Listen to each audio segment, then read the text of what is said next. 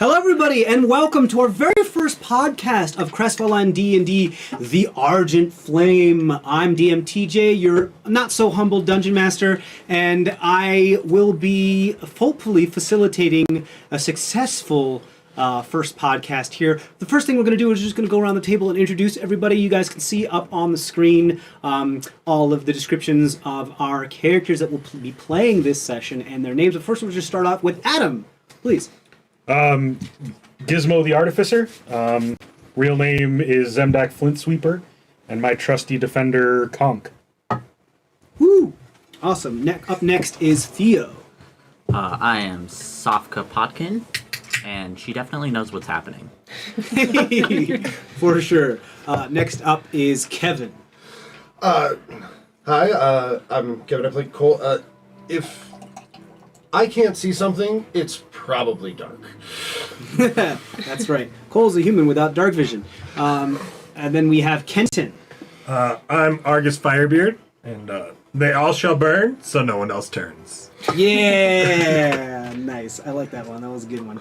All right, and then we have Noelle. Beautiful Noelle. I'm Noelle. I'm playing Trisheni and Lahg, and she's been breaking reality since 999, guys. Mm-hmm.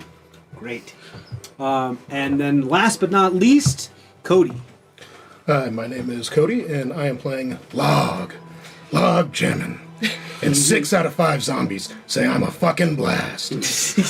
yes, Warlock with Eldritch Blast. Well, man, that was good. That was a good one. I love this. All right, so everybody, welcome to our table. We just record this in our basement, and we're a bunch of fucking nerds, and we have no idea what the fuck we're doing, but we're gonna have fun doing it. We did start this campaign, or we did start streaming. I'll say is that we start over. We have I have a homebrew world called CrestVahllen that I've created, or at least it's just one continent on the world that I've created. The name of the world is Vonteria, and I actually have 2 campaigns that I've been running in this world for about a year now. They are 2 different. One group is called the Argent Flame, which is what we have right here. The other group is called the Baker's Dozen, which is based in a different part of the continent.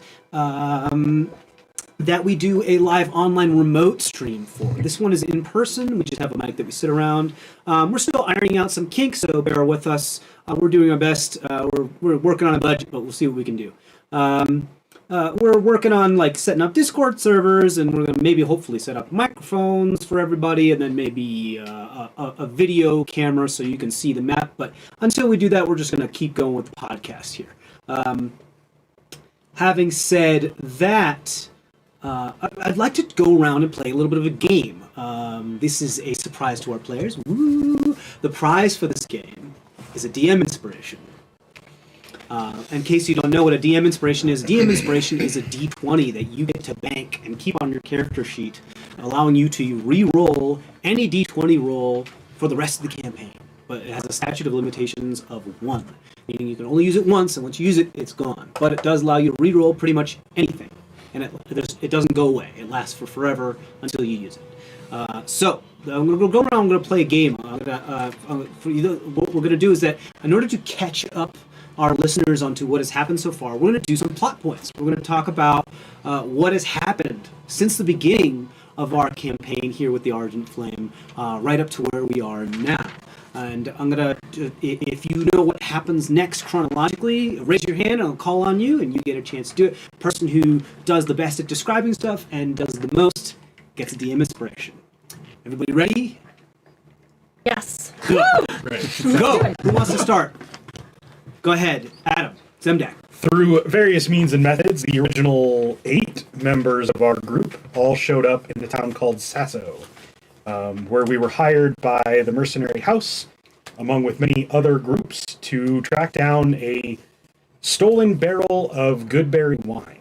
This wine had magical properties, it was very valuable, it had been lost years before, and finally a bounty was raised for mercenaries to go out and track it down. We did so, leaving into the great forest to the north of Sasso called the Quintasilva. And who was the person that gave you this job? Kaish. Everybody put up their hand and start. Yes, we're back in first grade. Go ahead, Cody. So a tiefling named Kaishus, who just runs the mercenary house. Yeah, the mercenary house down in Sasso. And for those, I will be putting up a map when our Discord server is all set up. I have a bunch of custom maps that I've created. Sasso is a port town that is near the southern edge of the, what is on the southern edge of the continent of CrestVahllen, that kind of is at the hilt of this strait called the Needle of Elysium, which kind of separates the main continent of CrestVahllen from this Lawamban Dominion Peninsula. And so it is a port town that is usually bustling with trade, a lot of stuff moving from the Twin Isles, which are these like yin-yang isles over the east, which is where the other campaign is set, and a bunch of other stuff. This will be a lot easier to understand when you guys do see the map, and I'm working on getting that all posted publicly for you guys.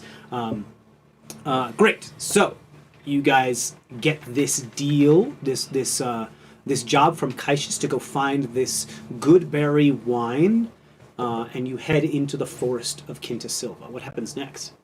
Go ahead. After journeying for a little bit, one patch past a patch of forest that was just covered in dense, thick spider webs that light was not coming through. We further along were ambushed by a group of mercenaries that we had actually had a confrontation with in town in the mercenary hall.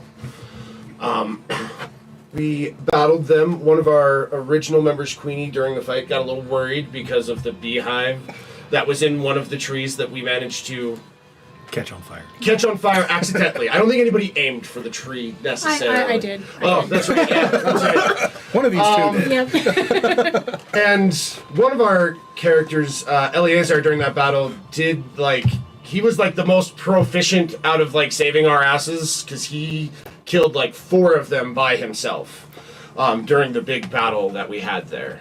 And after that battle, we did burn the bodies, and then decided to rest for the night next to this big burning fire in the middle of this scary ass Yes, forest. very Moses style. You pretty much set up camp near a burning bush or a burning tree. Speaking of which, we didn't really go over before. We had one of our previous members of the campaign bow out very graciously due to medical and other family issues. That's okay. We had a great time while they were playing with us. Their name was Demetrius, and they played this character called Eleazar, who is a silver dragonborn paladin. They were part of this group at the time. Also, at the time, we had 2 other members, didn't we? Who else was there? Queenie and Darius. Queenie and Darius. What was Queenie? Queen was a tiefling. tiefling. Yeah, a yellow tiefling Beast or She had ranger, bees. swarmkeeper. Yes. Swarmkeeper ranger. Unfortunately, they did start out at like level 1 and level 2, so never really got to the swarmkeeper abilities. But they did have a bunch of bees around them all the time, and a bunch of lichen-like fungi growing on their body.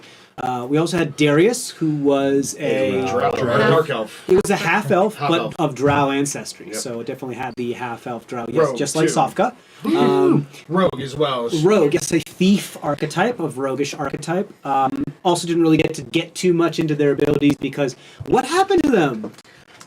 They got kidnapped. Sorry. Well, next we woke up and were surrounded by a mass of spiders. Well, you and I were keeping watch We- and noticed them. We noticed the spiders. Like and an then ocean of spiders. Yes. Tidal waves of we got everyone up to run. because the flame attracted these creatures. Midnight Escape Run. So Discretion that was the better had a part fun about it. chase sequence, and during this chase sequence, a large spiderkin came and stole Queenie. And was it just Queenie or It was a Queenie and Darius? Ettercap. Ettercap, Like humanoid type spider thing with like a web and venom sac that floats up on its neck. While running, I got a crit on a guiding bolt, and we almost killed it while running. But it escaped with both of them. They got injected with the spider venom, which paralyzes them and puts them into an Along with incapacitated most state. of the rest of us. There was a lot At of various times. shooting back, burning spiders, and running. We eventually made it back to the road, rested, and had a deep moment of just, do we go get them? Do we go back to town? Yeah, you did. The spiders eventually, the tidal wave of spiders eventually relinquished the chase, and just kind of gave up because they got some food. So they were like, this is becoming more of a hassle than it's worth. So, yes, you were able to take another rest. And then we decided, after searching our hearts for a little bit, we decided to go after them and try to follow, Rescue them. yeah, and rescue them from the Ettercap and the hordes of spiders. In the day. Yes, in the daytime. We learned our lesson on that one. Fucking spiders. So we went back and we tracked them down to where they were being kept in this kind of like just covered in spider webs, and we found their den basically. Yeah, it was so dark. Like we had to use like light and stuff to be able to even like see where we were going in there.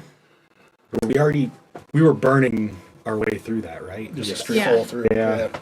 Yeah, Well, I thought we burned it through afterwards. On the way back.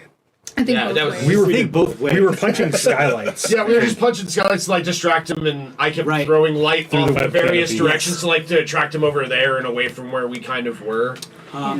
Right. I think there was a monkey involved at some point before this, wasn't there? That was when we got back to camp one night. yeah. Yeah, I think it was right, after. right.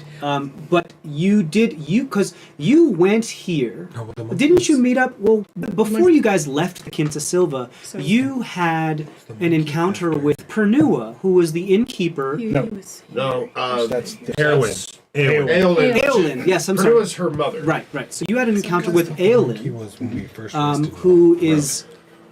who is the innkeeper of the inn down there. I forget what the name of it. Do you guys remember the name The of it? fresh Fresh flask. The Fresh Flask. Look at you guys with your good notes. The Fresh Flask, which is like the major inn down in Sasso. And she had heard you guys talking, overheard you guys talking about how you were headed into the Quinta Silva, and after this thing, and now her mother had gone after something similar in the past couple months, couple years, and never returned. And she kind of gave you a side quest of like, hey, if you ever come across my mother, do so. Lahg used your ability.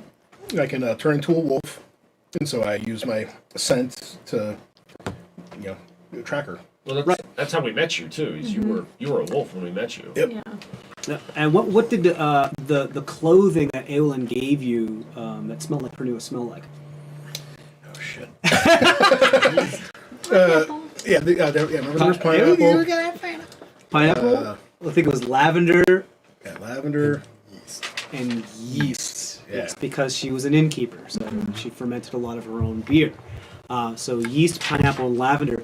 You did remember when you were heading this way towards this spider den as the forest becomes thicker and thicker with webbing. Just as far as the eye can see within these thick trees, just layers and tiers of webbing, just floors of webbing among the trees of the trunks of the trees, and eventually you come to this big, like spheroid of webbing that you pull yourselves through, and you can tell this is a big old spider nest. You immediately smelled that smell. You're like, It smelled like her. she's been here before, or she was here, or she's been here recently. A battle happened. We fought the Ettercap again, rescued our friends, That were wrapped up in webbing cocoons. Had to drag them out. caught the place on fire. As well, the others Caught the place on fire as we were leaving, and had to drag them through the flames to get out of the nest, the burning nest. With a couple more of us unconscious at that point, I think, from being poisoned. Some arachnophobia started here. It was starting to develop here. Like his real phobia of big insects, especially spiders, developed a little bit Right, because later. there was Though. an onkeg later on, wasn't there? No, it was the carrion crawler. Oh, right, yeah. Okay. Well, yeah, that and the onkeg. We have a lot of bugs in this TJ campaign. likes bugs. Yeah, I do like bugs. I love bugs. Yeah, but the onkeg was after he'd already developed it. Entomology is cool. Yeah. After fighting a very wisdom-led spider that I had to... Yeah, that's right. You could not get a fucking Toll the Dead on this guy. I had to take out my hammer and smash the spider. Whereas so Paladin and I were out, I think, like 2 rounds into the battle and couldn't do anything because we were poisoned and unconscious Right. basically the whole time. Because the poisoned spider venom incapacitates you. So afterward, use on some of the cocoons. Some of the cocoons you opened to find That's right. spider babies, but on some of the cocoons you smelled the Pernua scent. Pernua. And you were like, wait, what? But some of them were disturbed, like, why would Pernua's scent be on these cocoons? Eventually you flee with the rest of your people. You run into this old woman carrying barrels on her cart as you get back to the road. We got back to our safe camp. That We was did? the next morning. Right. And we paid her to carry Queenie and Darius, who Back were to still Sasso. unconscious, back to Sasso for us. What was her this barrel woman's name? smelled funny. Yeah, what was this woman's name? Yeah, this is like a quiz to Martana. see how good you guys are taking your notes too. Yep. Martana, this old lady, she was a little kooky, named Martana, had a bunch of barrels. To you, Love, because of your enhanced sensibilities and olfactory sensors, it smelled like saltpeter, sulfur, and charcoal. Which, as we know, meta knowledge is a very simple recipe for black powder or gunpowder. In my world, the black powder has been invented by a very crazy, kooky individual human from Hilnsfarn, who, and it's very recent. And he has sold a couple rights to mostly the Razorfang Agreement, which is like the Razorfang Mountain Range is a big mountain range where the gnomes and the dwarves work together and have had an agreement for millennia. Lots of tech here, the most technologically advanced civilization, and they have, with this new invention of black powder, created things like cannons and firearms. However, they are very hard to get a hold of and extremely expensive. Only the uber rich or actual governments in their treasuries have enough money and the wherewithal and the clout to get hold of these things.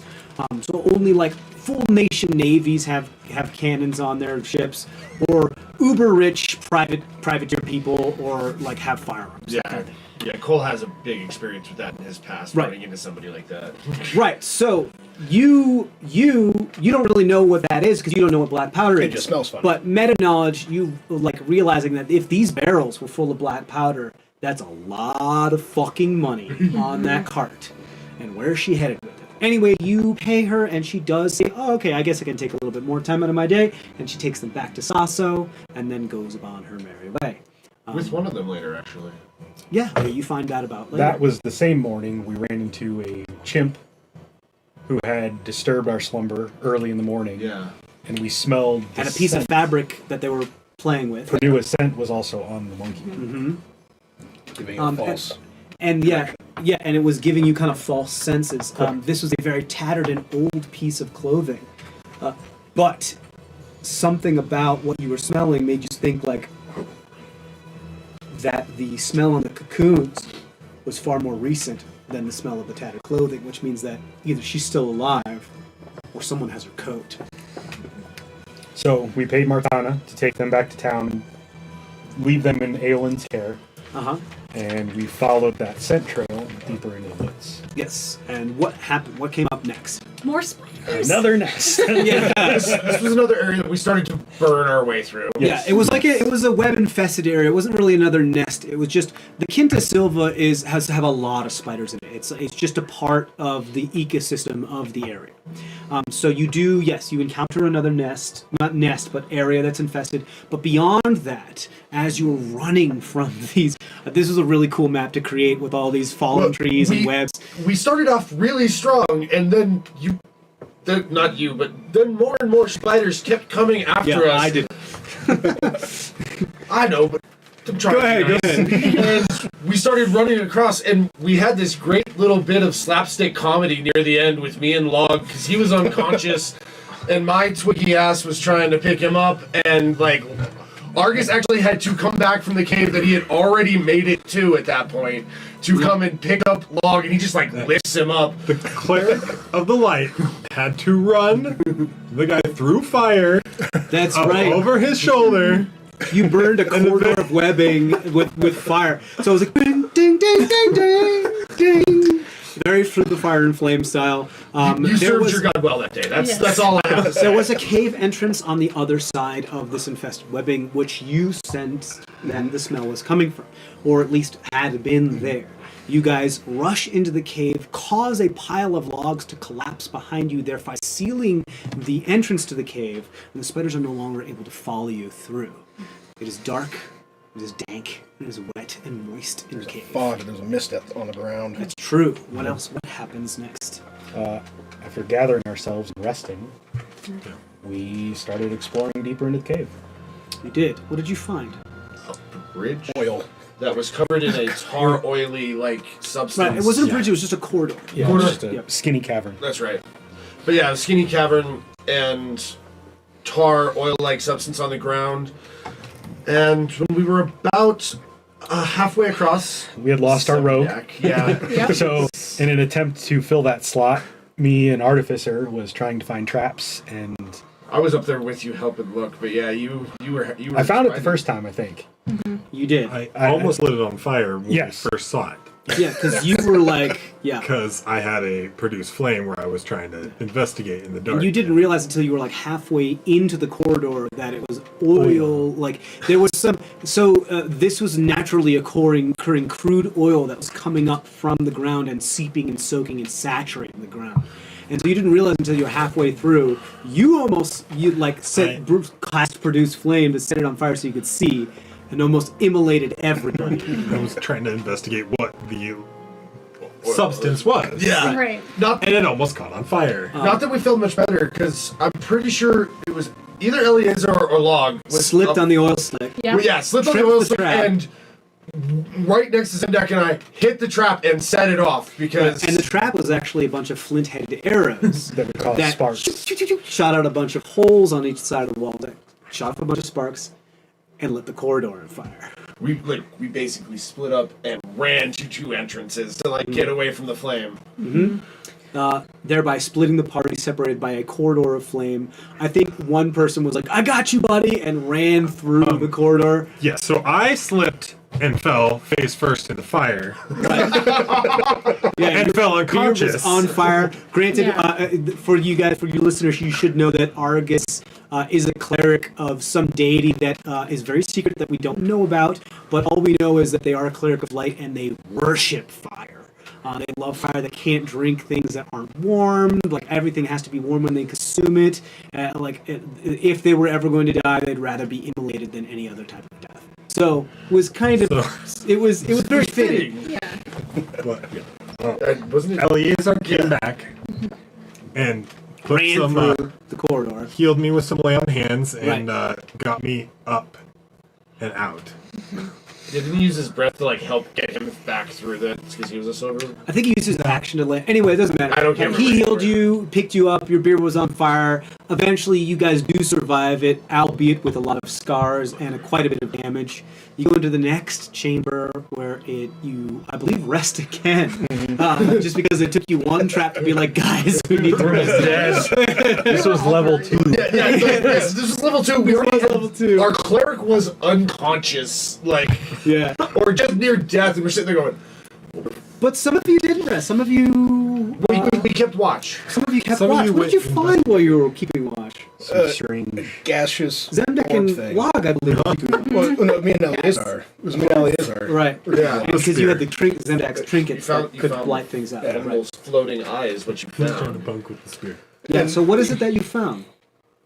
Just like a floating gaseous like spore. It wasn't gaseous, it was like a A spore. floating eye. Yeah. That had a bunch, of stalks on fungus stalks, yeah. And yeah, I tried to communicate with it, which did not do anything. So yeah, so I just woke everyone up. Eleazar and I, we Then it woke started everyone up, hovering towards you guys. and we're just like, we should probably leave. And so you started retreating back the way you came. As it Back was- through the trap. Back through the trap. Back through the trap. Where as it had was already, floating like, towards it you. wasn't as bad, but some of it was back coming again. Yeah. For the listeners, this was a gas spore, a fungal floating entity that looks a lot like a beholder. You guys go back through the corridor, and I believe your intention was to set the corridor trap off while it was in it. Yes. to Yeah, get like rid of it. our plan was to like set up it even more so it would floating by hit the trap, and I think when we were doing that, I don't know if you succeeded or didn't, but yeah, we managed to set it off, which set off the trap again. Right. You had to run again. And then because it is But explosive it gas, had already entered Which we didn't the know at the corridor. time. Yeah. Yeah, so it had entered the corridor already though at that point. Right. So and then because it contained a bunch of like flammable gas, it pretty much caused an explosion that caused a bunch of the corridor to collapse in. Granted, nobody got hurt, which was good. That did break the trap as well. It did break the trap. So we could no longer set it off. But You it did have to caved in. excavate the area. Yeah. Yeah. In order to continue. But With the We had crowbars. crowbars. but With the crowbar. Okay, for the listeners. Okay, you guys need to know this. I was unaware that crowbar gives you advantage on strength checks than which you can use leverage to lift things or whatever. So We've broke DJ I think multiple there are two people that in this campaign that actually have crowbars in their adventure packs. One specifically is Lahg. Well, because you have thieves' tools and that's crowbar's part of that, and he's an artificer, so of course he has a fucking crowbar. So he's like, I use a crowbar. I'm like, yeah, your strength is 10. Good fucking luck. And he was like, no, I get advantage. And I was like, I'm sorry, what? And so I was very upset. So much so that's become like a bit of an inside joke. And you can now see that in the Argent Flame logo, there's a fucking crowbar in the silver flame. to be fair, our name was almost the crowbar advantage. Yeah, we okay. did really talk about that. I would have never given you the inspiration for the rest of the campaign if you actually named your fucking the crowbar advantage. I would be so upset. I'd be livid.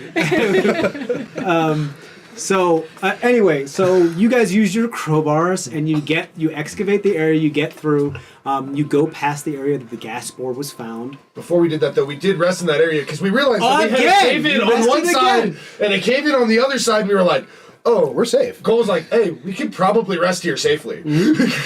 but the mist still there and becoming thicker and thicker as you get deeper and deeper into the cave.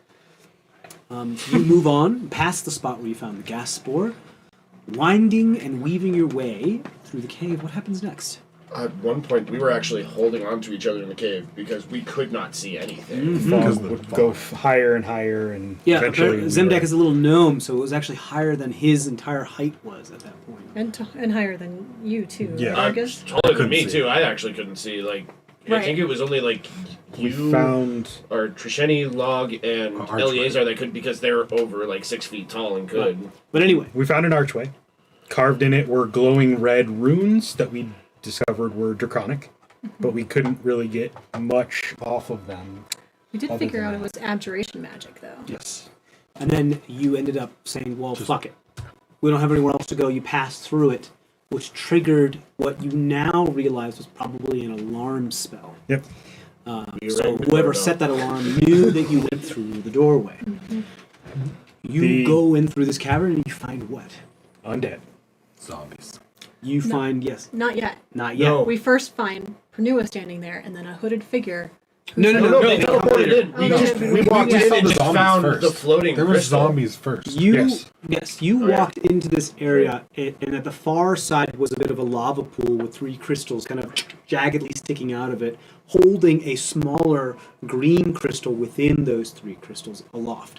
You turn around, kind of U-turn, and in this other little alcove, you find a bunch of other cocoons, more cocoons, similar cocoons.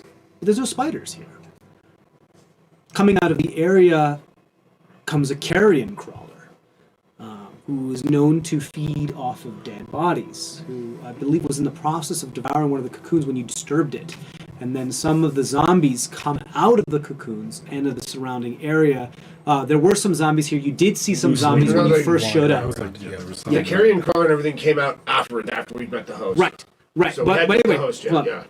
You come into the cavern, you notice some zombies, you dispatch them quite easily. You turn around the corner, you see the carrion crawler, and then around the same time, you had seen a circle on the floor that had some sort of, I believe it was conjuration magic inscribed upon it.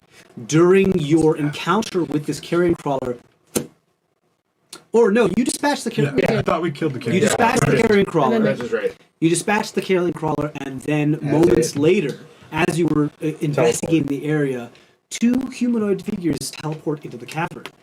A humanoid individual that has, I'm going to get this term wrong, and I apologize deeply for my cultural ignorance, but those, very similar to the United Arab Emirates type of like those plaid head coverings that they wear around their head. For I believe it's religious purposes. I can't remember, and I deeply apologize.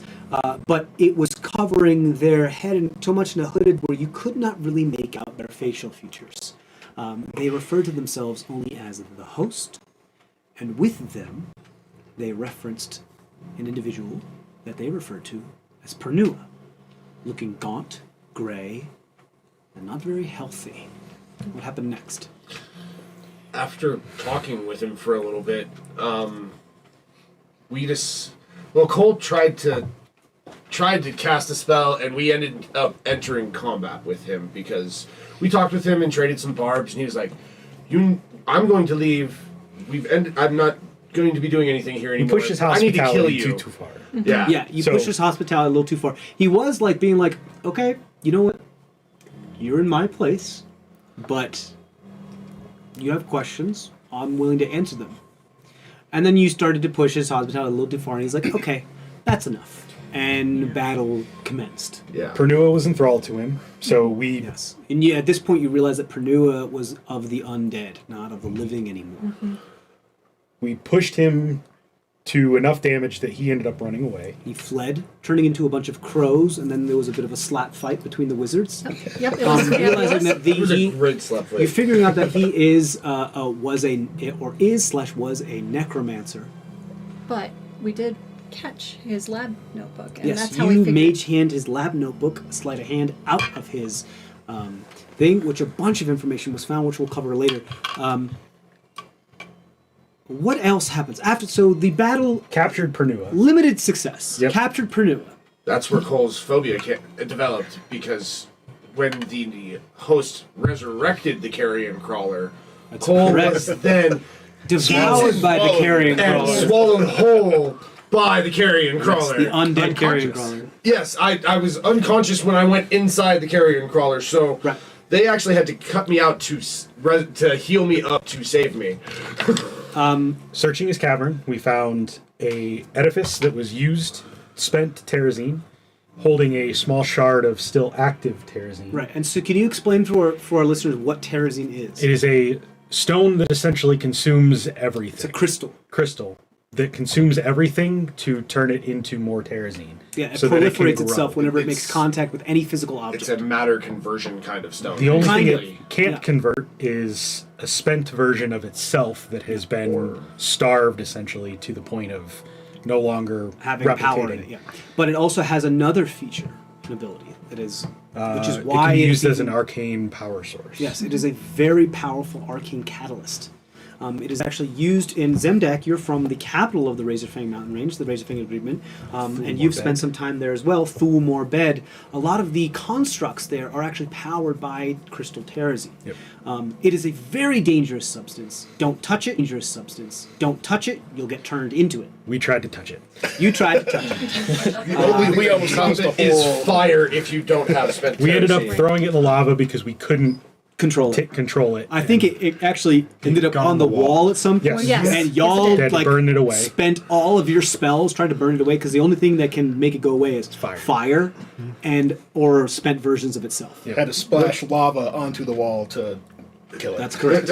There was like some odd juggling that managed to happen between the Yeah, mage some of you hands just and everything fled. like that. Yeah. And Well, the anybody fire who could like wielders do just- anything with fire or anything, we were just like, we're gonna hang out by the entrance. Yeah. Y'all take care of this and call us when you're ready. Argent and Trisheni were just flinging firebolts and sacred flames and well, I guess sacred flames No, are it radiant was energy. Well, we're doing- produce flame, Produce flames and burning fireballs, hands, just burning hands. and Then a repelling blast at the lava. And to splash eventually, it. you did get it contained enough when you were holding it with Mage Hand, therefore it wasn't physically interacting with anything. But you came to the conclusion that this is too dangerous for us to hold on to, so you Drop let it. it drop into the lava, therefore destroying it. You realized that this crystal was probably helping power whatever it was that this person was trying to accomplish here, which you later figure out by reaching. Hold on one second. Because you, Trisheni, were the one with the notebook, you later realized that his experiments involved what? It involved, the undead and also this goodberry juice that we're trying to. Right, you did find the goodberry juice in this cavern. Well, goodberry wine. Yeah, Goodberry wine, that's Yeah. correct. So that was something that we had discovered. But what did you discover about his notes? What was he trying to accomplish? He was trying to bring back a person, but in a way that was like everlasting life, Right. but still bring. Sentient undead. Yeah. A fully sentient undead, one that still have its like soul, personality, mind, Memories. capabilities, memories, but be essentially immortal in the eyes of time, or immortal in the eyes of time, because they would be undead. But this was difficult, given how little access he had to magic, or at least his lower arcane circles of magic. He did have limited success, however. Turned out Pernua was his experiment of That his was a success. marginal success. He purposely turned what to you know, being well versed in the undead due to your background, is known as a revenant, someone whose vengeance and otherworldly presence is edified and kept constant and permanent due to their vow of vengeance on something that has been wronged them. So the host purposely made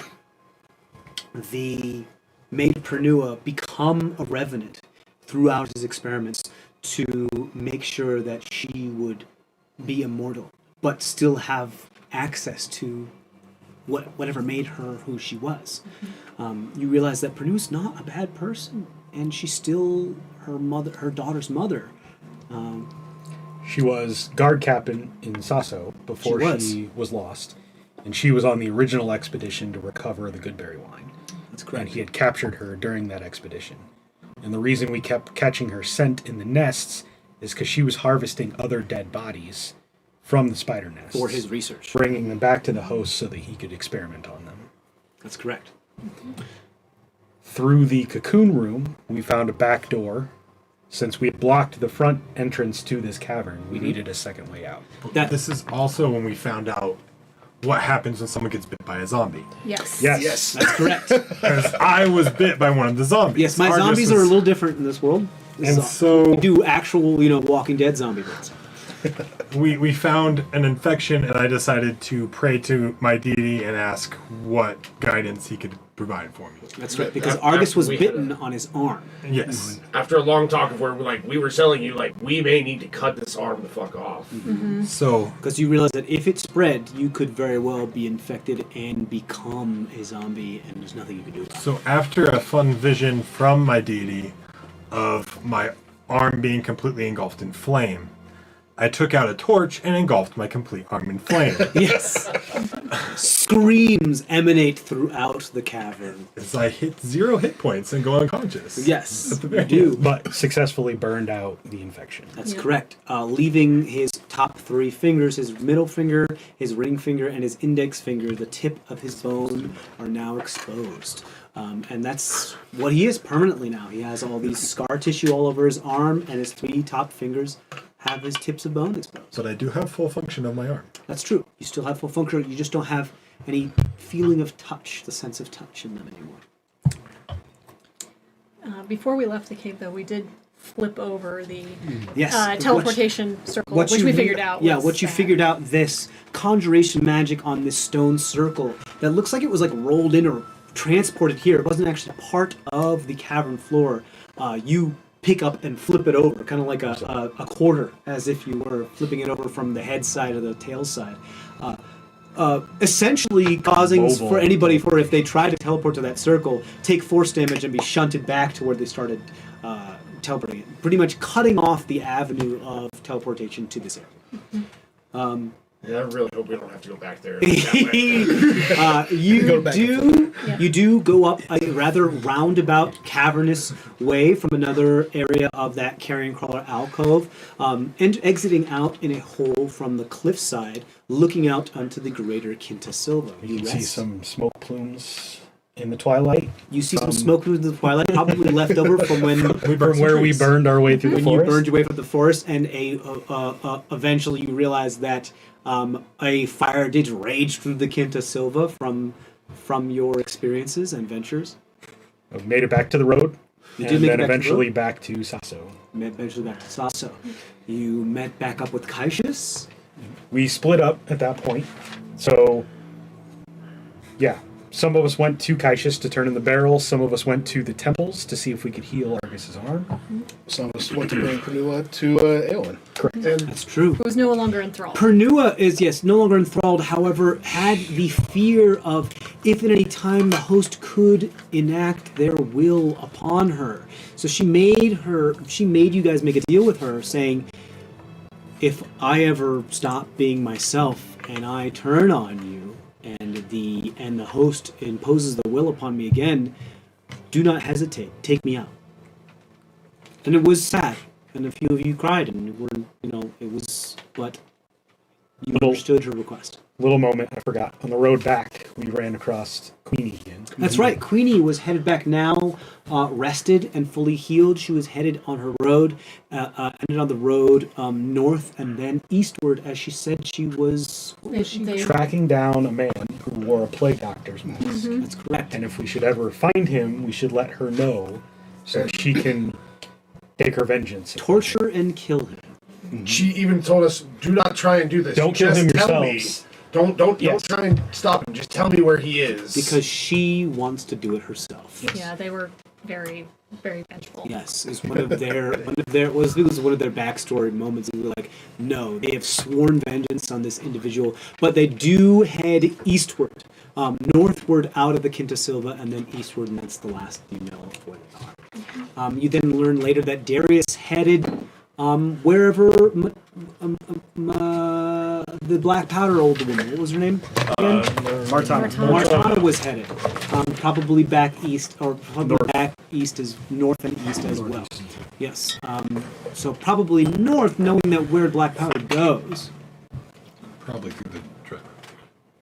Right. So.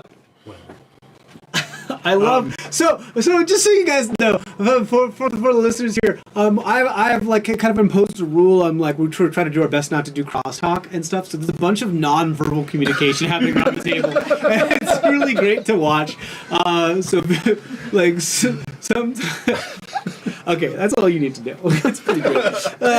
We're trying to respect their Yeah. It's just, like if you hear me chuckling, oh my god, so much non-verbal communication. It's beautiful.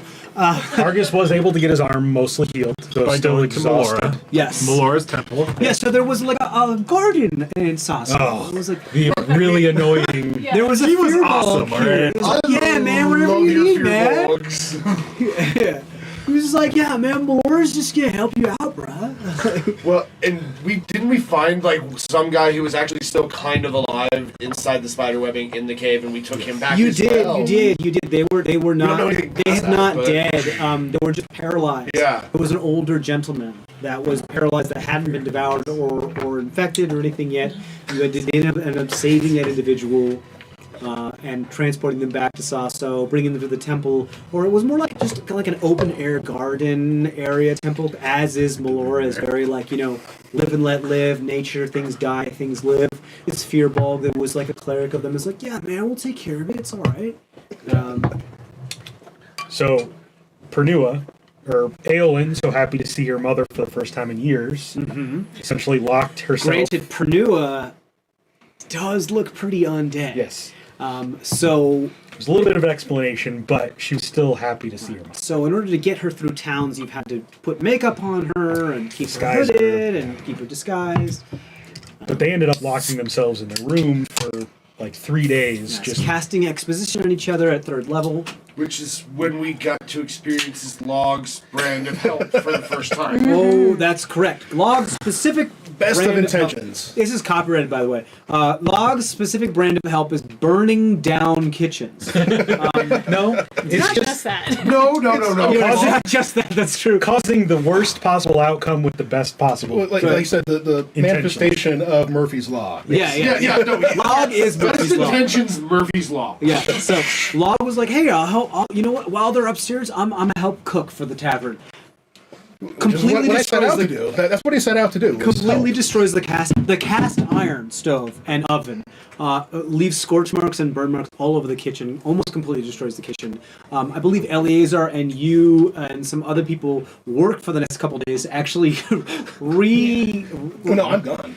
Yeah, you just straight up leave. I'm MIA. Yeah, I tried being. tried to be a barber. I tried to Eleazar be a and bartender, Trisheni. and I failed miserably too. So the Yeah, back you was burned. spilled- It was sticky Right, everywhere. didn't you spill a bunch of beer all over the countertop, Yeah. causing Yes. an old Well, and if I drunkard? remember correctly, we came in and we were like, who are you pouring all these beers for? There's nobody here. Right, except for the drunkard that then got his beard, who falls asleep at the bar every night, got his beard stuck to the bar with all the beard so much so. And I you tried to help came him. in, And You tried to help him. go into the second instance of Log's version of help. in an attempt to You tried cut to his cut beard his free. beard off, And Slit instead his throat. stabbed him. then stabbed him a bunch of times. Not once, but multiple times. Straight up, like I just made him really bleed. wanted him to get free. So I think, what did you do? You stabbed him a bunch of times. He almost bled out. He almost died.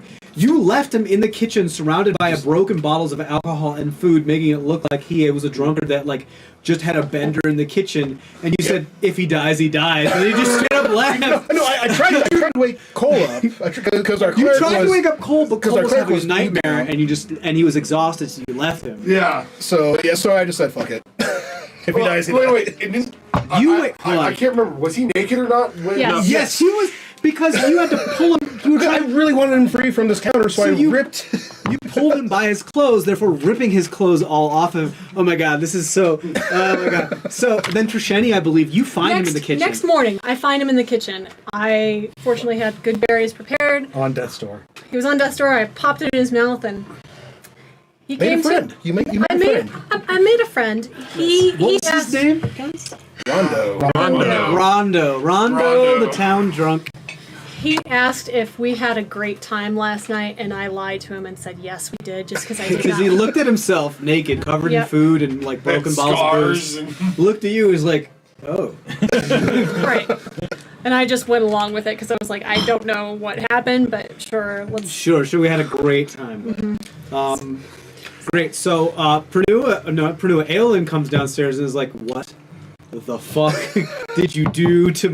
Or no, you two. No, That's right. so we were You just rewind end a up at little the bit. docks. You end up at the docks at some point, talking to the sailors and learning some sailing tunes and shanty tunes. Rewind a little bit. First day when we came back into town, Eleazar and I had split from the other two groups, turned in the cask of goodberry wine To Cautious. to Cautious to receive our reward for it, That's correct. which was a whole 1,000 gold pieces, which we then split up between everybody. We decided as a group to spend the next 3 or 4 days in town, just doing errands, Doing your own errands and whatever taking care of your we own needed business. to do. Yes. we managed to do some fast talking because I was there in there as well, and get Kaishas to fill actually up the rest of the wine barrel Not with yet. it. Not That yet. was later. Thought we did that, and No, that was so after that way we got the full payment. That was when you got the second job from him. That was We got the full payment because we found it and brought it back. That Because it was his guy that stole some Yes. from it. Right. it was his. Oh Yes. no, you're right. You're right I because rolled the persuasion right. check to But get you, that. you are correct because when you We returned did it this, again later. You did it again later. Remember, because this keg did have Emrys probably had grabbed. I'm The sorry, host. the host had probably grabbed Taken some this of it out wine to use as to use Yeah, it. there was, like, there was like only like a third of the barrel left, I think. Meaning that the something host like probably knew of the magical qualities of this, which you find out later. We'll talk about that later. So, you and Argus go off and rent a workshop at the docks, and you. What do you do? We craft my very first steel defender. That's correct. Crash. Crash, this The kind of hound. woven-like metal hound, powered by what? Prior to the campaign, during my session 0, I had found a piece of a broken magical item. It was a wand handle, essentially, that still had some magic left in it. And I, through combining that with other things, turned it into a battery of sorts. And some of this The dust. spent terrazine dust, the arcane, the activation powder, the blue dust that I had found that had actually woken up my own. Which you learned The is catalyst called the dust. catalyst dust. So yeah, anything magical that I had with me, I essentially threw into a big pot and This broken piece of what you realize was a wand of wonder. Yep. So it's kind of like goes in like a nuclear cylinder, and crash your first steel defender. Yep. With, Argus chastises you for not being organized. Also with the help of the local blacksmith, who in Argus's estimation is What was her name, terrible. Cody? Bane, Ibane. Ibane, who had a thing for Log. who at the time looked like Steve Buscemi. Who at the time was for those of you who don't know. The first time you just recovered in bandages, if I remember correctly. No.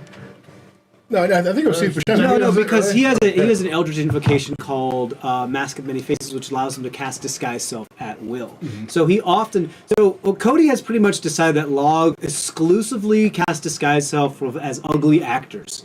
So we're talking about like Danny Trejo, Steve Buscemi, John Lovitz one. John Lovitz. There's been quite a few. Not considered conventionally handsome actors. Yeah. I'm sorry, not John the Brad Lovitz. Pitts, not Okay, the, listen, I'm sorry, John Lovitz. I'm sorry, Steve Buscemi. I'm sorry. They know Danny who they Trejo. are. They know who they are. You know. They know the roles they get. You guys are kind of ugly. Love you guys. You guys are kind of ugly.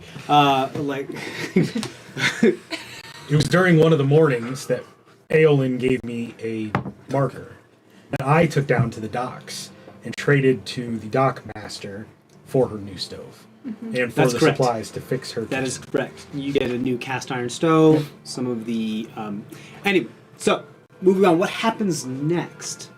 After Pernua and Aelin have their reunion, I think what's the next plot point?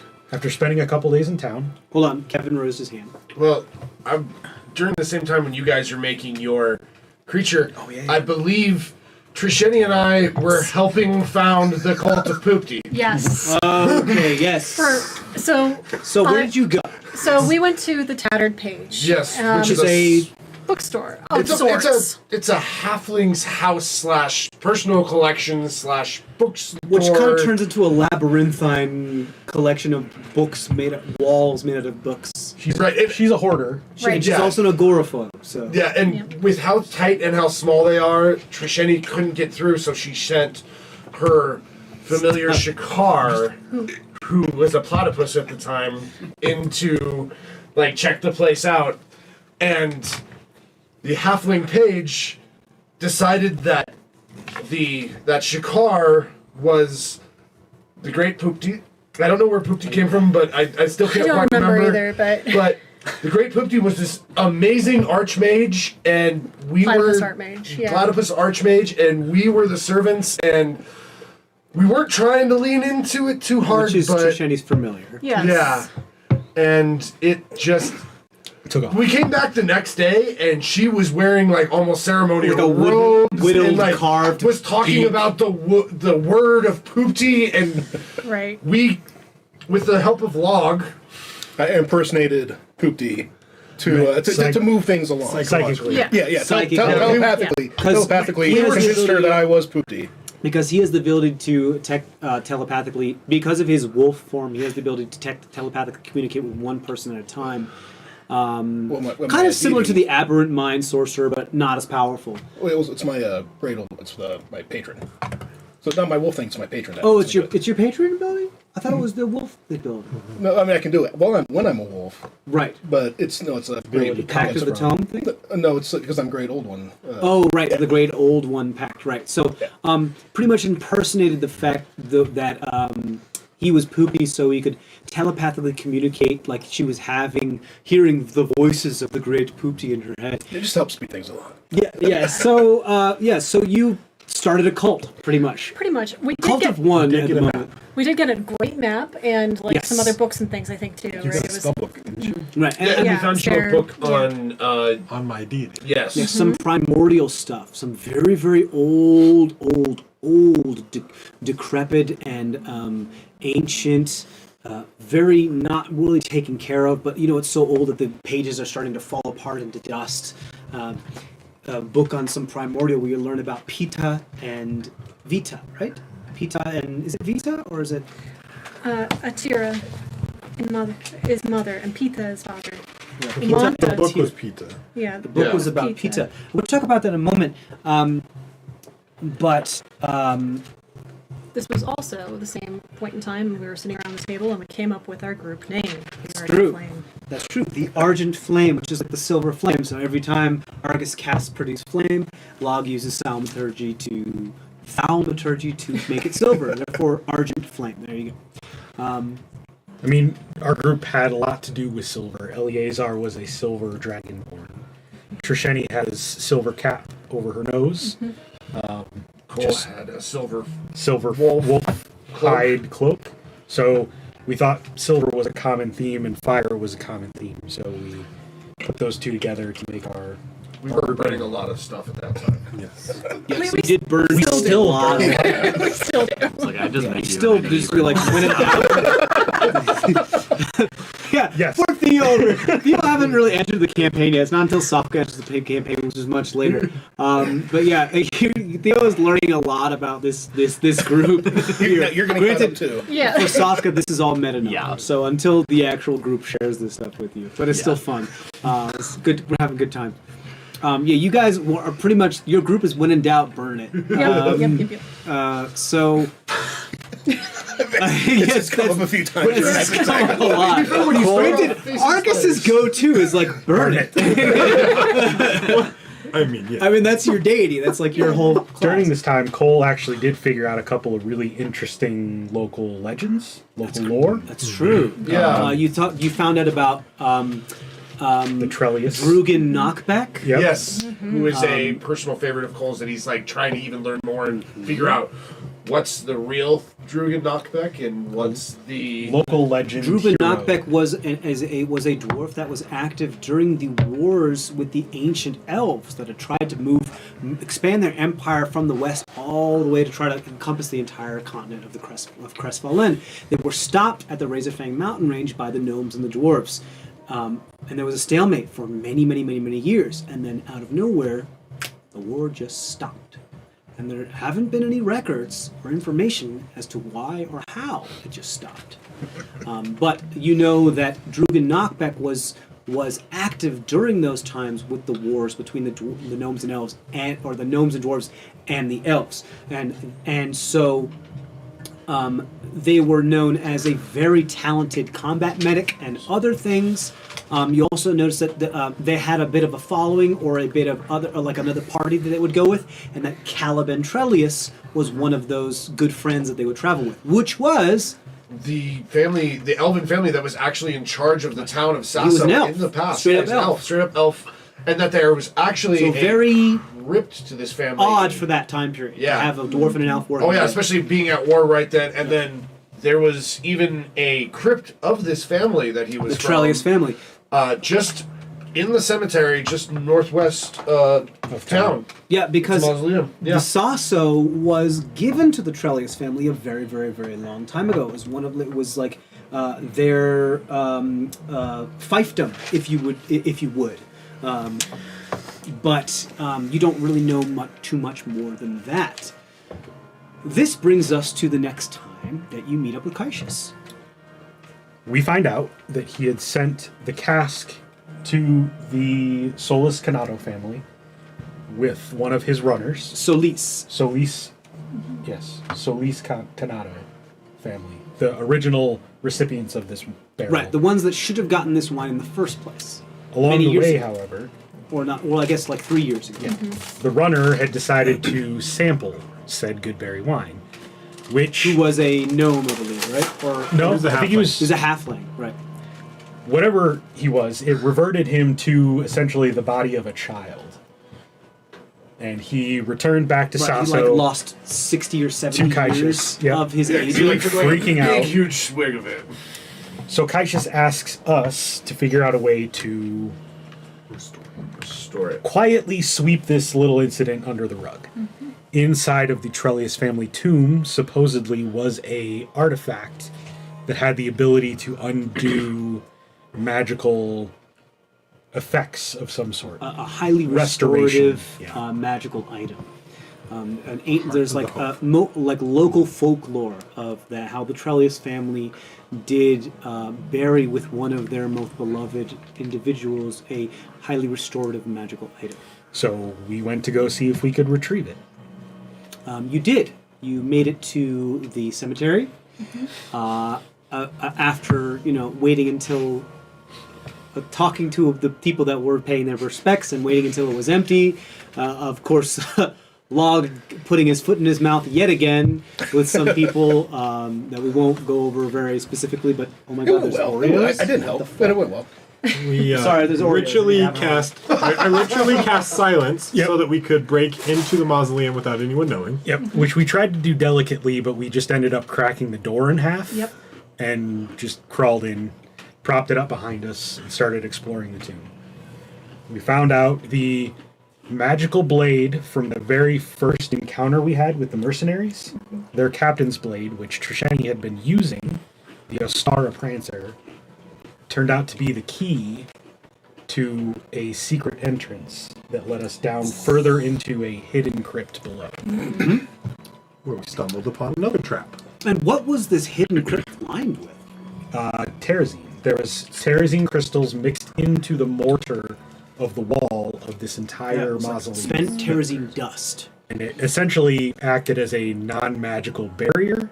So it essentially was a dead magic zone, and you couldn't look through it. No, it wasn't anti-magic. It just pretty much prevented divination magic from penetrating this area. Almost like, and Zemdack did cast his detect magic spells. It appeared as static, Yep. allowing no magic to go in or out. So as long as you were within it, you could still do your magic. But this place was very well hidden, even from very powerful mages. Another The trap. reason of which you don't fully comprehend as of yet. Another trap, which we again fumbled our way through barely. Log and Trisheni Log managed to get out fine. Poison Trisheni gas. had an Acidic issue. gas. Yeah. Yeah. I Stuck your cloak in. I thought maybe I could plug the holes. It worked out just about as well as you would expect. We froze it, I believe, with Eleazar's ice breath. Yep. The spikes. Yeah. Yeah, ended up skipping through. We get into the real true crypt below, where Log eventually touches something he shouldn't have touched in the first place. It's a running theme. I believe you grab one of the artifacts that they were buried with that were on the wall. There's some orb. It was an orb, and the orb actually turns out to be meta-knowledge, what is called a spectator, a beholder kin that only has like 2 or 3 or 4, I believe 4 eye stalks. And this spectator, you assume, was probably put here to keep an eye. Guardian. As a guardian to keep an eye on whether this was ever disturbed. You have a battle with this spectator, and this spectator kind of fucks you up. But not only that, what else does it do? Release. It awakens the Ghosts. spirit of the crypt. That's true. As ghosts of the Trellius family. There are several different names. I'm not going to go through them now, but will probably be covered later on. 2 of the most important ones that you should know about are Caliban and Trellius. Or Tortesi. Tortesi, but which Tortesi was not on the inscriptions of the mausoleum of the coffins upstairs. You know when you have those It wasn't reliefs? downstairs either. We found It him. wasn't, yeah, right. We're going to go over that in a minute. But when you have those types of crypt coffins where the relief or the stone statuettes are kind of carved onto the lid of each of the people, and it looks like the likeness of the person that's buried there. A bunch of names of the Trellius family were here. Tortesi was not one of them. Caliban was, but the one that had the blade in it was called you put the Ostar Prancer No, with. that was. We didn't write down. Wait. No, I did, because that was one that I Belinus? found it. Belinus, that's correct. Belinus, you find out that was, an individual. You had found out that it was an individual of the Trellius family that was well versed in sword arts, which makes sense that they would have the sword, which they passed down the genetic knowledge for the blade dancing / blade singing subclass of the wizard, which is where we got that from. Yes. So after you battle with these ghosts, I believe some of you get aged, don't you? Yes. Yes. I was abducted, or I was Abducted, possessed. possessed and aged. Which is One of what the no one attacks else of the ghosts was to Horrifying visage. forcibly age the person. 14 years? It's 10 plus 14. like a D4 or Yeah, something. Yeah, I got Yeah. 14. I only took Between one. 10 and 14 One years big per one. attack. And I think 4 of us Yeah. got hit with that at least once. Yeah. I think Log was the only one that got hit more than once. I think I got like twice. Yeah. Did you get hit twice? I think It doesn't matter. it doesn't. Yeah, but we We were all aged. prevailed. We found the artifact we were looking for called the Heart of the Hopeful in the Caliban's Crypt. crypt, or in Caliban's coffin down here. However, the coffin was trapped and locked with a riddle. You figured out the riddle by examining the art that was carved around the edges of this. Granted, this isn't a wooden coffin; these are all stone sarcophagi. Inside, it was completely empty. There was no body except for this heart, this actual ventricle heart encased in crystalline structure. You find out that it is a heart of the hopeful after identifying it, and that once it recharges itself, which happens very seldom, it can be used to cast the greater restoration spell. While we're down here, we decide, why not grab the rest of the valuables? And in searching around the place, we find Tomb Raiders are us. a additional hidden crypt within the hidden crypt, which There is was a wall, right? yes, That There's wall of static. looked a little different than, but you could barely tell. Looked a little different than everyone else's. You did break it down, and within you found that every wall, including the wall that you broke down, had dense, even crystalline denser structure. crystal structure. Somebody did not want anybody to know that this was here, and that whoever was buried here was there. Inside Go this ahead and room discuss what we found. was a perfectly preserved corpse wearing a very specific talisman around its neck. It's a manat, kind of like the ancient Egyptian circular kind of shoulder dressings. And we discovered that manat was actually casting Gentle gentle repose every 3 days on this corpse, basically enabling it to Keeping be it able perfect to forever. perfect and even be resurrected by somebody at that point. We figured out though that it would, if we were to try to just take the manat off of the corpse, there's a chance that it would just basically disappear. So we then decided to just shove the body Get it in my bag of to be fair, holding. into the bag of holding. we did argue about what we were going to do for like a minute, because there were a few of us that were like, just take it off. We don't like, Yeah. this is probably who the host is trying to resurrect. If we take this off, we like, the host can't do what he wants to do. Like, he may have to come after us, but we're ruining his basic plan. And eventually we decided, no, that's not fair to the soul that this is, and straight up it in just my bag. loaded it into Gizmo's bag of holding. Which is where my bag of holding turned into a mobile Morgue. morgue. And just general storage closet too. But mostly morgue. I am a bit of a pack rat, but yes, I've had up to 3 bodies in there at any given time. I can only think of the 2 that we've had for months, but I can't wait till we recap it. I remember the 3rd one that you had.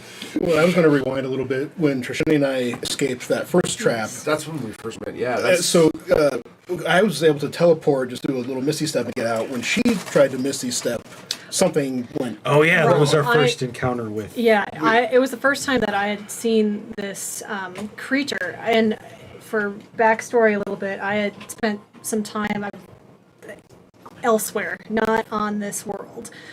So this creature that was not of this planet, basically chasing me and followed me back through when I came back into our plane of existence with Misty Step. Log and I were there and fighting this blue, Surprised the fuck out of me. yeah, this blue creature, and I was very glad that Log saw it too, because I thought I was going absolutely crazy. But we eventually,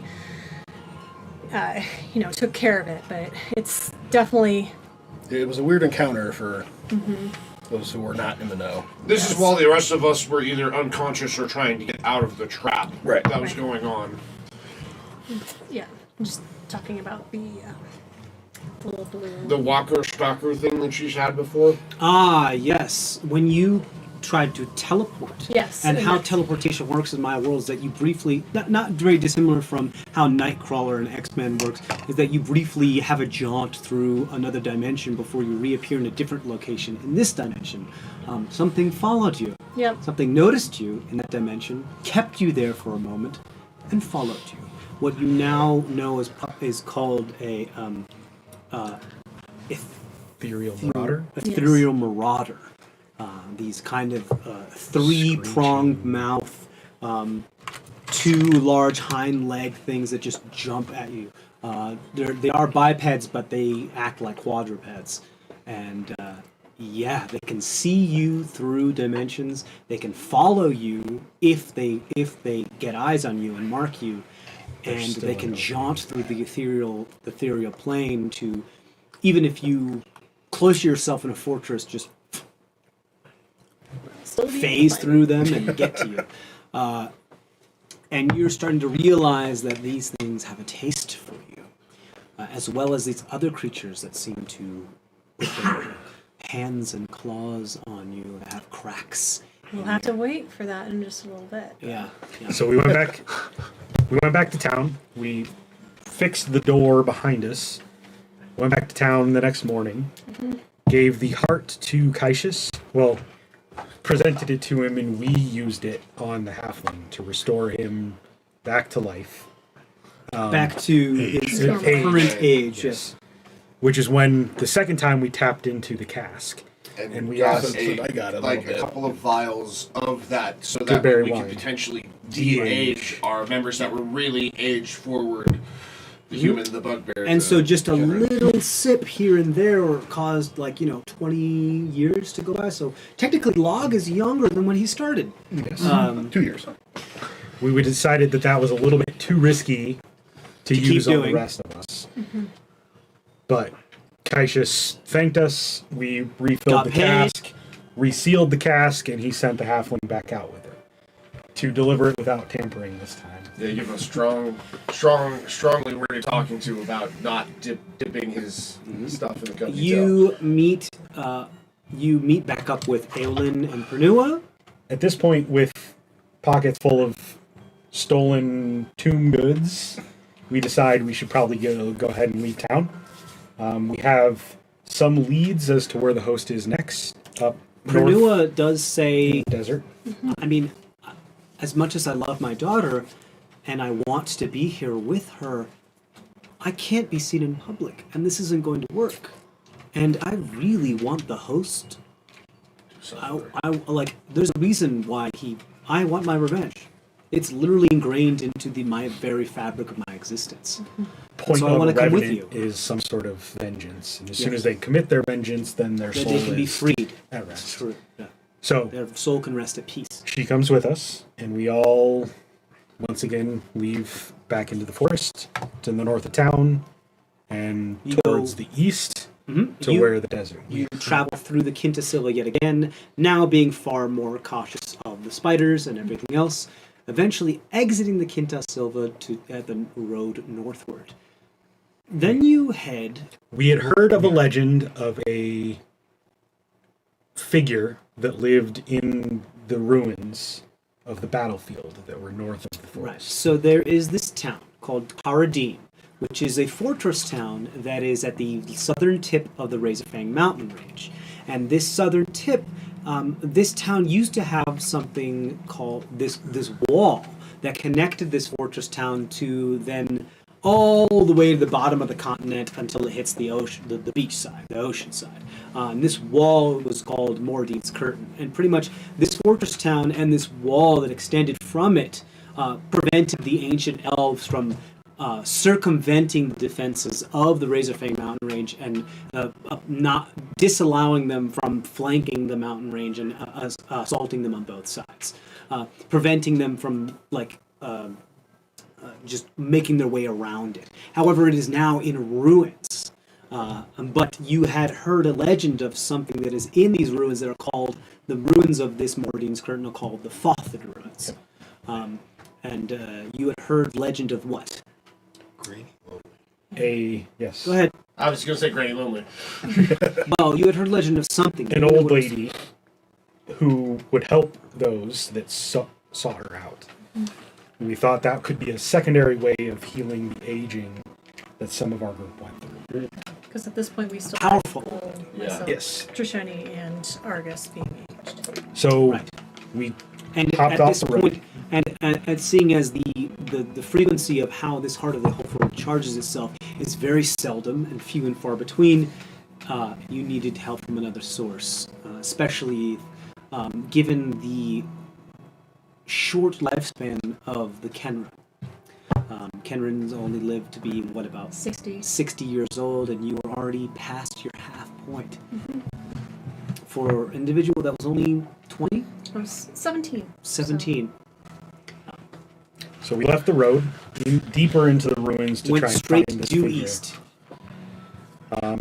After the second day off of the road, we were ambushed by a small band of centaurs, who later turned out to be slavers.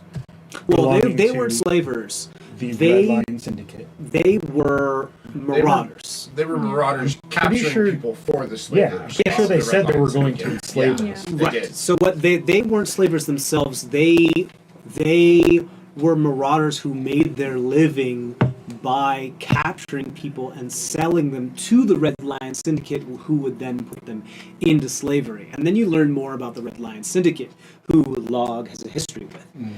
The Red Lion Syndicate are a band of mercenaries or people, just swordsmen, sell swords, or people for hire that are spread throughout the continent.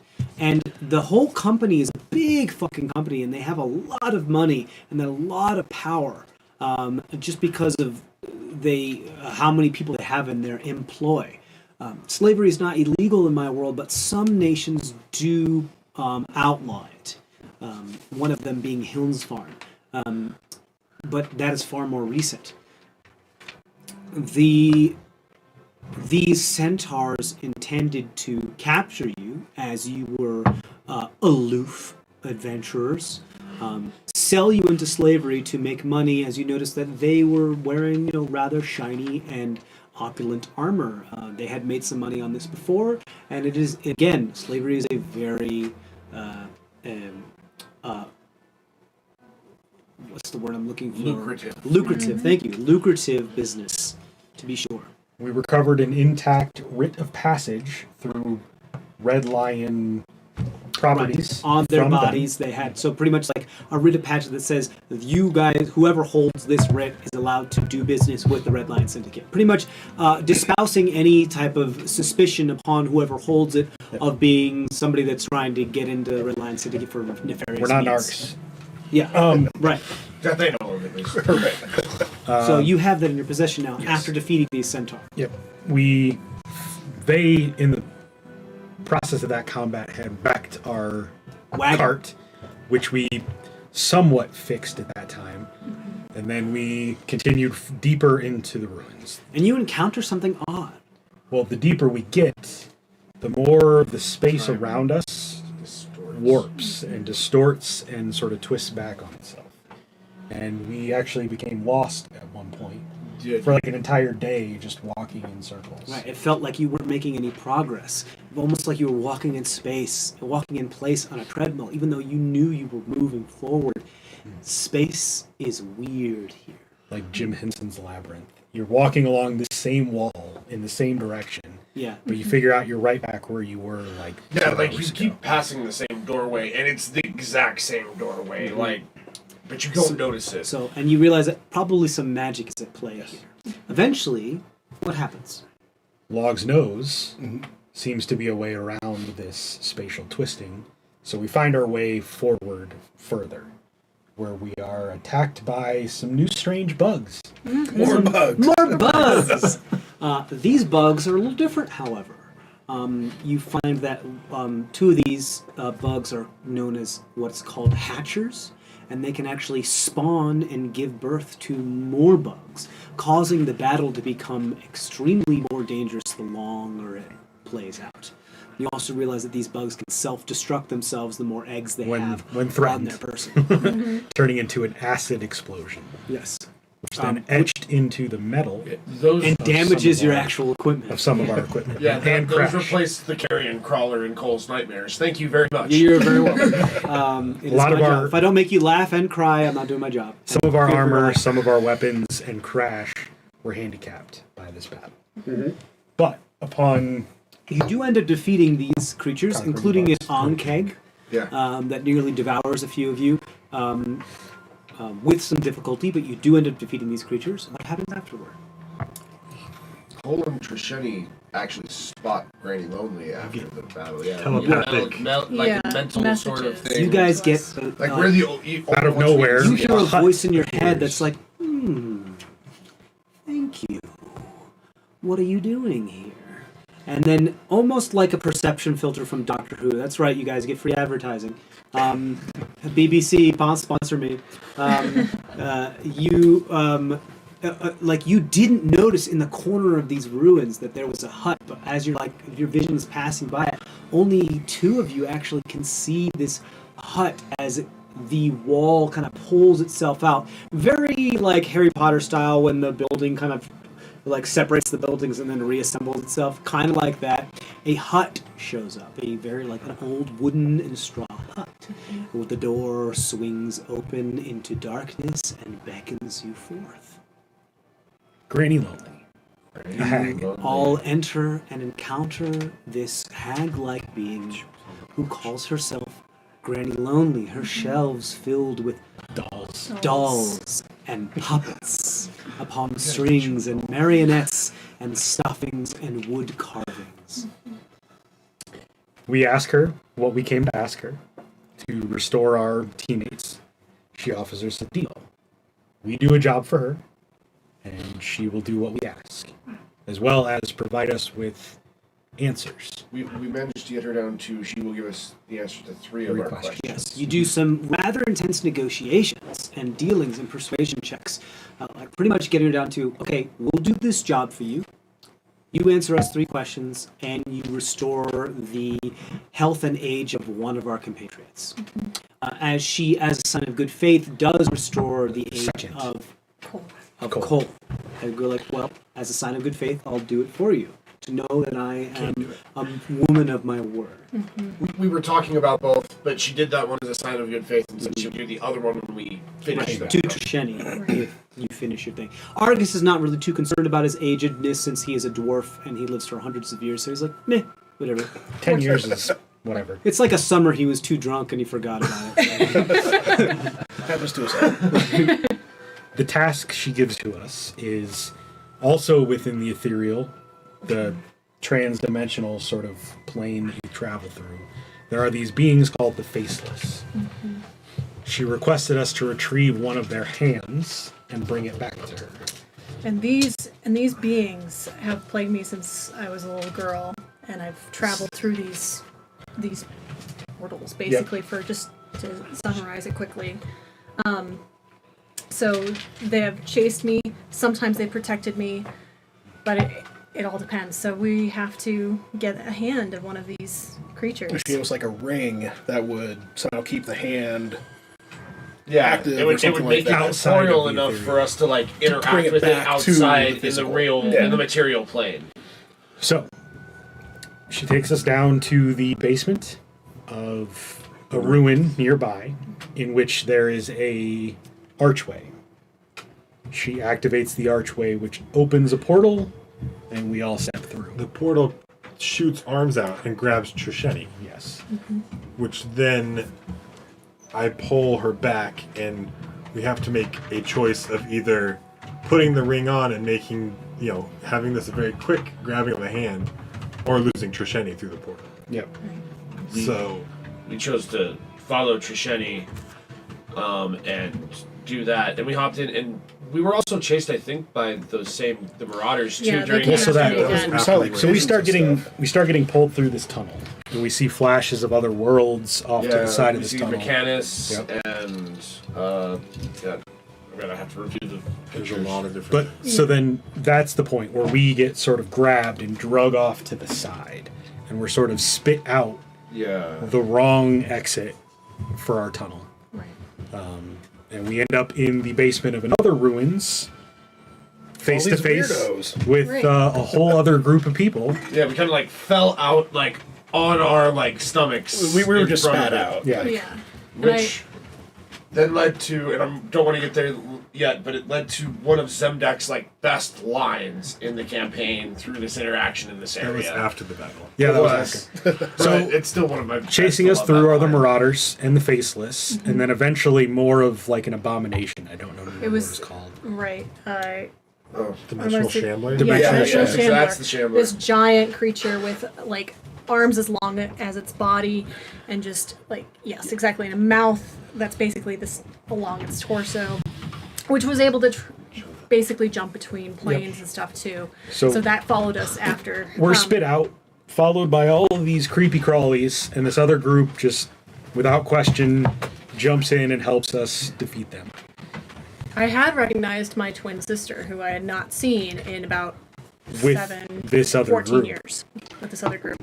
And we just started, we worked together to eventually defeat the Shambler. In Kenrin culture, most of the time, people are born with a twin. So it's a very big part of their culture. So the fact that the twins were separated was a very... Spiritually, you're sort of tied together. Yeah, exactly. So it was a big moment. After we ended up defeating this dimensional Shambler, though, We defeated the Shambler and the Marauders, but we were still facing some of the Faceless, as well as we couldn't figure out how to close the portal. Right. Some of us got sucked back into the. Yes. Yeah, like Right. I got sucked back in. And Cole stupidly decided that he would try and look through the portal instead of just stepping through the portal to help Log, and got sucked in and ended up against the wall just like Log did on his butt. So then we stood up and started to come back through. So when I think you two came through too to help with the to get Yeah. faceless. The other group was like, "What are you guys doing?" I dove back in. chopped off a hand, put the ring on it, and jumped back. Well, no, I put the ring on. You were holding. I was the hand. holding the guy. You were handling the hand. Yeah. I put the ring on. You were chopping off the hand, and Ascoop Stuck his head through. And was like, "What are you doing?" And we go, We need a hand. Yeah, he yelled out, "We need a hand!" So we get the hand that we had come for. We end up on the right side of the portal, and we manage to figure out how to close the portal. Right, which was with the dust. Each time, Up a lot of dust because every Yeah. time we each time, destroyed one of the faceless Oh dust. yeah, all of us every single one of us grabbed dust all the way back out. I think we ended up with 4 or 5 vials of dust out of that. Yes. Yeah. As they die, they disintegrate into a pile of the catalyst dust. the catalyst dust that is what awakened my magical abilities. So we knew it was important. Which is We why took needed that as big much ring. with us as we could. We also found out that that's what activates or deactivates the portals. So closed it. We're all safe now. Family reunion. Yeah. We figured out that we're at well wall A12, and that's inscripted on the portal itself, archway.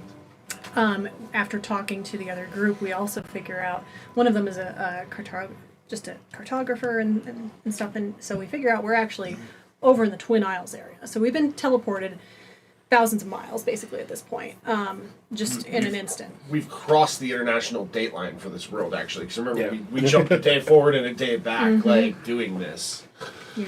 Just So to make his timelines work Yeah. between the campaigns. it's convenient, you know. Tamlin's also That's canon now. That's like what an the date line archaeologist. is. Isn't he? Yes, Tamrin, the blue dragonborn, is an archaeologist. So this other group is the Baker's Dozen. It's TJ's other campaign group in this same world. We also play sort of parallel times, so we're always, within a day or so of each other. Or a few days of each other, if Yeah. nothing else. And Relatively close, time-wise, to the other group.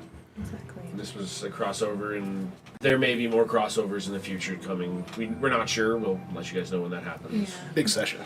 Big session. I think we had 13 people in here at one point, so it was definitely big. I play Macheni in the other campaign, so I was talking to myself a little bit. Yep. So that was fun. But anyway, we end up then at that point. Exploring these ruins that we're in. Exactly. And we find that it was a temple to Istishia, I believe. Yes. Yep. It was a tissue. But there was something kind of... There's a strange iconography for Coralon. Also in... Well, it was a temple of Coralon. You realize that this temple was of Coralon, I and thought it it's was just been... Istishia. Well, no, No, this then temple, I think the so. temple itself was very elven in style. The temple here was a temple of Coralon. And is ancient and has been buried by the dirt and detritus and soil and earth over who knows how many years, and which is why only the steeple actually pierces the ground. However, you do notice the mosaic of Istishia in one of the central areas of it, which kind of makes sense because they're not mutually exclusive. Istishia is the king of water, the god, the primordial god of water and the sea. A lot of sailors worship Istishia, which makes sense that if this was on an island kind of way out of the way, it makes sense that there would be some sort of tribute to Istishia, seeing as most of the people that would be out here would be sailors, or people that would have some experience with the water. Granted, having an elven temple this far east doesn't make any sense. The elves never made it this far east. So, underneath that, it was a floor mosaic, I believe. It was sort of tentacly in motif, but on the ceiling of the floor below, directly underneath it, there were scorch marks. We also, using Detect Magic, had figured out that there was something there. Yeah, something not right, it felt like, too. Yep. We spent some time chipping away at the floor. On the ceiling under, like superimposed on the other underside of this mosaic, was like this dark black, either charcoal or some other type of black graffiti of this large black tendril mass. While that was happening, didn't you convince Angela from the other campaign to sneak Nakano. up on Cole. Nakano? Yes, I may have convinced Nakano, the tiefling. She has spider arms. Yeah, Yes. she has spider arms, and Yeah, so she's a legacy of Lolth tiefling, so she actually has a climbing speed and has spider limbs that she can, 4 spider limbs you can pull out of her back. I trigger- convinced Very her like to new sneak age up on Spider-Man, Cole. like the new trigger canon Cole's of Spider-Man, that arachnophobia. kind of style. yeah, so Argus convinced her to sneak up on Cole, and Cole tried to stab Nakano.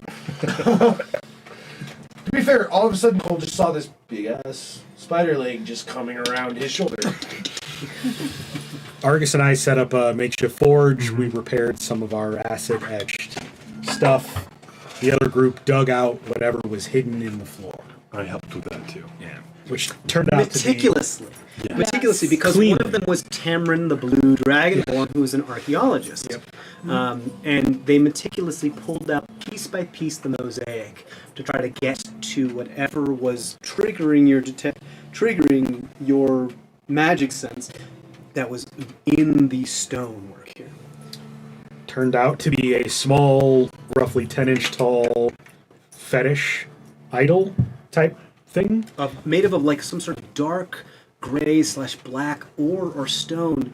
Honestly, you have not too as of Alien yet unable to origin. identify the material yet. Written on the bottom of it in a script that only Log could comprehend, because Patron. it was some sort of an aberrant language. Was the phrase "the mongrel fled"?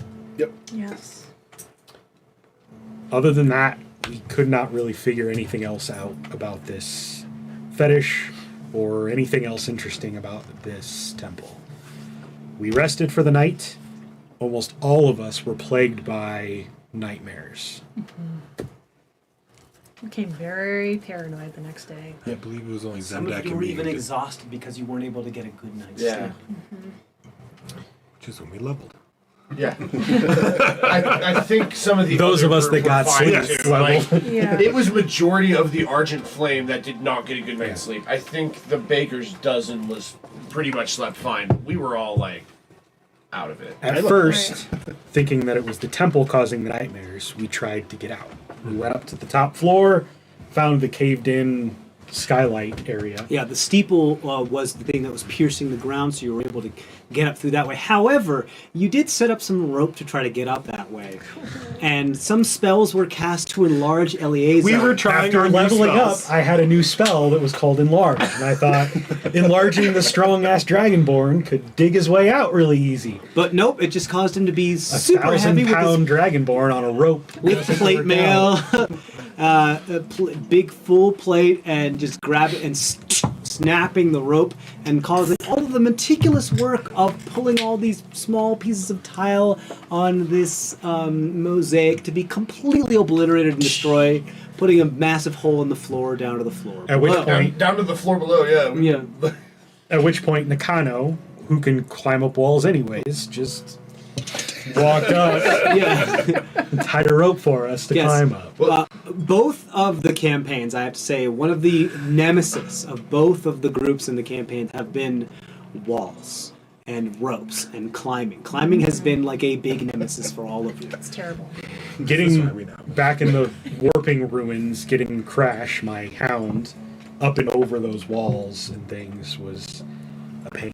So Yeah, that was on the that's way after out. we get back, though. yeah. But yeah, so we get out of there, and I think, isn't that when Eleazar remembered that he also had like the potion of spider climbing too? Yes. So Yeah. then he took it, and between Nakano and Eleazar, we managed to Ferried a bunch of people. ferry up. everybody up. Cole, due to his phobia, refused to be ferried up by Nakano. Yep. You do so. You find yourself at the top of a hill in the middle of an island. It Atoll. seems desert, an atoll. So the part that is above the water of an atoll, in the center of the like amidst the crescent. Central island with a crescent barrier island around it, All right. You eventually make your way down to the crescent. where in the opening of the crescent was a strange fog.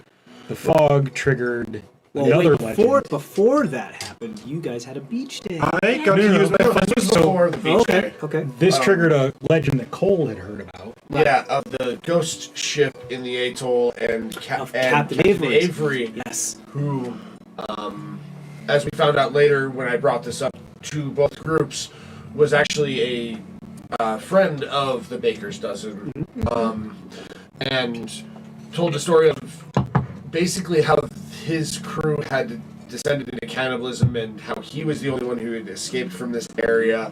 A lot of horror, a lot They of all went that into stuff. an area similar to what has happened here. Hold on. And what had happened is that they thought they heard like the voices of gods. And it caused them to go crazy to the point where they would not go inland in this island that they had set sail to in order to get food and water. So they were left with no other choice but to go crazy and devour each other. And started cutting each other's limbs off and eating them. Eventually, Captain Avery escaped, but in order to survive his sail back home, leaving his crew to devour each other, and his ship sailing but nothing but a dinghy back to where he came from, cutting off 3 of his own limbs in order to survive, and eating his two arms and his own leg. So yeah, not really paying attention to any of that. We go to the barrier island and have a We fun didn't see that ship. We were just keeping an eye on it while we had our beach day. have a fun beach use my day fun new noticed spell there was like and this water walk. ghostly green ethereal ship in the fog bank. in the fog a ways off. But you were like, don't pay attention to it. And you had your anime beach day.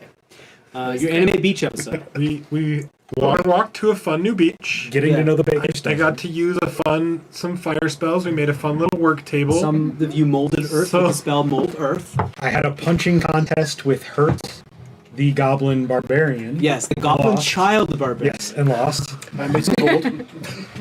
And I had to make her a crown because she was the champion. Like, I want hats. Yes. That's her thing. She really likes hats. Roughly towards the end of the day, we noticed that the fog bank and the ethereal ship had started to creep their way to us.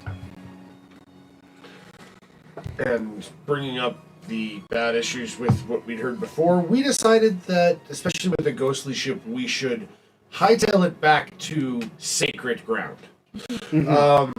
Including, like, a literal, they're Hollowed on ground. our butts run back to that. on the water. Yeah. On the As we're, water. as we're So you running kind of on the water. spiral run your way back to the center of the island, being chased by ghost pirates and this ghost ship barely escaping its grasp and Ballista We got bolts. hit a few times. By Yeah, some- these ghostly ballista bolts hit a few of you. Some of you get hit quite a few times. You eventually make it to the steeple and quickly descend back into the hollowed ground of this temple. You casting a flaming sphere up at the steeple, not preventing any of the ghosts from descending. Lahg had cast an awesome spell to, like, slow them down for us, too. Yeah, so that's why I know I leveled up. 'cause that's when I Hunger did of Hadar, I Hadar. believe it was. Yeah. This mass of tendrils and black inkiness. I also got to throw my first fireball at them. Yes. The first fireball, much to DM's chagrin. After discussing the situation with the dozen, we decided we should not stay here any longer. We also decided that the fetish may be the source of the voices, the nightmares, the haunting nature of this island. So I hid that in my bag of holding, Which is an extra dimensional space. hoping that a being in a different dimension would protect us from its influence. We also figured out that it was a sentient. That had some Yeah. level of... The fetish is a sentient Sentience to it. statue. Yeah. It has tried some to sort of self-awareness. I tried to identify it, did not work very well. It was like, fuck you, dude. Yeah. So we decided, we'll get a good night's rest with this thing in the other dimension, and then in the morning, we'll go back through the tunnel and we'll leave. So the next morning, we opened the archway. We went back towards Granny Lonely, swimming upstream, essentially. And the Baker's Dozen went downstream to the next well. Right. So downstream and upstream, as far as concerned, is this thing that I like to call the well continuum. Yeah. Which is kind of this dimensional wormhole corridor of warbling purple and other nebulous colors. Purple, blues, yellows, and dark hues. However, you guys went over the battle you had with the Yes. dimensional shambler. Yep. Cool. So So one of you goes upstream back to Granny Lonely's portal, One of you goes doesn't downstream, go downstream to to a the next different well wall, which will be covered in a different campaign. Yep. You guys make it back to Granny Lonely's well wall. We give her the hand. You give her the hand back. Some negotiations again happen. We get our questions answered. You get your questions answered. This is some important stuff, guys. Does anybody have the exact prose written down as to what happened? Sure, we'll leave it to the bard. Yeah. I have most of it down, not all of it, because you talk really fast. Pulling from stars, most pushback. Why don't you just tell me which question this was about?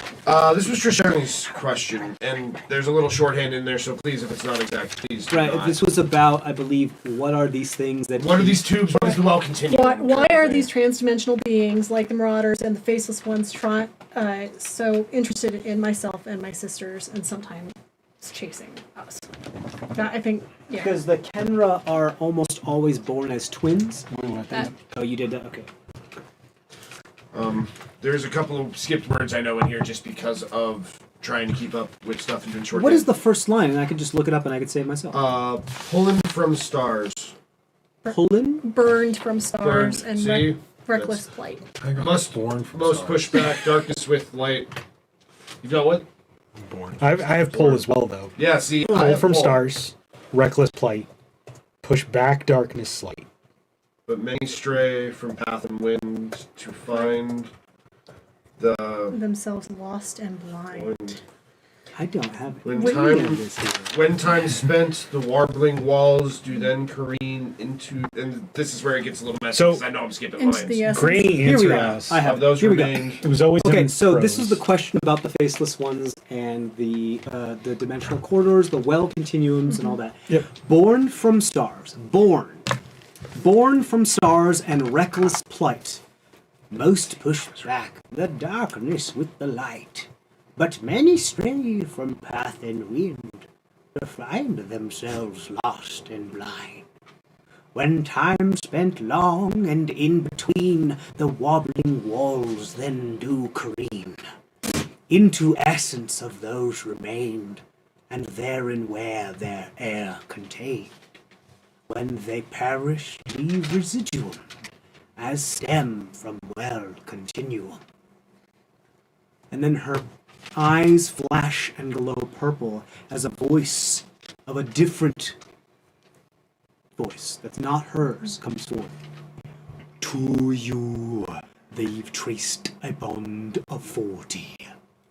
Protect you from those deemed chaotic.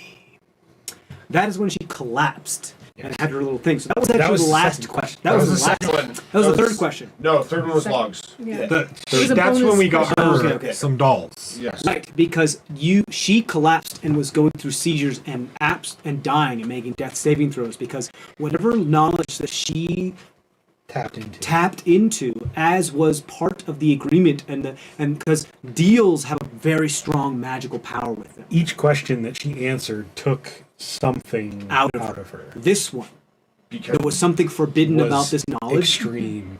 and it almost killed her. It would have killed her if you did So- not take some dolls that had some sort of life essence in them and bring them to her, Fed them to her. heal her, put a healing potion into her, and then heal her with the souls of these The dolls. life force.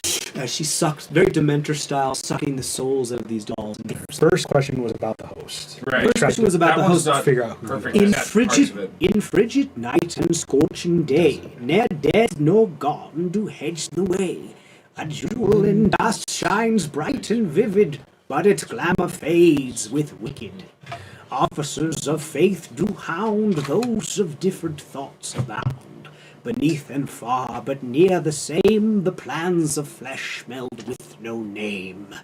Gracious Emerus Arenbach gives their word, their morals now quite deferred. A tide of conclave dawn anew, council knows not what they brew. And then So, the third question. We found out that the host was named Emrys Ehrenbach. You found out that the home was Emerus. Emeriss. Emerus Ehrenbach. I pronounced it wrong a couple times. The Ehrenbach family is the head elven house of the the oligarchy. city of Sarnlu. Yeah, so Sarnlu. It's very French Leux ending. Sarnlu is pretty much the elven capital, today's elven capital. It is the remnants of the families that are left over that survived the ancient elven empire and their descendants. So it's kind of like ruled by an oligarchy. So there are several large households and families. One of the most powerful, if not the most powerful, kind of the head family, could be known as the Ehrenbachs. They have a lot of power. We also knew from They're a very bit dangerous. of lore, I can't remember who knew it, but Emerus was a disenfranchised younger member of the family at some point. You don't know perhaps I don't know exactly what I told you, but you don't know too much about the inner family politics of it. We do know Tortesi is named for like garbage, trash. You do know that, yes, you found out like the elven difference of the name Tortesi is I think that makes kind of like the elven word of garbage, meaning that someone named told us. Tortesi Trellis garbage, if. And remember when you were looking at Milidonith the may have told us body that. of Tortesi Trellis, what is his race? Half elf. He's a half elf, He wasn't and the pure. Trellis family is full elf. Full elf. So he was the mixed blood, The mud trash blood, if you will. offspring that they. Theo's over here yelling, "Yeah, half elves." After reviving Granny Lonely, she, after my healings and stuff, she let me take a doll. She did One let of you her take it. dolls. You did, So I and then found she one. answered Log's question. And Log's question the doll was that looked like you, though. about I found a because doll you that had looked like heard myself. something about. After I saw her She told me that she sunset. didn't know where my mom was, Yeah, which I she didn't had even know said- she was alive. She had said, and in a sign of good faith, to try to entice you into making a deal with her, gave Cole your years back, and then looked at you, Log, and said, "I know where your mother is, and she lives." And so you were like, "Well, fuck." So the Tell third me about question it. was What's going on? Yeah. So, and she said, "An ancient city far from here, where Fae of light and dark grow near, whence the grand bowl rages on, and bloodlines pure are strictly drawn. The master and mistress keep their pets, and others caught in massive nets. Yet ties to conclave are not what seems. The age, the times, pearlescent gleams. Diptera's lupine here does reside. Oh woe, the rivers she has cried.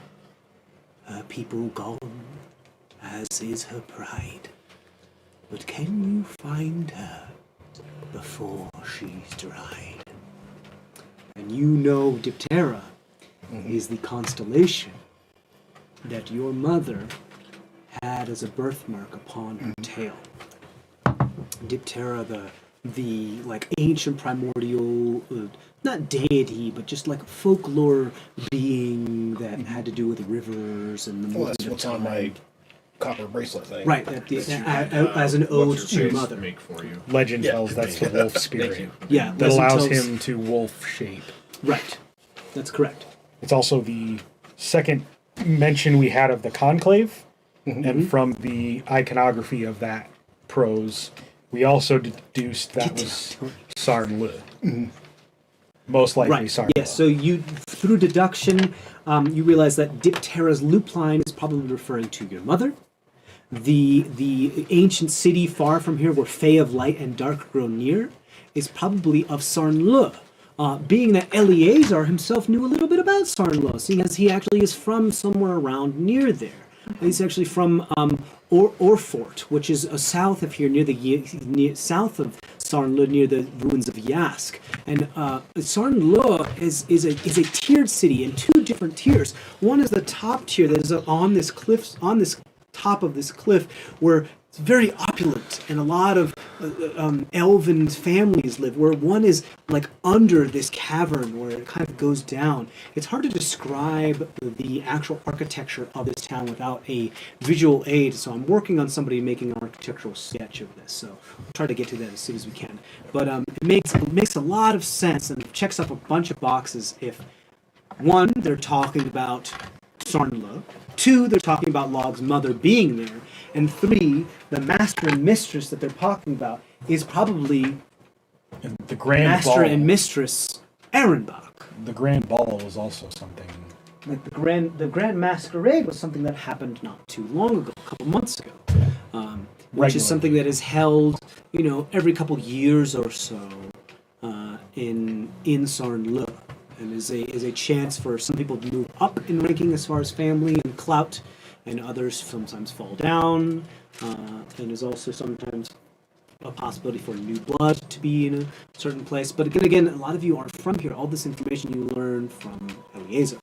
Also, in the process of reviving her, she had a sort of specific tulip that was growing out of her hair. A black tulip. I took one of the petals from that and cannibalized one of my gadgets Little trinkets. to create sort of an aromatic. Yes, so you pretty much made like artificer potpourri. Yes. Which is pretty kind of cool. That I gave her as a gift, which in exchange she gave me a whole bar of mithril.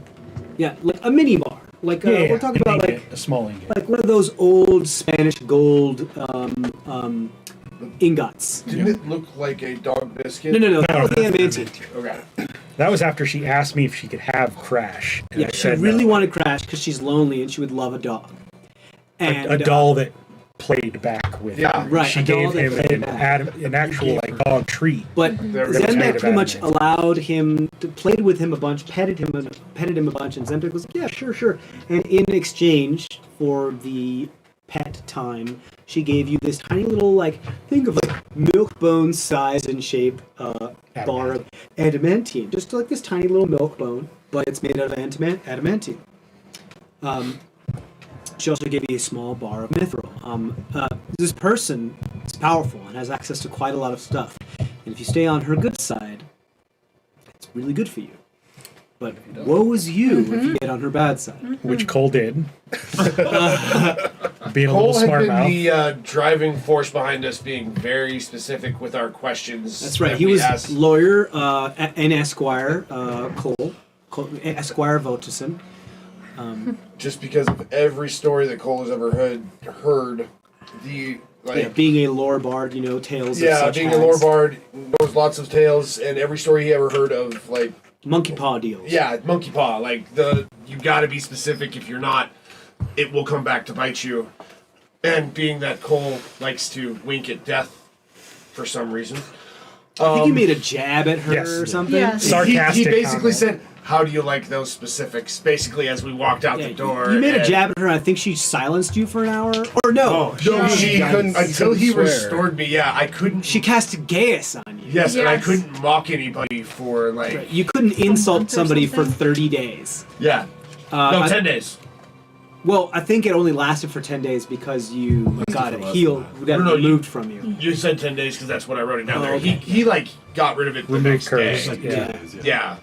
Yeah, she pretty much said, "Fuck you, dude. Stop, be nicer." And she forced you via magic to not be able to insult anybody, which pretty much means you couldn't use your vicious mockery ability. Which also means when Cole like walked outside and realized what she did and swore at her because of that, You took necrotic he damage. took damage. Yeah.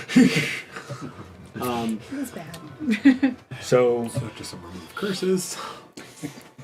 our deal complete. Back on our way. You exit. You see the hut pull itself out of the ground legs. with some type of chicken rooster legs, jump into the air and disappear into a dimension.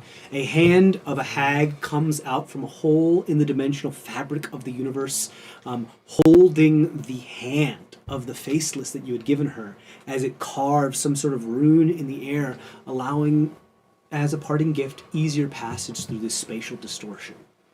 We still got lost. You still got lost. Not as lost. But along the way, But not as lost. but along the We way, could what try to else be clever happened? that way. The first thing, so the second major thunderstorm broke out. Because you were headed back north now. You're trying to make A couple your of way to days Cara later. Diem. Yeah. Trying to find some sort of a shelter, we found the foundation of a ruined building of some sort. Like a farmstead. In the foundation, we found like cellar doors, and we had gone down Trapped cellar doors. trapped cellar doors, going down into that cellar to find shelter from this thunderstorm for the night. in that cellar, we found another trapped hallway, which we harvested the trap, actually. For Galvanized steel. We successfully disarmed it, took all of the spike stabby bits out of it, and found a laboratory. Yeah, kind of like a mini laboratory. And you, Trisheni, recognize this as something that your sister studied, or was getting into studying, a simic science, the science of grafting certain parts of creatures onto other parts of creatures. A bunch of experiments, lots of them failed. You also noticed like a specimen tube and vat that was, the glass was broken outwards. But this seemed to have all happened about 30 to 40 years ago. That's right. Everything was deteriorated to the point of But you do catalog. almost unusable. Yes, everything was deteriorated, but you do catalog and grab as many of the notes as you possibly can. Surviving ones, yep. I also found a tool that had been enchanted to Survive the test of time. reduce aging and rusting and things like that. But so the next morning we leave again, we get lost again. A third storm, this one like a full-on monsoon breaks out, which we're attacked by alligators. Yes, as you wade through the swamplands of this savanna called the Dakota Veldt that you're pretty much in right now. While we were water walking. While we were water While walking. you were water walking. They still jumped out of the water and tried to Yeah, eat yeah. us. It made it so we couldn't be pulled under. That's But true. Yeah. We got back to solid land, the storm ended. The next night we came across an enormous skeleton, like building sized skeleton that was just barely sticking out of the ground. Yes, Crash had found it while you were sleeping. Yep. And when we're on watch, Crash hunted it down. You find this, eventually what you realize is a skeleton of a mythical creature that shouldn't exist. A dragon. Yes. Massive skeleton of a dragon. At this point, their lore, their legend, we barely believe that Eleazar is a dragonborn. Right. And You not think a he's giant just a big kobold. kobold. Yes. Yeah. Dragons don't exist. They're just fairy tales. But so then we come across this skeleton that and is a bunch of your preconceived notions are thrown into suspicion. This skeleton has even more of that space warpy distortion. And you find this out by to it. trying to harvest parts of it. You tried to harvest some of this teeth, Yes. and while doing so, some of you are teleported about. We successfully get 3 fangs, one large, like canine eye tooth from it, and 2 smaller fangs. But Eleazar ends up deep underground in another insect tunnel, There's themes. where the rest Why? of us end up. There's no light. Right. And the rest of us end up on solid ground above. I think at one point he was up in the air and was falling from Yep. the sky Yes. because it was teleported up into the air. Yep. He was. And the other time he was teleported into like an anthill cavern all the way down, except it was an onkeg, and he was So being chased by an onkeg. He digs his way out. As soon as he Firewall. bursts free from the ground, we kill the bugs. And we leave the rest of the dragon alone. Yeah. And then you follow Mordine's curtain. We find Morden's curtain and We we did- follow it all the way to Carradine. We did tell the archaeologist, Tammy, and the other group where this you was. said though. that. Yes. Using And I used sending before all that to communicate with Log's mother to tell her. Yeah, she doesn't necessarily believe who you say you are. She thinks it's another eventually did trick after by the her second captors. After the second That's one, true. I provided enough information. She did finally believe that Log is alive, and that we will make it there eventually. Eventually. Eventually. It's far away. super far away. You gave her some I fleeting mean, we're hope. basically like on the other side of the continent from It is this place. thousands of miles away. So we left Sasso By on the way, second. for those of you listening, CrestVahllen is the continent. Once you guys, I don't know why my scale isn't showing up. I'm going to try to fix that when I make a revamp of the map. But when I do post it, CrestVahllen is about the size of twice the size of the United States. It is a very large continent. So when things are all the way on the other side of the continent, that means it's like a lifetime away. Unless you have some magic or you have some very good means of travel. We left Sasso on the second. So this whole entire adventure took us 33 days. About a month. Yeah, so on the 36th, the morning of the 36th, we finally enter the dwarven fortress town of Carradine. Yes. The outside of the city is just one wall. There's no gatehouses, there's no visible entrances, there are bastions Completely solid. and other things, iconography built into the wall. We find out by approaching it and speaking to some guards that they magically open gates, and that's how people get in and out of town. So we get into town. Yeah, like through some sort of stone shaping and other things inherently magically built into this wall from ages long past. Certain movements by the Stone Sworn, who are essentially the guard, and think like kind of like Black Watch style of Game of Thrones. The Stone Sworn are the guard that have been stationed here since the inception of this and construction of this fortress town. Make no mistake, this town is in decline. It has been a fortress that has been staffed by these Stone Sworn since the Elven Wars, and has continued to do so. But these Stone Sworn have kind of fallen into the role of mostly masons and repairmen, as there isn't really much to defend this wall from it. The war over, the rest of the Razor Fang just sort of abandoned them. Yeah, I mean, it is mostly now just served as a through point for traders to get into the Tri-Road via the southern tip of the Razorfang mountain range. And having said that, only traders and Sworn and traders with actual writs of passage can actually get through the inner wall to make it into the Tri-Road. The Caradim is split into the Wodak district or the Demir district, which is the outer section of the wall, and then the inner section of the wall, which is called the Wodak district. There are like two walls. This will be more understandable when I actually post a picture of this, but we'll do our best. It's a circular city with the tail end of the mountain range cutting off a wedge at the top. In the very center, there's a large, ancient tower, more ancient than even the dwarves and the elves. Of not dwarven or gnomish make. And then around that are two different walls. And then Inner wall and outer wall. Yep, that separate the Wodak from the Demir. And then there's also Moradin's Curtain that splits almost directly straight due south out of the city. Most of it does jut out for several thousand feet outside of the wall before it falls into disrepair and ruin. And this is what most of the Fothid ruins are made of, are remnants of Moradin's Curtain that every once in a while re-emerge and then fall to ruin, and then re-emerge and then fall to ruin, or whatever. Granted, this was created by gnomes and dwarves, so it is meant to last the test of time, which is why there's even anything left. Right where the curtain splits the Demir district is a large sort of central plaza. In the middle of this plaza is a giant brazier that burns with an eternal flame, which is where A flame that is kept alit on purpose for all of those Stone Sworn that have lost their lives. Yeah. We stopped by. Think of it like the Hot Tomb Hammer, of the Unknown Soldier. No, the Idle Hammer, which turned out to be a guard bar. Traveler's Thrift. We stopped by the Traveler's Thrift, too. Well, actually, the first thing you guys, I don't think you do any shopping. No, we before went. this, we went because this straight to the happens inn. right away. No, we went to the inn first. We went Yeah, to, no, we went June to first. We went to The Idle Hammer. Idle Hammer, then we went to the Traveler's Thrift, then You went to the Idle Hammer to reserve some time. We were looking for an inn. And that was the first one we and then we found out that it was a cop inn. Is a cop bar, yeah. And we were were like, like, we probably shouldn't stay here. Yeah. So we left. We did go to the We got some information about what was around town. Yeah. So we started doing our shopping errands, resupplying from our travels.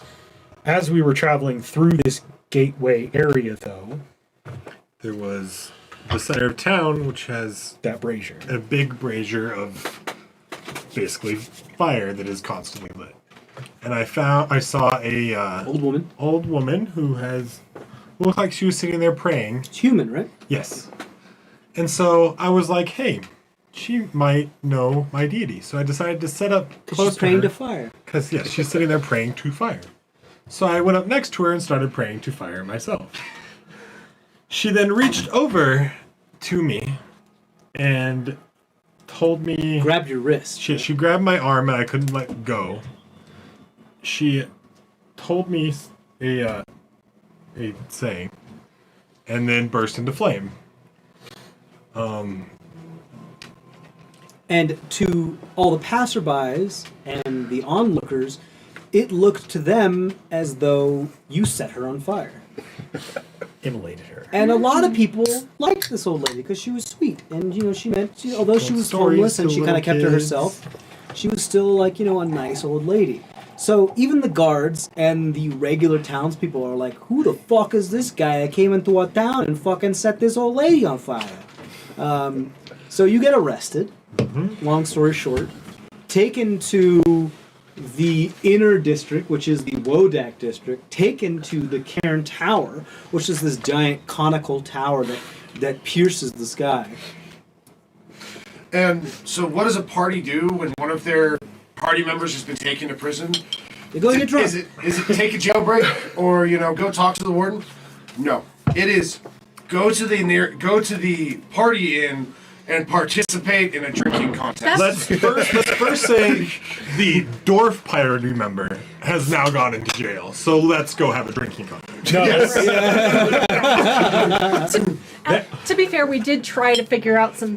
that's one way of looking at it. The other way of looking at it is we investigated as much as we could, and we decided to as they would allow regroup. us to. We decided to regroup at a different inn, not the cop bar, because now they hate us. To get a game plan. Go to a different inn, figure out our game plan, and then tackle it. When we got to that inn, we found out, oh hey, here's this region What was famous the name of drinking this inn? contest. The Gutbuster. Gutbuster. Which is also the name of the drinking competition. Which is also the name of the drink in which you have to drink to win the drinking Our bard decided, hey, why don't I do this drinking contest? Right, and what did you notice of the names of the people who had won this drinking competition that were carved into the wall? The top name on the board, if I remember correctly, was Drugan Knockback. Drugan Knockback, the famous fabled. The rest of them are all dwarfs. Yes. But the human Well, bard, Drugan's a dwarf too. But, Yeah. the human bard suddenly thinks, oh, I can do that. Yes. So you guys, without Cole's knowledge or consent, you guys do cast some spells on him to Eleazar and enhance his I ability. both cast protection from poison on him. Yeah, so to help him drink this without throwing up. He Eventually, got advantage on all his concentration he checks. did. Eventually, he does win the competition, being the only The first human in human history. in the history, thousands of years to do this thing. Oh, jeez.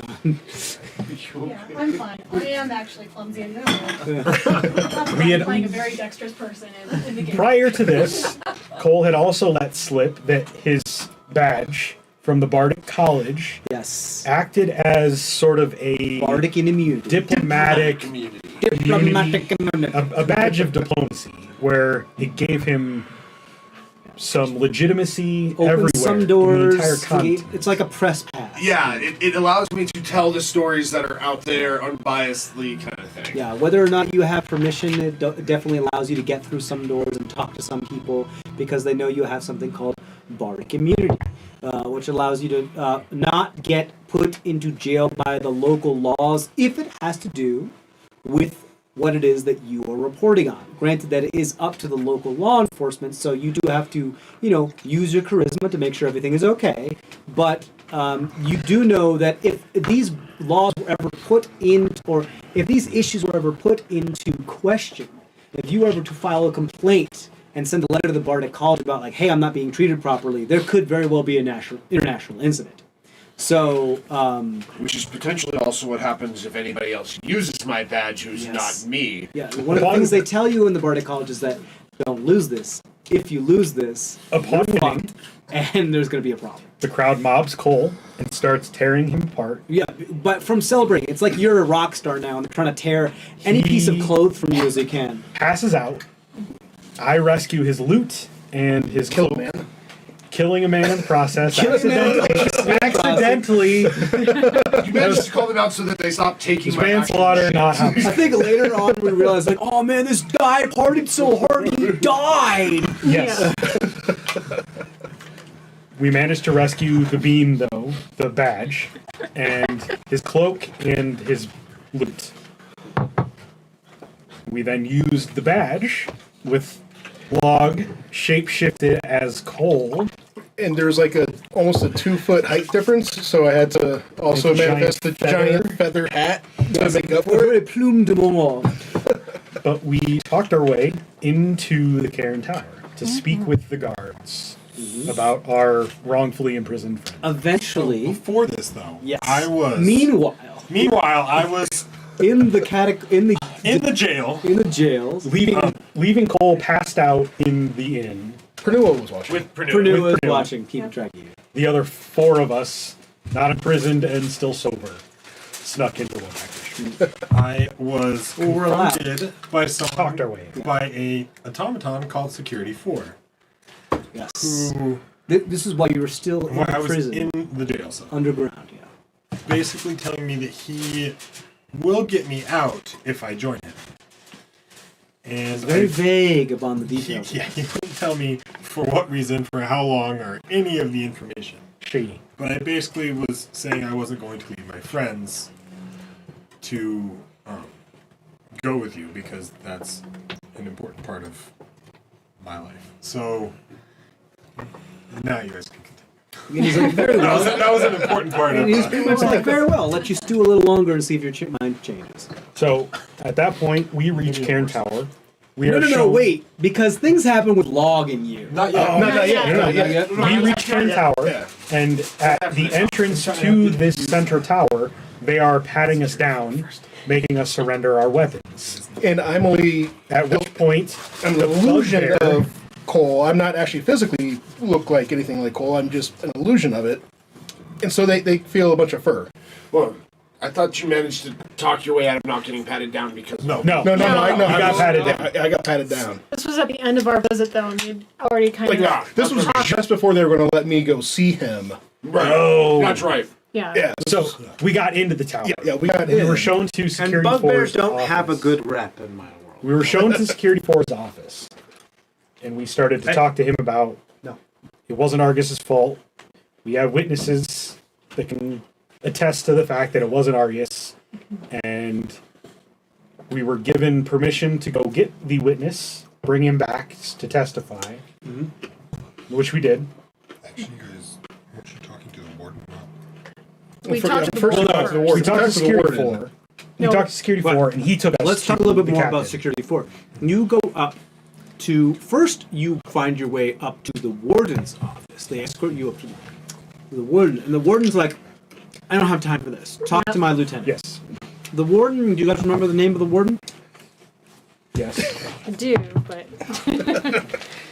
No, I never met her. That's right. You never met her. I didn't either, so no. Passed out drunk at the end. Figabora. Figabora. Figabora. it's the old country. I don't have a last name written down. I just have Warden Captain Figabera. Figabera Carrig? Figabera? No, Figabera Carrig. Yeah. Captain Figabera Carrig. Yeah. I have a G, but it could be a K. How do you spell Figabera? Figabera?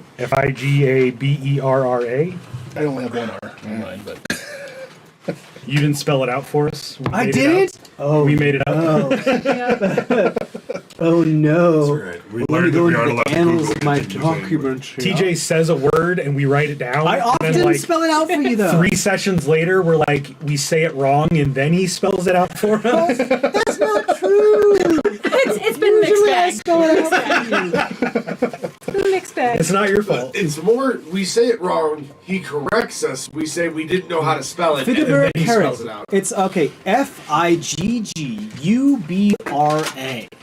UBRA. Figgubera.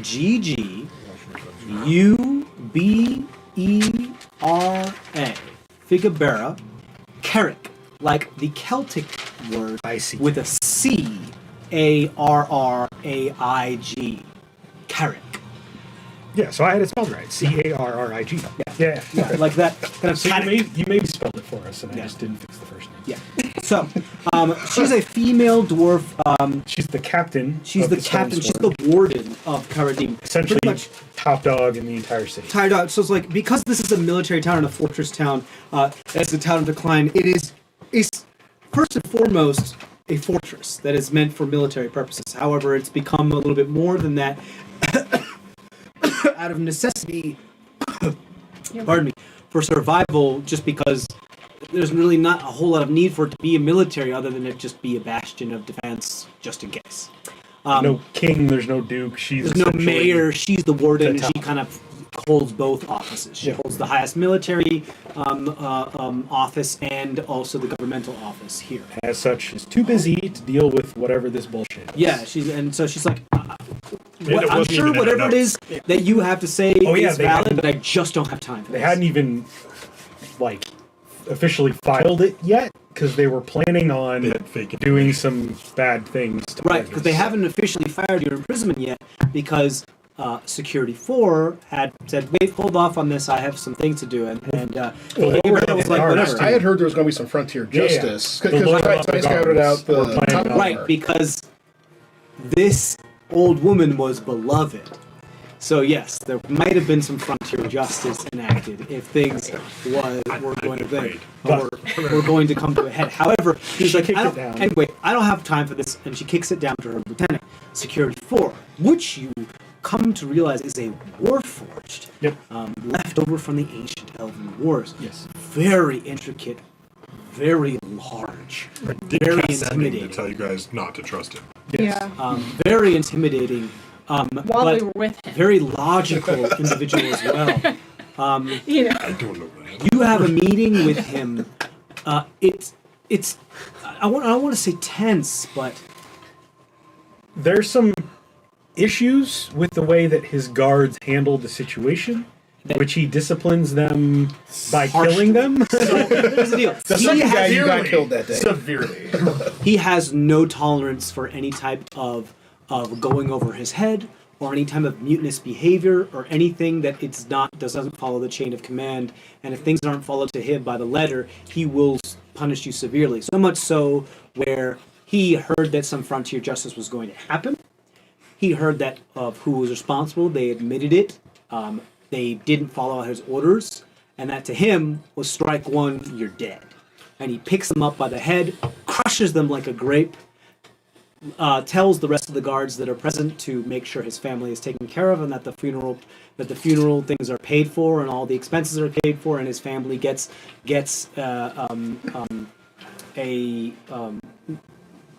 like what do they call it when people are in military service and the family gets paid? Pension. Gets a pension for the rest of their lives. Therefore, the family is still taken care of, and they don't have to worry about that. But this person made an oath, and they broke that oath, and therefore their life is forfeit. So he killed them. So between the mishandling and our persuasion of what we think happened, and me being an annoying gnome trying to figure out how it works, convinced him to hold an actual, Trial, in single judge jury tribunal, if it was. internal trial.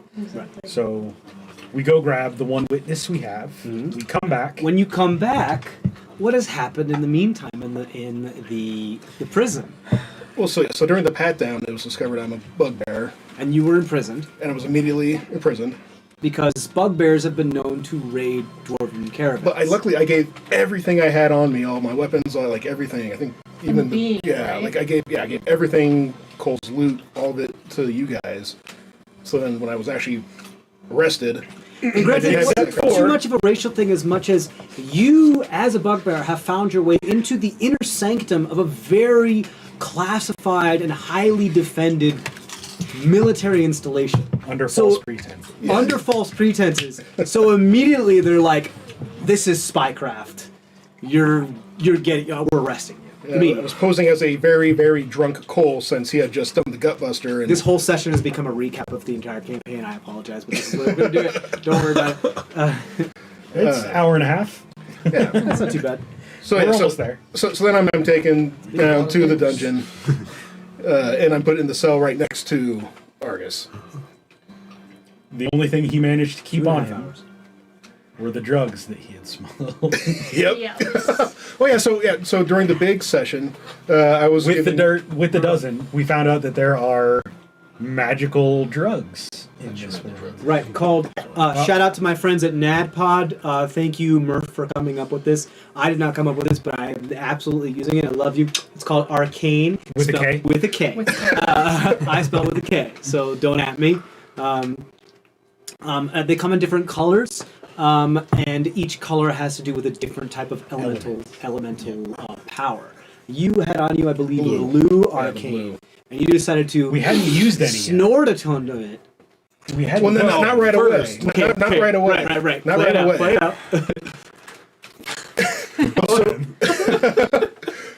So basically, I'm like, okay, well, this sucks. We're probably going to get out of here better if we're together, not in different cells. So I Misty step out of my restraints because I had been, completely manacled when I was arrested, and that's how they put me in the cell. So I Misty step out of my cell, out of my manacles, then Misty step again into his cell. But that now means I'm out of spells. As a warlock, you only get 2. But because of my warlock, I can still change how I look. So I look like I'm Argus. And I just sit down, look like I'm praying, and then he hides behind me for the next time Security 4 comes in. While you take a short rest to try to regain your spell. Right, yeah. Right.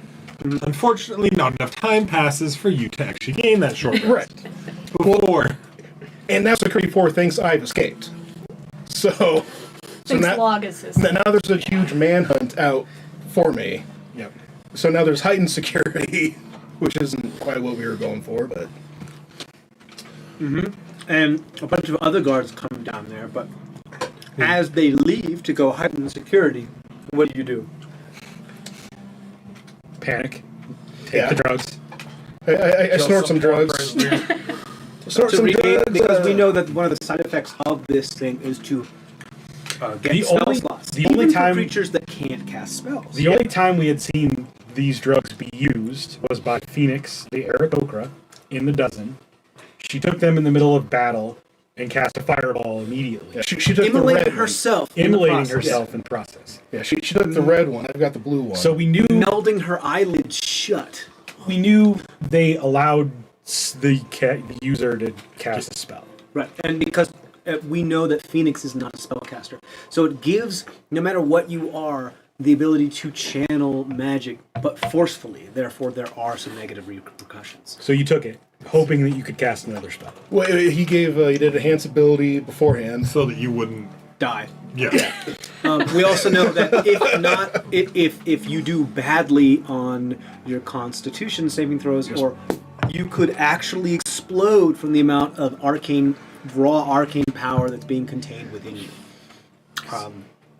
Isn't that what happened to Phoenix? Was No, she Kind of partially immolated and exploded. She got he got a 19 on his roll for her, or Yeah. she And she still got fucked up. yeah.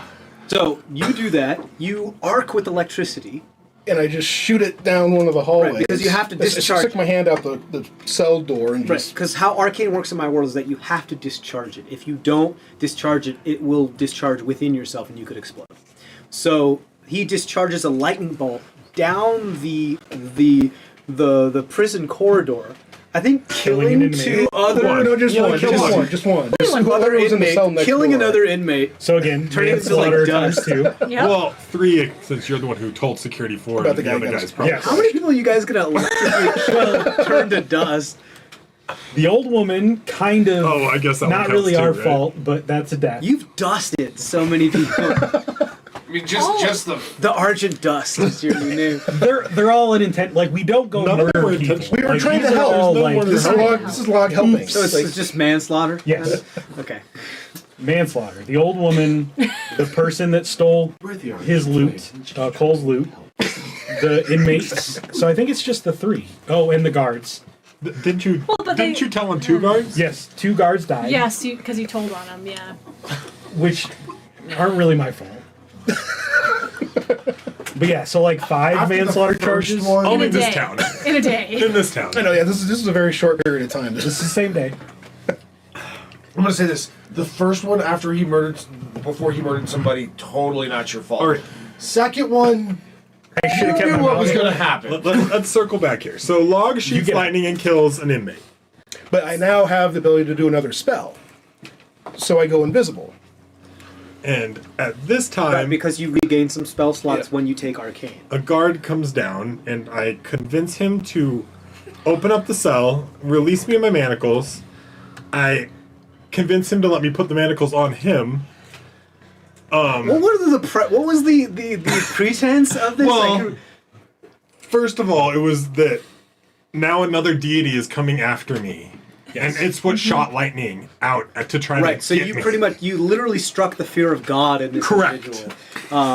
Saying, like, I'm the only one that can fix this. You have to let me out. And this guy's dumb. So you roll mad high in your persuasion check. And then so I he lets don't you out. actually lock him in. I changed my mind, and I let him take me upstairs to a security floor. At the same time that this debacle is happening, we are convincing Security 4 that Argus is innocent And then he should be let out. and that he should be let free. Yeah, But we're doing. you some guys don't lawyering, know each yeah. other's. Yes, Kevin. While this is happening, Cole's waking up back at the Gutbuster That's true. and realizing that he doesn't Debilitated. have his beam, but not knowing anything else that's going on, goes, "This is bad. This is bad. Yeah. This is a diplomatic incident. If I don't have this in there, and somebody else And gets so caught with Pernua, it." like, is like, okay, I'll help. Let's see if we can get our own way into the Wodak district. So we get to there, and we manage to pretend that I am a really drunk witness to the crime that was being brought And she late to uses the her meeting. clout as a guard captain from a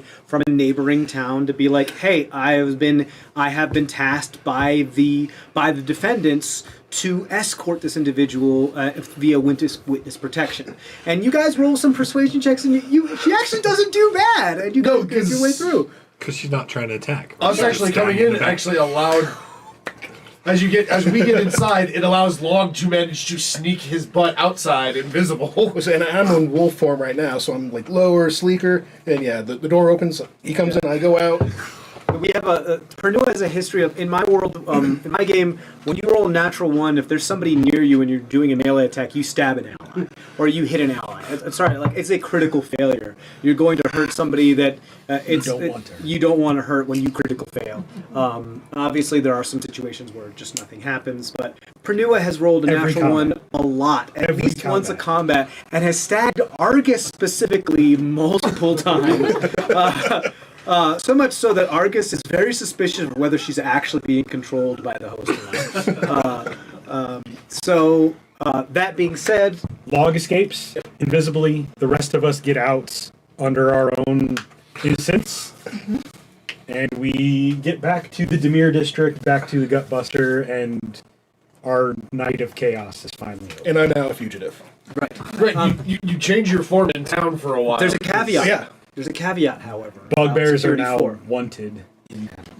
Any bugbear seen in town is wanted because you have escaped, and you're pretty much an escaped prisoner. I mean, that's a felony. That's a huge crime. So, it would be different if somebody proved your innocence, but when you break out, that's it. You know, like innocent people don't run. We Zach over there is like, "Hey." before we leave. Medieval justice. Yeah, before we leave, we do figure out that Security 4 is at least 1,000 years old or so. Yes. because we He said noticed he's letters. very old. He's He's been there for a very long time. Been around since the battles, at least, if not older than that. Right. So another reason why to just Right.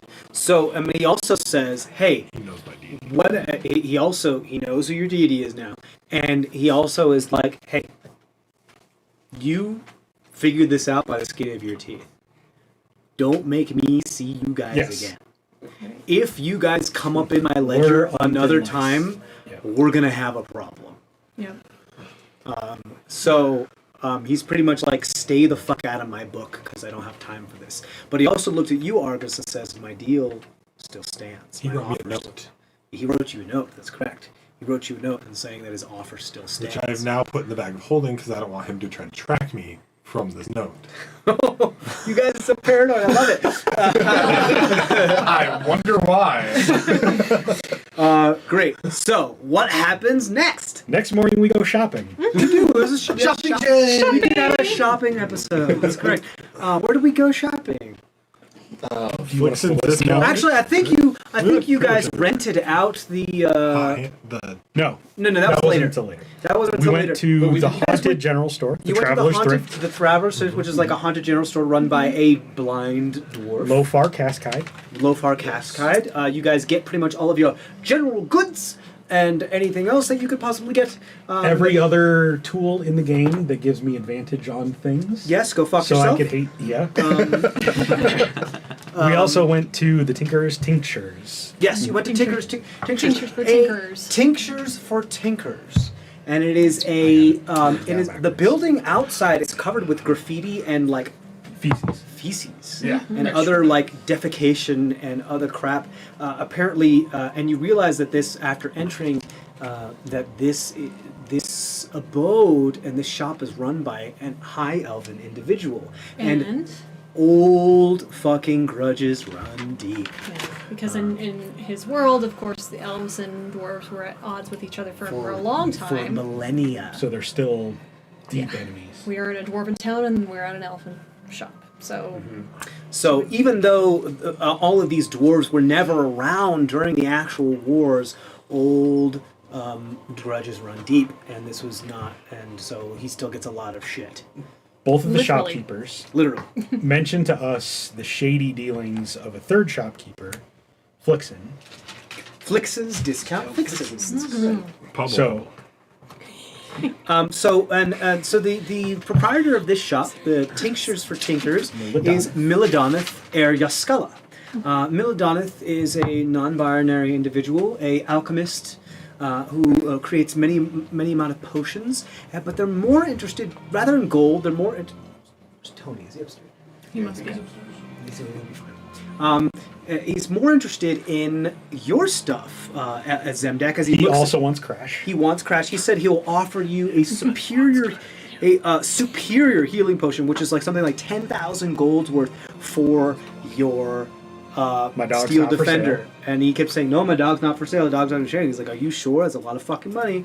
Cole, as the first human to complete the Gutbuster, his liver is also of Interest, and he wanted to do a biopsy in your liver for store credit. for store credit.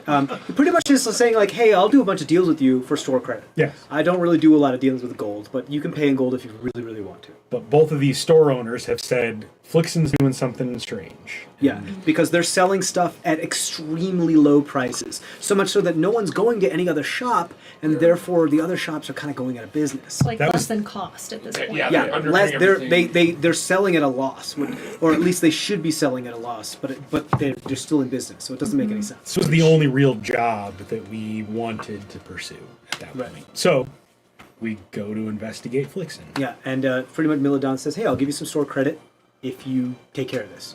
If you find out where they're doing it, give me a sample and put them out of business, or report it or something like that." And there are different tiers of rewards depending on how far you pursue it. So when we went into Flixen's, were you Danny Trejo or Seth Rogen? No, I was Cautious. Cautious. I was Cautious then. Yeah. Okay. Yes, Lahg loves to be other people. It's great. I mean, I kind of imposed it on myself, saying that bugbears aren't the most welcome people. Well, it makes sense. They have a big history of being raiders, and they're Goblin King. They are monsters. And specifically now, in Caradim, he can't be a bugbear. Yeah, no, because any bugbear found within the limits of Caradim will be arrested on sight, possibly killed on sight. So, More than likely killed on sight. as Cautious, he seduces his second shop owner. I mean, it just keeps happening. I don't know how. I mean, you're it just keeps happening. To be fair, the first one was Zemdack being a good wingman. The second one was Cole being a wingman. So And we're shopping around. We're seeing what she has for sale. She's fitting me with some armor. Yeah, we do get some studded leather armor. Yeah, both- so we do both buy Lahg some and from I. her. hear about some magic items that, while we didn't do anything at that time, we were interested in for later. Yeah. The rest of us leave. Well, so we noticed that there was a back door, a back room. And so I started saying, like, hey, I want to see what's in the back room. That's when Cole's like, he wants to see what's in the back room. And so that's when they leave. We go into the back room. I cast clairvoyance so I can watch what's going on. So there's a little peep and Tom going on. The rest of the party is outside of the shop at this point. So But that's when So then you message him to tell him what's what's on the table. I find on the table. right, because you can read it and stuff, and then I message you because we're within that range of my message spell. And, So there's like ledgers and maps and just a bunch of documents, paperwork on this desk. So, once I kind of schmooze her back a little bit, get her on the bed, then I cast darkness, grab up all the paperwork, and I bolt. I think you made a comment about how you preferred to do it in the dark too before you did that. Yes. How about we do this in the dark? Yeah, basically. So Lahg has an ability via one of his Eldritch invocations called Devil Sight, which allows him to see in the dark, especially and even through magical darkness. So he has this little trick where he casts darkness, and he's the only one that can see, and he's like, "Fuck all you guys, I'm out of here." Great. So you do that, grab a bunch of the paperwork, and split. And I'm just like, we gotta fucking go. In the process of you splitting, however, you... Oh, wait, no. This happens later. But you notice her ear, though. you Oh, do- yes. Well, you notice that later when you are in your little rope trick sanctum. Yeah, we So you guys flee. You were like, we gotta go. You exit. You're like, guys, run. Let's run. We gotta go. We're running. And you guys run. You run down the thoroughfare, turn some corners. Trisheni casts a rope trick and opens this nice pillow sanctum. Treehouse. You guys hop up in there, and you I guys call can it the see Sky through Lounge. it. Yeah. You call it the Sky Lounge. call it the Sky Lounge. You guys can see through it, but they can't see you. Eventually, some guards come by as well. You get down.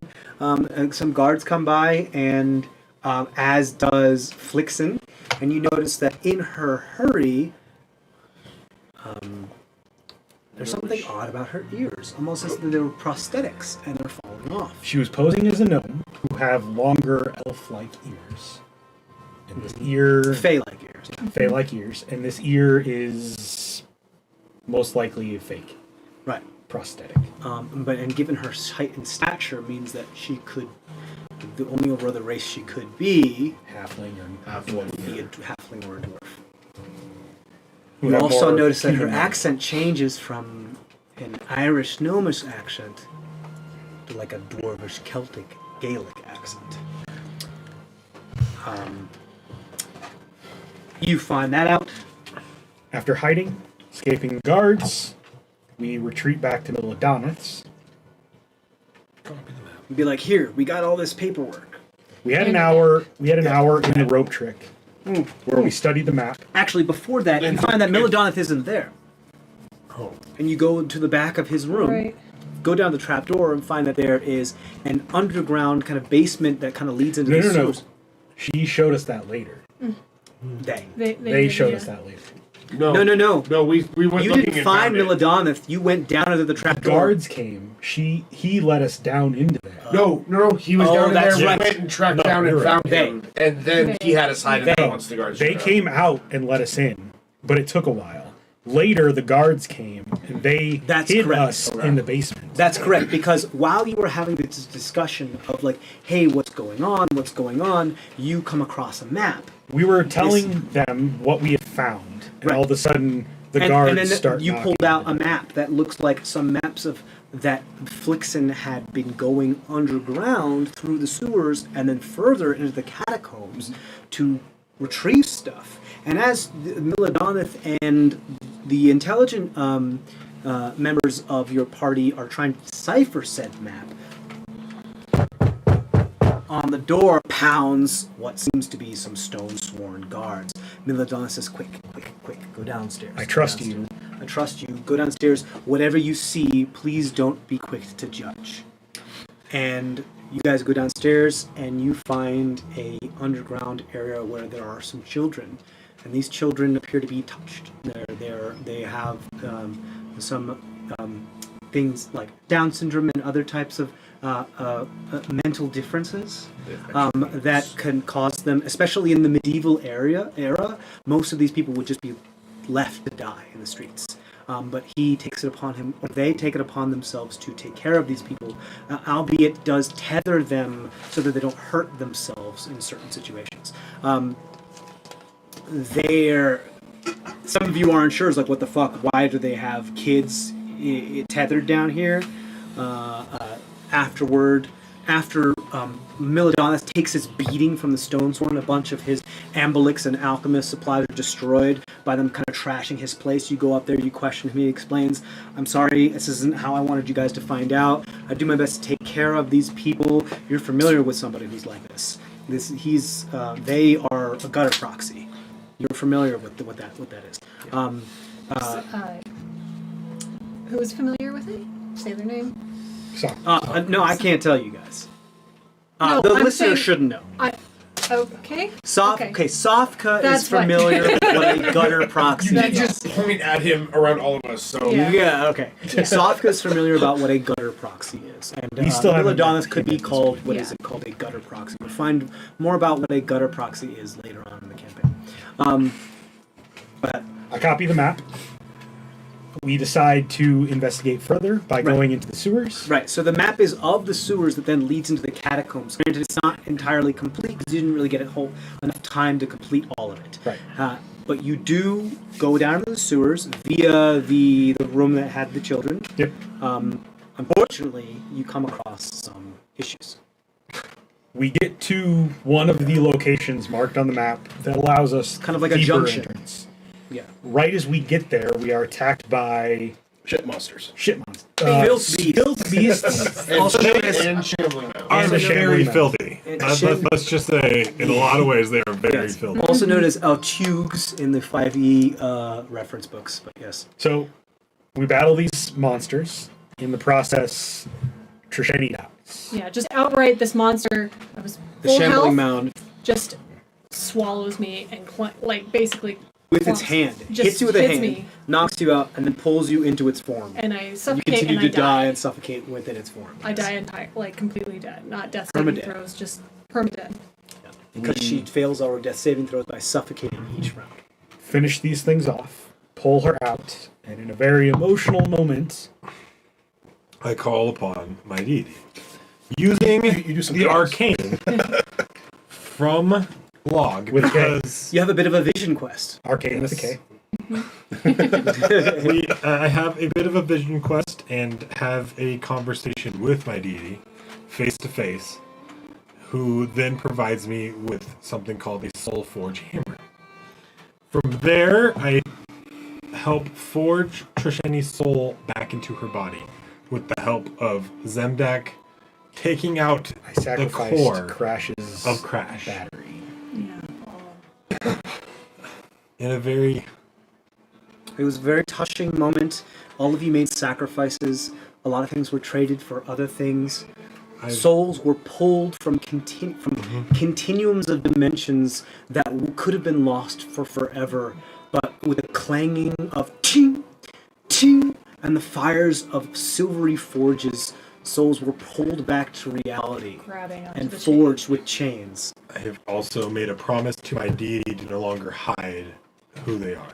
Yes, that was their Which is caveat of the deal. Like, a you very get big this thing. one because you did have access to Revivify, but you didn't prepare it that day. I didn't have diamonds. We didn't have You didn't have diamonds diamonds just either. bought it that day. So your deity was like, "I will grant you this. Everybody gets one, but you may no longer worship in the shadow of hiding for my name."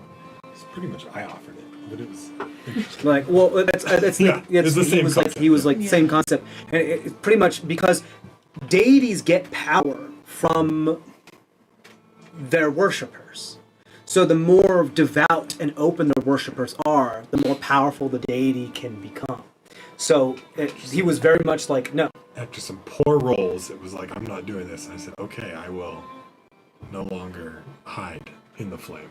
yep. And so some deals were made, some sacrifices were made. Trisheni, The old woman's from the soul. brink of death, from death itself, pulled back, her soul forged back into her body. All of you are exhausted. Everything is fucked up. You take a moment before you delve deeper down the pipes of the junction, don't you? Nope. Nope. Not at that point. I left Crash behind. Zemdack decides to old yeller Crash Yep. in a very moment where The battery Crash no was longer spent to the cannot point work. where I think you told me he had like half movement, and that was it. Yeah, and he couldn't be useful in combat. So he couldn't attack. I old yellered him. I took him over to a corner, and I just left Beheaded him him. there. I took the faceplate off as a souvenir. And Granted, this is a mechanical dog, people. Please don't, Peter, don't at me. A souvenir. we went through the junction down into the catacombs. Rusty, scrapey water slide, and giant cheese grater water slide. Yeah. 200 It's rusty and like jangy in all different spots. So Then I go in 200-foot drop into a cesspool cenote type deal, yeah. that we managed to make our way across, and we find the entrance to the catacombs. This entrance is like a doorway that has hieroglyphics upon it, riddle very door. reminiscent of Merisian style, which means like the Maw. And for those of our listeners that aren't familiar with the Maw is on the other side of the Razorfang mountain range, is this massive, desolate desert. And it is mostly known by the name as the home of the nation of the Coalition of the Golden Dawn. The capital is being Babas, and the most people, and the majority of the population here are of Kenran people.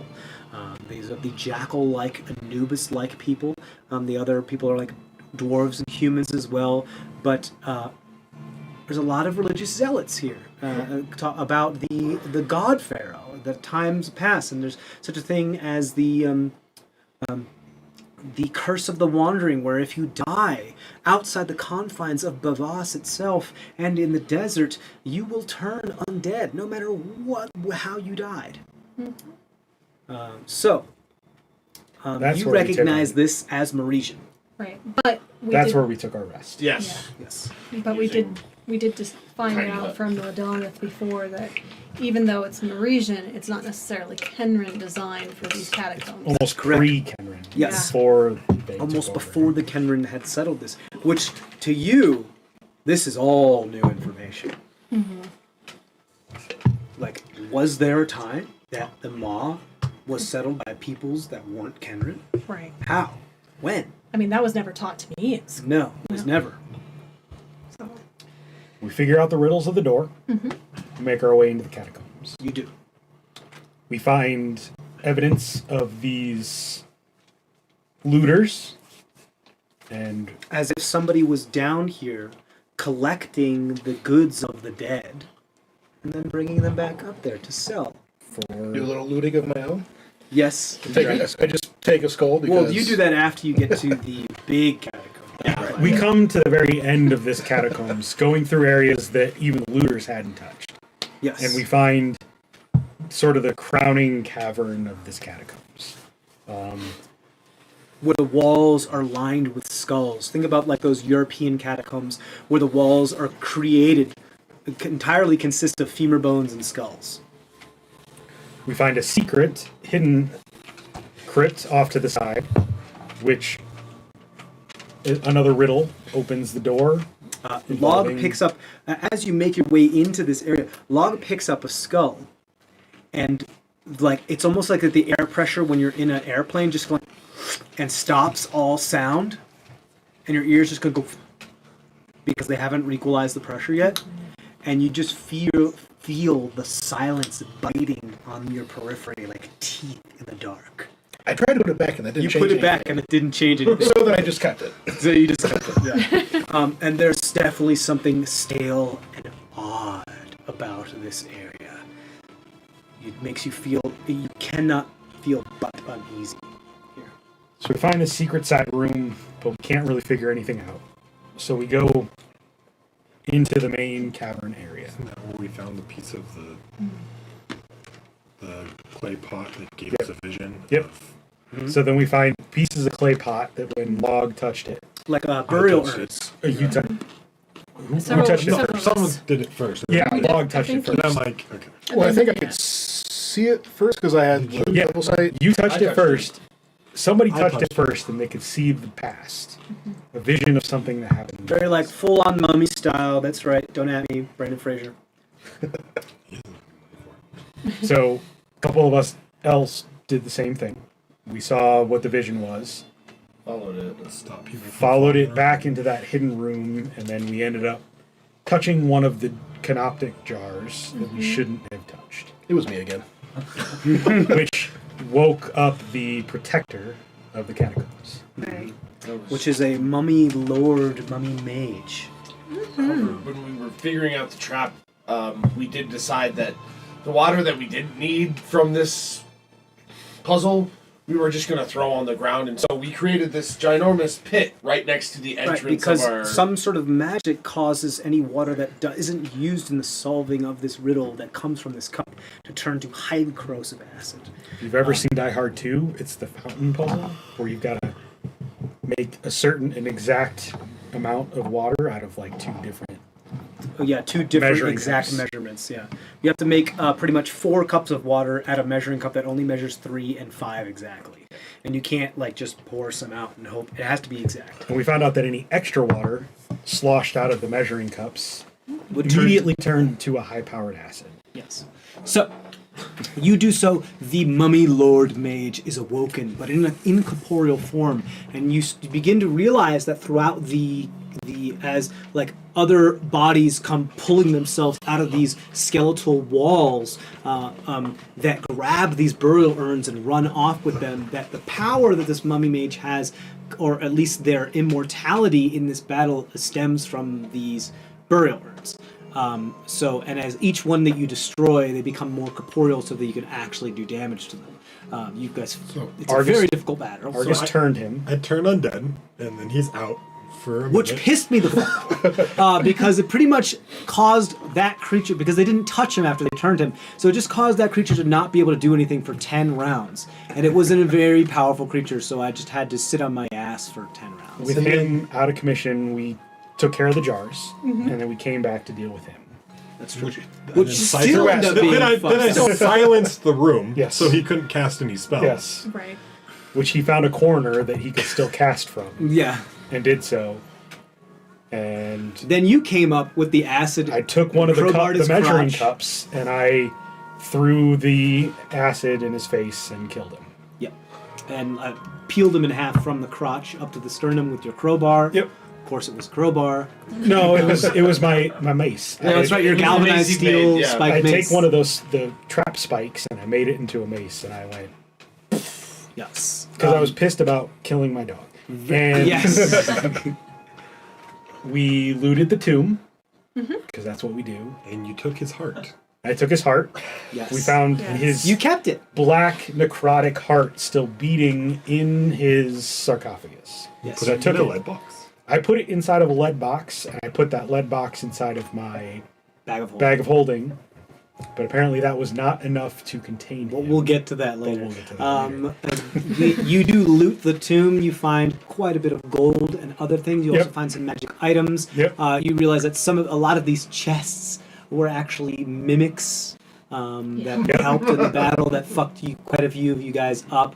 But some of these chests did hold quite some very powerful magic items. Eventually, you find your way back up through some windy caverns and back up to a second set of catacombs. to a second set of catacombs that were find- dwarven catacombs. More evidence of the looters, They were at a higher altitude than which we then trace back to their main gathering point that is directly below a guard shithole. A store, a latrine, guard as post. it were. There is one thing that happens between Cole and Log Oh yeah. during this time. The Well, this would actually be like the fetish- second time that it's happened too. the fetish comes back to haunt us. But specifically you two. But not like nightmarish. Really. When you guys take your rest, you and Cole and Log find themselves in a black void-like room, staring at each other with the fetish on a pedestal between you two. And it says, "Whoever claims me first will be granted my power." You both rush towards it, and you hear in the back of your mind, almost via your patron, Log, "Traitor." And it causes you to hesitate for half a second, allowing Cole to grab it first. And then some black shit goes in his eye. And then some black ichor goes into his eye, and you both wake up. And that's all that happens with that for now. Yes, you find some more caverns. Zemdack gets shit on from the latrine of a guard tower. You guys wake your way through some other sewer-ish running away from more of those filth beasts, finally making your way back up the sewers, claiming that everything's fine. We're sewer maintenance, convincing the passers-by that everything's A-okay. Make it back to Milidonith. Show them the proof that that Flixen, or whatever their name is, has been stealing from the catacombs and selling the items and the other stuff that they found there for profit, which allows them, seeing as they're essentially grave robbing, allows them to sell at such low prices because they're still making money off it. Yeah, there's no expense. It's all profit. There's no expense. That's right. There's no overhead. So, he then says, "Great, I have one more job for you." Fine. Obviously, they're not going down there every day to get stock. And they get stock as more regularly, as far according to these ledgers, as a normal shop would, which means that they're probably doing large endeavors, and then bringing large pieces up, storing them somewhere, and then faking the import from that storage area. I need you to find that storage area. And I need you to get all the stuff out, or at least tell me where it is so I can send people to get it. I have an idea of where it might be, according to all of these notes. It might be in the cemetery outside of town. So you guys head out to the cemetery outside of town.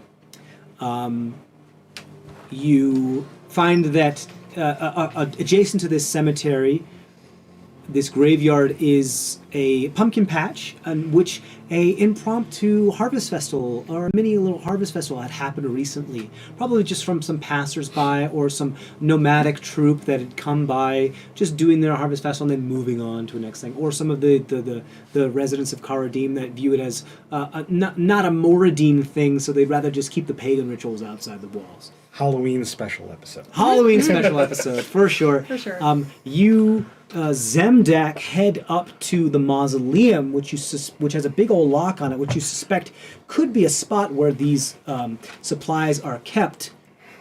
And you reach into your bag of holding. And pull out the Mummy Lord. Well, hold on. You reach into your bag of holding to pull out Nitpicker, the gnome that was given to you by Granny Lonely to attempt to help pick this lock. However, as you reach your hand into the bag of holding, another hand grasps yours upon your wrist. This Mummy Lord's hand, as it has recorporealized and rematerialized itself within your bag, and was just waiting for someone to reach in. It commands you to pull, and you pull. And I pull. And it pulls out. The spirit escapes, enters the mausoleum, and exits as a Grim Reaper pumpkin, calling forth and summoning a graveyard elemental from the graveyard that causes headstones to upend themselves and zombies to reconstitute and unearth themselves, and battle commences. It has a vendetta against you, Zemdack, because you killed it that one time, but its heart was still Acid intact. to the face. So, between the pumpkin thing that immediately goes invisible, and the corpses and the corpse abomination, we focus on the undead, killing them. Although in the process we lose Eleazar. That's correct. Abomination has gravestones for fists, and it crushes him beneath its fists. And Eleazar dies Eleazar is our second casualty in the campaign. We manage to prevail. We take out the corpse abomination first, then the rest of the undead, then the Grim Pumpkin's minions, and the Grim Pumpkin itself. And we Hard battle. I run and get a gentle repose on Eleazar, seconds. so that we can revive him later. Because again, we are out of spell abilities to revive him in that moment. But it was literally like only a couple seconds left before he would have passed that mark. We then unlock the mausoleum, find all of the weapons and goods that Flixen is planning to sell, hide them in the homestead house, and collapse it the rest of the way on top of it. We pile all of the undead. What else do you find in that mausoleum? Find two things: a cane Yeah, and a crossbow. and the crossbow. Very crossbow. A couple of magical weapons mixed in with the We also mostly stole mundane. magic item A from very the door. crossbow, which is like a crossbow where an elf and a dwarf of long past were forced to work together, and their anger and angst toward each other was kind of built into the magic of this weapon. Something You have though, to you have to insult the crossbow to make its magic work. Yeah. And if you do it properly, it does more damage. But if you don't do it properly, it will refuse to work for the rest of the battle. You do it properly, it gets Obstinately. fire damage, Yeah. which is why I got it. Yeah. So we piled all of the undead, the zombie corpses, into the mausoleum where the weapons used to be, sealed it back up, hid the weapons. So for the next person that goes in there, well, remember the next people that are going in there are Milidonith's the smugglers. children. Yeah. No, because we told No. Milidonith where we put them. It would have been Oh, Flixen's okay. people. Yeah, it would Yeah. So, and then we hid the weapons in the house, collapsed it on them, went back to town, rested.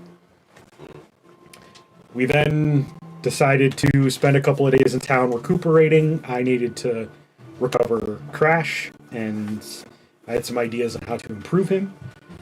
So we tried to schedule that for that same day, but after the battle, we were too exhausted to do that. So we did what we could. The next morning, we went down, recovered Crash, finished Well, not quite. Right? Crash We 2.0. tried to recover Crash. We Crash tried. got stolen. That's right. That's where So we. you guys went back. You can finally join. So you guys been quiet for 4 hours. we go back to find my dog. Okay. To find Crash has been taken. Zoomies. So we track down the skid marks. Right. So wait, from this hold on. You metal guys dog. head back to the junction, which is where you descended previously to go to that door, which then brought you to the catacombs. So you go back to that junction. Crash is no longer to be found. You find some scratch marks and trails that lead you further onto a different cavern/sewers that go a little bit deeper in a different direction. You end up in this natural cavern, and you hear some voices. arguing about how to place things for better Very feng shui aesthetics. style. Right. Yes. You hear some rat, this big giant rat, and this rat man arguing like a married couple about where to put stuff in their nest. Air quotes. Upset that someone stole my dog, I charge into the room like I'm bigger than I am, and I follow you, confront so we have Yep. the gnome and the dwarf. immediately confront this ratkin and his giant rat about giving me my dog back. And, Yeah. and he calls himself Thrat, the Rat King. And he says, "How dare you? Like, this is my place." Oh, actually, no, he has a He was- Brooklyn accent. yeah, doesn't he he? has a Brooklyn- Hey, I'll fucking Thrat, the Rat King. Yes, hey, there you go. What the fuck you doing in my place? Hey, well, get the fuck out of here. What? Who are you? Who are you? Who Not are in the you? mood. We immediately get into a fight, and Immediately. he attacks us, Yes. which we are then joined. By Sofka, who hates this guy. Yeah, you have have been in the previous sewers. beef. You have been in the underground Yes. and the sewers of Cardim for a while now. And we have beef, me and Throt and Pensky. Throt and Penske have beef, yeah, for sure. You had a couple run-ins with them. Every once in a while, they'll send their rats to steal a sandwich just as you're trying to get it from the garbage, and you're like, pretty "You messed motherfucker! That was my tuna melt." But yeah, you guys definitely have beef for sure. Oh yeah. Go ahead. We fight. He has like this ability that he can like puncture a tumor and like heal, which was super Yeah. gross. Yeah, that was gnarly. He also has like a rat shield and can just conjure rats wherever he wants. Which is Yeah, you fine, can have 'cause some of the that- rats that are constantly around him just like jump up and take the hit for him. Yeah. And he also has like this aura of ill omen, which allows everybody to have bad luck around him, so they have to roll like Bane, a minus D4 every time they do stuff that's near him. Yeah. So he sucks, but And he's mounted on Pensky this whole time. His Yeah. wife, the rat, Pensky the This Rat Queen, and giant Throt rat. the Rat King. Yeah. who did Burning Hands? I fireballed the. You I did, fireballed. I did heat metal. on Oh, you him. did heat. He was metal? wearing Yes. metal armor. And then that killed him, Yeah. probably. No, we don't. we don't. Out of daggers is the one that actually like knocked him out. And then But you the did metal- heat We don't know. metal Yeah. that Yeah. Right. made him lose all his saving Yeah. throws. Right. So Zemdack heated the armor that Well- Throt was wearing. His clouded daggers knocked Throt unconscious. My heat metal kept going as Pensky tried to flee And burrow away. and burrow away. But my heat metal was still active, so I was still able to. So you're not trigger it. sure how long. We don't know if he's dead or not. We think I have he's a dead. ruling with concentration on spells that you can't see anymore, especially if they're getting away and there's like I had to obstacles make between you. So, concentration yeah, spells. I just make people make concentration checks. I feel like So- that's pretty fair. Don't at me. That's my game. He might be dead. There's a slim There's a chance good that he chance that survived. he's dead. Probably. Probably There's a slim dead. chance that he survived. Yeah. Pensky was definitely still alive. Yes. But we killed all the rats. Sofka entered the battle and turned into a bear Yes. I did turn into a bear. and helped you guys. I did help out. Yes. Yeah. Yeah. We're like, oh, hey, that's cool. So- you want to hang out with us for a bit? You know? After burning through the rat's nest and collecting all of Throt's goods, And the remnants of Crash. Yes. Crash, we got a couple other magical items. That's where you got the cane. Yep. Yes. I took and a rat cloak. skull. You took a rat The skull. giant rat skull. Yeah, the giant rat skull. We shared the spoils with Sofka, Yes. which is the most money he had ever seen. She She had ever seen at one time. Yes, it was a lot. Sofka has a background of a street urchin and has lived underground and on the streets their entire lives. So, people skills aren't great. But we were like, hey, new friend, so come with us. Yeah. Sofka's like, you do get fed that evening, the largest Yes. meal you've ever seen in your life. We took her to the surface, back to the Gutbuster, fed her many meals. I did not try the Gutbuster challenge.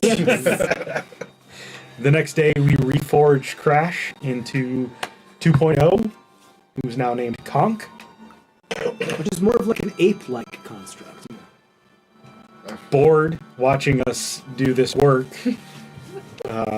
Cole. Oh, actually, there was a point where you got to Karadim and you did rent some time at the hot handle to forge the dragon sword, Yes. dragon Right, fang and- sword, and the spear. Yeah, and the- your the- dragon fang tipped spear. So that did, Which was before I got Right. arrested. Yes. right, which was before you got arrested.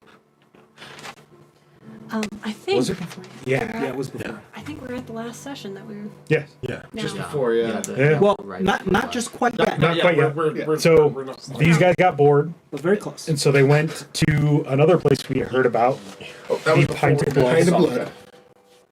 That we went to the Pint of Blood first, and we decided not Yeah. to at that Yes, time. you because went to the Pint of Blood Yeah. before you met me. Bored watching us You came. tinker around, you guys went to Pint of Blood. But we found out that there was a fight club there. Yes. And since we had just had the big battle that and, morning, and the rule is, it's your first day of fight club, you got to My fight. recap actually starts with you guys doing some finishing touches on Conk. So I think if it's all the same to you guys, we'll take our Do break your there. official after about Yes. 3 hours. So yes, sorry, this will be the only time this happens, guys. This isn't the norm, but we wanted to catch you up on everything that's happened this campaign. Thank you so much for bearing with us. We're going to take a quick break, about like 10, 15 minutes, and we'll be back after the break. Thank you so much. We'll be back in a moment.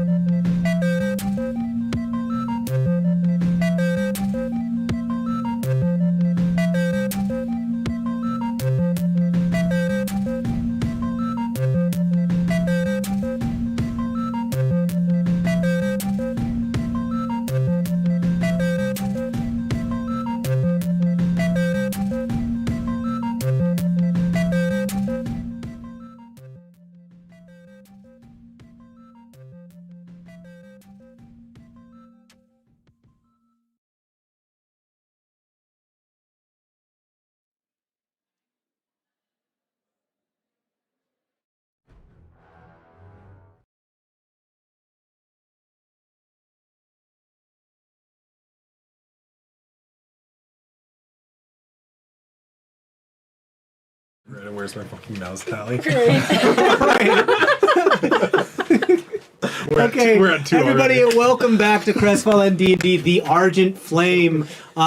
We've come back from a break. Thank you so much for sticking with us for our recap of pretty much everything that's happened so far in this campaign. Woo! That was a lot. But thank you so much for bearing with us and sticking with us.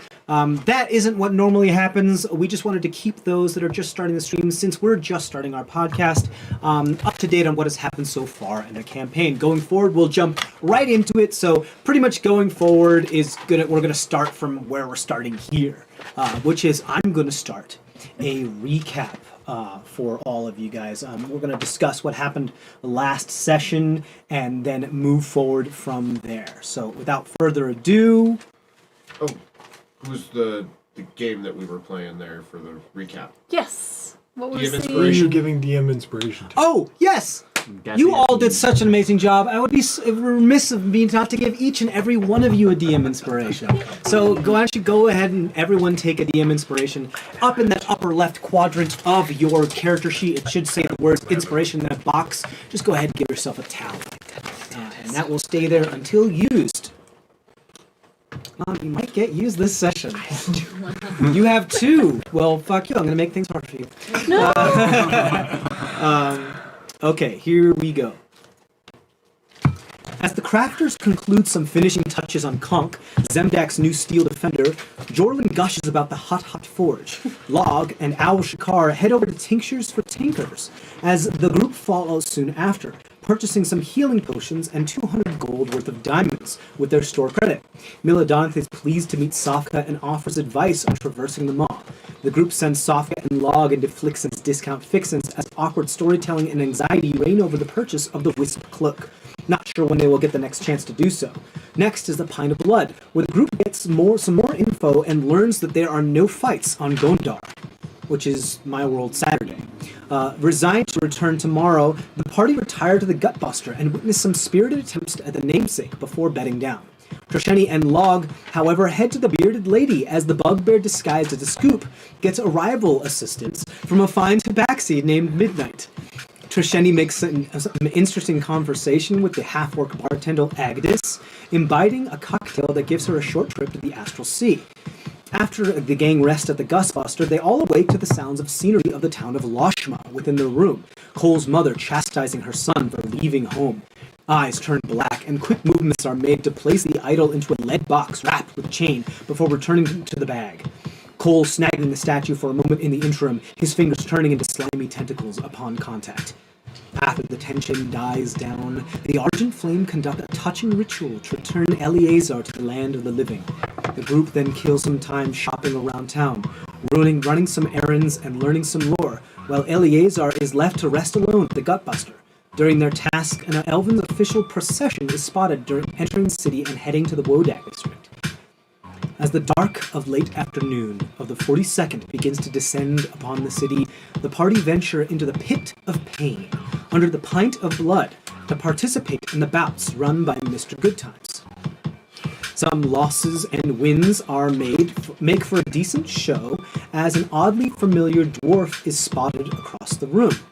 Looking worse for wear, the champion bout surges on as some notice the biting and turning of zombies in the place in the corner, and screams from up above. Most of the crowd unaware, and others in shock. The reality of the moment dawns on the party, in grim realization. Welcome back to CrestVahllen.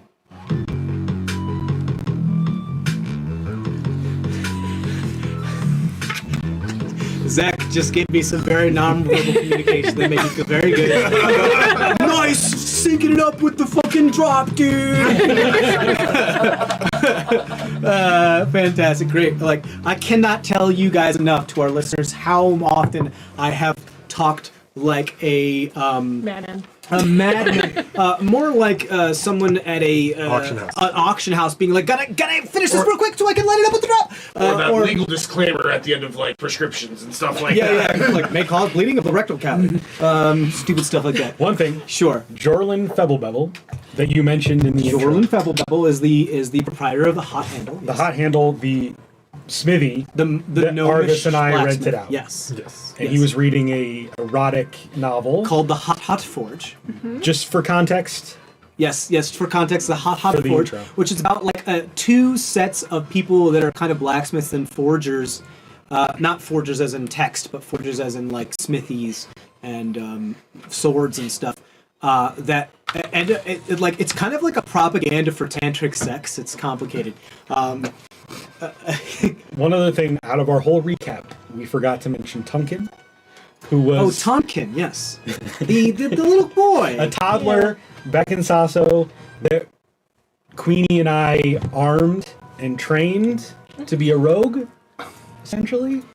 You gave him a crossbow. I think Log actually gave him some. I gave him lethal bolts. live ammo. I gave him You gave him live bullets. ammo. And He was shooting around like cork-tipped ammo, and but I no, you made just his- gave him straight up live ammo. I made his toy crossbow shoot hard enough to do. Yeah, lethal so you guys gave him an actual lethal weapon. This like 5-year-old. And Queenie was training, or Darius was training him on like hide and seek, like Yeah. rogue shit. So he could get sneak attack and actually straight Yes. up kill somebody. So like a 4-year-old, Granted, he does like Five. kind He's of five. have a lethal 5-year-old. does try to like protect Aolin, and Aolin's like Tunkin, that's enough. Like, Yes. right. Just we left him out, and I didn't want. He didn't want to. Right. Yeah. I noticed that we left him out, but I was like, it's Tunkin. okay. We'll just move forward. Anyways, zombies. There it is. So the scene around you, Log, Zemdack, Conk, and Tengu, who is this kind of halfling. Tengu, get you, this halfling ninja that you guys are in this cage, this metal cage down in the pit of pain, having a bout with. As Tengu and Zemdack look over, as well as other members of the party, look over in the corner, that one dwarf that seemed familiar turns into a zombie, bites the guard that was investigating her. He turns into a zombie too, and they start to swarm the audience.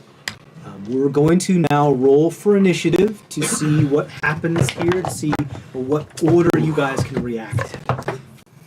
I'm going to go down my list. Argus. 8. Oh boy. Okay. Cole. 24. Oh wow. Natural 20. Okay. I'm gonna just do some stuff here.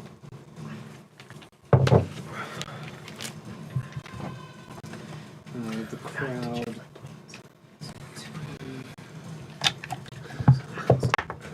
Ooh.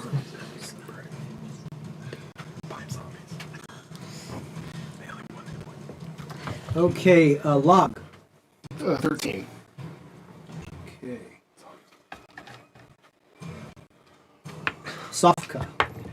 5. Ooh. Yeah. Trisheni. 23. All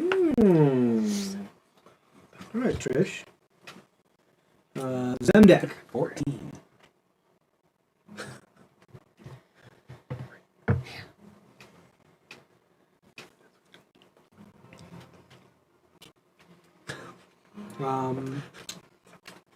Is Pernua here? No, she's No, she's Yes, back she watching. is. No, She she's is here. She's You right didn't straight here. up right you here. didn't have her fight, but she is here. Yeah. Right, yeah. She snuck in. okay. She came in. You're right. Just because I often forget Pernua exists. Mr. Good Time just didn't notice her. Yeah. She was being inconspicuous. She gets +1, so that's Caleb. Fancy human. Mr. Good Times. Caleb Good Times did not notice that she was a newcomer. Correct. Maybe, for all we know, maybe she's not a newcomer. And Conk, does Conk have a different initiative, or he Nope, just goes? it's my bonus actions. Okay. Okay, so up first, Cole. With your passive perception, you already knew that this was happening. You were already headed in that direction, so it's your Yeah. turn. Which one of these guys are zombies? If you could let me know. Just those two. Just these two. Okay. And one of them is slapped you aside. prone at the moment. We heard more zombie noises coming from upstairs, correct? Correct. Yeah, you heard Well- screams. Did only Cole and I hear it? Yeah. Only Cole and yes, Argus heard. Okay. As they were going past it. Cole is gonna turn towards them and take move forward 10 feet, and turn and take a shot at Beefy Boy, who's standing up. He was the guard who's now a zombie. Yeah. From there, while he screams out to everybody, "Zombies!" Great. Well, so, just for our listeners, outside of the cage, are Cole, Argus, the audience, Trisheni, Mr. Goodtimes, one of the monks that was involved in the bouts. What was his name? The elderly dwarf. His name was. I got it. Oh, I have it here somewhere on D&D Beyond. Low track. Lotrack, and Pernua, as well as Sofka. Inside the cage, we have Zemdack, Conk, Lahg, and Tengu, the ninja. Yutish was the monk. Yeah. Yutish. Yudish. I believe. Yeah, Yudish. Okay, so, go ahead and roll your attack then, there, bud. Flixen came down 10. sick. 10 10. on the BB boy, right? Yep. The guard turned. Oh, that hits. That hits. It's a very low AC. Okay. Flixen came down looking sick. Bit the guard. She is collapsed still. Prone, Yes. but she's still zombie, she's still Right. active, conscious. As she turned, she bit the guard, who turned immediately. And 8. 8. You pop it right in the head and kill the zombified guard.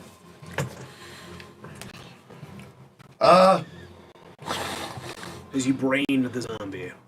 I'm gonna call. Actually, I'll take it. I'll move back another 10, back to where I was at initially, 10 feet.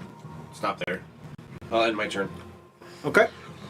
Up next then is going to be Trisheni.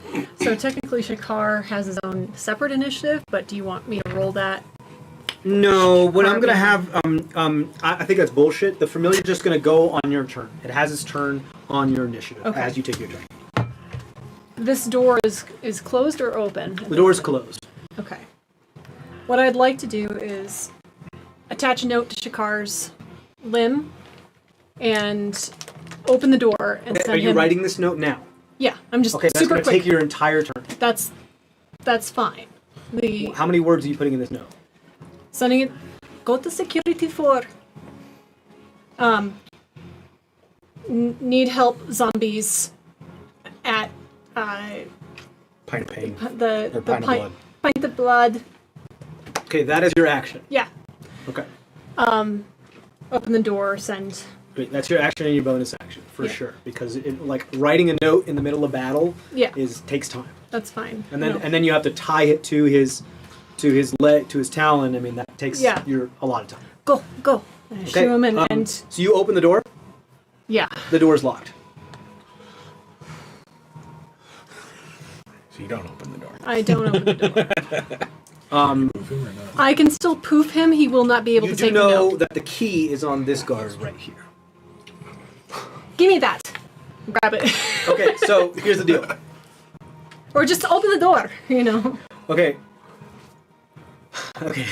So the way action economy is going to work here is that Yeah, because it's you can weird either wait actions. till his turn to open the door, and then Shakar can hold his action to fly up. Right. Or you can go over there and use your action to grab the key, open the door. But I wouldn't be able to write that note. you wouldn't be able to write the note. Yeah, no, I'll do that. I'll try to be like. Okay, open so the it door. won't be until the crowd's turn that Shakar will be able to leave. That's fine, and I'll Okay. still what I'll do because I still have some movement is I'll still be like Okay. here and just This waiting guard ready to go. is not supposed to open the door until Mr. Goodtime tells him to, or nods or stuff like that. So roll a persuasion check to see if he'll open the door for you. It's an emergency. Nat 20. Oh! Nicely done. What's the total on that one? For a total of 21. 21. Nice. Yeah, he looks at you and then he looks at what's going on and you look like, all right, okay. Great, cool. I said zombies. All right, and that's all my action, bonus action movement. Great. Trisheni, you're done. Now we have Pernua is up next.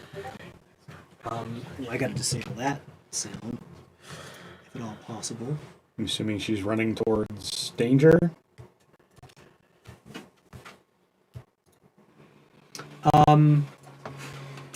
Yes. Well, first I'm going to roll to see if she notices what the hell's going on. She heard Cole yell zombies. It's cocked. Yeah, I did yell zombies. You did yell zombies? He did. Yes. Oh, okay. I'll give her advantage. After he killed the first one. Zombies! It's not very good still, but she's just going to head towards you because she doesn't see the zombies because it's a thicker crowd than I have represented here. Towards who? Cole. I'm sorry. She's going to head towards Cole. Okay.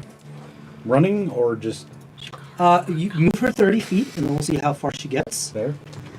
Okay. She's by the guard with the key. Oh, no.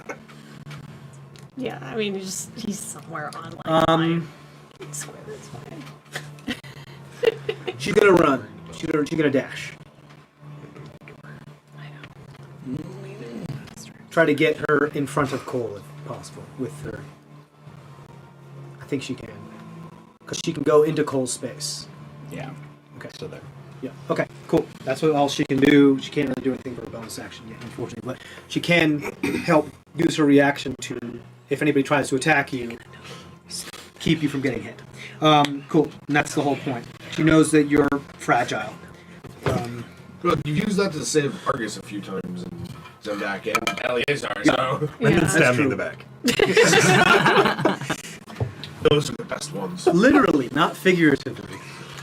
Okay, now it's the zombie's turn. This zombie is going to get up. It's going to attack this individual. Commoner? Right next to it. Ooh, fucking hits. Ooh.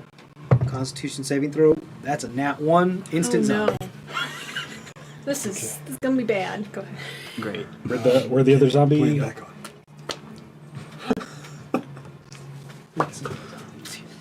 Ugh. There's some more zombie babes. Probably gonna need them. Yeah, you bought in bulk a bunch of zombies, but they're all Okay, just look, zombie the babes. Cheerleaders? Yeah. Yeah. It's not intentional. It makes sense that they'd be down here, right? Yeah. Yeah. You know. Yeah. Go Tengu, get you! So, bite, turn. Right, so here's the weird thing. Because of the way these zombies work in my world, there's something odd about them. Because some of them retain some of their abilities from their previous life. What does that sound like? Revenant. Someone's like, no, Tampering with it. someone's done something to them. Or kept them. So this creature action surges. This zombie action surges and goes to the nearest person again. Flixen does? Or the turned? Flicks him. And attacks again. Awesome. That's cool. That's a hit. Burning sarcasm. Con save. That is the third 2 I've rolled in a row for these con Holy saves. shit. Okay. So instant zombie again. So we now have 3 zombies over here in the corner. Argus. This zombie infection is spreading rapidly. I know you're waiting to just do your radiance of the dawn. No, I'm not doing that. We're not there yet. We're not there yet. Okay. Great. So that's the zombies' turn. They will use the rest of their movement, however, to. No. Oh, yeah, you're right. Yeah, you're right.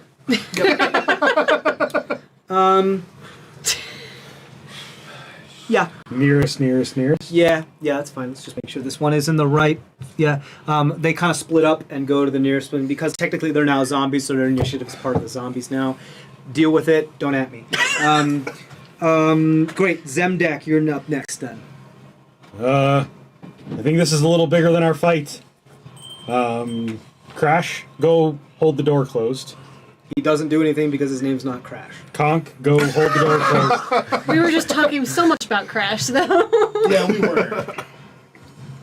And I'm gonna run over to the other side and shoot my crossbow between the Do me a barbs. favor, roll a persuasion check at advantage against Tengu. Because that's who you're, Yep. right? Tengu. This is bigger than our battle at the moment. I think that's only like a 12. Yeah, 12. 12. Okay. I'm This is a gonna- very one single. Okay. It looks like they're listening. I'm going to shoot this zombie boy through the cage. Yeah, you can do that. Technically, the bars are close enough where even someone as small as you wouldn't be able, or as small as Tengu wouldn't be able to get through. But I'll say that they do provide somebody half cover. That's fine. Yeah. 16. 16, that hits. 9 damage. 9 damage? She missed the session. 9 damage. Great, you pop that guy, explode his head, pink dust. Yay. Conk goes over to the doors and he grabs... Are you trying to open the door? No, hold the door shut so that the zombies don't get into the cage. Oh, okay, cool. Okay, it is locked. Good Times has the only key. No. It was open so that we could one at a time come in to fight. Right. Tengu. What Mr. Good Times was doing is that he would open the door, unlock it, open it, close it immediately, Okay. so that you guys can't get out. That Like, makes let sense. people in that he wants to. Then it's locked. He's kind of like So constantly holding his action to do. guard so. the door. Yeah. He's guarding the door so that zombies don't Got come it. in. So he can still like punch through the bars if he has to, that kind of thing. Cool. You got it. That brings me then to Lahg. Okay, so after all that, I did hear everything going on, or it's still up for question. That depends. What are you doing during your turn? What would Lahg do if he didn't know what the fuck was going on? You heard If you just got I was saying, revived, like, if You I definitely heard me yell Yeah, that heard- at Tengu, this is bigger than yeah, our... and you heard would I know- yell zombies. I would. Okay. What would you do? You were groggy from just being revived. What would you do? I would do 2 Eldritch Blasts, 1 at Tengu, and 1 at a zombie. Okay, very very on brand for Lahg. Fucker stabbed me in the back. Yep, Yeah. He was literally hiding in your shadow. and I'll accept stabbing that. you. Yep. I think there was one point where he like did that toddler thing and he was wrapped around your leg and you didn't see him. He just like stabbed you up in the front. So then I'm definitely going after him. I probably should have rolled these separate. Okay, so first one was 23, Yeah, that hits. and the second one was only 12. So that was the first one, and then the zombie will be the second. Great. So they both, even with half cover, yes, they both Hit their target. Yeah. Alright, so for Tengu, 9. Okay. I have to pull up his sheet. I had done some damage to him. You did, but he was very He late. was fine, yeah. And then 8 for the zombie. Are you going after Flixen? Yeah, that's just in my line of sight. Yep. Okay, Tengu takes. He was at 9, so he takes 9 damage. Force. Flixen zombie 8. takes 8 damage. 8. Okay, Flixit is one of the more hardy zombies because again, there's something with Different about her. these. Well, there's something. Remember how these zombies are sometimes keep some of their previous things that they had in life. So that one's still up, but very heavily damaged. So they had to be hardy in order to be going down there anyway. And then I guess I'll just stay where I'm at because I'm not really near anything dangerous. Okay, that is then the crowd's turn. This is when Panic! he's able Yeah, to go so we'll to. do the held action here. We'll do this action. He's going to go open and unlock the door, and Shakar will up there. There is another door at the top of the stairwell. That is closed. Okay. Well, how is it locked though, or no? Shakar can't tell because he doesn't have hands to open doors. But would we have noticed the door was locked when we came down? There's a door behind us, yeah. Isn't that the door that they The closed top, before? at the top That's of the that was the hidden door that came Okay. out when he clicked the thing. All right. So you won't know unless you go up there and investigate. Okay. It's just the way the world That's the fine, world was yeah. built. So Sure. he can with his fly speed get to the top of the stairwell, and then the door is closed there. Now that the door is open, however, you do start to hear a lot of fumbling going on upstairs, some screams and whatnot. Okay. Having said that, then it is now the crowd's turn. The crowd over here. See if they're paying attention because the bout technically is still going on since you just hit him with an Eldritch Blast. Well, okay, so This group is just like, yeah, so this group is this group over to the left of the stage is straight up. It's like, yeah, motherfucker, get him, Tengu, get you. This group just being had a zombie come right to them and they're like, wait, what the fuck? That's over on the north side, and over on the east side, that group is entirely aware of what's happening, and they all begin to flee towards the door. You can move them 30 feet each. are you gonna opportunity? Yeah, they don't know any better. They're just Two of gonna them. run. You get 2 opportunities. That's correct. They don't know any better. They're just gonna run. I mean, what would you do if you had a zombie right next to you? You'd run. That's a natural 1 on one of them. Okay. So Flixen actually kills this zombie right here. And that's a natural 20 on the other. So instant zombie. Was that before or after she killed him? It doesn't matter. I was just because I wasn't associating either one. So, yeah. Great. Oh wow, natural 1 and natural 20. Okay, wow. These guys off to the north. The crowd off to the north is going to start moving to the west here. We won't run. We'll just walk. Away. Casually. No, they run. Okay. At least that half runs. We'll move them all back. They kind of clump up. As best as a crowd can. You know, you can only really move walking speed when you're in a crowd. Right.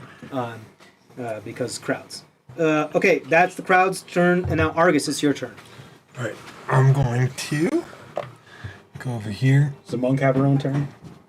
and I'm going to, Sorry, I did not. Monk, low track, and good times, right? I'm just going to put them in the crowd. Okay. The monk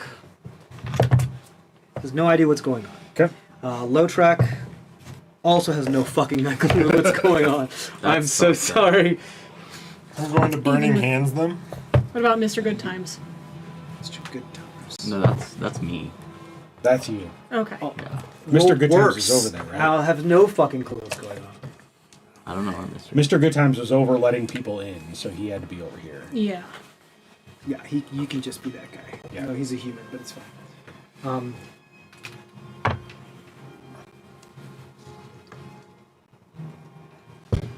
Okay, so you burning hands. I need to roll dex saves. Yep. Against those 2 zombies there, correct? Yep. Okay. That is a 14 Fail. and an 8. Fail. They take 9 fire damage. Okay, you immolate both of them. Turn them into charred corpses. They're both gone. And essentially, you get rid of all the zombies here. That we know. Down here, that you know of. But we still hear fumbling around upstairs. Absolutely. And then I'm going to. That's the rest of my movement. Okay. I don't go very fast. No.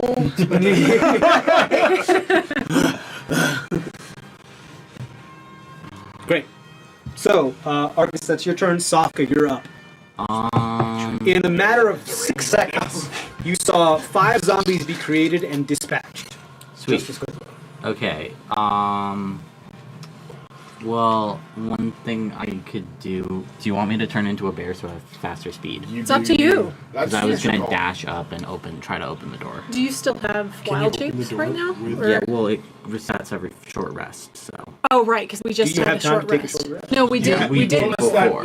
Oh, right. Between short rest Yes. and short So, rest. by the way, that means you're not out of spell slots because you have your arcane No, recovery. that's No. only for Circle of the land. Of the land. Oh, Yep, you're that's Circle why. and- That's yeah. yeah. He gets his wild shape, but not his spell slots. Right. Yeah. So, I'm not which is all more out of- important for you anyway. Your Yeah. wild shapes are more important. So. The door is a bear. Just He can break the barrel through it. So I'll do that. Okay.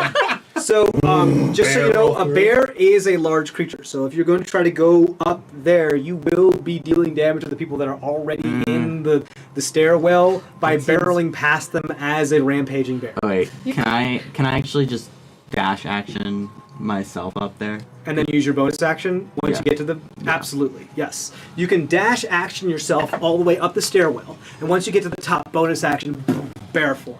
So you push past all of the crowd Good, people. stop them from getting Actually, upstairs. just do me a favor, just roll an athletics check for me real quick. It's not difficult. With bear stats, right? No. Human. Okay. Human stats. Half elf stats. Athletics Yeah. is not great. That would be a 6. 6. Okay, so you get past one of them, and then there's this other dude that's about like 10 feet from the door. That's like, kind of like making his way up there, and you're just like, stop, get the out of the way, and you're just like, I just turn into a bear right in front of this dude. Oh no! This guy freaks out. You kind of like pin him up against the wall. He's like, you knock him out. He's just I feel falls on the door. terrible. Okay, You're like doing your best Yeah. not to step on him while you're on the so stairs. I am Yeah, a knock him. bear, and I'm halfway up the stairs. You are right up because of your large size. You expanded, so you're now right next to the door. Okay, but you're right. out of actions now. You use your action to, Yeah. to dash, your movement to move, Okay. and your bonus action to transform. Okay. You do see Shakar like still flying at the top of the Yeah, doorway. Great. Back to the top of the initiative. It's Colt. Oh, okay. It's a good block people from going up to the zombies. Cole is gonna move into the stair. I'm gonna move over to the stairwell. I don't know if I have enough movement. You can get into the stairwell. Yeah, you can get in the stairwell. Cool. Just do me a very easy athletics check to push past the dude that's in front of you. Oh yeah, because that's what I'm strong at. 16. You're fine. You push back past them. There's one way. There's no. There's a bear in front of you. Yeah. All of a sudden, there's a big Place bear is not that I up to run- code for sure. This is not wheelchair accessible. Trisheni, can you get us through here? I know you can do it. You're the smartest one out here. Give me your Yep, inspiration. that's exactly what I'm doing. Yay! Inspiration. Great. Thank you. Okay. Doesn't do me any good if I hoard it. Is that you still have an action as you guess? Yes. I do. Do you know if it's unlocked, or do we have to break through it? You're gonna find out. I'm gonna. I don't know what I'm gonna do yet, but I'm gonna try. I'm gonna hold my action until he does something to the door. You have to hold a specific. I know. You have That's to why hold I'm a like, fuck. specific action You have to that call has a something specific out. trigger. You know what? I'm gonna hold a shot from my crossbow until the next time I see a zombie. Okay, that's fair. Yeah. Great. Great. That's Cole's turn. We're off to Trisheni. Open the door, Sofka. You know you can do it. And I am going to run back, maybe this way actually, so that I have clear line of sight with the door. 5, 10, 15, 25, 30, 35. So I'm now in line of sight of the door, but I'm back. Okay, I'm gonna work just to see what's going on. I You warged in. become Shakar. I warg in Shakar. Great. And then Shakar is just going to continue doing. I can still Try and escape. Yeah, try to escape, and when you So open. how the Find Familiar warging works is that pretty much you, as long as you're within 100 feet of him, you can continue to give him exact directions. But as soon as he crosses that 100-foot threshold, he'll just follow the last direction you gave him to the best of his ability. And you're just along for the ride. Yeah. And, You can still be in his sight, but you no longer have control over his body. Yeah. And that's my turn. I don't want to blade dance just quite yet because I am blind anyway. So You got it. blind and deaf. So Yeah, you got it. Okay, moving on then. Pernua is next. exactly. I'm just completely out of my senses. She just ran up next to her, and so So And Pernua's I'm right just, next to- yeah. Pernua's Carry just you. going to use her action to defend you. She's pretty much now, she understands that you're defenseless right now, so she's just going to do her best to keep the squishy alive. Great. Also, warging. Understand that's a reference to Game of Thrones. It's We're just fine. saying that Oh for my God, you know. fucking don't at me. Jesus Christ. Thanks. All this fucking copyright bullshit. Okay, so it's then the zombies' turn. Oh, no one's upstairs. Boy. blah blah blah blah blah. I just realized, did we skip over Tengu's? Right. Tengu goes with the crowd. I just didn't get a chance to do him, but he also couldn't really done anything because he's only a melee fighter and he can't get out of the Cage. I mean, he could throw kunais, but he can't really get out of the He could cage. have turned around and stabbed the dude who just shot him in the back. He stabbed me in the back first. That's a very good point. Zombies are gone from his perspective. That's a very good point. Okay, fine, Tengu. Let's see what he's up to. 10, 15, 20, 25, then bonus action dash 5, 10, 15. Stab. Stab.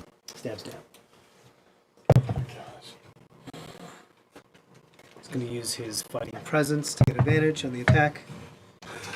What? He has a samurai background, so he can use something called a fighting spirit to get advantage on an attack however many times during short rest. That's still only... What is his...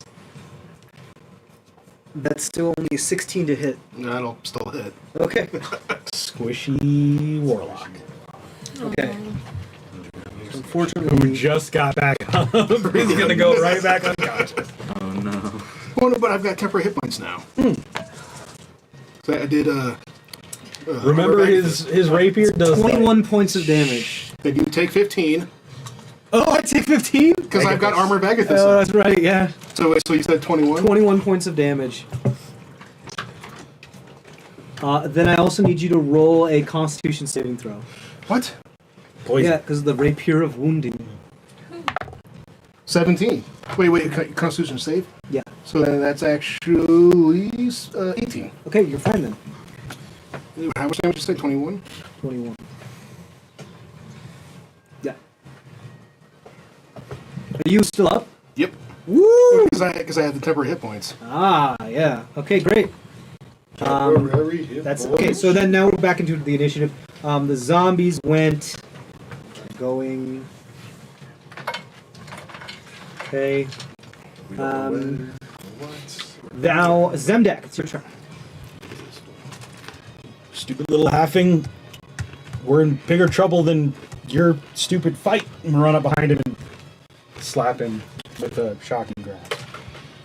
I love how you guys are fighting this guy still. Nothing else we can I do. know, it's really good. Hi, Tony. 17 to hit.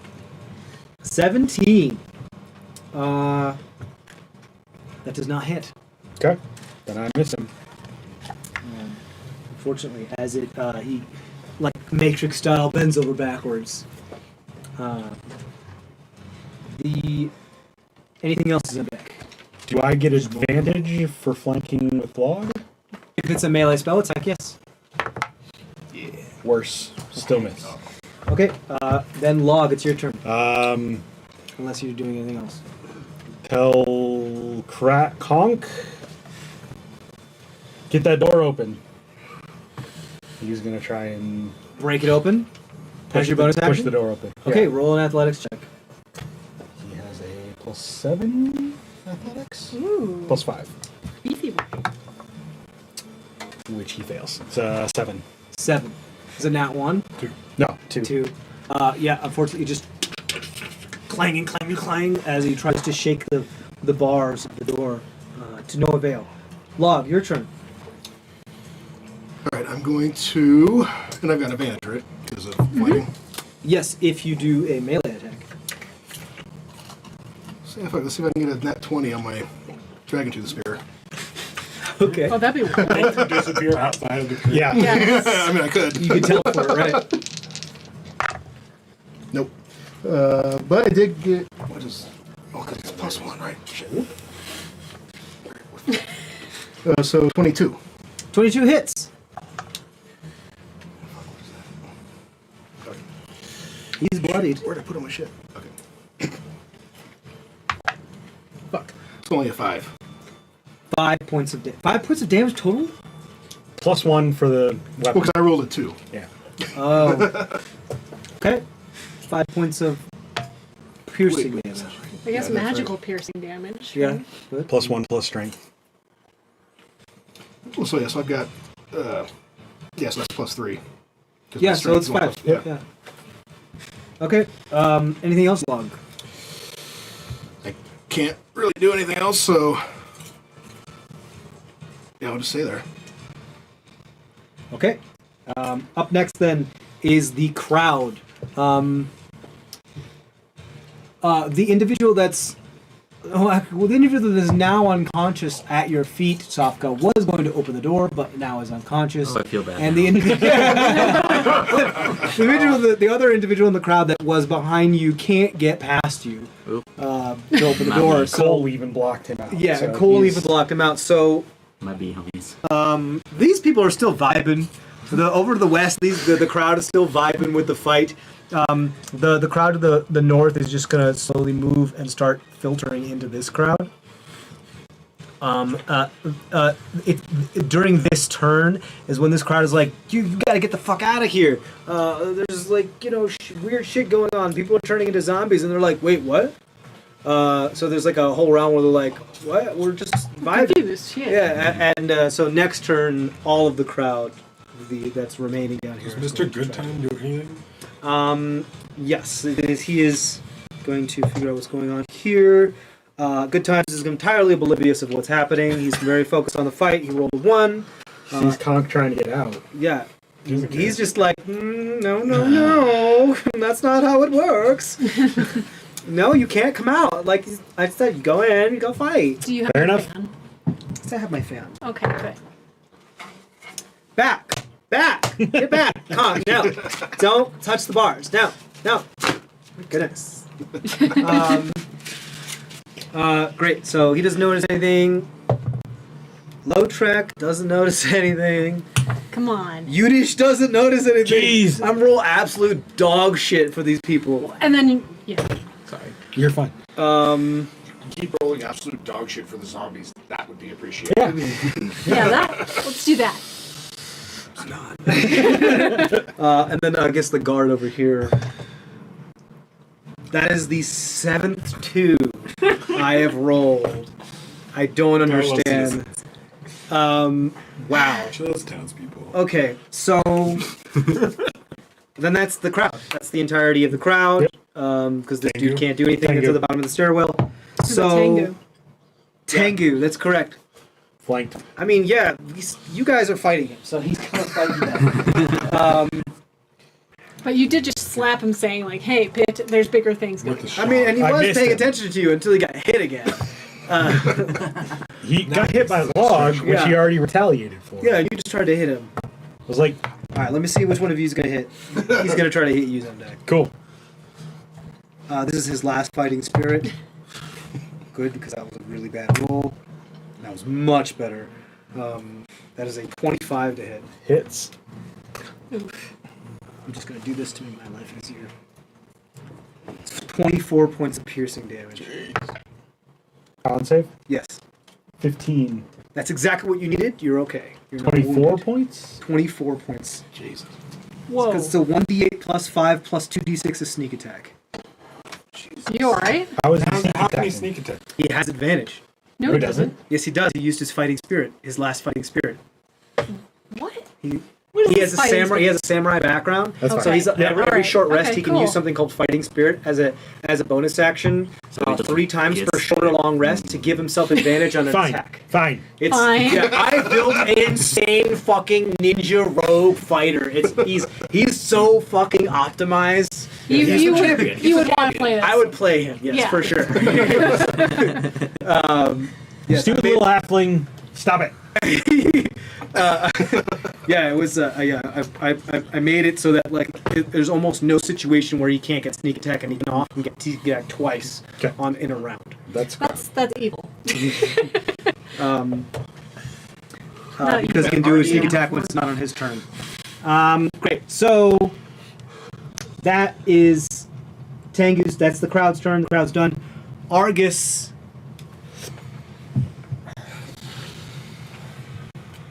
I'm sorry, Tengu doesn't like to be surrounded by him. He's going to use his bonus action disengage and then move 5, 10, 15, 20, 25. Just going to move right near Conk. Okay. Yes, Argus, go So ahead. I can't really get up the stairs. Yeah, it's a bit of a clusterfuck So there. It's because this is entirely- ridiculous, I'm going to break the rules. And I'm going to toll the dead tango. Okay. Okay. Give me So that he needs to wisdom roll save. wisdom saves. Okay. Yeah, I mean, I guess kind of all bets are off at the moment. Just the people Just that a free who are kind of in charge of Yeah. the rules aren't aware that all bets are off. A wisdom save. Yep. It is only a 13. Okay, here's 2d12. Tengu's looking pretty hurt.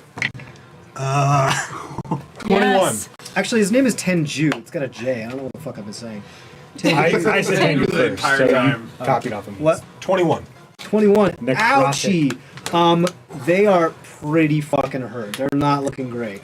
Out of 100, they're looking like about a 15. Okay. Gosh, do I do it? Yeah, you do. Do I do it? Yeah, But that's you just so mean. Yeah, but he stabbed me in the fucking the back. bonus action, what would you like to do? He stabbed me in the back. Well, chaos. Chaos Crew. That makes us the champion. He's the champion. That makes us the champion. What's more important to you? Taking down Chenju or realizing how... My whole point in attacking him is to get Mr. Goodtime to realize to stop this Right, junk. but if you're using spell slots, what's more important to you? True. I'm not going to use a spell slot. I'm going to go as far up as I can, which is not that much. Because... Who There's knows a lot what of. the fuck I don't know happening. what's going upstairs. Crowd the door. Let's crowd the That's door and why make I it even just- harder. Especially since you're a cleric and you're like, the undead should be burned. Yes. Beyond all recognition, so... Although Argus is also like, fuck you, ego is really important to me. Okay, so great. You just try to get... Everybody crowds near the door. A lot of things. Really, and now it's Sofka. Nobody can do anything in the stairwell until you do something. Okay. You're this big bear, just I like it. because So then you can stop I people from going. break down the door. break down the door? Yeah, go ahead. So roll an athletics check with the bear, the grizzly bear stats. Sweet. Like to strength check the door, please. God. Okay, that is Athletics an athletics. with the bear's athletics. So Okay, what you're so gonna that do would is- be. Yeah, I think they're proficient, aren't they? No, I guess they're not. So They're it's not just plus proficient. 4. Yeah. So, God. Why am I rolling so bad? 13? Yeah. That does break the door. Oh. It doesn't break down the door, but it does break the lock and like impacts and causes a bunch of the wood to splinter to the point where there are like holes and you can see through the door. You see, because you still retain your wisdom modifiers and stuff. You see with your passive perception, there's a good 7 zombies in the bar Ooh. that you see through there, and you see 7, and then you see an 8th one just come try to like gnash its face through the door. You can see past him past her just barely. So your held action does trigger. Technically, this creature will have 3/4 cover because it's behind a bear, behind a bunch of people, behind a door. Okay. But you can headshot it. You can do You it. just have to hit it. 14 Right in the mouth. 14, 8 plus 5 is 13. Yeah! You Daryl that thing right in the face. Yeah, you very Daryl Dixon it right in the fucking head. 6. 6, you brain it. It's gone. So there are 7 zombies that you know of, Sofka, upstairs. Some of them mauling people. Nice. Looks to be a good 3 of them actually bent over on somebody, just devouring the entrails. Very Walking Dead style. Nice.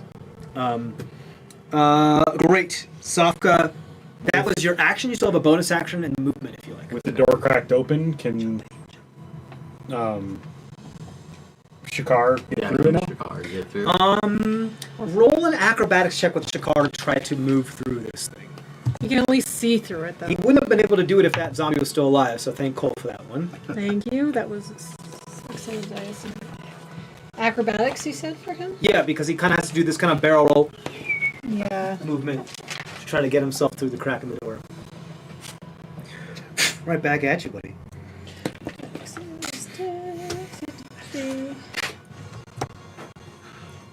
7.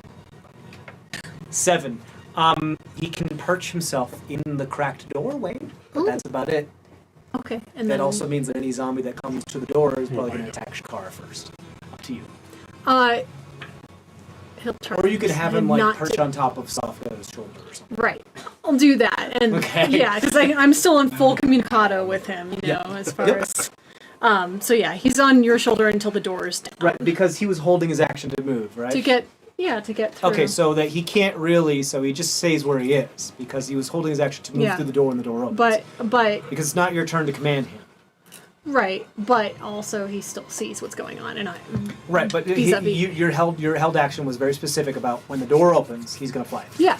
So the door hasn't really opened yet, so he just stays where he was, which is chilling near Sofka. It opened. It was immediately filled with zombie face. Well, like it's in, like again, it didn't break open. down. It splintered in and cracked in a little bit. It didn't really open. Yeah. No. Yeah. And there's just like a small hole. Like you have to hit it several times with. If you roll a higher athletics check, you can just straight up break it through. But, okay. Okay. I'm sorry. So moving on, Sofka, that was your turn. You still have a bonus action movement if you want to use it. I don't think there's really anything I can do. Can I attack it? Can you attack with a bonus action? Well, bear has multi-attack. That's true. Oh yeah, you could go. And you wall apparently ball. an Yeah. athletics check against the door is still an attack. So yeah, you can try to attack it again. That's a very good point. 18 on the die. Plus That 4? so Plus yeah. 4, so... Yeah, sure. So, 22. yeah, it's weird. I don't care. Don't at me. I made him roll not an attack roll, but just a fucking athletics check. Fucking don't at me. This is my game. Yeah, sure. Yeah, you break fucking down the door. So now, Shakar can fly through if you want. You break down the door. Okay. You can use your movement to enter the room if you like, and you have a bonus action too. The room layout, we're not doing visual here, it's only going to be theater of the mind. The room layout is just about as much room as here, so about like 45 feet by 45 feet wide. And there's a bar. 7 zombies. It's a bar, it's a dive zombie. bar. There are 3 individuals that appear to be still alive. There are a bunch of corpses and zombies devouring them, while 2 of them notice you, or actually most of them notice the sound and turn towards you and look like they're about to head towards you. Okay. 3 zombies look like they're within 10 or 15 feet of you. Okay, can I... So, I have, 80 But if you don't move, feet you're going to of- be blocking the area. That's true. I mean, I have 80 feet... I'm not 80. I have 40 feet of movement. So I could get pretty close to out of the bar. But, Yeah. The door of the bar? yeah, I could Like, get to, like, block the that door of the bar and block that. Yeah. So I think I'll do that. So you want to go through the doorway and allow the people that are down there to get out, or do you want to block the door and block from both sides?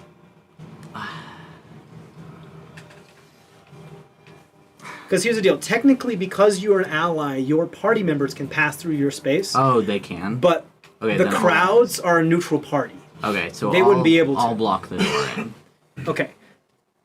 So, having said that, now just so you know the mechanics of how this works, the crowds and the people that are neutral party, like Mr. Good Times, the guards, Low Track, Utish, they're technically not part of your party allies, even though they're technically fighting with you. They're a neutral party. Okay. They don't know how to move through your space like your party members do. Okay, so So- I'll just block the door. Yeah, so you can block the door, meaning that these individuals, you will have to do, people that are going up, like the crowd and the guards, people that are going up the stairs are going to have to roll athletic checks to push past them, and then in order to get up there. And they will continue to try to get out and panic by not being able to get out, but that's the way it is.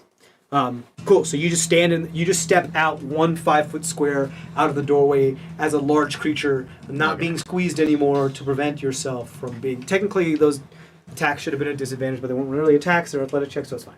Okay. But that's fine. Okay, cool, so you're blocking the way. You have bonus action, or are you good? I don't think I can do really anything with Yeah. bonus action, Yeah. so no, I'm good.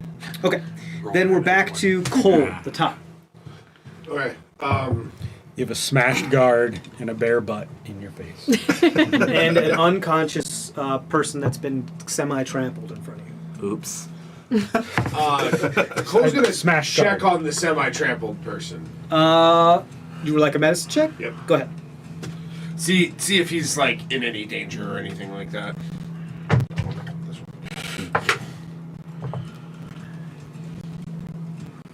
21. 21. With such a high roll, you notice that they probably do have a concussion and a bit of a head wound, but you're able to easily move some of the wrapping from just that is about you, wrap something around their head, and just sit them up against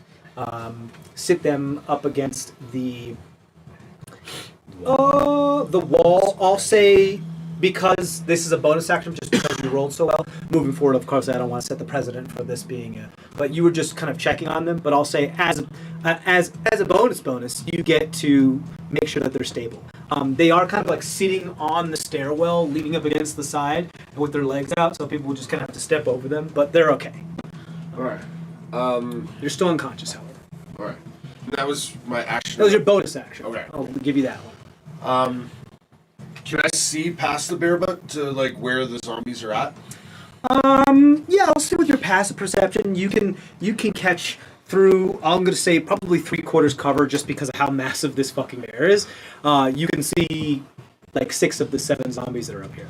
Okay, is there any zombie that is relatively, like a small group of zombies that's relatively There are close? 3 zombies that are within 15 feet of where you are, leaned over a corpse that are devouring it, that have all turned toward your direction, looking at Sofka because of the noise they made. Cole's gonna move around Sofka until he's Okay. 10 feet out from those zombies, Right. and he's gonna cast Thunder Wave at 2nd level. Okay, so with that, you probably can hit a 4th zombie that is nearby as well. Okay. Yes, so I need to roll Constitution saving throws for 4 zombies. Yeah. Got it. At 2nd level. Okay. Yeah, which gives me an extra. Yeah, 2d8. I have +3 to con. So 10, Fail. 6, Fail. an 18, Success. another 18. 2 successes, 2 fails. Okay. So 10 points of damage. The ones who succeeded. 5 to those that didn't. Okay, Yep. all of them are dead. You destroy all 4 of them. You, as their heads just go and just explode from the sonic sound. Nice. So there's now only 3 zombies left in this tavern. I would like to squeeze my butt back around Sofka. Okay, as you take, you just like nope. You go back around Sofka. As you did move into the front of Sofka and did that, you did notice that there was one individual that's farther in the far corner that's like no, that's kind of kicking their way, trying to prevent one of the zombies from mauling them. There's like appears to be only one live individual left up here. I'm gonna shout some of that. I'm gonna shout, there's one left alive in there, and 3 undead left. Okay, Behind you got you. it. You got it. Trisheni, your turn. You're in Shakar. I am in Shakar. I hear you through Shakar. You do. Come on, Shakar. And you go. do see all this because Shakar has a very high perception. All right, buddy. Find a way out. You can do it. And I kind of command him to go out and deliver the note. Go to the tower. And so he tries to find his way out. Stay high. Stay above all the zombies. Right. And because Shakar has an ability called Flyby, no attacks of opportunity can have them. He can easily, with his fly speed, dashing and moving, get his way out of the tavern. No problem. All right. They have kind of saloon doors here, so it can just fly through. As he flies through, I'm gonna take a look around. Are there more zombies out in the street? As the light, or actually this evening here, Yeah. as the eyes adjust from the dim light of the tavern out into the cold, dark night of Karadim, screams are heard, echoing down corridors, streets. You see shambling. You see things shambling on your periphery. Guys, it's not. And this is Trisheni just speaking out into the void because she can't hear or see anything. It appears that there's some sort of undead incursion. The brazier There's- burned that thing, right? There's a ton of zombies, Yeah. not only here but elsewhere in the city. To you especially, Trisheni, seeing what the zombie of Flixen did immediately harkens back to you. The curse. I have seen notes like this. That makes sense. These are some of his zombies. Looks like the host is at it. Something like that. And you're right next to Pernua. Yep. Okay, those with high passive perception that are down here still, so you, Cole, and Argus, you see Pernua looks livid. Ow, Trisheni, ow. Stop. Hey, you're hurting me. As she's Pernua. squeezing your arm very, very hard, not realizing what she's doing. Pernua, I know, that hurts. Let's save that anger. Let's channel it for the host. Yes. All right. Okay. Great. Cool. That's my turn because I'm basically Can't really do just, anything else. Yeah. I mean, you just I could cause them to dash, and I could warg out, but like I want to stay as long also as I have still my. move just blindly if you want to. You can take an action because it's your action to command them, right? Not your bonus action. Yeah, I think it's double check, but as an act, oh no. You can communicate with it. As an action, you can see through your familiar size. So yes, that was my action. Was the action to worry into it? What is the giving the command? There's not. I mean, No, it's still an just action to For see see through it. That's Okay. that's what my action was. Oh, right, so. because it only lasts for a turn, and then you have to like re-up it.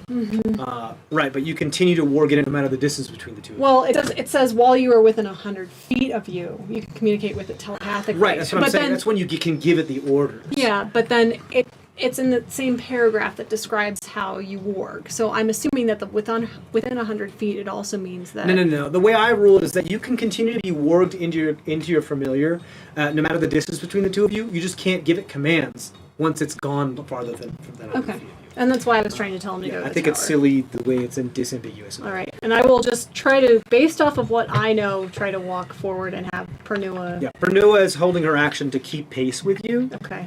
So you'll do she's that until fine you and- bump into Argus. Okay. Trisheni just bumps into Argus. Oh, sorry. Whoever you are. Because you can feel, feel like I just got hit and by a that's couch. it. Yeah, You can feel and smell. Well, you can't, I can't smell. You can't smell. So you can only feel Yeah. and taste. That's all you can do. but my sense of taste is also crappy. Fuck, because you don't have holy factor. Right, so literally I am. Anyway. Okay, moving forward. Trisheni, that's your turn. Yep. Pernua is up next. She just uses her turn to help you out. She's just going to move forward one. Just keep an eye on both of you. She's eager to get the fuck out there. But she knows she needs to keep an eye on you. It's then the zombie's turn. Awesome. Oh, shit. Okay.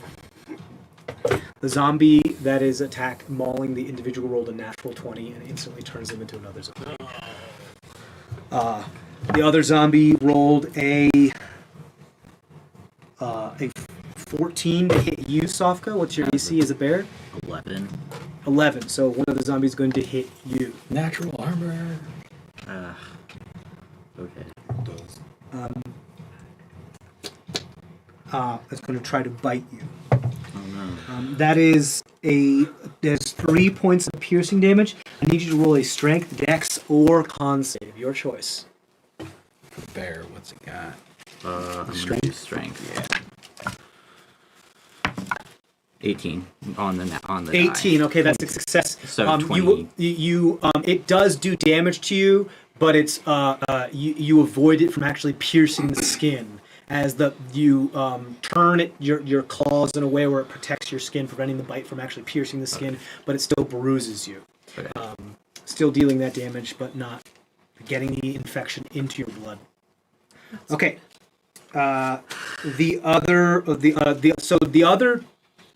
The two, because the one that was turned and the one that was attacking the one individual are over there still in the corner. The other two are now right in front of you. Only one of them hit, the other one missed. Oh, okay. Great. Zemdack, your turn. Run up to the door. Let us out, you idiot. Okay, roll persuasion check for me. 8. 8. What? Fucking the Don't bout's you not hear the over zombie yet. outbreak? All I hear is my fan, my wonderful fan. Is he holding on to the door? No. Okay. He's like leaning back, being like, ew, back up, stop. All right. No, go away. I'm gonna quick pick the lock. Oh, because you have that ability? Is it quick pick? Or I what's mean, it I'm called? proficient with thieves' tools. All right, so that will be your Action? action. Yeah, you can attempt to do so. You have to do it like this. You have to go through the bars and do it like this. Okay. Dex based. Right. Yes, this is absolutely dexterity. Yeah. For sure. 11. 11. Unfortunately, you just Fine. do this, and he's like, "Stop! Stop it!" And he smacks at your hands with his fan. I look over at Conk and not at the door, and he just tries to slam it open. Okay, cool. Oh! His rend is a +4. Roll better. 15 to hit the door. 15. Okay, he does bend it and does break the lock. It just now needs to be shoved open. So, meaning that if he has another attack, he can do it again. Does he have an extra He attack? doesn't have an extra attack. I mean, he just does force slam on the door. and Right. That's Right. He's kind of get that like That's our turn. warbling things. Is like he has this like armlet gauntlet bracer thing that goes around his thing that goes around his wrist that emanate this kind of air distortion. So when he hits something, it's force damage rather than bludgeoning. Cool. That's your turn then? Yep. Cool. Zemdack, your turn is done. Log, you're up next. The crowd is on deck. Do I kill Finish him Tengu off. right now? Tenju. Tenju. Tenju, or are we going to need him? None of these three are doing anything for us. They're all just fucking standing Yeah, around. you know what? Fuck it. I'm two blasts at Tenju. City's crumbling around us, and they're just like, And I rolled shit on both. Neither of those are going to hit. Did you roll nat 1 at all? No. Okay. But I can use my inspiration to reroll one of these, right? yes, you can. Your DM inspiration? Yeah. No, You can if you want. I don't. You really want to waste that? And That's not like not- a saving throw? Like you're almost gonna die, and that's all. They are very useful for death saving throws when you roll a natural 1 out of a saving throw and you can try to reroll it. Yeah, because I rolled a 2 and a 4. None of those are not going to hit. Or for trying to revive somebody and you're rolling like shit. That kind of thing. Yeah. Yeah, no, I rolled a 2 and a 4. Those aren't going to hit.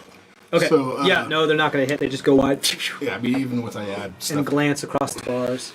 So I'm just going to bonus action go and pop this, because otherwise, as soon as we get the actual zombies, it's not going to be good. Okay. As you drink a health potion. That's 3 on the die. Yes, +1, right? Yes, +1. So that's 4 healing for you. Great. You can give me that back. Anything else, Love? Would you like to move?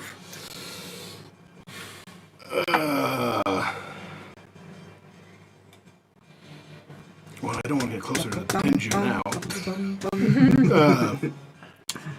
Yeah, I'm just going to... Yeah, I'm just going to stay there. Okay. Log, you're done. It's now the crowd's turn. This guy's going to continue to push forward. What's your strength score, Cole? 10. Or no, 11. Sorry. 11. Okay, this guy tries to push past you and is unable to. The rest of the crowd is from the west side is now going to try to move to the south side towards the door. You can just move them all over here. Great. Yeah, they'll just kind of crowd Mr. Goodtimes. And as they kind of crowd Mr. Goodtimes, they're like, oh, there's zombies, there's zombies. Now Mr. Goodtimes is like, oh, wait, what? Which will give Lotrak and Yudish advantage on their... Yes, okay, Lotrak gets it now, and so does Yudish. Good. So now they're all with the program. We only yelled it Tenju like is kind 10 of times. has very warrior spirit right now. He's like, no, these guys, we're fighting. Like, Tenju knows what's happening. Like, yeah, Tenju knows what's happening, and he's still like, no, by my honor, I will finish this battle. Right. I don't care if the world is crumbling down around me. I mean, he might have been considering something else until, again, Log shot him in the back. He stabbed me in the back first. Okay, that's the crowd's turn. There's nothing really else they can do. Oh no, Mr. Goodtimes is just going to attempt to unlock the door. However, the lock and the gate has now been bent, so he can't. So, yeah, so he's like, I'm in the way. My picks are still in the yeah, he's lock. like, it's like, no. He's smacking your hands. He's like, get out of the way! I'm trying to unlock the door. And he can't get the key in there anymore because the lock is bent and it's all broken. So the only way to open the door now is to force it open. Fair enough. He's like, you idiot! It's open. Like It's you said just that it was broken enough that push. like all it needed to be done was have Yeah, It's like bent, like okay. inward, like at an axis point. It's potato kinda chipped out. It's potato chipped out. Yeah, it's potato chipped out, and the lock is broken. The lock is broken to the point where the only thing that's keeping it closed is the fact that it's bent and wedged itself in with the other wall. Meaning that he can't unlock it because the lock doesn't work anymore, but he'll try to pull it open. It's like in those sci-fi movies where you see the evil androids like trying to bust through a closed door kind of thing. Yeah. Yep. Oh! You roll a 19 on a strength check to open the door. He's like, ah! And just opens the door. With like, ah! And the door opens, and so the door's open now. And he's like, whew, that's enough workout today. Great. Low track and Agdus are going to head towards the door. Not the door to the exit, not the door to the pit, to the cage. Okay, Argus, your go. Tenju, that's right. Yeah, what's he gonna do? Tenju. I mean, Conk is right there. Tenju's going to use his bonus action to hide behind Conk for a stealth check of. I'm just going to let you know, probably plenty. I'm just going to tell you it is a 29. Yeah, he's gone. And then he's just going to stab Conk. Or. Yeah, because he's hit each of you once except Conk. That's kind of like the whole deal. Mm-hmm. Okay. I'm just going to do it on here and make myself easy. He's gonna break Conk. But he won't be able to wound him because he can't bleed. So he doesn't have to roll constant. Still sneak attack. 20 points of damage. Yeah, he's Conk is No, buddy. shuts down, falls prone. Great, that's his turn. He uses bonus action and he uses action. move. Yeah, he's gonna move over in the corner again. He's actually, because he can do this as part of his roguish ability, going to use an acrobatics check to see if he can flip his way through the cage and out of the cage. Because he's also realized what the fuck's happening. Conk was at the door, so he can. Oh yeah, he can just go through. You're right. Yep. The door's open now. Yep. So we've still done that and Once he still taken out attacked- count? His attack Yeah, he breaks. would've- His attack breaks stealth, doesn't it? Yeah. He does. Could I have opportunity? Absolutely. As he ran past. Absolutely. Finish him. He's getting He smacked. just He's took just Conk out. yeah. No, he's not. 15 to hit. 15 does not hit, unfortunately. Nope. Okay. Argus, your turn. So where are the zombies up the stairs? Right in front of Sofka. Right in front of There's the two right in front of him, and then there's two further in the room. Unfortunately, by your position, you don't have line of sight. No, I know. But Tenju's right next to you.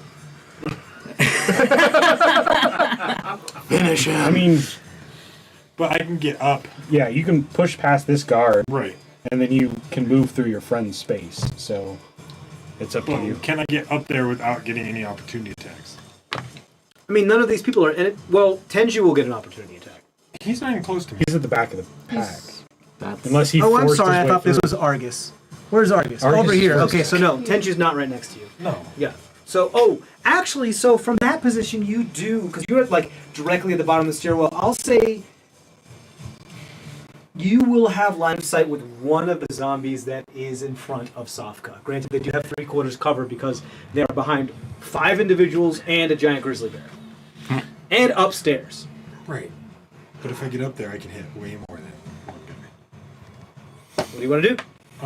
Can I get up there and... He's got to push past this guy. This is the prone one. Yeah, which you don't, you just have to step over, no Right, problem. okay. It's just difficult terrain. So he's up. Athletics check to make through. Athletics check to get through him if you want. The one at the bottom of the stairs. And then it's Then the 20 guy feet that's to the top laying of the down here stairs. is just difficult terrain, unless you don't want to do difficult terrain and trample him. I got 7. 7. Come on, buddy. 2. You push past the individual. Do you want to count him as difficult terrain or you want to trample him? 5, 10, 15, 20. Otherwise, you won't be able to get to the top of the stairs. You're like on his stair. You can either trample him You're like straddling him. or stay behind I'm Sofka. smaller than, like... Yeah, but you don't have the Lightfoot Halfling ability, which makes you just... Very freaking true. The Stout Nimbleness ability, or whatever it's called. And I don't know if there's still anyone alive out there. From this position, however, you can see both of the zombies that are in front of Sofka. I'll say you can also see the two zombies that are in the far corner. The two zombies that are in front of Sofka now have half cover. The other two zombies that are in the far corner of the tavern have 3/4 cover, just because there's tables and chairs in the way and like a Doesn't divider matter wall. when I use Scorching Ray. Scorching Ray causes you to roll an attack roll for each individual of the ray. Right. Which means, and the cover adds a bonus to their AC, so yes, it does account for that. So, like, for example, 3/4 cover gets a +5 bonus to AC, half cover gets a plus. They all 2 have bonus. cover, right? They all have cover, yes. Just because Sofka's so big. Sorry. But you did prevent any of the zombies from coming downstairs. Yeah. So. Okay, I'm going to do this. It made sense. I'm going to I'm going to Sacred Flame one of the zombies, which doesn't matter for cover. Which is a dex check. Close ones, far ones. Close one in front of Sofka. No, can I hit the far one? Far one. I want to do a far one. You want to do a far one. Okay. So, 3/4 cover also gives the same bonus to dexterity saving. But It's a wisdom. there Sacred is flame wisdom. the target gains no benefit no, from Sacred cover Flame is from the dexterity saving throw. What? The target gains no benefit from cover from their saving throw. It actually says that On the spell. Sacred Flame? Dope! Right, because it comes from above. That's why I did that one. Yeah, buddy. Yeah, look at you. This is what happens when you know your fucking spells. I love it. Okay, that was really shitty. That was only a 6. Alright, then it's a 2d8. I should have been rolling 11. fucking undead fortitude for all these guys, but whatever. That's radiant damage, right? Gone. Okay, and then I'm going to cast Sanctuary on Sofka. Okay, so Sofka, as long as you don't attack, things cannot hit you unless they roll a wisdom saving throw to attempt to. And if they fail that wisdom saving throw, then they have to either waste the attack or cause the attack to have a new target within 5 feet of you. So the zombies have a lot harder time hitting you. As long as you don't attack them. Yeah, as long as you be peaceful, you have like a serene shield of peace around you. Okay. Cool. I didn't pay attention to when your order was, but... The only thing is... You're next. I'm next. Oh, okay. Well, that was dumb of me. That was me just wasting a spell. Okay. Because seriously. You could just move and barrel through people without attacking them. Yeah, that would not be counted as an attack. No, right? a shove attack, if you want to shove them. But if you want to just walk around them and take attacks of opportunity, that's fine. But then again, the attack of opportunity would be... They have to run. They have to roll. They still have to roll Right. wisdom saving throws. So you just, as soon as you attack, Sanctuary drops. There's a blocker right now. It's usually a running. Well, should I keep blocking the door? Or should I just attack the two? As Sofka turns around to you, Argus goes... Yeah, no, I'm like, Should I keep blocking? just kill him. Okay. I didn't need. I was not paying attention to Okay. where people were going. So I have 2 attacks. I'm gonna attack the first one of them with a bite attack for a nat 20. Double that die. Okay, so, I mean, it's gone. It's gone. Okay. No matter how much damage you do, nat 20 causes the undead fortitude. Yeah, I know you want to roll. Got 9. 9. Okay, it is gone because it's Launch. critical hit. They don't get undead fortitude, so... Okay. One close, one far. And then claws Radiant enemy. for a 6 plus 12 is 18 18. attack. To attack, to move and attack another one? No, there were 2 in front of me. He gets He bite killed and one claw. already. No, I killed one. He killed far In one. the back one. Oh, that's correct. Okay. So the 2 in front of me. Okay, you attack the... Yeah, that hits. Okay. So do your damage for that.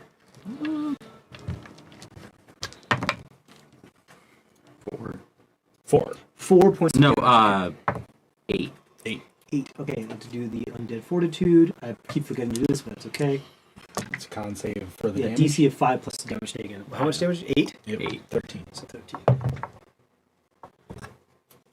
It is exactly a 13. So that it means stands. succeed, so it still remains stands. up. You hit it, and like cut its head off, except for it's hanging by a thread, and the head just kind of swings. And goes, and keeps coming. Yeah, these fuckers suck. Okay, they only have 1 hit point, but Sofka, that ends your turn then, unless you want to do a bonus action or move in. No, that ends my turn. Okay, then we're gonna go to the top of the order. Cole. Cole's gonna shoot his crossbow at the one that's got it. Okay, go ahead, roll your check.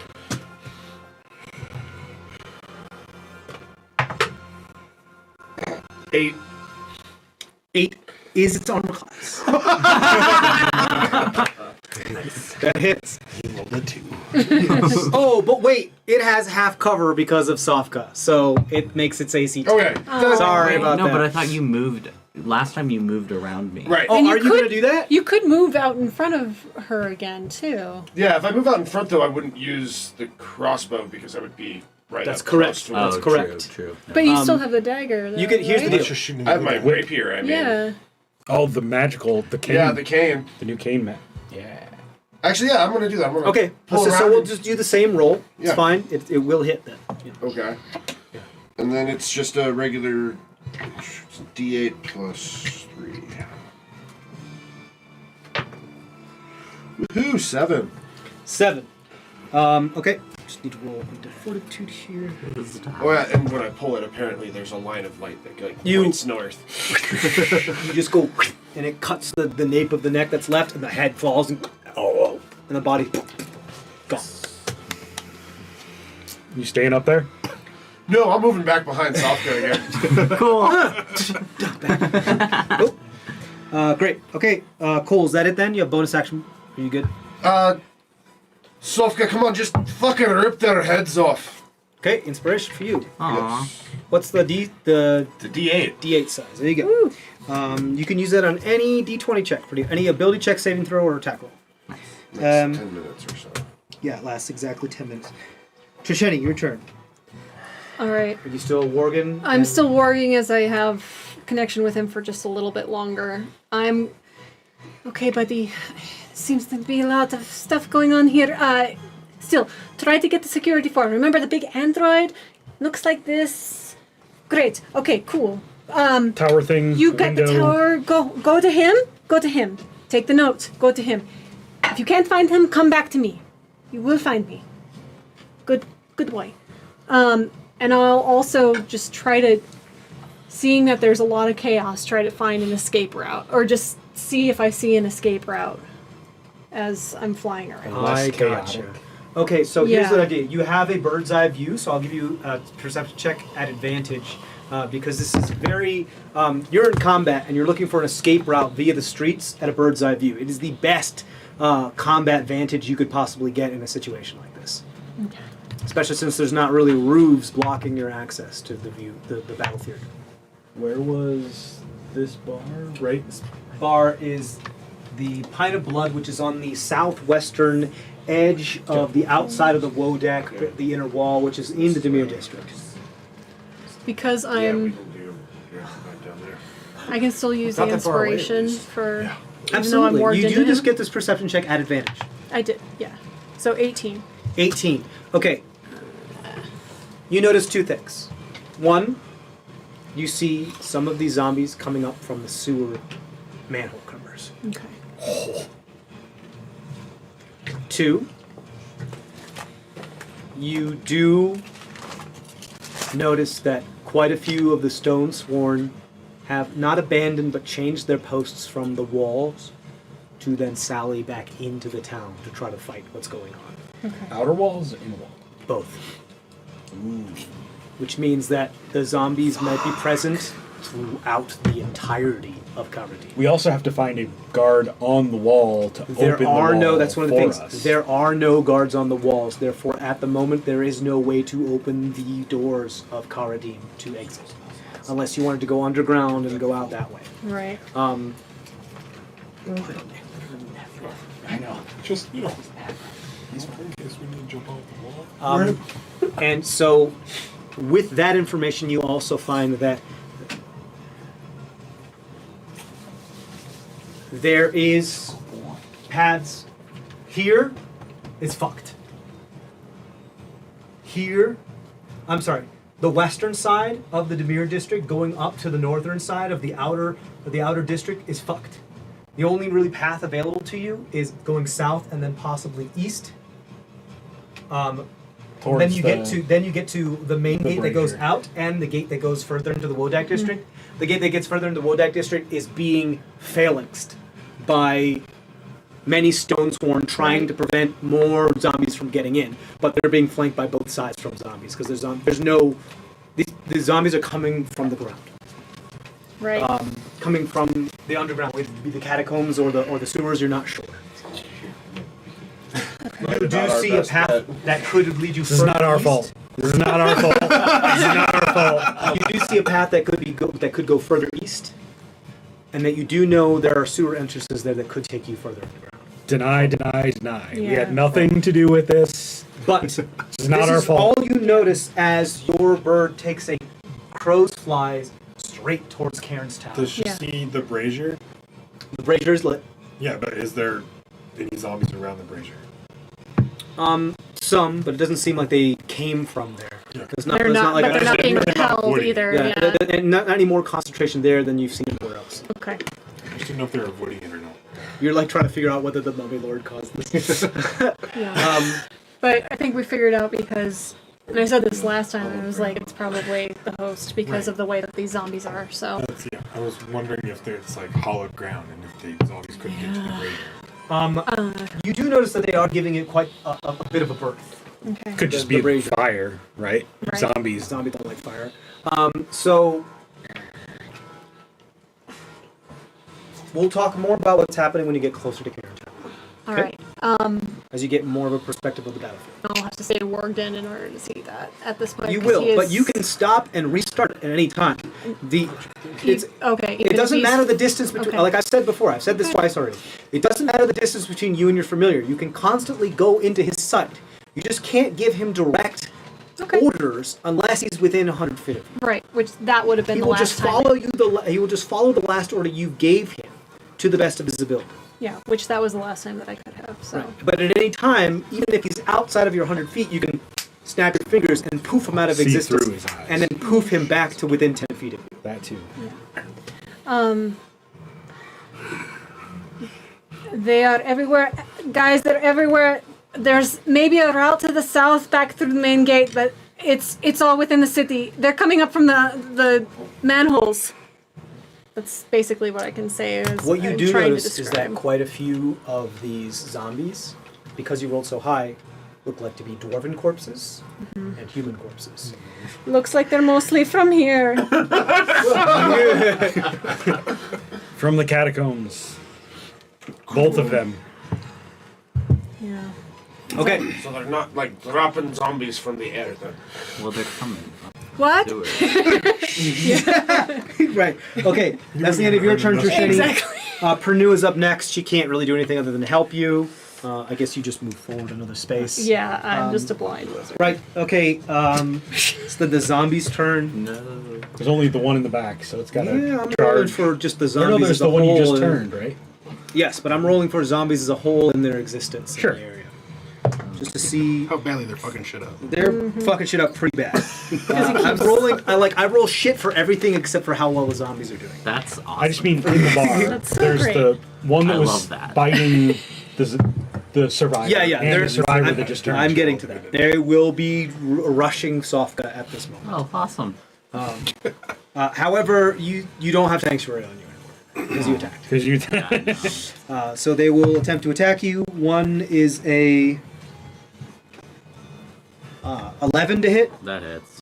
and the other is another 11 to hit. Damn.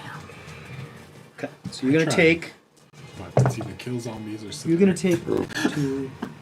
You're gonna take 5 points of piercing damage, Okay. and I need you to roll 2, either strength, con, or dexterity saving throws. Your choice. Okay. Well, I strength. think. Yeah. Ah, Jesus. And you can Christ. use Dio or my inspiration I'm- if you think it'll help. What did you want to tell me? What the first Okay, one was? the first It's okay. one was 14, Okay, that's good. You save. and the second Just one get bruised. was with. I'm gonna use this inspiration. Probably a good idea. Yeah. Ooh. An 8. An 8? Yes. Total? Yeah. Okay. The zombie pierces your skin, No. and you feel something pump into your veins. Does the wound stay in your wild shape? Yeah. Can I pop out a wild shape and become not?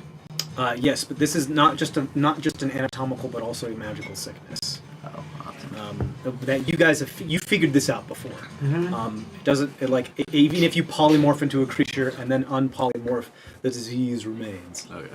Yeah, but they're the people who we've... It'd be different if you were like illusory, because then it didn't actually make contact with you. Okay. But And I took 8 points. you took 5 points of Oh, piercing. 5 points. Yeah. So you are now inflicted with undead infection. Okay. I believe I have the name of it here somewhere.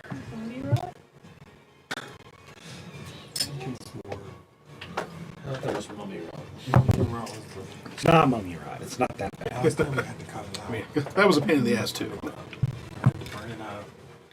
Yeah, but we didn't have good spells back then either. Yeah, but cutting it out of Pernua was just like last session. Yeah, but she's already dead. We also have the heart right now too. It's not charged. No, it is. It is. It You is. do know that nothing It got short of charged that back. level of restoration is going No one else gets it. You also know Sorry. that the longer you allow this to continue, the worse it's going to get, to the point where not even that could cure it. Yeah. So what am I supposed to do now? Sofka, you have no idea what the fuck is going on. You're just like, ow, that hurt. Ooh, that doesn't feel good. Ah! So, great. That was the zombie's turn. Zemdack, you're up. You broke my robot, you idiot! I'm gonna cast mend. Okay. A minute? No.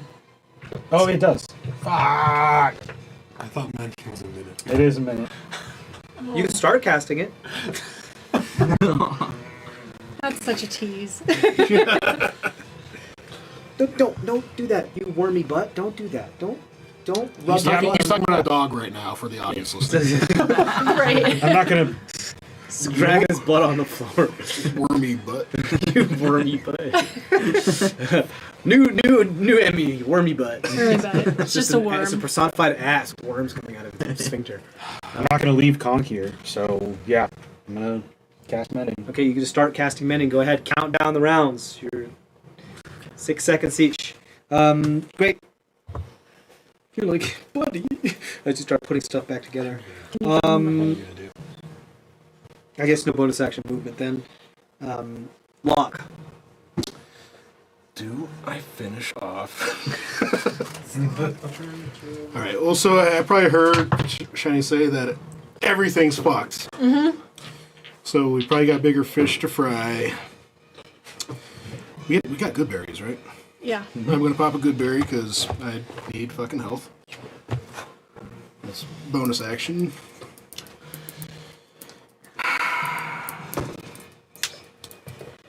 And then, which one's the door? Where Zemdack is well, yeah, where Conk is laying down is the door. Yeah. Of the cage. Right there. Let's see. So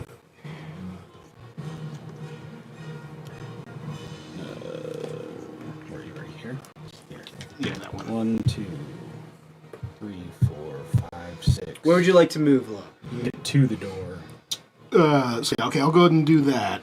Log moves towards the door of the cage, which Yeah, is I'm s- open. But I just can't get out. Right.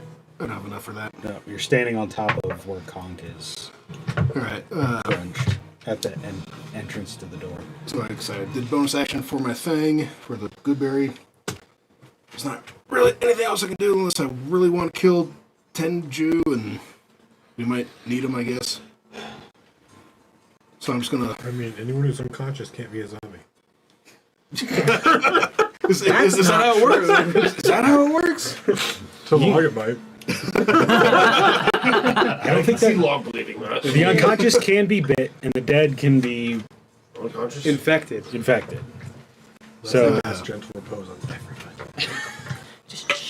All right, I'm just gonna shout. Sucks that it's a second level spell, isn't it? Hey, Tenju, fuck you. And I'll do 2 blasts. Yes! Yes! Yes! I love these bad decisions. And they both are gonna miss. Look, I rolled a 3 and a 5, so that'd be an 8 and a 10. So, For anybody wondering out there why we make sure Log has a babysitter, he's not the smartest bugbear in the Cranbox. like I said, 6 out of 5 zombies. Any bonus actions? No, because I did the Goodberry. Okay, That was my bonus action. Okay, then it's the crowd's turn. The crowd is just going to mob the doorway. So they're just going to... Now there's a massive squeezed crowd there. Everyone's trying to squeeze outside of the doorway into the only exit, which is up the stairwell. All y'all, it's. Did you guys ever hear about that horrible story in that one nightclub where the fire happened and people were trampled? Yeah. The white kind of what's shark or happening whatever it's here. called. Great Yeah. white or something. It's kind of what's happening here, unfortunately. It's very analogous to what's happening here. These people are just mad. They want to get out. Like, they're going absolutely nuts with, like, we need to escape when our lives are at risk, and there's only one exit. Right. So, what's going to happen here is that... Perdua and the guard Yep, are standing there. yep. I'm just going to see if anybody's knocked prone here. Lotrak and the monk are the next. So like they're running into Lotrak and monk. Yep. Okay. Fortunately, Lotrak and Utish are strong enough to hold back the crowd, being much stronger than these natural people or these civilians. So nobody's knocked prone. Okay, we'll see what happens next round. Argus, it's your turn. Okay, so we have one on Sofka and one far away. Is that where we're at? Two For on the Sofka. zombies up They in the ran over. tavern. Yes, two they're on Sofka. So Both that- of them that were far away moved. Because, again, like, far away is only 20, 25 feet away. Nobody else in the bar. should be just one because there were 3, 1 turn, 4. I killed one, he killed one through distance, and Sofka The killed one that lived turned the Right, last that makes survivor. sense, but So there's- there's 2 left. No, that was the one that became the 4 because I killed 4. There was 7, killed 4, 3 left. There were 2. 7 became 8. Yes. Because the one in the far turned another one. Those are the 2 that were far Right. that just came this past No, turn. what I'm saying is he killed one last time. I killed one last round. Yes. He killed one last round, Yes. which leaves one left. is No, what I there was was saying. still the original one that was far away, plus the new There guy was that you two far turned. away. Yeah, there were next two to far Sofka. away. Yeah, yeah. Far away. Yeah, yeah. That's where I was getting confused. I was Yeah, trying to it's track okay. stuff down. That's okay. So there are 2 in front of you, Sofka. Awesome. Great. It is Argus's turn. I'm going to find a way to step out, use burning hands, and just hit them and not anyone else. Okay. Yeah, you can do that. Squeeze past Sofka and You're like, excuse me? You just kind of army crawl under Sofka's legs. And just, just reach up, look up, crane your neck. Huh. Not the waste. Yeah. Okay, dexterity saving throws from moi. That's a natural 20, Okay. and that popped up to be a 6. Okay. So save and fail. 12 and 6 damage. Okay, 12. 6 on the one who survived. Oh, that's a failure for the one And they're that's... fire damage. So does that count, or is it? No, it's radiant and critical hit only. So the one that failed does get burnt to a corpse and does not come back. The one that succeeded also fails and also gets burnt to a corpse. There are no longer any zombies in the town. Okay. So I'm gonna go up there. I've already used my action, so I can't really do. I'm going to get as close as I can to the front door of the establishment. Okay. You do so. You move across the tavern. Essentially, we are out of initiative for the moment, but we're still going to keep combat music and other things about because shit's happening and shit's happening quickly. People are dying by the minute. And this town is still being sieged. Well, not even sieged, but incurred by these zombies, these undead forces. This is why you burn your corpses, people. So we're not going to do initiative anymore. For the sake of time, the rest of you move up into the stairwell. Pernua guides you. The crowd moves up into the tavern and attempts to just flee out of the tavern. I was going to stop that. Okay, cool. So you are at the saloon doors and you're like, nobody leave. Let's RP this moment. What happens? You have to tell everyone what's going on. Yeah, what did I, now that we're another round or two in, what do I see as I get You start closer to get the closer tower? to Cairn Tower. You get to one of the windows of Cairn Tower that's up at the very top because you're trying to get to the warden or security 4? Security 4. Okay, so you get to the lieutenant's office, which has one window. You find... you can't really tell him what to do anymore because you're farther than 100 feet. Yeah. But he's supposed to bring the note to security 4. Security 4 is there. Tapping on the window. Yeah. Well, you're at the window. The window, there's no glass. It's just open. Oh, okay. It's just like a porthole. Shakar lands on the porthole there. You see security 4 writing at his desk.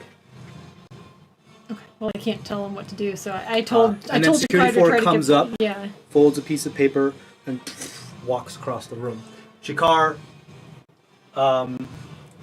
goes over, lands on his shoulder. Security 4 looks at him, kind of shoos him away, being like, "Get out of here, this is my office." Does notice that he has a note, takes the note off, looks at it, crumples it, lets it fall to the floor. Security 4. Oh, shit. Something's wrong. Something's with. He ignored the note, guys. He ignored the note. But everybody, there are still a lot of zombies all throughout the town. Shakar's job was to find security 4. Shakar will continue to stay with security 4. I told him to return back after he. You found did? him. Yeah. Okay. I said you will find me because. Okay, so here's the deal. You see this. Do you just want to poof Shakar back to you, or do you want to let him fly back to you? Can I'll- you? You can, at any moment, you can, and no matter where your familiar is, you can poof him out of existence into his Fey pocket dimension. And then as another thing, you can poof him back into existence within 10 feet of you. I kind of want him to fly. Okay? Just to continue to scout the. I mean, you could poof him back and then have him fly out again. That's up to you. What do you want to do? Got to decide now, though. Yeah. All right, I'll poof him out just so that he doesn't get squashed by security for some reason. Okay, you poof him out. So he's back in his pocket dimension. You can poof him back into existence near you whenever you like. What is happening here in the tavern? There's zombies everywhere. You guys need to stay here. Otherwise, you're going to get turned. If you try to move past me, I'm going to make a big fireball in this doorway, and no one's getting through. Okay, roll an intimidation check for me. Folks, please excuse my friend. We just don't want any more of you to become zombies. With the bard's help, you can do it at advantage. What was that? Intimidation? Mhm. Nah, dirty 20. Grade 20. The vast majority of these people look scared straight. The people that aren't, Utish, Lotrek, and Tenchu. They're like, I think I can't handle some fucking zombies. But then what happens is Lotrek kind of takes the lead and is like, he's right! Everybody just chill! They're in this room full of dead bodies and zombies and like. I mean, just listen to him, god damn it! Moradin is told that's what to do! And he's like, we'll keep an eye on them. Looks like you've got better things to do! And he's like, Tenju, Lotrek, and Utish just kind of nod at you, being like, we got this. Trisheni, can you try to message Eleazar? While far you're away doing are we this, from with your Eleazar? passive perception, Yeah. you notice Mr. Goodtime's just at the bar grabbing stuff and starting to drink. I get you. You're fine. Yeah. He's I just feel- like, it's top shelf time. Yeah. I feel like we're too far away from Eleazar at this point because we're at They're pint right of next to each blood, other. but No, they are. okay. It's not I don't know how far 120 away feet it is. though. No, No. probably not. No, the Gutbuster is over here. You also don't know what's going on with Elias. Yeah, He so- was left alone to sleep Well, in the Gutbuster. yeah. So I will. Right. Yeah. Yeah. We need to see if he can come over. I'll send Shakar. That was again. that was the safe direction anyway, so we can It hit was. that before we head to the Safer direction. Safer. Yeah. direction. Yeah. It's not all. None of it's safe at the moment. But yeah. It takes me a full minute to get. Yeah, you've Conk. done that by now. Okay. Because So- you guys had to talk to the people. Are we all back up in the bar now? Yeah, if you want to be. I am still a bear. What I'm going to do Do you wanna is- be You can Or- remain a bear for as long bear. as you're... Okay. Yeah. I'm gonna You're- just chill a bear. You could chill a bear. You I can think come stand that- next to. That lasts for an hour or 2 hours because of your circle of the moon. I think Double check that and then get back to me. So because I gave my zombie eye to Milidonith to preserve, and I haven't gotten it back yet, Yeah? I'm going to collect another zombie eye from the bar. Absolutely. 2 You hours. can- It, with great ease. There are plenty of zombie eyes out here. You can grab one. So, No roll since I don't know if we're going It's back 2 to hours. Milidonith. 2 hours. So we'll just call it, because combat lasted less than a minute, so we'll just call 2 hours from now is when your wild shape will fade. I also run behind the bar. I'm going to close this because it's getting a little chilly here. Pull a couple bottles into the bag of holding. Okay. Mr. Goodtimes is Getting drunk himself. right up sauced, so you just do it. He's like, he thought he was like giving you a drink. You were giving him a drink, and he goes to just grab your middle finger and drink it. He's like, "Oh, terrible vintage." You broke my robot twice. I'm taking booze in recompense. Well, Mr. Goodtimes Doesn't care. tend you. I assume this is going to be for a Molotov cocktail or something. Sir, just roll a d8 for me. See how many bottles of liquor you get. hey, 8 bottles of high grain Wait, liquor. can you yes. reach the top shelf, though? You No. absolutely cannot. This is all bottom shelf. I get the well bottles. Yeah, it's more like well and like grain alcohol crap. Perfect for Molotov cocktails. I mean, it's a dwarvish bar. He should be able to at least kind of. Actually, that's true. The Not dwarf, shelf. this top shelf has a little thug ladder there that you can pop. I was swiping a shelf, so I got what was that? easily done. Okay, Bottles of cheap shit. so you guys are pretty much the green light to peace out and get the fuck out of here. Where are you guys headed? I can still send him ahead I as think we we keep need to try going. to find Eleazar. Yeah, Yeah. we need to get back to the Gutbuster? Gutbuster. Yeah. Okay. Let's all go and send him ahead to try Okay. to. Yeah. All right. For those of you listening, our studio audience, Zach, has put up in the spirit of It's Always Sunny in Philadelphia, the gang goes on a zombie pub crawl. I think that should be the episode title. I think that's a great idea. Great. Cool. So you guys head straight to the Gutbuster. Here's what's going to happen. This is going to be a skill challenge because you are trying to avoid zombies as you are headed across town. So, Wait. Nope, never mind. Never mind. here's what's going to happen. I'm going to have all of you guys roll your choice of strength, dex, or con saving throws as things try to swipe at you as you run by. Everything on the group average is going to depend on what happens. This is the same DC for what? What's If up? they're swiping at me, can I pop cantrips of? Absolutely. Yeah. Yeah. Absolutely. I am counting that into what we're doing. I'm just trying to summarize the stuff in. Yeah. The DC is a little lower because I assume you guys are trying to defend yourselves while we're here. Yeah, again, tripping that firewall What's all up? the way. I don't know. I was going to say because I had one more trick. I said I could go invisible, but if we're doing group averages, We're just doing that might group not- checks. Yeah, this So is a skill I'll challenge. save invisible. If you I guys really need want to it. use spell slots and stuff, you can let me know, and that'll affect what I'm doing. But if you just want to do it vanilla, that's fine too. Okay, let's go around. Go ahead, Zemdack. What'd you get? 14. 14. Okay. This can be either a strength, either a dex, or a con saving throw, whatever you like. Granted, if you're shaped, you just a barrel, barreling through the streets of Karadim, you can use whatever you like. Saving throw? Saving throw. Okay, so 16. 16. So I'm assuming it's strength saving throw for you then, Theo. Yes. What'd you get? Bad. What'd you I get? got a 7. A 7. Okay. I went dex for a 21. 21. 12 con. 12 for Argus. 9 dex. 9. Really? 9 for Trisheni? I rolled a 5. I have You a plus still 4 to have your dex. inspiration and it's about to go bad. No, I don't. Oh, I you used do. it That's right. for Shakar. 11.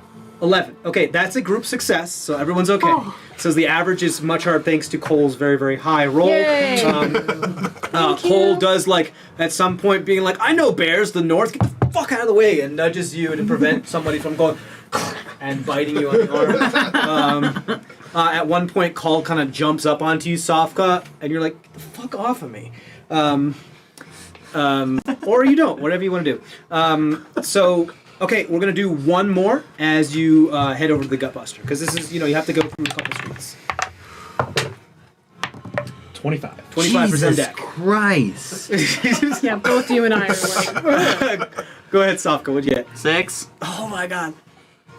17. 17. 21. 21. 11. 11. 10. 10. Okay, that's still a group success. Everyone passed except for Sofka again. Conk did a lot of.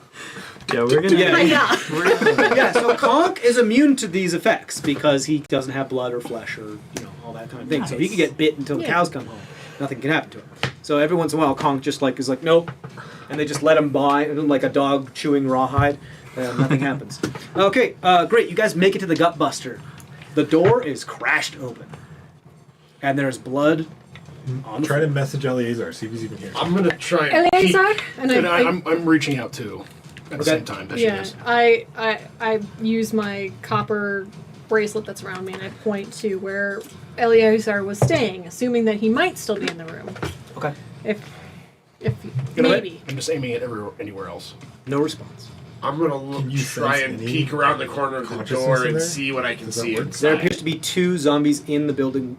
Both of them are feasting off of a corpse in the first floor. Because I don't think it works like detect thoughts. I think I have to actually hit something. It is directional, yeah. Yeah, so I have to actually hit something. Or you have for to it know who you're sending it to. You have eye contact with them, awareness of that's where I they want are. to check his room. Cause Yeah, There- so yeah, there's 2 zombies feasting on somebody inside. I can see them and Let's get in there. I'll pop him. right, so he's Sacred not in his flame. room. Or not he You didn't just respond. get a response. Okay, I didn't know that if could anybody mean, was that could mean asleep. you don't. Last time. You're not Yeah. hitting him correctly, or If he's asleep, would he if he's still unconscious, noticed it? that depends. I mean- I did some rolls, guys. Let's go in. What you know Yeah. is Busting. that you didn't get a I'm response. sacred Bust in flaming and pop from those what 2 we see. zombies. Yeah. Okay, bust and pop the 2 zombies. Who's popping the zombies? Sacred flame. Sacred flame. Crossbow. Okay, go ahead, roll attack, and I need a dex. Natural 1. So it's gone because Sacred Flame is radiant, so it's just gone. 23 on the crossbow. Yeah. Okay. Just tell me how much damage. 4 damage. 4 damage. It's gone. You, Daryl Dixon and Sacred Flame do gone. You head upstairs. yes. You head upstairs. I within don't. I go behind the bar. You go behind. You guys are fucking looting opportunists. I want some Gutbuster. You want some Gutbuster? Oh, yes! Oh, Gutbuster yes! is not kept at the bar. It's kept in the back, Okay. and it's kept in casks. you're gonna I go to the back. Okay. You go to the back. I'll go with him. Check You go with him. I'll go with him to You go help with him. As soon as you open the door, I've got to the Conk back, with me. okay, the door to the back is locked. Conk busted open. Okay, roll an athletics check. The rest of you head up the stairs. At the top of the stairs is another zombie. 25. Sacred flame. Okay. Didn't save, so he's gone. Natural 20. Plus 5. Natural 20. As soon as you knock down the door, Blast. blast. Crossbow. Sure, if you want. I don't know Yep. how many there were. Just one. Nope. Are you doing it at disadvantage? No, because I've got 2 blasts. I have 2 Oh, blasts. right. But I don't know why I'm rolling. I mean, I do know beat an why. 8. Absolute garbage. No. And one of these is a nat 1. Okay, so you hit Oh, Conk. an 8? Oh. You have to. His AC is 8. Wait, no, okay, one of these is an 8. Okay, One of these is an 8. Okay. One's a nat 1, one's an 8. One hits Conk and one hits the zombie. So go ahead and roll your damage. Alright, I rolled an 8. If that was all their AC is, I hit it. Okay. I mean, yeah. I mean, you both hit. You both have a reaction time that's faster than the zombies. So alright, this will be Conk. That's fine. 3. Okay. And the zombie gets... well, so because this is what happens. You guys open the door. Conk cracks the door, and you're like, ah! And you just all three just shoot both of your blasts and shoot your crossbows. One of them hits Conk, boom, ting, hits Conk in the head, and when the dust clears and you reopen your eyes, the zombie's dead on the ground. Cool. Yes. No, the zombie's not dead. What? The zombie gets blasted and then gets back up, but you did another one to it, right? Yep. Okay, so that's why I made you roll. How much damage did you do? 8. It's still up. And it is going to take its turn and attack Conk. Natural 1. It just slips and falls on its own viscera. Everybody Not my slams again. entrails. Trips over. Am I more than 5 feet from it? Second crossbow bolt. No, 'cause I get you are multi-attack. within 5 feet of it. So all those should have been a disadvantage. That's okay, don't worry about it. Multi-attack because I have Yes. bonus attack. So hit it for another 7. It's still up. Well, then I'll do another. Undead I'll do fucking another. fortitude. It's rolling mad high. Okay, so I'll do a stabby stab with my. Okay, go You ahead. guys Spear. have no. I thought you had some smite. It's got to be a critical or radiant. I Yeah. burned all of those on Okay, so 14. the monk That battle. hits. Wait, actually, 15 really, but okay. Remember, it's at right. Yeah. Yeah, because I got the +1. Conk hits it. Fuck. How much damage? 4. It's down. Finally, you guys got to get the Gutbuster, and there was a zombie that just would run. You guys get rid of the zombie that's on the stairwell. You guys run up. You barrel for the. You're yelling for Eleazar. You barrel for the door where Eleazar was. There's nobody in the room. You see torn bed sheets with blood splayed upon them. Any of his stuff or anything here? His sword. The is on the original ground. one or the Warm The Blizzard? dragon blade sword. The dragon I'm fang gonna sword take it. is on the Blizzard. ground. It's on the. He would never would not leave leave this. that. So is No. the shield. Yeah. Let's take him. I'm not leaving that. Yeah. I'm not leaving his. No, this is not good. This Is there a way to follow like the blood or anything like that, or is there a trail or anything like that we can find? Like it looks like some of the blood goes to the balcony and then off the side. If you go to the balcony and look off the side, there's nobody there. Why would? Okay. So either he He booked it. Or he was taken away or because somebody grabbed him and the zombies wouldn't want to do that because the host have The come host for might him. have been after him. I mean, it's possible, right? Because we kind of had a bad to falling be out. what looks like.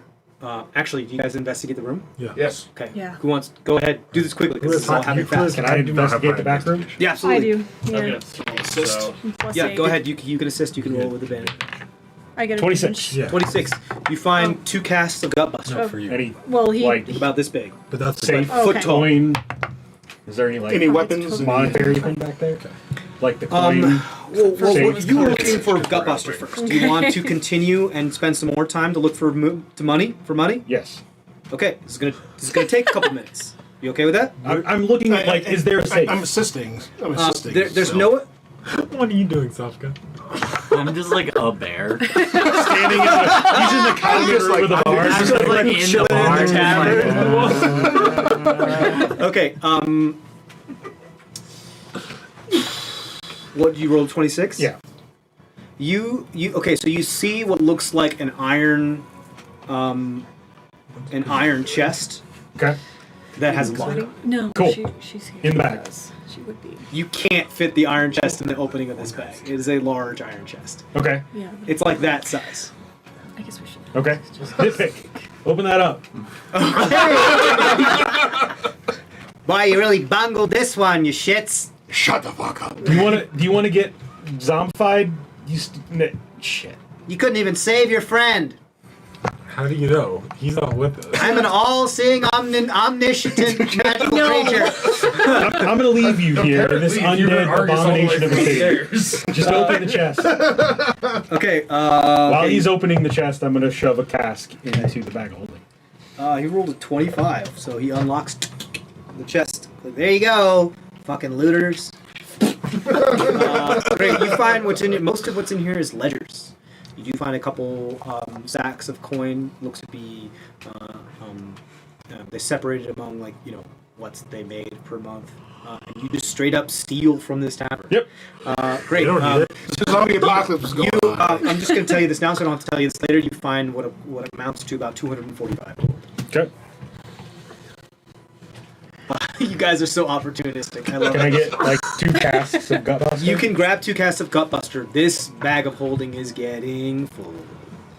I only have the one body in there anymore, so Oh, only the one. it's got some room. Shove it in there. Great. No. Okay, but a lot I of get bottles. it. Yeah, no, I get it. Liquor, I get casks. It's great. But I'm get just it. saying, you're fine. You're fine for now. I'll just let you know when it's. I can't loot We're much gonna need a new more. bag of holding Right. soon. Yeah. Okay, cool. So, you guys rolled investigation checks. Yes. Quick question. Sure. As we were discussing, is Bernua still with us? Because we did mention the host name. Is she still with us, or is she out on her own bloodthirsty vengeance? She's still with you. Okay. Okay. She has been silent. That was Alright. a part of our conversation. Yes. She's been silent, but you just around her, you sense the air of that revenant vengeance, just I need to get. like you just being a cleric, having a sense of undead things. Like your hair stands up on end when you get within 10 feet of her. Like, I'm not there, but does she seem like she might turn, or like she might be controlled? She seems pissed more than anything else. Her revenant vengeance has kicked in. Yeah, She she's going full primal at the moment. She's doing her best to keep herself, her composure together. to the brazier. Well, no. Yeah. it was What did you get for your investigation? 20. Dirty 20. You find what looks like hand tears and bite marks on the bedding of this. What if he's patient 0? He wasn't bit. He wasn't. Yeah, he He wasn't. was big. crushed by a fucking tombstone. Yeah, but we brought him back after that. Like I feel like he would have been We obvious. made right? him not. He We wouldn't have made been able to be him not revived. dead. Yeah. Not undead. In your rush, with your investigation, you didn't really bother to. You didn't notice this because you were just running. The door has been busted in. The door to the room has been busted in, because you went up the stairs and just turned the corner into the room. And you didn't really register in your head because you were just rushing to see if you could find Eliezer. But somebody had broken into this room, Yeah. or something. had So- broken into this room. Yeah, so They might have attacked him in the bed, and he got up, and jumped out the jumped. window. Yeah. that was his quickest way out. And he had to leave his sword and shield because he couldn't His take the armor's not time. here. Yeah. He was wearing. He He would put it not on. go to sleep without his armor. Yeah. He had his feet, so he could sleep in his armor. But remember, he doesn't sleep holding his shield and sword. Yeah. His shield and sword is still here. But I still feel like if he was of his sound mind, he would have grabbed at least his sword, right? Or I don't know. Depends on how much time he had. Yeah. Yeah. So what are you guys doing? Because shit is Go. happening. You hear All right, screams we coming gotta- from outside. We gotta What keep are you moving, gonna do but with the brazier? Good place to group up. Let's get the heck out of here. Or do we see like any Do you have stairways featherball that can lead us to the top of the wall? Well, I mean, that's I don't think I do. we could get into Moradin's curtain. The only ways to Get get on on top down of the wall are via the ladders and Yeah, the stairwells because that are that's encased within the guard tower. Yeah, you have to get Okay. and into the guard that are tower. like attached as bastions to the wall. Cool. So you could if you want to, but you would have to go into one of the guard towers. I think if we're not going to rely on the guards, we get to Moradin's curtain, try to get inside of it, and run down it. Remember, the only entrance to Moradin's curtain is from Carriage Tower. Oh, that's right. Yeah. And there are failings there, right? So we've got to find the nearest bastion and hope there's still live guards in there that let us out. They built this Bastion place is to be right extremely next to the defensible Gutbuster, from the outside. Right. Right. because that's what those circles are, is the bastions. Right. Right.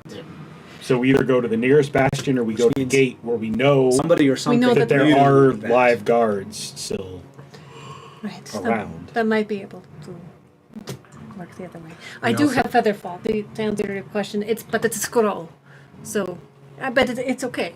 I can always make another one. I'm just saying if we need to try to jump off the tower. Yeah, I can get 5 I of us, have I it, just can't get but it's my last 6. spell slot. that's all right. Yeah, all right. too. Yeah. But I'm just trying to get enough of us. What are you guys doing? Things are happening.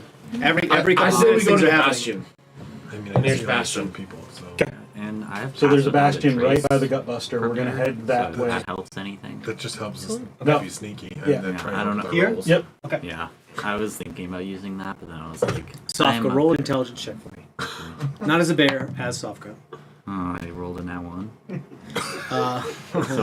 No. So what's your intelligence check? Really bad time to roll it now. Should I use my DM inspiration? It's up to you. It's up to you. But it's really good for those death saves and stuff. I'm just saying. Yeah. It's good for lots It's up of to things. you. I'll leave it. Okay. There's something in the back of your mind, like, that has to do with corpses and underground. And it's really nagging at you, but you can't grab it. Something that happened in the past couple weeks. Wait. And something's nagging at you, but you can't. If I know it, like if I Sure. know what you're talking about, can I say it? Yes. Yeah, pop out of bear form. I saw some guy in like a weird coat thing. Okay. He was messing around with corpses underground. They have like Wait, snakes on it. Yeah, did he have like a headpiece that? Let me. Snake designs. You looking at me for confirmation? I think yeah. Let me check. You're rolling that one. I know. I About your notes you now, remember, buddy. yeah. I know. I looked at you and then I was like, yeah, I He rolled looked, that one. Theo looked at me with his face of panic, like, "Please help, Daddy."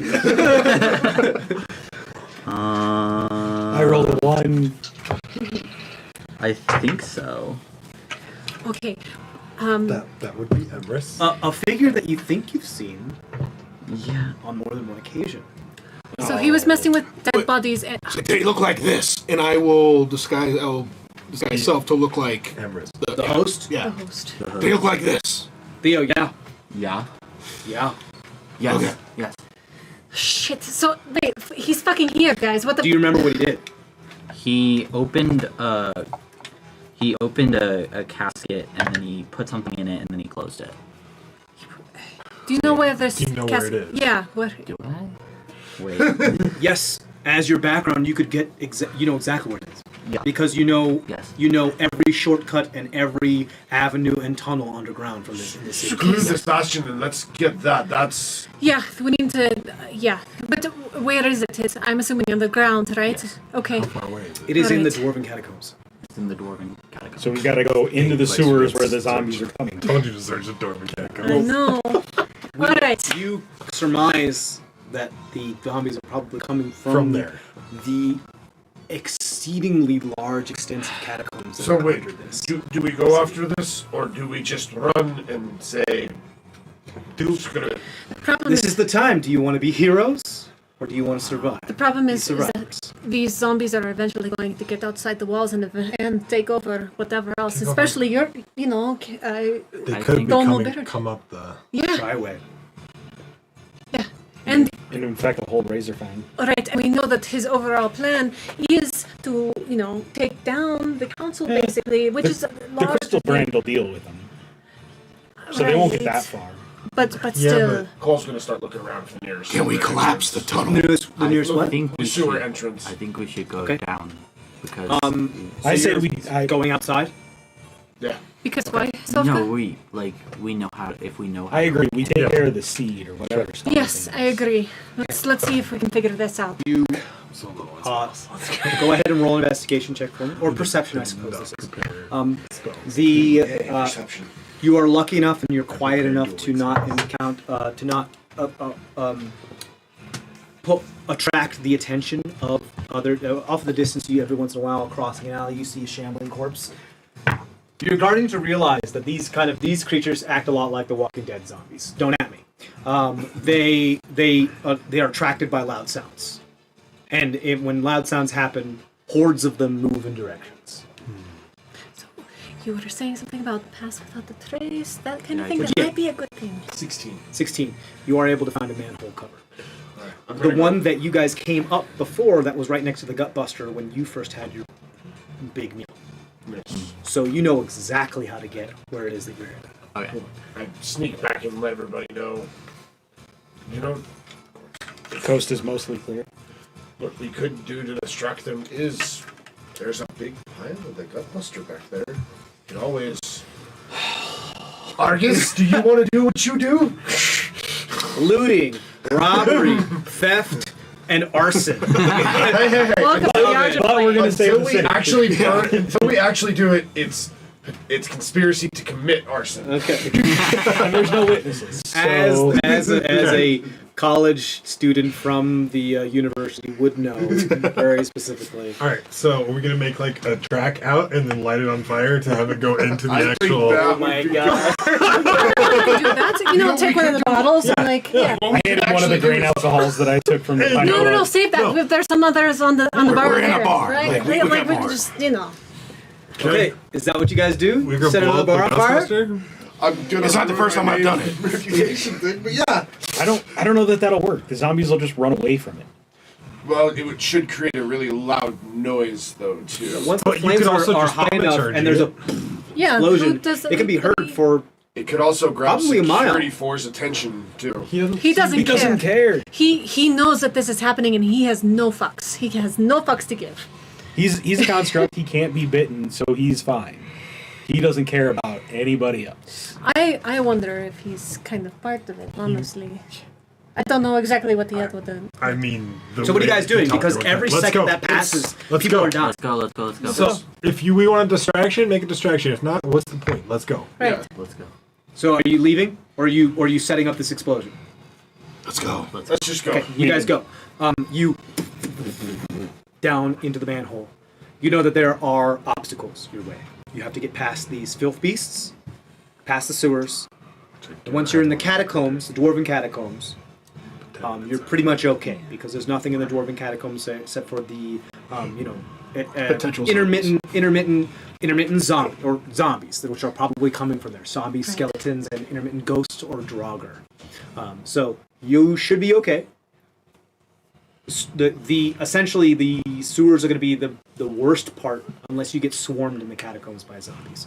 So I'm going to say, just for the interest of time, you guys make it down into the sewers. You know exactly where to go. You know that you need to be in the sewers for the least amount of time. And you also know the best route to not make enough noise to attract these filth beasts because you've encountered them before. So here's what I'm going to do. I'm going to make you all do a group stealth check. Sofka, you can do this with advantage. And then we're just going to do some averages here. That's pretty Thank decent God. for my disadvantage. Jesus Christ. You're not a bear anymore. You're Sofka. I'm soft. No, this is a stealth check, not the dex. This is a stealth strength check. or- That's correct. Can I? Never mind. As you are going through here, you do notice that one of the filth beasts has grabbed about 3 zombies and is like devouring them and like eating them. Good on ya. I got a 12 at disadvantage. 10. 50. Zemdack. 26 and a 6 or a 12 for Conk. Okay. 11. 11. And then we'll get Coles in a minute. Do you need me to roll for Shakar? Not if he's I'll poof- you haven't I'll poofed him pop- back into I'll- an I'll existence pop him. yet. No, well, he was poofed out, but I'll poofed him back into the pocket dimension. So He was in was the already- pocket dimension. You haven't He, poofed I him back no, into I know. I had poofed him out for a hot second while we Okay. were flying. Yeah, And you trying can to always get- just yeah. just as a second snap your fingers and he can be gone. Okay. So Yeah. you don't need to. He's also quite stealthy. So Hi, buddy. you good boy, Tony. Did you take him out? Did you let him out with you? Are you recording still? Yeah. I'll tell you later. Oh, okay. But If that's Cole's roll, it's a 14. Okay, so good. The average is pretty good. You guys, especially with your help leading the crew, are able to bypass the sewers well enough to not attract the attention of the filthy. Like I said, they're more distracted with the shambling, loud zombies that are moving slowly throughout the sewers. You make it down into the dwarven catacombs. I'm going to have you guys roll no more stealth checks. Remember, these zombies are attracted to sound, so you're trying to do your best to not murder them. Another round of stealth checks for you guys. Am I still at advantage? Or? Yes, you are, because this is your turf. Okay. 2 16s. 17. No, 18. 10. 11 at disadvantage.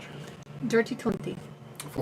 14. Okay, another really good checks. You, Sofia, you pull them around the corner and then see like a whole horde moving past the corridor and just put both of their arms out and push people back, just like Conk and the Emperor's New Group, like,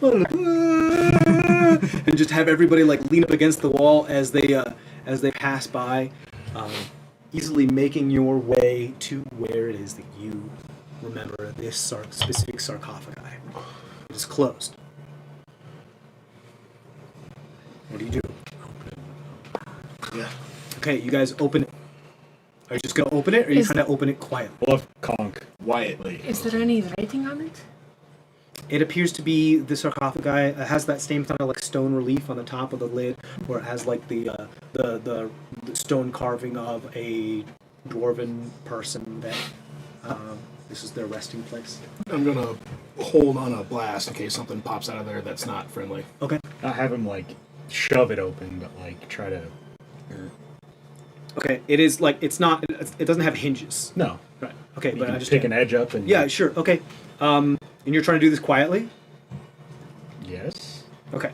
I asked. Are you taking your Yes. time to Yeah. do this quietly, or are you Yes. just going to do it? Okay. So here's what I'm going to have you do. I'm going to have you roll an athletic check at disadvantage because of how slowly he has to do it. Is it 7 for athletics? No, 5. 9. 9. Okay. He does get it open. However, as he opens it, something comes out. You blast. You go ahead and do that. Sacred flame. It is a surprise, so it does get a surprise attack on Conk. He can't be surprised. You're right. He can't be surprised. Okay, I rolled 2 16s before both will be 21. Yeah. Okay. So roll damage for me. Oh, fuck you. 7.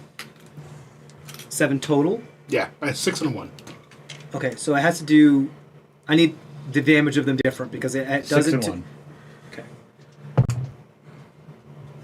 Okay, so it's gone.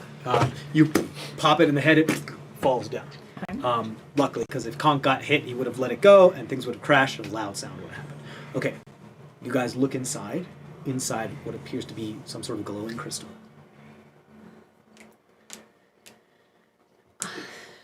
I guess. Looks kind of like the heart of the hopeful, but it doesn't have a heart within it. Something else is glowing within it. Right. And you look at it again, you're like, wait a second.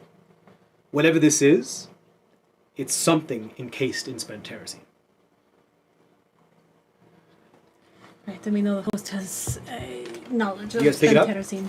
That's not with my Mage hand. hand. Mage I was hand. going to say mage hand. Mage hand it up, and as you pull it out, you, Argus, and Zemdack get a better look at it. There looks to be a shard of very potent terrazine within this orb of spent terrazine.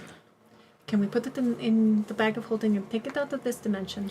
And whatever it is appears to be channeling something. It is currently being the catalyst for some arcane art. Do we still have the lead box? The thing is in it. finishes in it. Please roll Arcana check for me. Will they both fit? Who else has proficiency in Arcana? I do. Go ahead and roll Arcana for me. Could we take it to the brazier? That would not be a good idea. Dirty 20. 30, 20, 16. 16. Zemdack, you notice that this appears to have like a shimmering direction to it. As it's moved while he's holding Mage Hand, it's kind of like that blur when you have like smudged glasses and you look at a street light and it has that like line of how the light goes straight up and down no matter how you look at it. Except this is more like a compass point. And so it always is pointing in a certain direction no matter how it's put. And you like rub your eyes and it's constantly pointing it, kind of like how your cane does. Okay. And then you look at it and you're like, wait a second. If this is a catalyst to a spell and it's pointing a certain direction, maybe it's pointing in the direction of where the spell is originating from. Right. And then you realize again that this may be just one piece of a lattice. Bigger ritual. Right. Like this might be like one part. Maybe there's multiple crystals all around. You said you saw this multiple times, or am I just dreaming that up? Once. Okay. But I feel like... Pieced out. So there's a couple options that occur to you here. One, there are other ones of these scattered throughout the catacombs. And two, there's probably an origin point that's channeling it to all of these other things. You know, I wonder if... Go find the central point, disrupt it. Is the line going back towards the central tower? Oh, it's going down. But if it's going down, is it still going down in the direction of the tower if it was to be down towards the center of More or less. the planet? More or less, kind of, yeah. Okay. Given if you pull out your cane and kind of get a look, and you ask Sofka, like, kind of, yeah, Okay. All right. So.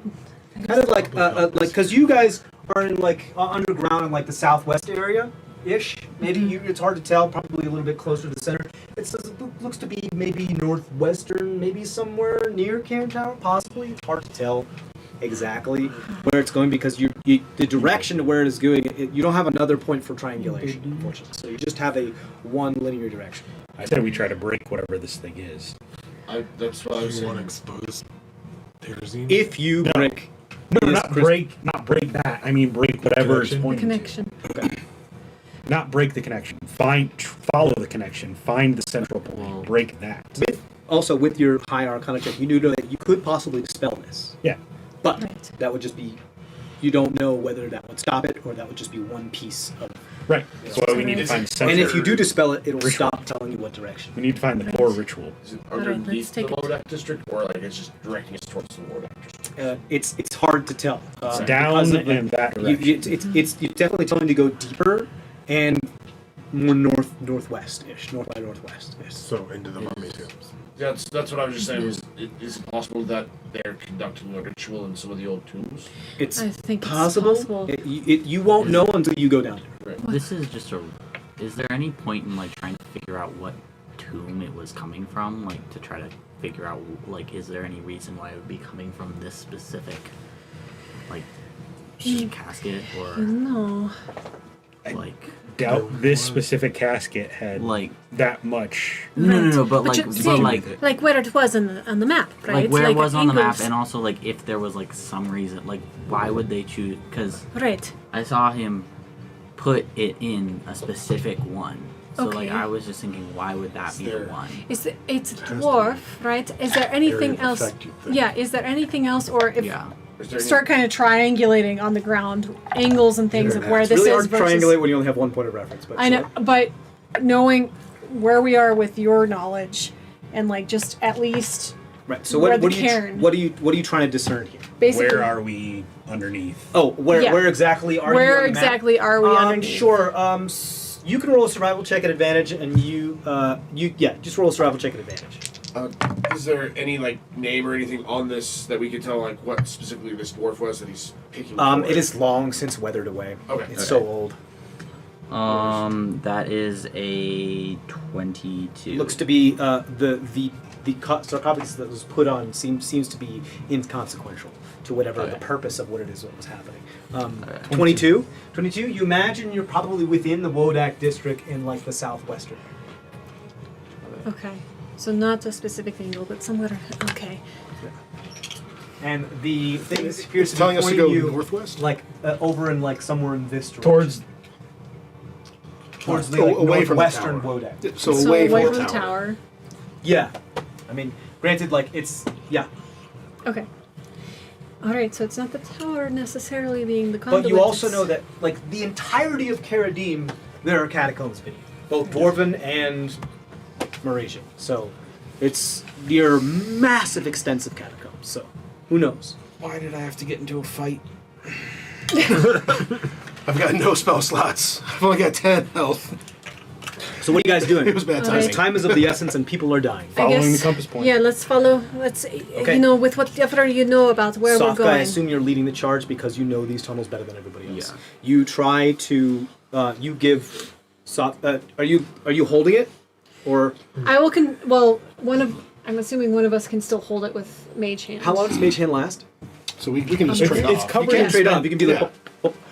Yeah. if you really want to, yeah. It's a minute. It's a minute. Okay, so every minute you guys are going to have to cast Mage Hand. That's fine. But that's fine. If you want to, they just hold it out in front of you. Like holding somebody's GPS phone when they don't have the thingy on the car. Like, look, here we are. Like while they're driving you. I'm just imagining a juggling thing where like it's holding here and then the hand underneath. Yeah, exactly. They're putting a hand under it, and then it catches the hand, and then they put another hand under it.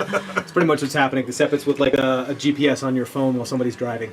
And they're germaphobes, so they hold it with like a one of those grappler arm things. So you guys delve down. Okay, we're gonna do another round of stealth checks because this whole area is infested with zombies. I still have advantage. Yes, because this is your turf. 3. Oof. I have disadvantage. Yeah, because of your armor. 16. You get 17 and 11. 19. 16. 3. 19. 16. 16. Okay, again, average was a success. Good. So you guys make it down. You eventually start making it further down. More dwarven catacombs. Argus, I need you to be a little quieter. You what? Give him an inspiration. Oh, fantastic. Okay, so you guys eventually you skirt what appears to be some Meratian catacombs, but aren't going in that direction. And go even further. More dwarven catacombs. Then that lies into natural caverns. One more round of stealth checks. Oh my god. 16, 15. 12. 11. 12. 9. 13. 13. Okay.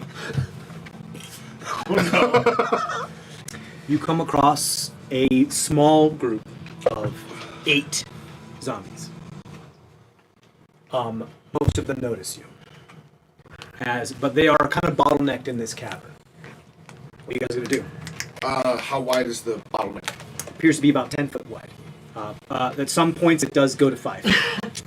At 5 foot point, Yeah. I'm gonna drop a cloud of daggers. Okay, cool. That'll put 6 of them behind that area and only 2 of them in front. I'll do a great bonfire at another 5-foot spot. Cool. So here's what. So there are 8 of going. them. 2 of them are in front in the 10-foot spot, and then there's the 5-foot spot that goes long until it gets wider again. So 6 of them will be bottlenecked into this cloud of daggers and won't have a choice. And will, if given enough time, they're just gone because they'll just constantly walk into it without knowing it. They're taken care of. So you don't even have to worry about that.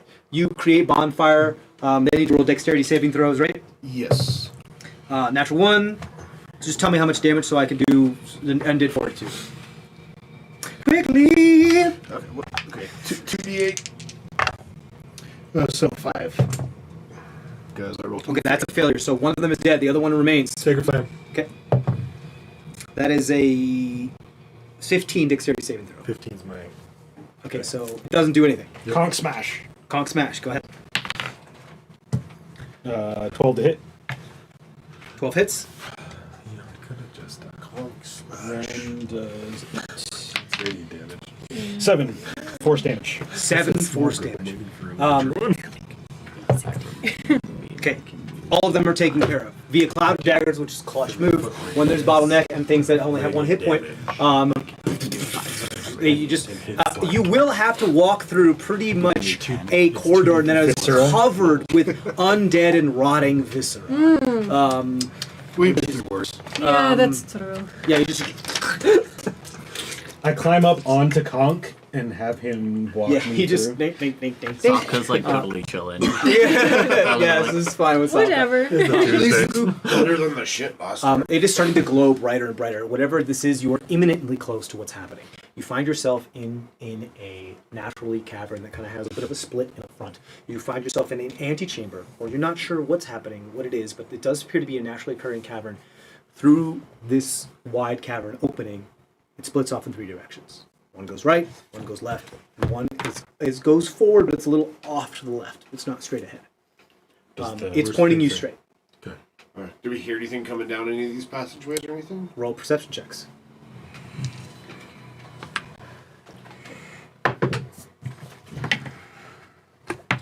$16.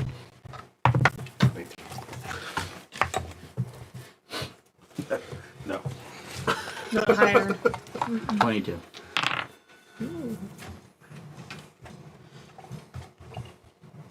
Perception.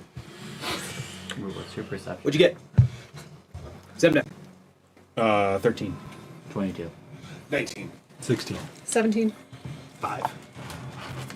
Who got above an 18? You two here. What happened? Hold on. What if I... you hear voices coming from straight ahead. Off to the sides, you hear distant and the only reason why you can hear it is because it's echoing down the caverns. A cacophony of...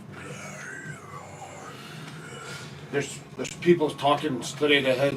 hordes on either the left and right side tunnels. Tons of zombies on either side. Do I recognize either one of these voices? Roll an intelligence check. Oh, yay. I guess I'll give this to history. No. This is straight up intelligence because it has to do with your memory. So this one is 4. Hard to tell, especially with like the echoing and everything. You will have to go through a bottlenecked 5-foot corridor in order to get to the far side, which is where these voices are coming from. What do you guys do? Sneak ahead. Tell me, yeah, do you heard voices? They were saying what exactly? Just. If it was two voices, one was saying, well, if I try this right here, and that's all I could hear. Okay, alright, so. Let's go. Yeah, we need to go. You guys are trying to sneak ahead? Should we do Or do we just anything go in? to stop anything else from being able to come through these two doors? What do you got? Nothing that won't draw them to us. Okay. I was selecting this fucking goal. What? Do we need to sneak? I think it's probably still important, right? Okay. Oh, I mean, do you want me to send Shakar ahead so he can kind of peek out for us? That would be probably a good idea. Yeah, he can see in the dark, you know, it's, The corridor that's bottlenecks is only 10 feet wide. okay. So it'd be pretty obvious if an owl just flew out of it. I can go invisible. Just so you know. I can still go invisible. I'm sorry, it's 5 feet wide, 10 foot tall. So. Oh, you can still go invisible. That's my one and only trick I have left. I might need that if we get into a fight, though. It's not my last trick in my bag, and I could turn either myself or somebody else invisible. So Is the corridor here? Turn me invisible. I can communicate with you guys silently. Getting louder? it's just the more noise you make, the higher, and the longer you stay here and talk, the more chance you have of getting discovered by these hordes. Let's Go. But I will turn Log invisible as we go. So I'll go in front and Okay, so you pat him and you go forward. Are you like giving him some room to take point? Like putting some distance? How much distance?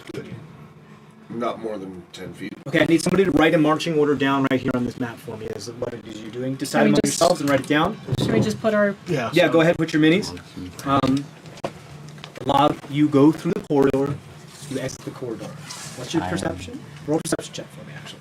And you have dark vision of 120 feet, so. yeah. Well, I can see normally for 120 feet. I'm a tank if you want. Right. It just appears like bright light to you. Yeah, it just looks like normal. Right. You can see color? Yeah, like I see normally. Right, because Oh, that's devil. his. Right. Yeah. Devil sight, right.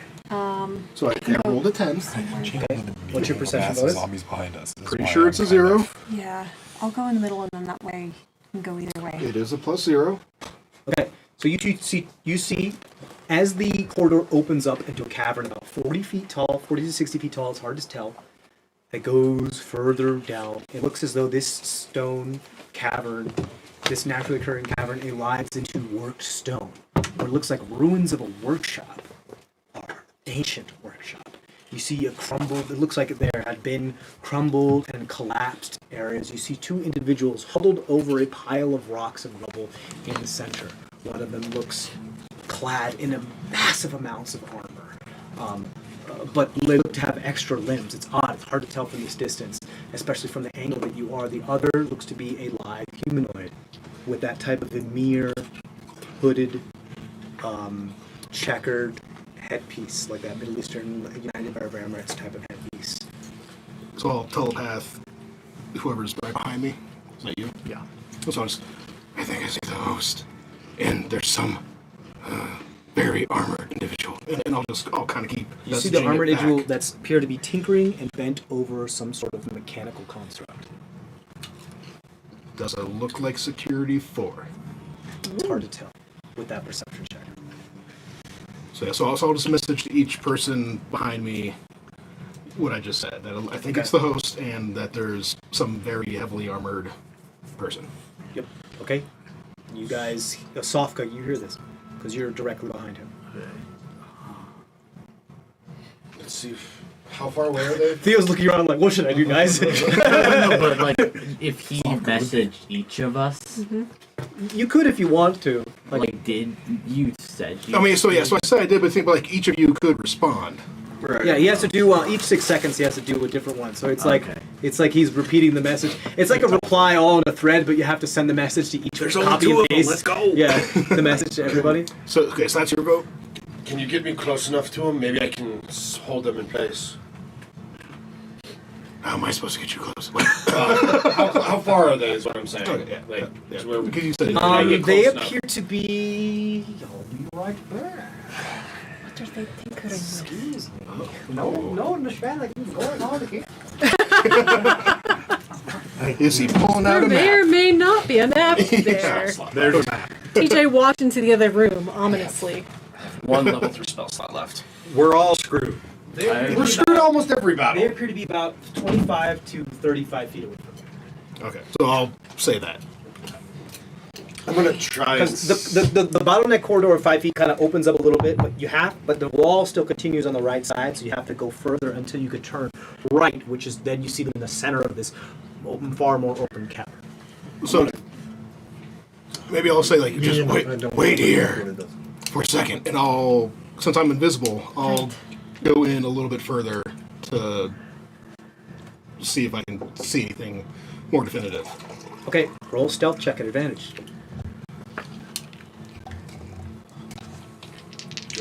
Invisible.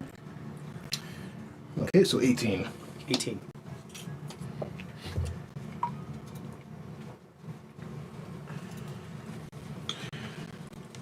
Okay. You try to get in closer.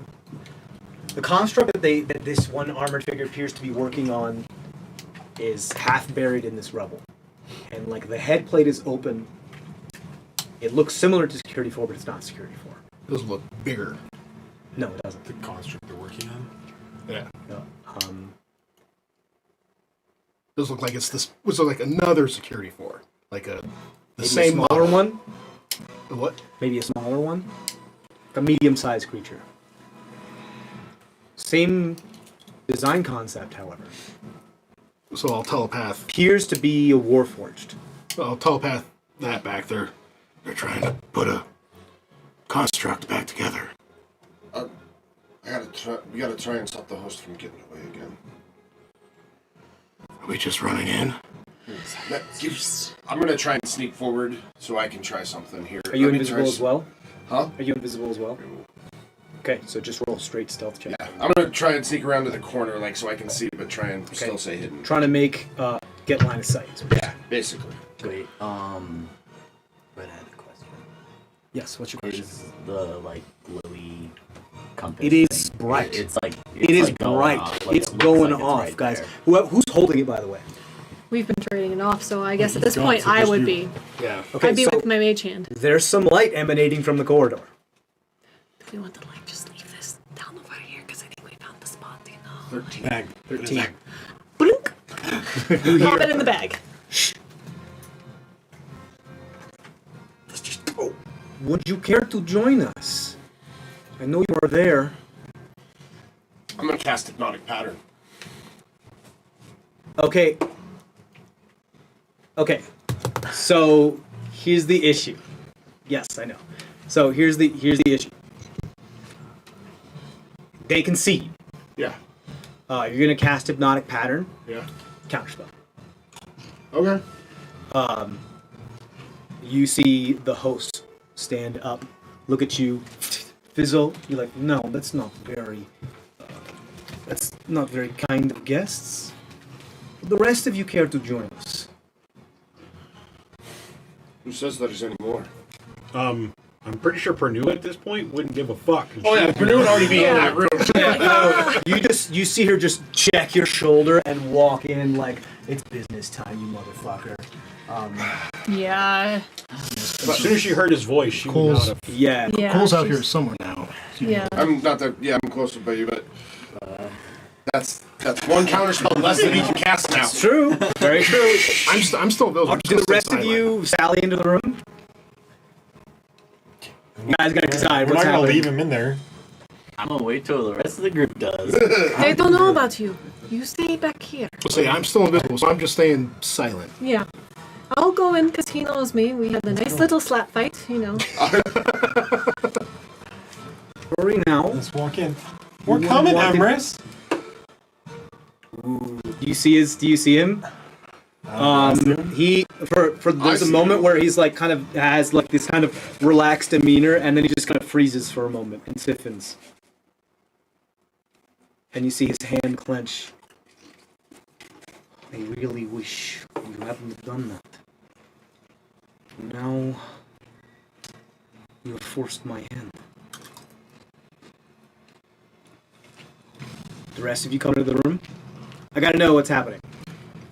Okay. Yeah, except for Sofka. I'm gonna stay in the back. Yeah. The individual that is clad in armor looks up and then takes a double take. Zach, will you please tell me what, as you see your apprentice that caused your leg to be blown off standing there? Yeah.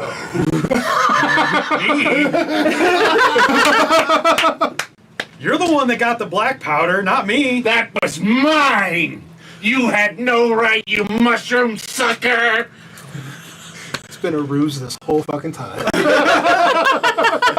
This is my assumption. All right, so waiting we're gonna take a break right there, and we're gonna have some dinner, guys. Oh yes, It's like everything. as our incognito studio audience comes in as an antagonist. Yay! All right, we'll be right back, guys.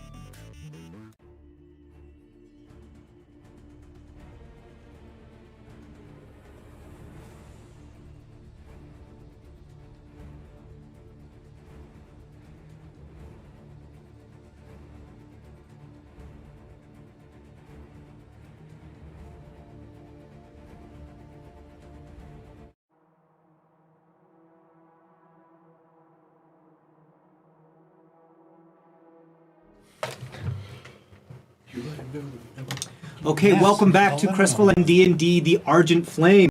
Last we left off, the Argent Flame worked their way through the zombie-infested caverns and catacombs to a more worked stone area. It appears to be an ancient, derelict workshop of gnomish and dwarvish design, within which they found Master Oros, Zemdack's previous Master Artificer, and the host, hunched over what appears to be some sort of ancient construct of some type of warforge, half buried in the rubble with them.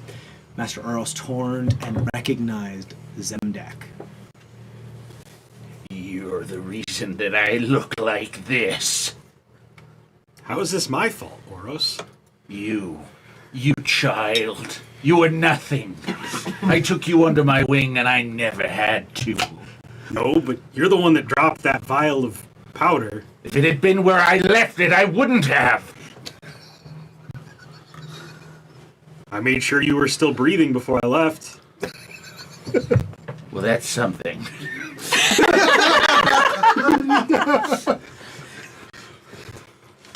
I'm going to take your leg.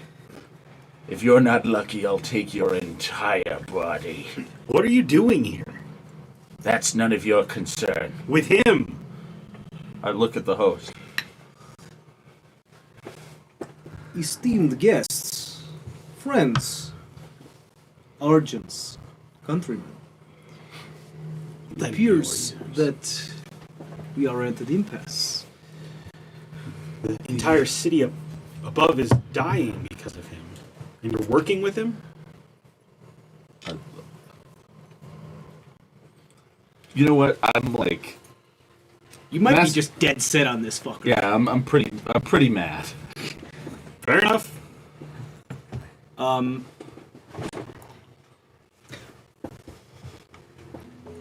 Ehrenbach, what do you have to say for yourself? They breathe in and put their head to the side. And, again, you can't really see their face, but you can tell by the clenching of the fists. I wish you hadn't have said that. Because now I am left without a choice. You know things that should not be known. And as I have mentioned before, I will not, I cannot allow anything to get in my way. Least of all, you.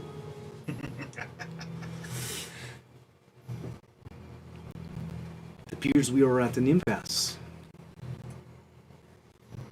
Let me ask you one question. Does Tortesi mean anything to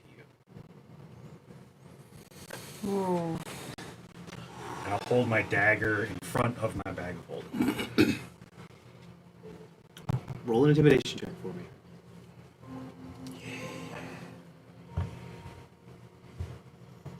Zero. Yeah. 2! Okay, we're gonna roll for initiative because he's gonna cast a spell at you right away. Here we go. So he's obviously pissed at the mention of Tortesi. Ooh, you see him freeze in place and then get no nonsense business style. His hospitality is completely run out. He has no more patience. He's on the warpath. Mm-hmm. The composure in him drops entirely.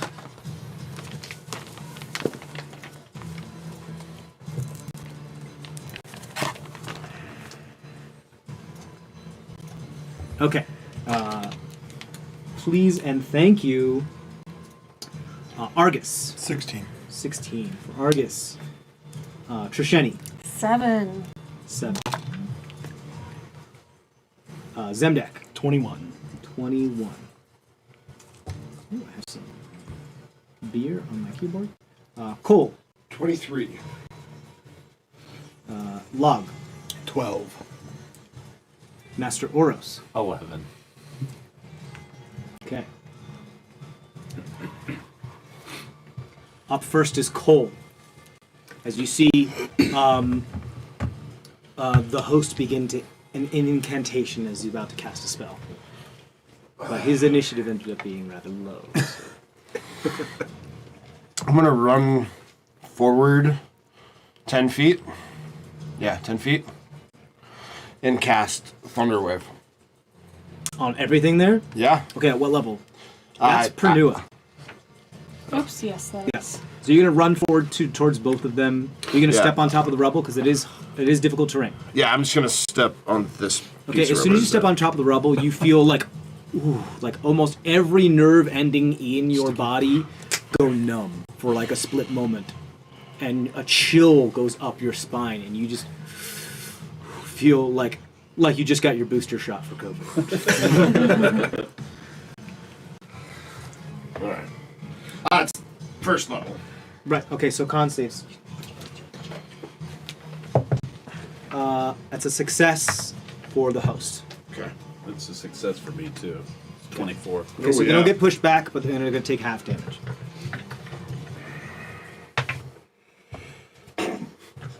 3. Did you have it already? No. Okay, so one point of damage. Oh, you just went up and blew Wait, it. Sorry, 10. It's 2d6, isn't it? 2d8, yeah. 2d8. So you got So 5. okay. So 5 points of damage. That's max much better. damage on one and min damage on another one. Sorry. 3. No, 2, 3, and 7, but Yeah. still. Okay. All right. So 5 damage to the host and 5 damage to you, Master Orals. Okay. Great. Anything God else? damn it, Zemdack. Just fucking kill him.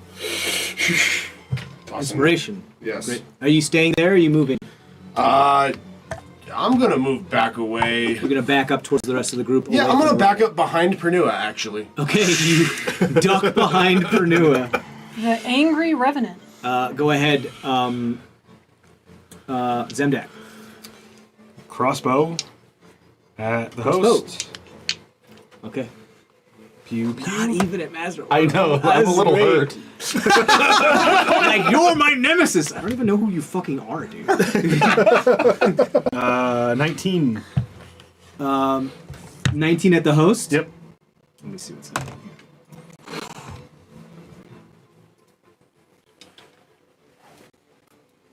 Okay, shield. Okay. Multi-attack, so I get another shot. Yep. That's only a 10. So I'll do Yeah. more. Pew, pew. Both shots deflect off of some sort of arcane barrier. Okay. I'm gonna sort of crouch behind Conk and tell him to block for me.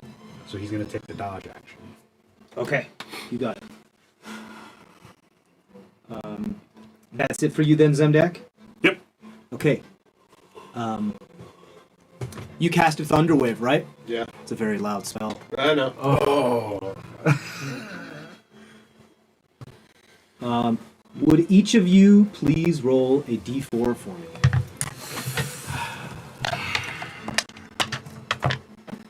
That's not good. I need you to add them all together, and then give me the total. Who's gonna add? Not me. 12. 16. 16. Fuck. Yeah. You hear the encroaching sound of coming from over here somewhere. No. Good job, Cole. Where's my initiative? I've been spending a lot of time with Log lately. I'm just gonna say. It's rubbing off. Is it rubbing up? When's my initiative? We're getting there. Okay. Hold on. So that was the Horde's turn. And hold on. Let me just get something down. Up next is Argus. Alright, I'm gonna cast Spiritual Weapon and smack the host, or Emrys. Smack him. Smack that bitch. Smack 'em. That's a 16 to hit. Does not hit because of shield. Okay, then I'm going to cast Hold the Dead. Wisdom save. Right, because it's a cantrip. You can do that. Yep. Wisdom save. That's a 9. So he fails, and he's been hit by Cole. But I don't know if this damage will hit him. Right, he is below his max health. 10 necrotic damage. He's resistant to necrotic damage. You feel like it doesn't do as much damage as it was, but it does damage him. So that's 5 points of necrotic damage. Okay. You can see like the Toll of the Dead he just kind of very a stifled grunt, and then continues with his composure. His anger now boiling over. Anything else, Argus? Nope. Okay. You have your spiritual weapon on the table. Great. You summon it right next to the host. Awesome. Lahg, it's your turn. I'm still invisible. As far as I know, they are not aware that I'm here. So I'm actually going to head that way as far as I can. Like back around the other side of the cavern, so There? Yeah. If that's as far as I can go. That's 30 feet. Okay, yeah, so I'm going to go to there. And that's going to be it. So 'Cause you're- I'm trying to let them not know that I'm here until I can strategery some Okay, shit. so go roll a stealth check at advantage. you could probably still move further though, because you didn't use your. You are action. technically at the moment hidden, so any attack you would make would be at advantage. But it will only be the first attack. And then But then I'm no longer invisible. that's correct. And Yeah. when you cast a spell or attack, your visibility drops, unless it's greater invisibility. Yeah. Yeah, because you've only used your movement so far. So if that was going to be your movement and your action, you could move another 30 feet. Okay, yeah, so I'll move another 30 and I'm going to like come this way as if I'm like coming up You're gonna behind come them. around the like. No, you're gonna, like coming, like I'm coming Right, behind. so you're gonna Like go over this way? make a Okay. large arc around and try to flank them on Right, the other side. yeah. Got it. Right, I'm just trying to describe it for our viewers. There you are. Okay, Gets so you to yeah, 30. Hiding behind what it is like a large that's where- stone pillar I was just trying to get of the natural cavern between you and them. Okay, Yep, is it's- that your yeah, turn? yes, that'll just be 'Cause like you used your action to dash. right, yeah. Okay, cool. Did Just you make staying your hidden. Oh, make no. your stealth check at advantage? Ooh, 22. 22. Okay, you still seem like you feel like you're rather hidden. Next up, you hear as the construct that is half buried in these stones here begins to pull itself out. It's a lot bigger than you thought it was. No. It's not as big as Security 4, but it's still pretty big. You were like, yes, I fixed it, yes. You were both witnessed what it had showed you. Emrys was like,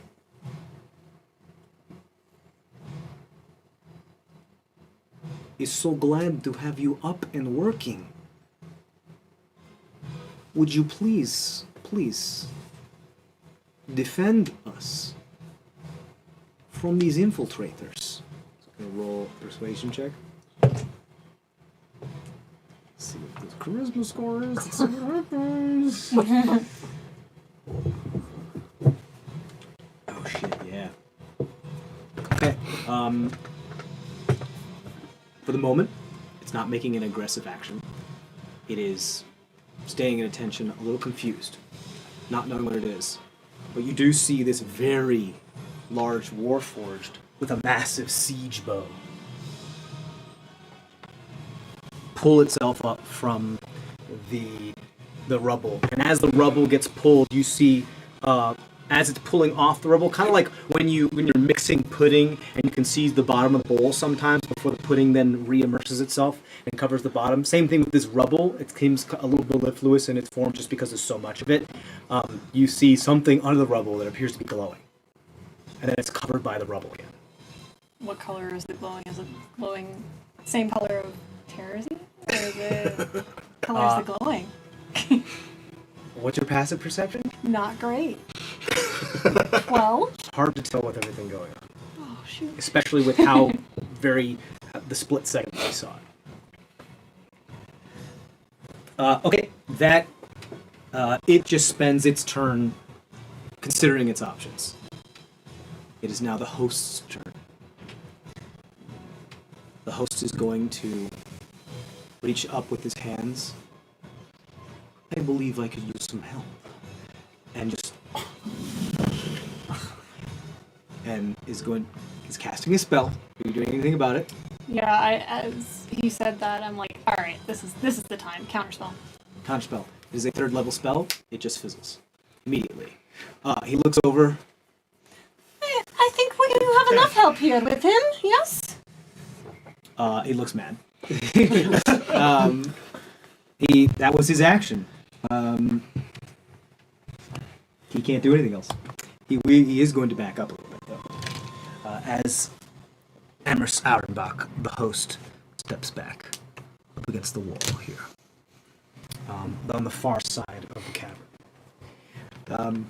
That is the host's turn.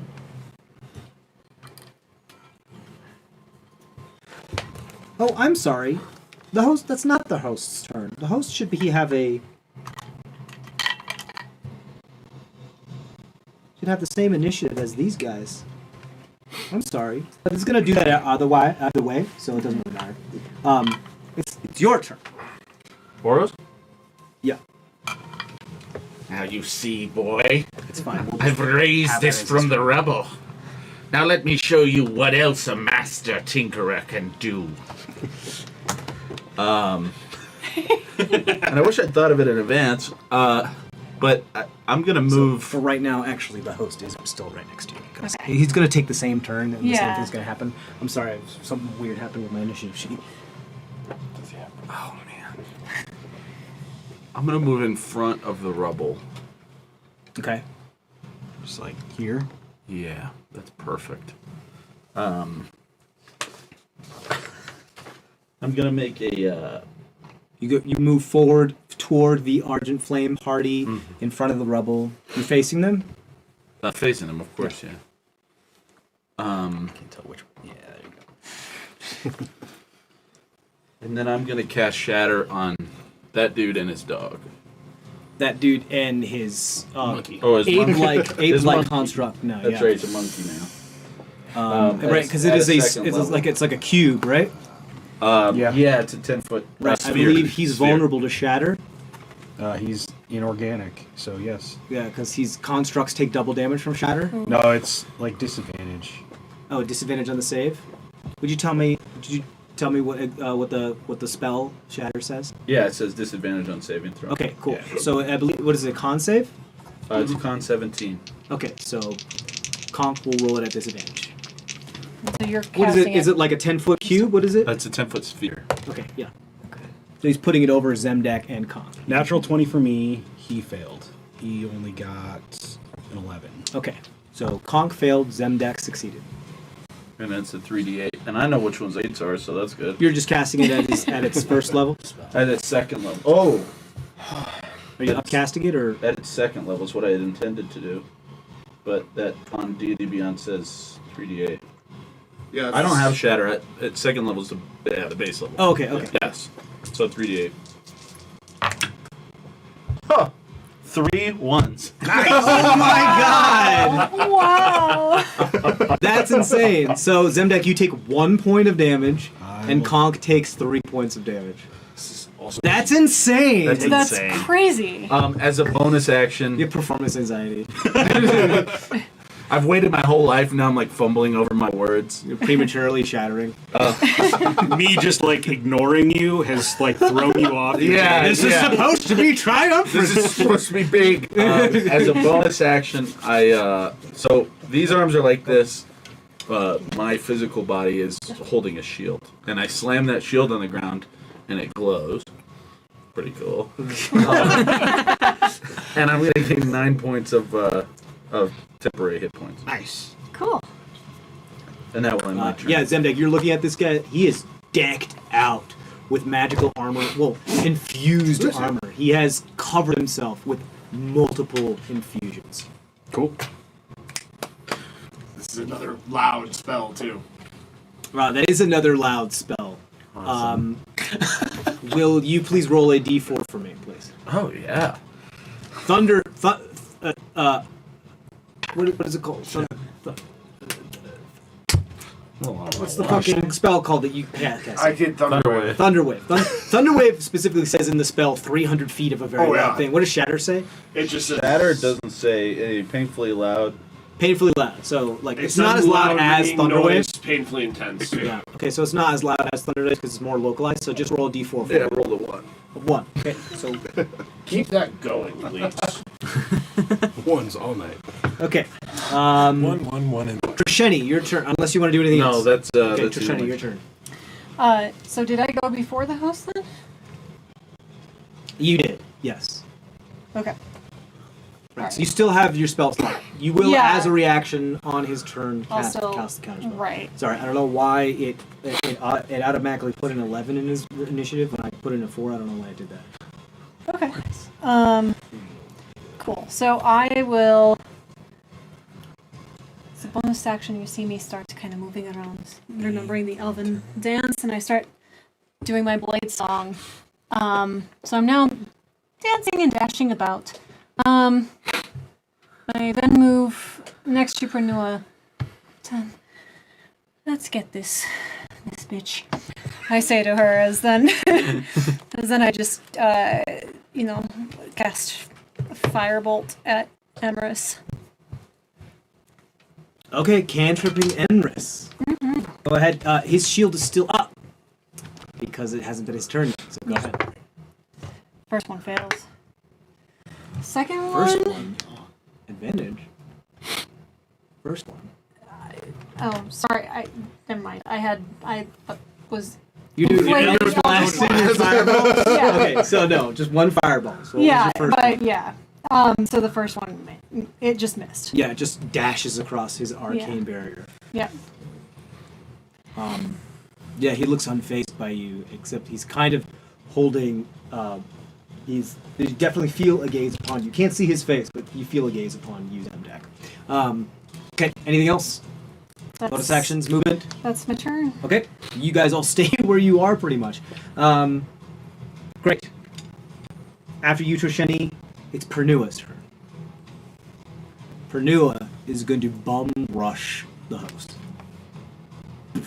Rushing right past you, Master Rose, if you want to take an attack of opportunity. I don't think I would. I don't think I'm You're not even thinking interested. about it. Yeah, makes sense. You're not interested. Cool. She's going to stab him twice. That's a miss. Of course. That's a miss.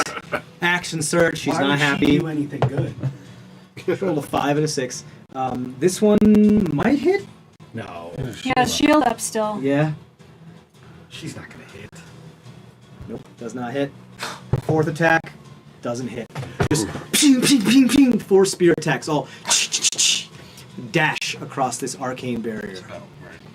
He just kind of like waves a hand to her, like Gaara with the perfect sand defense from Naruto, and he's like, "I'm not interested in you right now. I have more important things." He doesn't even look in her direction because she's like stabbing at him. Great. Up next, then, is the host. As the host begins to cast that spell, trying to raise something from the dead, you counterspell it. He will move back, however. Doesn't care that he's going to provoke from Pernua. Doesn't give a shit about her right now. But his shield is gone now. Yes. His shield is gone. She Still hits. not- She hits him. He could do reaction to cast it for Yeah. this uptime. He doesn't care. All right. Oh, nice. That's good. That's good. She only does...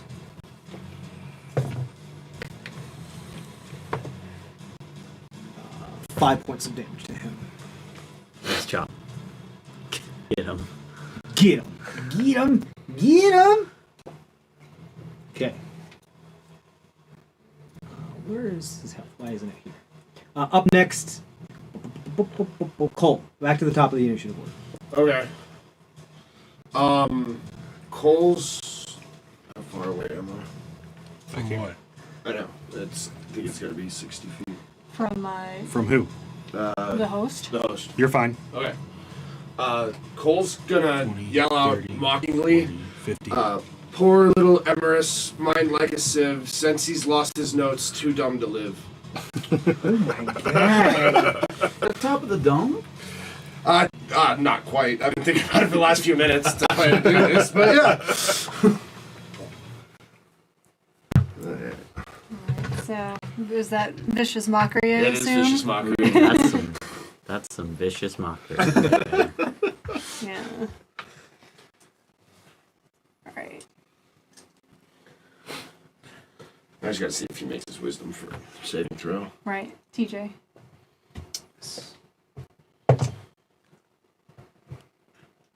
Vicious mockery is. It is a 20 for the wisdom saving He throw. makes it. It's a cantrip, so. Yeah. Would be psychic damage. Yeah. Okay. Cole, anything else?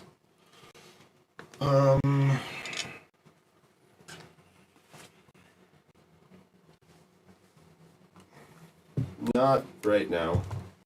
Yeah, I'm done. Okay. Then, Cole, that's the end of your turn. You stay put. Zemdack, you're up. Mr. Construct, I don't know what it is that you guard, but these two have defiled this city. We came here to deliver justice to them. If you are truly a guardian, aid us in bringing them to justice. Sofka, you're not in my list. Yeah, you That's never why. asked I'm me. so sorry. What did you get for your initiative? I got 13.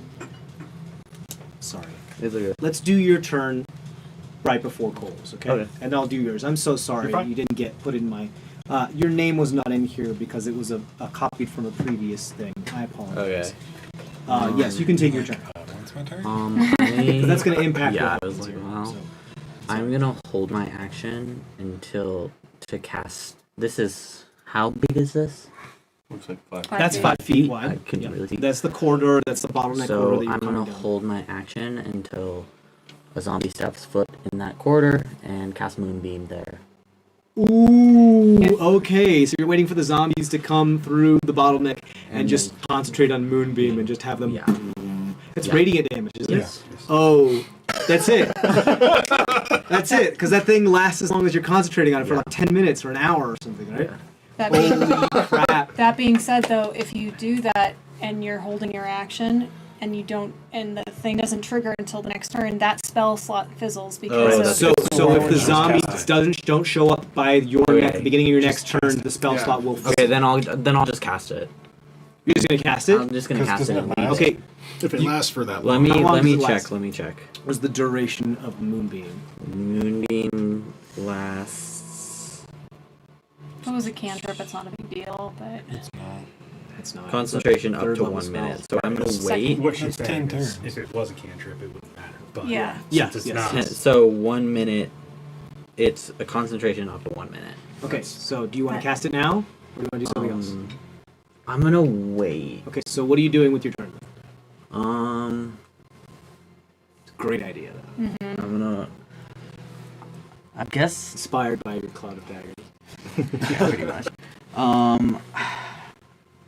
Can I just like I don't really want to do anything other than that.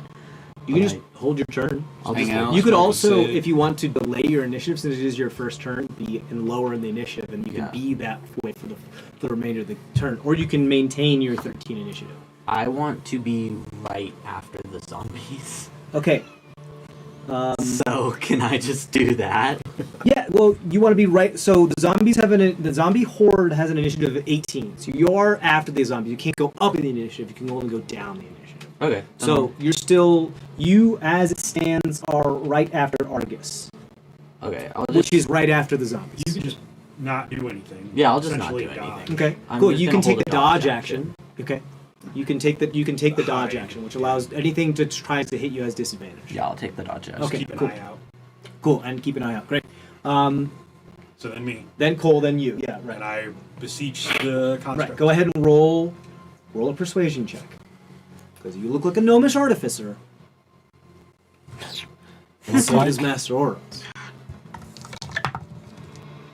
I'm going to use my inspiration. Yeah. 17. 17.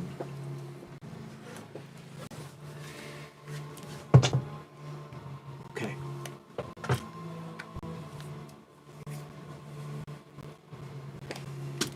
It looks very confused. It doesn't know what's going on. It is technically not hostile to you right now. But it does turn around to face the host, to examine it further to see whether it is a threat or not. It is taking what you said as consideration. Okay. Is that my action? It doesn't To call appear to out be to him? threatening you. Yeah, that was a bit of a spiel. It was a bit of a soliloquy. I'm perfectly fine. I was just making sure. Yep. You still have a bonus action if you'd like it, though. I don't have any bonus actions. Okay. All right, then we're going to go to the Horde. It's the Horde's turn.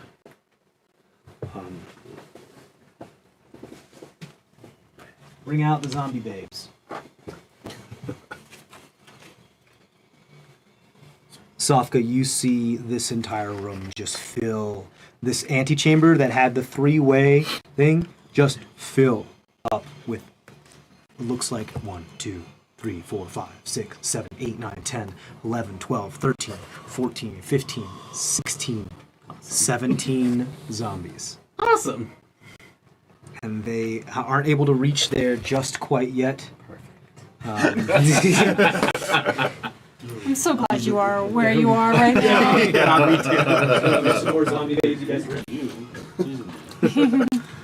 Good place for that. Yeah. Otherwise, I'd have to blast. I don't know what's going on. What is Moonbeam? Moonbeam? Or Fucks up zombies, apparently. Yeah. what is it? Like, what is the spell? It's like a literal moonbeam. Yeah. It's just Like, a, it's radiant. moon-like.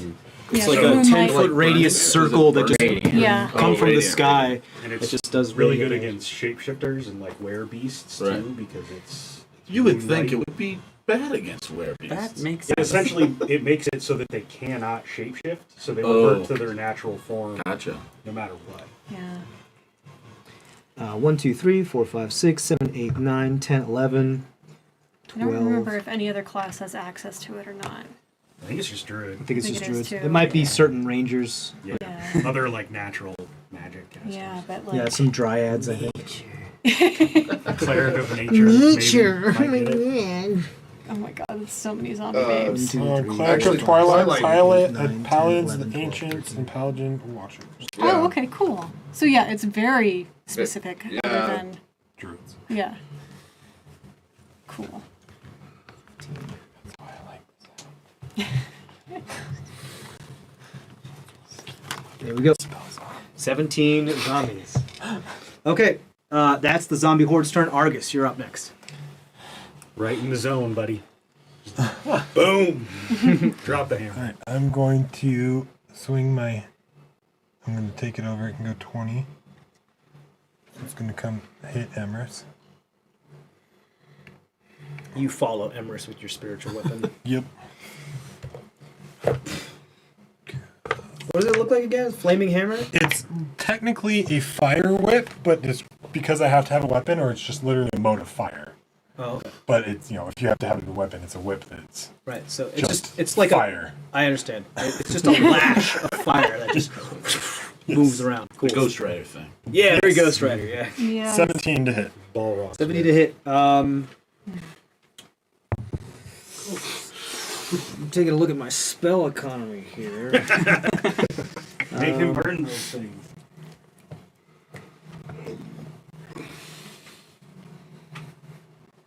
Yeah, there's every single one of you before him. He's gonna shield. Okay. Then I'm going to toll the dead you. You told Okay. the dead? Yeah. How do we, what's going on? Wisdom save. So, you are getting told the What's dead. going on, man? What is going on? Yep. Oh, and I have advantage against wisdom saving. Or wisdom You have advantage against wisdom saving throws that occur to magic because you're gnome. Oh, that's a lovely feature. Yeah, he has advantage. Yeah, but none of his things are actual magic, or they don't affect Oh, those come things. on. Emrys cast spells. Yeah, I just mean like usually when you cast a spell, it's not Usually an ability, no? one of those, Yeah. or it's an ability. Yeah, So, it's not a spell. Yeah. Well, it's spells and magical effects. But yes, certain abilities are physiological abilities. Like a dragon's back doesn't right, count. that's what I mean. Yeah. I'm going to move. It's either been that, and it hasn't counted. Right. Okay, how'd you do? Did you? 19 didn't hit. Yeah.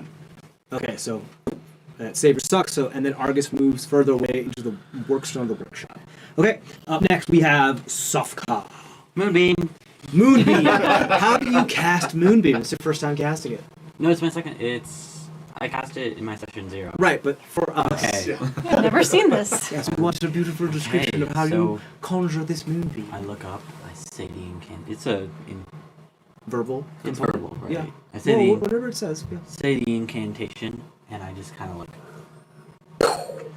and then just it's like kind of like those things where it's like but it's just like you see zombies just, burning. The clouds part, like that and kind of like thing. the heavenly light shone forth. Yeah, it's like that, except it's a moon. Some of the cave kind of opens up, and you see rats swirl out, and dwams, my brothers, and these this heavenly light, this moonbeam shines out through this hole. It's like a spot. Hear the clarion call, the moonbeam, my brother, Sofka, my sister, sorry.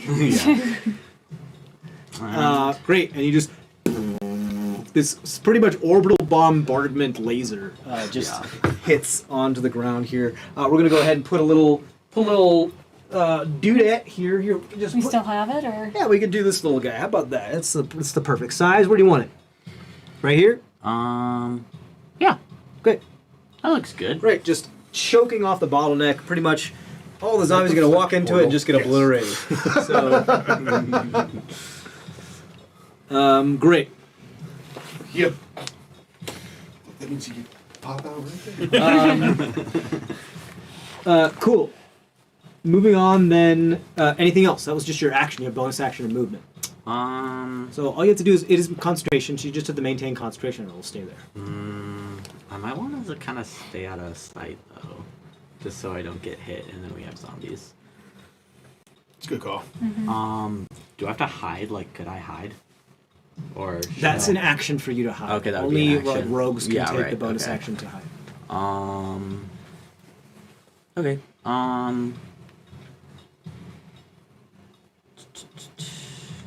Take your time. Take your time. Hurry up. Okay.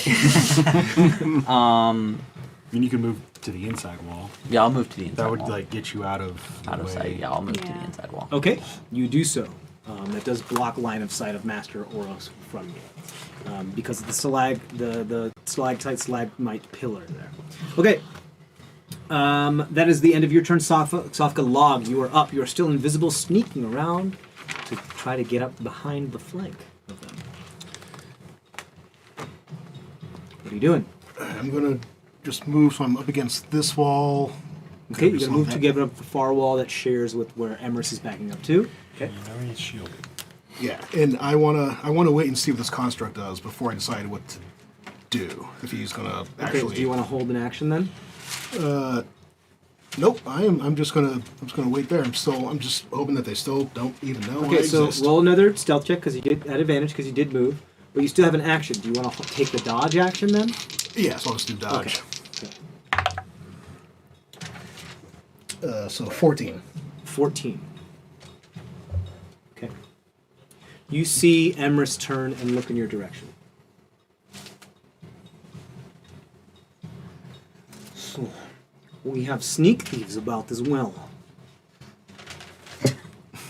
So he appears like he knows someone is there. He doesn't know exactly where. But he's aware that someone is either invisible or something over there. I guess it doesn't matter if I take dodge or not, because it's going to be disadvantage no matter what. That's true. That's true. That's true. But the thing is that even if like fairy fire is casted on you, you would still be at disadvantage because you would be dodging as well. Okay. Or if like the invisibility would be dispelled, still be at disadvantage because you're still taking the dodge action. So there we go. Boop, boop, boop, boop, boo. That's Log's turn. Anything else, Log? Bonus action? Anything? Nope, that's going to be it. Okay. I don't have that much I can do. Now it is the Warforged. Construct. For the first time, you hear it talk. Calculating. Inventory 9. Calculating. It looks like it's having a moral quandary. Emrys moved it over to the side of thinking that you are the enemies, and then you moved it back to kind of like the middle of the road. So this is going to be like a war of attrition of trying to convince this creature which way to go and which way. So at the moment, it's going to take its turn to examine the situation. Okay, didn't do too well, so it still is not sure what's happening. It does just ready in action to fire this massive siege bow at something the minute it views it as a threat or hostile. Because it understands that you guys are fighting, but it doesn't know what side it's supposed to be on. Great. Master Eros, your turn. Real quick question: does this ape have a move? It goes does. when he goes. It goes on my turn. Oh, If I have to specifically instruct it to do something. Or it just tries to defend itself. Yeah. Sweet. I'm gonna use my action to tell the construct to look for elves. Okay. Confuse it further. You were created to destroy the elves. Do your job. Okay. Oh crap. Roll because you know its directive. Roll a persuasion check with advantage. Oh no. You're only a half elf. Emerus is a full elf. Yes. 11. He doesn't know that.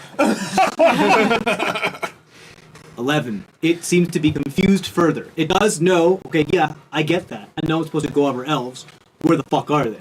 I mean, obviously, because, like, error, observation, analysis, not incomplete. Poor guy. Imagine making. That wasn't much of a soliloquy as yours was, so I'll say that was your bonus action. My bonus action. Yeah. That was yours was much more of a thing, which is why the DC for persuasion was lower. For yours, it was higher. I didn't do too well anyway. Yeah. I step in front of what's the ape's name again? Conk. Conk. I step in front With of a K. Conk. Like further over? Yeah, like that. Yeah. Okay, you just sidestep and move over to try to get in front of Conk. Mm-hmm. Okay. And What do you do? Zach is like, I'm sorry, I have to break your things. I'm gonna cast lightning bolt at 3rd level. Straight line? Straight Straight line line. to hit Conk and Zemdack. Dexterity saving throws. My little boys. 17.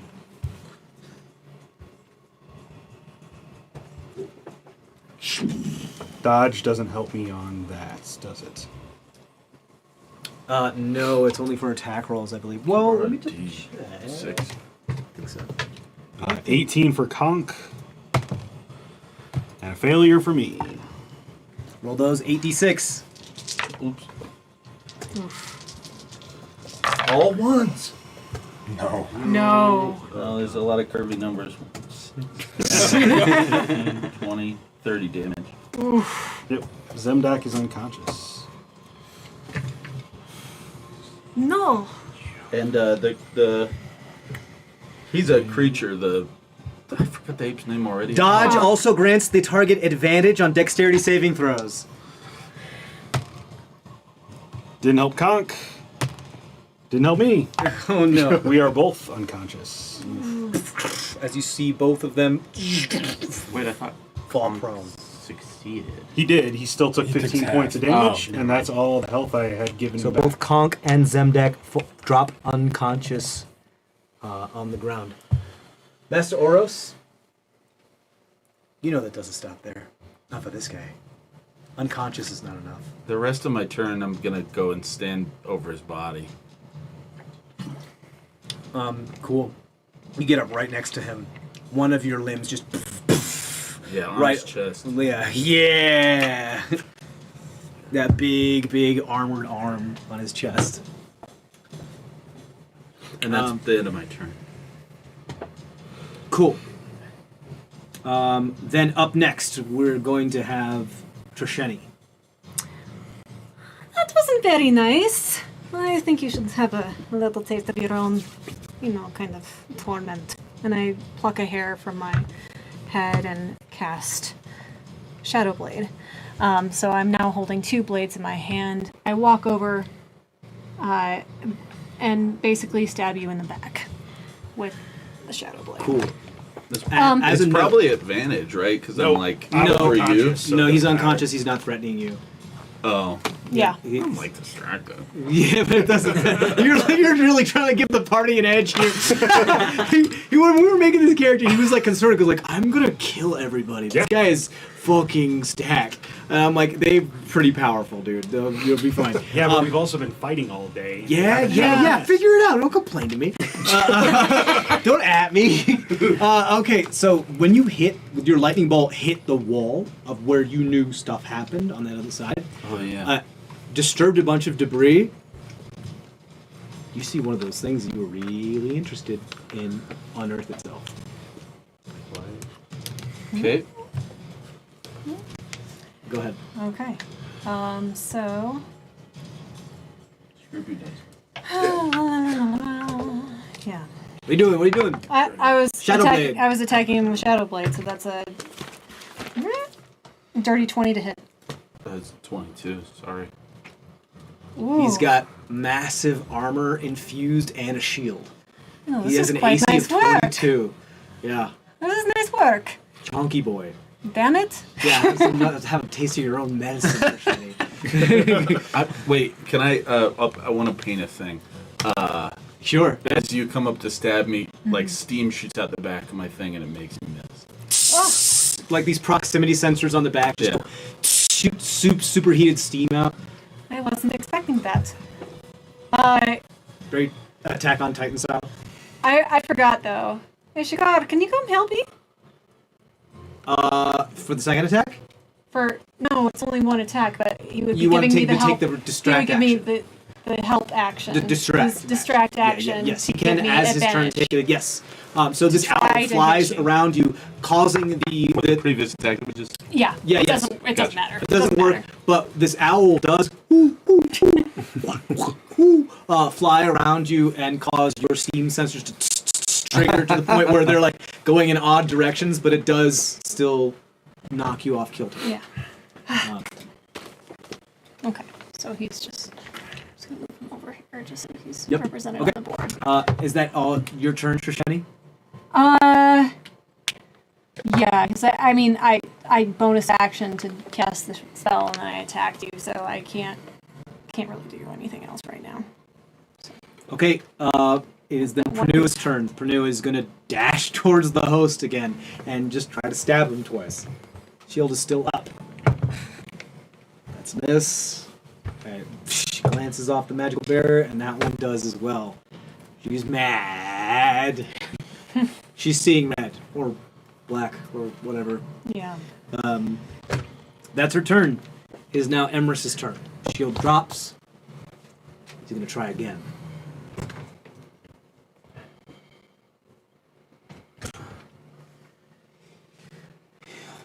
You are ingrates and beneath me.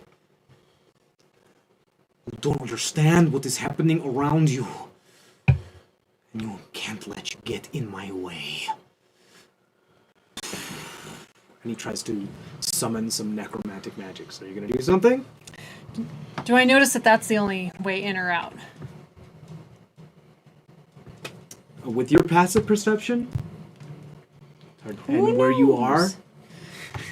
Seems like it. Looks like behind you there was another way at some point, but it's long since caved in. Okay. I'll keep it for right now. Okay. Because now that I see that you've done that, because I can see you, like there has to be a reason you did that. So. Okay. 3 zombies. I only have 1/3 level left. From you see a shimmer from this area for a slight second, and 3 zombies are summoned. They look like ancient, old, dead dwarves and elves. And elves. Dwarves and elves. Back from the back. Oh, my beefy boys. Yeah, my beefy boys. No. No beefy boys. Not the beefy boys. Anything. Not the beefy boys! And 1 skeleton. Where are my skeletons? Can you give me that black box with my... Oh, yeah. I have my skeleton archers in there. Oh, great. 3 beefy zombies and 1 skeleton archer. Does this resolve the construct? Oh, you mean like he's trying to look for elves? Figure it out. That's a very good question. I'm going to roll an insight for them because these, to you, look... to you specifically, you can recognize what elves look like, and to you specifically, you know what elves look like. This is very ragged. A bunch of stuff is kind of fucked up here. But most of these are dwarves, the big beefy boys. These are all dwarven corpses that have been reanimated, and this looks like an elven corpse over here, but it's a skeleton, so it's very hard to tell. This part is the skeletons are concerned. Just those of you who are well versed in science, anatomy, and that knows what really elves look like can tell it's an elven skeleton. But there's definitely both elves and dwarves corpses here. It's a very good question. They're all insight check. I mean, like him raising zombies. Does that throw the construct off? No, because you realize that his directive was to. At least you're getting to defend something from elves. As you heard from what Master Oros was. His directive was to assault elves. Yep. So we're going to roll an insight check. He doesn't do very well, unfortunately. He's still very confused. Imagine waking up from a concussion. He's also he's also extremely damaged and just as far as his wiring is up here. He appears to be in good working order with thing, but he wasn't like conscious as it were. So yes, he's kind of like an amnesiac state, as it were. He wakes up from a concussion. Yeah. Everyone's like, kill him! Right. Yeah, kill him. He's just like, ah! What? Like, yeah. Why? Like, it's a warrior with PTSD that you're saying, no, kill him as soon as they wake up off the hospital bed. It's a lot. So, great. That was the host's action. Correct? Correct. Yeah. Believe there is a bonus action available to me. No, that's fine. The host is just going to. The host is going to stay right there because Pernod is going to kind of pick out of the pit. Great. The host is done. It is now the zombies and the skeleton's turn. They go right after him. The skeleton is going to shoot. No, that's fine. It's going to shoot at you. Fuck you guys. Fuck you guys. Yeah, You did. TJ, zombies classically love dancing. Encourage the arts. Fuck you guys. You did. Fuck you all. Despise movement. I hope you enjoy it. I just love that. Are you dancing? Yes. It shoots at you. Yeah, that was definitely a little bit of. Alright. That's a natural 20. Oh, I hit you with the fucking skeleton fucking arrow. That's the feel. Okay, so that's a natural 20, so you get hit no matter what. Okay. That is 11 points of piercing damage. Okay, meaning that I have to get a 10 on. Yeah, 10. Are you concentrating? Yeah, I'm concentrating On Shadow like- Blade? Yeah. Yeah, so you have to get a 10 or higher on your Yep. con save. Is that correct? Even if, yeah. Can you put a die on top of it?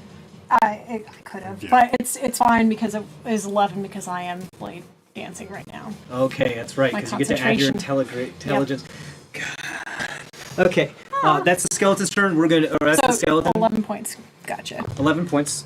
Then Ow. is the three. Then is the 3 beefy dwarven zombies here are gonna do some stuff. They are going to swarm both you and Cole, Yep, this makes sense. and the other one's gonna come for you, Argus. Coming at you, Trisheni, is a 22? No way.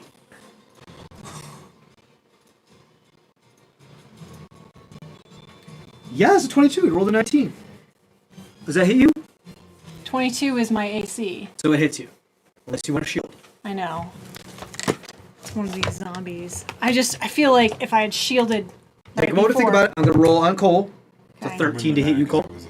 Misses. Crit, so it wouldn't- And it's a Yeah. 13 to hit you, Argus. So that's a miss. Okay. What are you doing? I'll shield because I know that these Okay. zombies are no joke. Okay. for You getting shield against it, and you see its bite start to come down, and an arcane barrier imposes itself an inch after your nose, as it looks like it was trying to bite off your already damaged nose. Not much there anyway. Sorry. Okay, that is the end of the initiative. Back to the top of the order. Cole.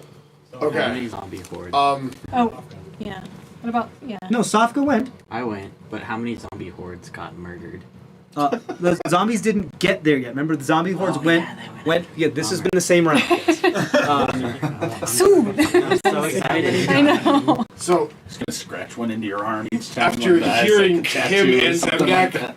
do it, one thing Cole is going to do, he's going to shout out, "Stone Guardian, dude! The one who's pulled in the undead, he's a fucking elf!"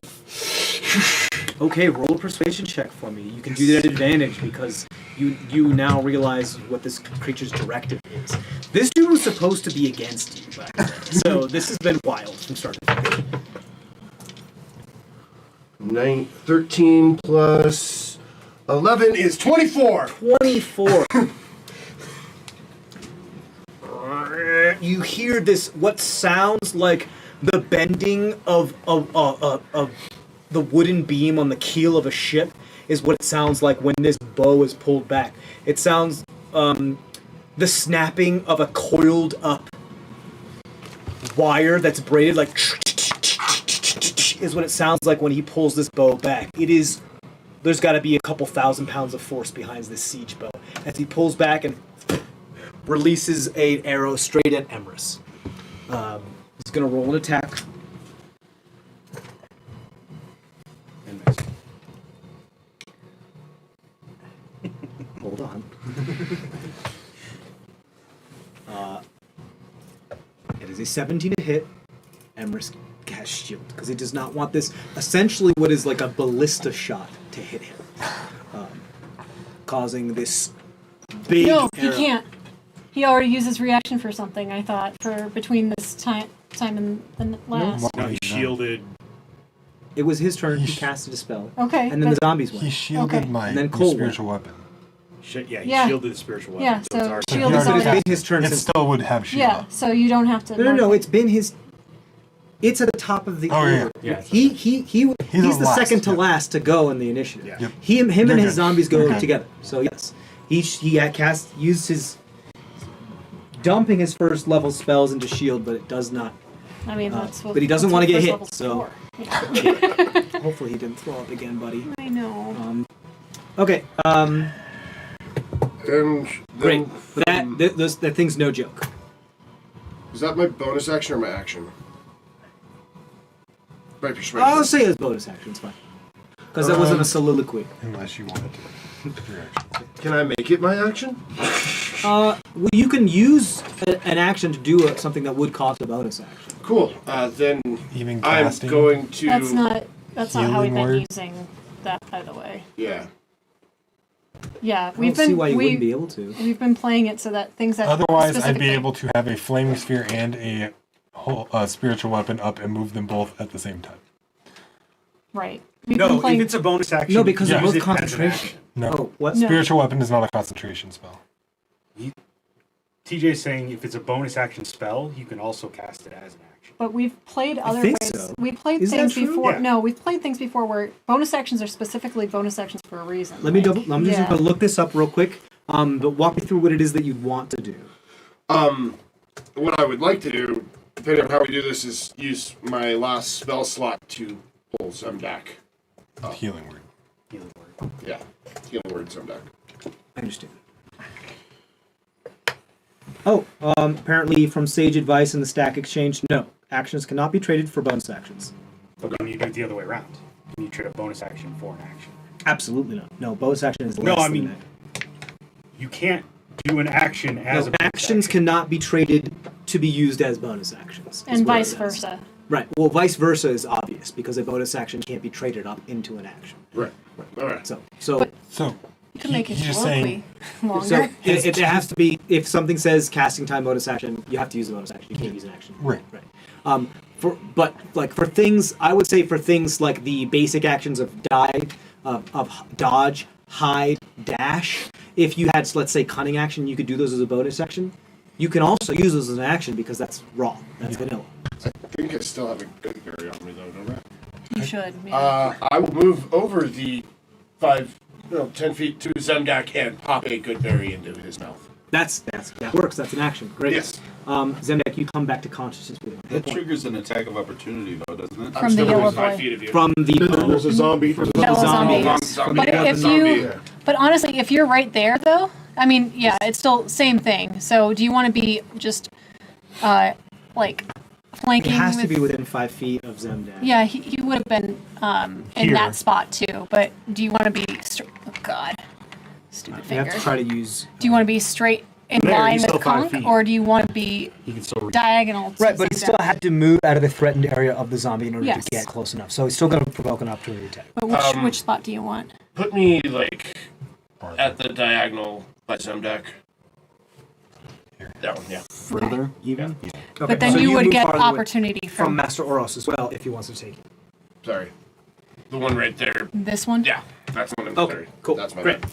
bad. So you will get an attack of opportunity from this zombie. Great. Miss. Nothing. It's not hitting you. You shove a good berry into Zemdack's mouth. You force his jaw to chew. You massage his yes, like an accordion. You force his jaw to chew. You massage his throat. You come back with 1 hit point with Master Oros's extra massive arm, fist, limb on your chest. That is anything else? I've done my bonus action and movement. I can't do them in Cool. chills. Then Cole, that's done. Zemdack, you're up. You are unconscious. Just rage screaming at him. Because this is like the 3rd time today that I was like so ready to do that. my machine's been broken. Yeah. And I'm just going to start swinging at him with my mace. And I'm flanking with Trisheni. That's true. That is a 19 to hit, which misses, right? Yes. 22 is the number. 17 plus 9 is a 26. Yes. Yes. Yes. Finally hit him for the Sorry, first. Zach. Well, he got damage back on the so yeah. Yeah. The way is to cast spells against him. 11 points But he has of advantage bludgeoning spells. damage. For wisdom and intelligence. Okay, thanks for letting me know. Yeah. Well, you know that because he's a gnome. Okay. And I grew up around them. Yes. it's like part of their fey ancestry. And again, no bonus actions. So So how much damage did you do? 11. 11. Master magical Oros, please bludgeoning. take 11 points of... He did. Yeah. Okay, good. Zemdack, that's the end of your turn. Yep. It's then the zombie horde's turn. The zombie horde is going to continue to file on like lambs to the slaughter into the moonbeam. 1, 2, Yay. 3, pardon me, 4, 5. I It's love just it. like the 6. beam, and you can see their faces melt away and like. Yeah, they just go. hotness. It's very Terminator style, like looking into the atomic bomb that's happening. Like Indiana Jones. Yeah, yeah, yeah. Yeah. Yes, yes. Very Ark of the Covenant as they walk through into their impending doom. Great. The rest of them do file in further, however. They're just, like lambs to the slaughter. Great. That helps. Yeah. Perfect. Yes, this could have been a very different battle if they got in here. This lets me do what I'm going to do next. Could have been very different. How much fire is this going to be now? Oh, I don't have any fireballs. Yeah, you guys were pretty spent when you came into this. Yes, we okay. were. That is the zombie horde's turn. That brings it to Argus. Sofka, you're on deck. I'm going to move over here and cast Radiance of the Dawn. Okay, cool. What's the radius on that? 30 feet. 30 feet. 30 feet radius or 30 Yes. feet diameter? Radius. Okay. 30 feet from me. That'll hit everybody here. Does it get to that skelly or not? I didn't think it would. Don't think it does. Okay. Do you want it to hurt him? No. Okay. Not when he's attacking something. That would just not be smart. Great. So you're not trying to harm. So con saves. Infantry 9 is what he was his designation. Is what he had said his designation. But you're hitting Master World. Yes, con save. Oh, sorry, that's me, isn't it? Yep. And all the zombies need to make a con save as well? Yep. Do they do it at disadvantage or no? No. Just okay. I mean, it's radiant damage. Con save. What's your DC? 15. 15. So it's Say 17. 17 for yellow boy. 17 for the blue boy. They still take radiant damage, by the way. Yes, and 18 for the red boy. So you all take half of 17. Okay, half of 17. 8. 8, yes. 8. These are beefy boys. They're not as easily killed as the other ones. They were summoned by Emrys himself. Not as soft. Not as soft. Fun to just pop. All right. And then I'm going to take my spiritual weapon and attack the skeleton. They are hurt, however. The skeleton for 17 to hit. That hits. Bum, bum, bum, bum, bum, bum, bum, bum, bum, bum, bum. 8 damage. 8 force damage. 8 force damage to the skeleton. Okay. Looking rough. Okay. Anything else, Argus? I've done... You're gonna move, you're gonna stay right there. I already moved. But you didn't provoke anything, right? Okay, cool. Argus, then you're done. Sofka, you're up. Maintaining concentration on this nuclear option. Okay. You can always shoot if you have something.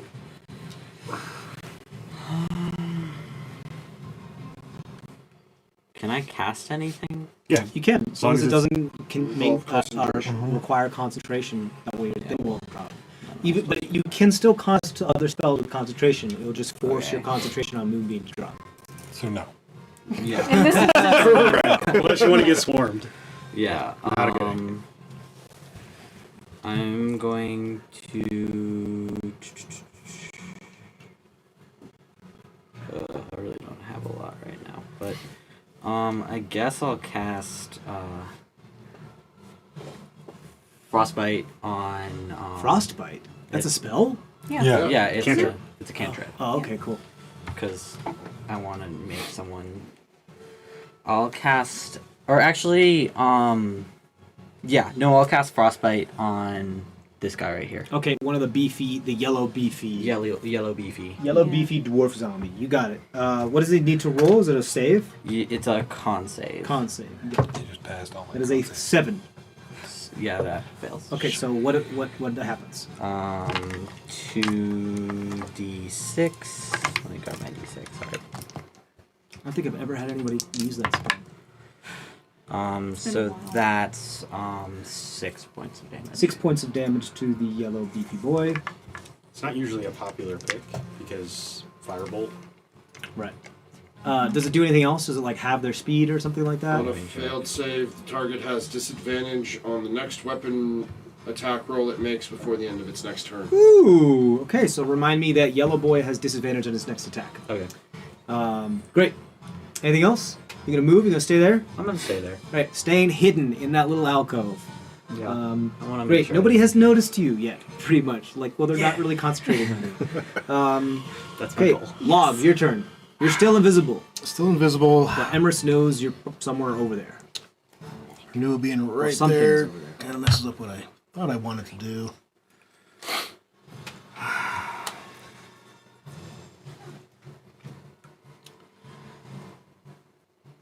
Yeah, I'm just going to go ahead and blast him.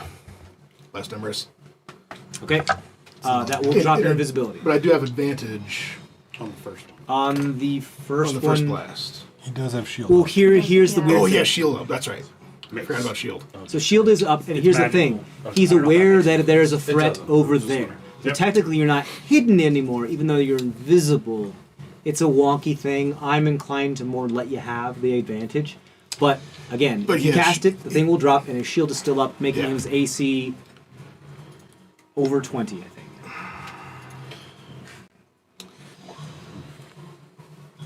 All right, I'm going to... Fuck, but Pernue was right there.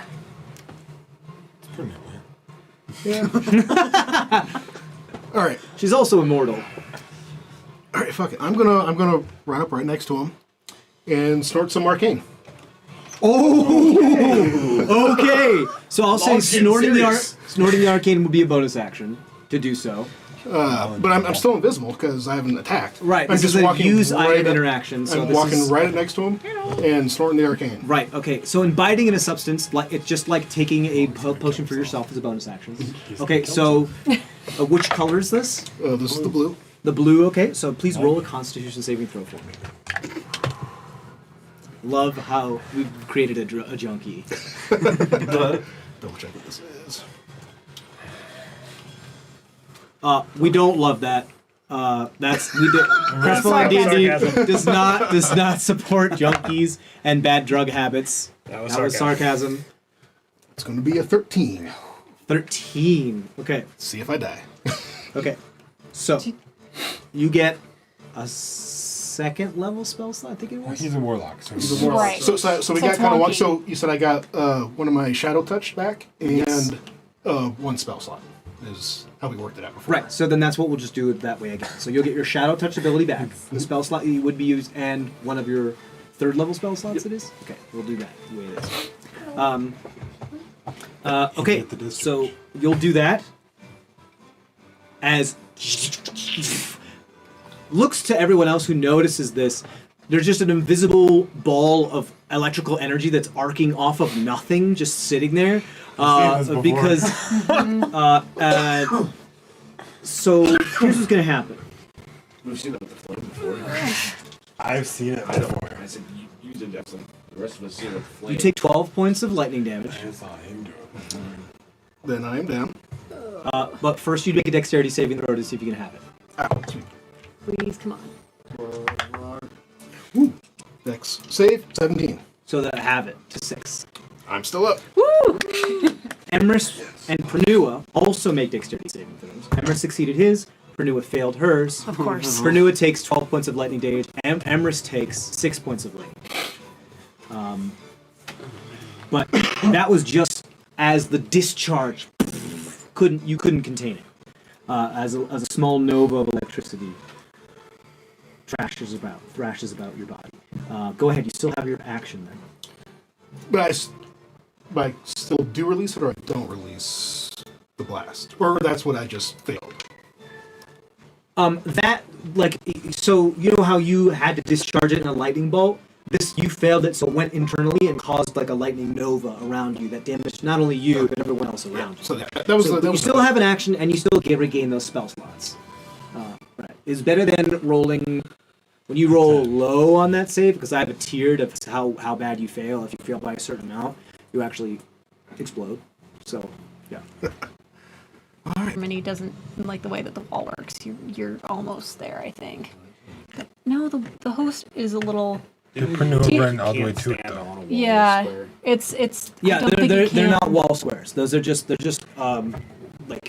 Is the host all the way up against the wall? Did you have He's him there? here. He's here. So do on I the have square. advantage? Basically, is the question. Yes, you have advantage. Okay. You are flanking with Pernod. Right. Okay. That's all we were trying to figure There's out. capes were getting in the way, folks. Yes, we love our capes here. They take up a lot of room on board. No capes. No capes. All right. I'm going to do primal savagery. Okay, so invisibility will drop. Yep. I'm asked to give you advantage on this because you're still invisible, even though that. Well, we just said it whatever was you have- flanking, right? Yeah, that's right. That's true. It doesn't matter. Yeah. So.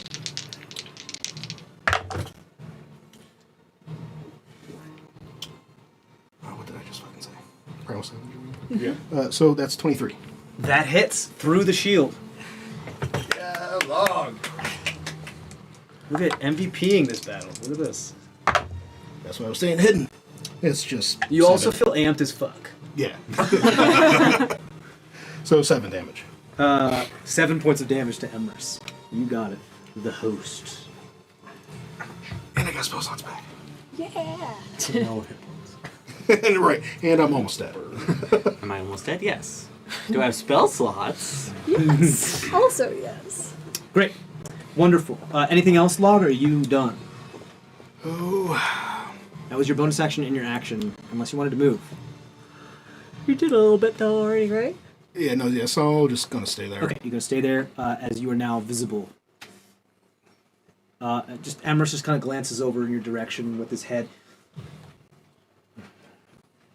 playing an unfair advantage, I see then. And then moves, or doesn't move, just moves his head back. Great. It's now Infantry 9's turn. Gonna pull his bow back and fire at Emrys again. Excuse me. Sorry. Does not get through the shield, unfortunately. Does have an extra attack, however. Come on. Does worse. Doesn't get through the shield. Is going to action surge and fire 2 more times. Get an at 20 on one Does of not get these. through the shield.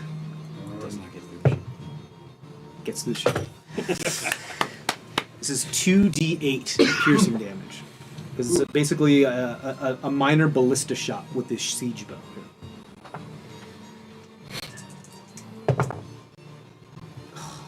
Nearly minimum damage, unfortunately.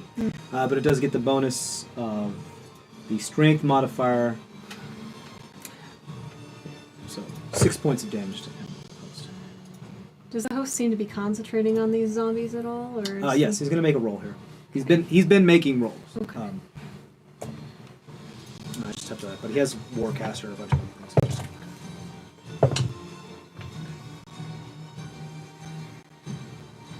It's a very good question for this one. Nothing's done him to a point where he'd have to beat a 10. Nope. Mm-mm. Right, he has a good con bonus. Basically, he has to roll a 3 or lower to fail. And if he is a warcaster, it's highly unlikely. No, he's good. Okay.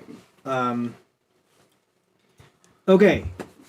That is the end of Infantry 9's turn, as Infantry 9 is happy to be in the center just to keep firing this siege bow. Fired 4 times, so there's now like 3 like big old ballista arrows or ballista, however you want to pronounce it, sticking out of the wall there. Master Oros, it's your turn. So I have a couple questions. Yes. How many HP do you have? 1. So he's in visibly bad shape. Oh, yeah. Oh, yeah. What did you do on your turn? Hit him back. Yeah, he hit me with his mace. Oh, did you get up? Yeah. Yeah, okay. So, And I'm like screaming. Yeah, Rage. So pissed off. Pain. This is what you wanted. You wanted this energy. I wanted this. Yes. But once I got it, I didn't love it. What I'm seeing is the boy that I used to argue with in my workshop. Oh, we haven't changed your heart. When I held him down, that's when I first saw it. And then when he struck at me, it reminded me, I mean, he's feeble as hell. He was beaten by a goblin child at a punching So game. much shade. Hey, I've The beat guy- a monk in a cage match this morning. I fucked up. The guy that I'm working with has just raised zombies, and I can feel the tide of the battle turning. And I'm really just a rage cosplayer. Thinking of all of that, I do have one technical question. I'm wondering if you'll allow me to do it. Sure. So I have 2 bonus actions: a Shardle on Stride and Boots of the Winding Path. Yeah. Boots of the Winding Path requires me to have been in a spot, but it doesn't harm the people around me. And a Shardle on Stride doesn't require me to... Shardle and Stride? A Shardle on Stride requires me to damage people that I run past. And I was wondering if I Which could... one? What is this? Shardle on Stride, it's a spell, but it's a bonus action. What is this? A Shardle on Stride. It's an extra thing. What is it from? Probably from... What's Fizban's Treasury of what? What is this? Dragons. Yeah, it's the newest new one. dragon. Oh, it's the newest one? Oh, this is Yeah. a new one. I've Yeah. never heard of this cool. spell. Yeah. Haven't read the new books yet? Come on. It's not the Strixhaven one. Yeah, it's the just one finish the before Strixhaven that. one. Everyone Okay. just chill out. But it's the one that came out before that. Just before Strixhaven. Okay. But it's, yeah, No, yeah. a month ago, maybe? Basically, Yeah. Diablo Anybody 2 that and the has to be Flame 5 Strider feet books. while you're moving takes damage. Right. That's But having had a change of heart, I don't want to hurt anybody. Okay. So can I mix the knowledges of those 2 things? I mean, I have the Boots of the Winding Path. You want to cast both spells? No, I don't. I just want to move and not provoke an opportunity attack, which both of them do. Disengage. You can use your action to disengage if you like. I need my action. That's the action economy. That's what you have available to you. You can either cast one of these spells as a bonus action and use your action to disengage so that people don't provoke an attack of opportunity. Or you can cast one of these spells. Let everyone try to hit you. Do it. All right. I did try to hit you. I will just. With my oh fuck! You guys watch The Flash? Yeah. Yeah.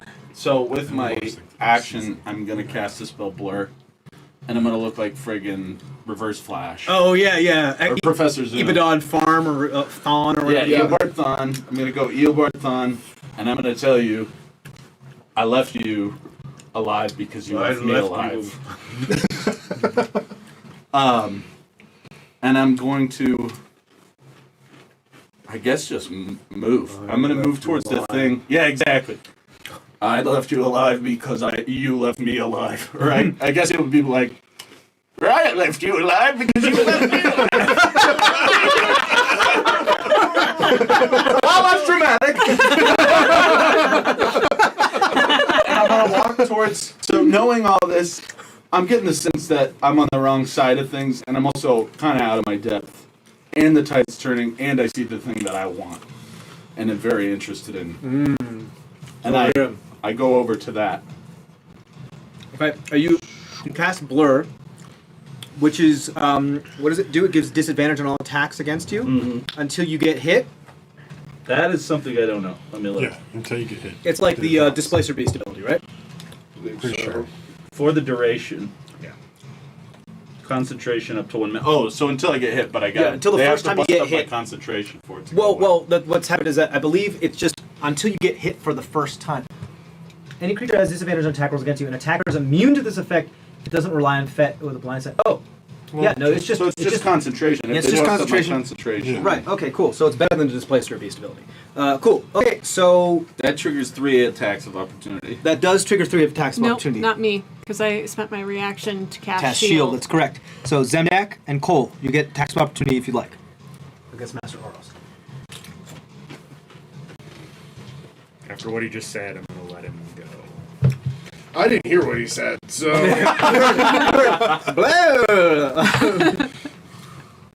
I don't hit though. Okay. And you just. I'm like up on these like 2 legs, and I'm just like. Yeah. 2 massive arms, very Dr. Octopus. Oh, I didn't even come close with a 9. More steam. Yeah, more steam. You move over in this direction. You see what it is. It looks charged by your lightning bolt that hit it. Oh, sick. Oh, sick! Cool, dude.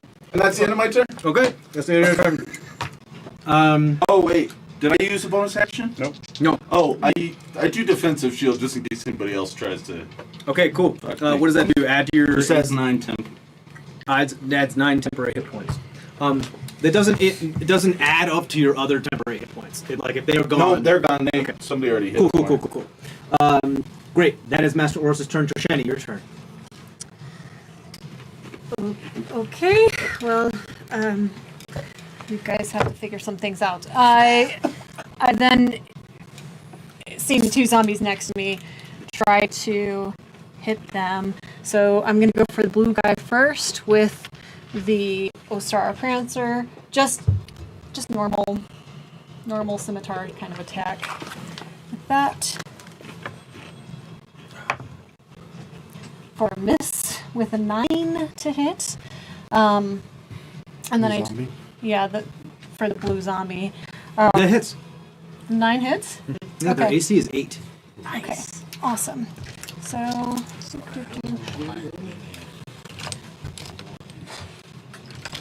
I didn't pull out my D6s. I'm a slow girl. D6.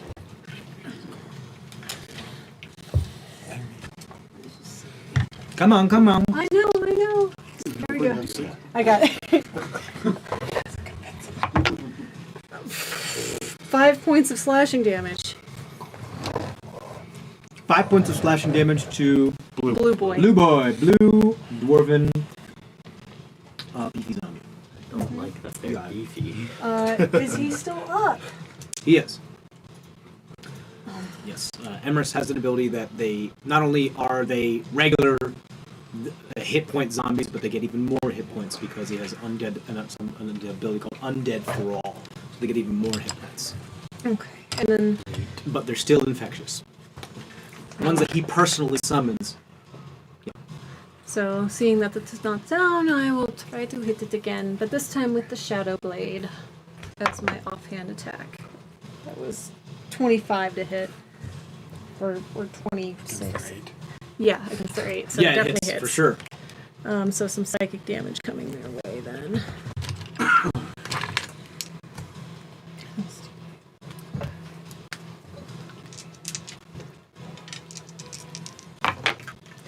That's 14 points of psychic damage into Blue Boy Zombie. Yes, my dear boy, could you refresh my drink?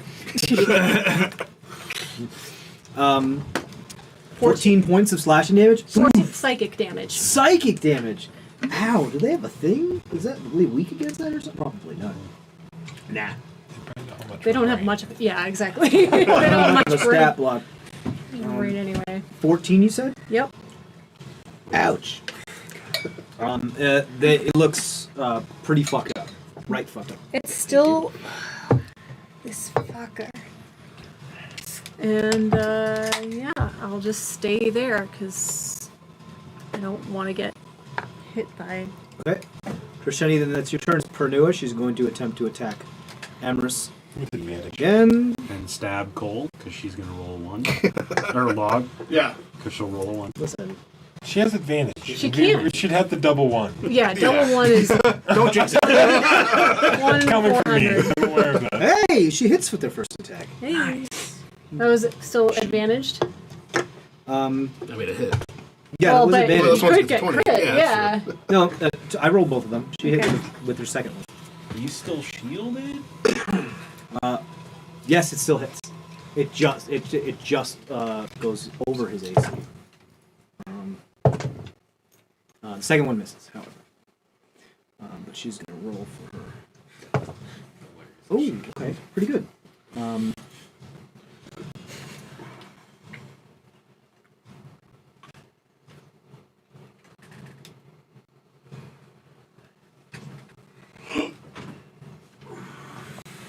Okay. 6 points to the host.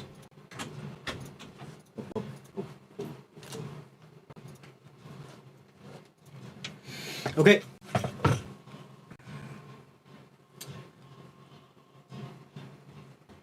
That's and the end of Pernua's turn. It's then Emers's turn. The shield drops.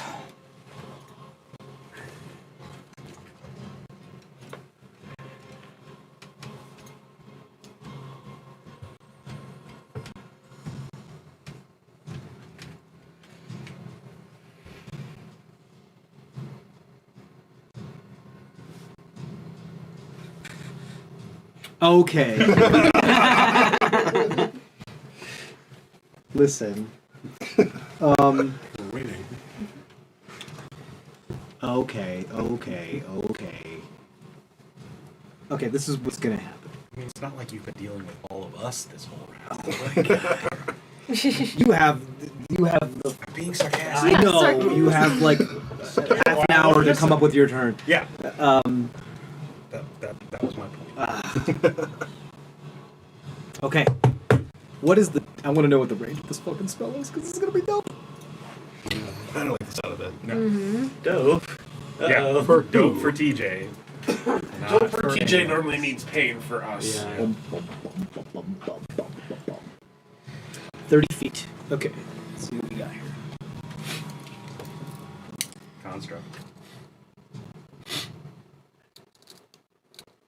Or one of you. Yeah, he's upset with the construct being. The construct is the thing that's done the most damage to him right now. Trying to get on his side, but he realizes it's not enough. Reaches out. But it casts Blight on the construct. Construct needs to roll a con save. Okay, I'm sorry. He would know this. I was just reading this now. The spell has no effect on undead or constructs, so he wouldn't do that. He would know that. Damn it. So it means he can't affect Pernua either. Yeah, so he would he have can to only go hit for log. Log. If he wants to use that spell. Or he can do something else if he's trying to get rid of the That's correct. security. That's correct. Or, That's correct. That's correct. He didn't even know I was there most of the time. He's not worried about me. Didn't he say that he wasn't worried about you? Right? I mean, He's like, he kind of looked at me and then kind of like looked away. yeah. He's going to cast Ray of Enfeeblement on the construct.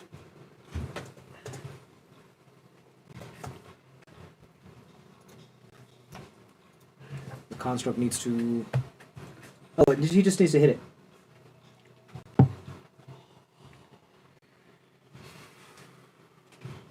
Right.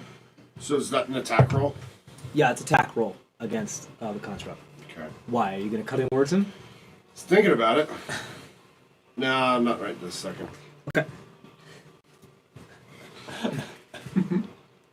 Thought about it. Thought about it. That just hits the construct.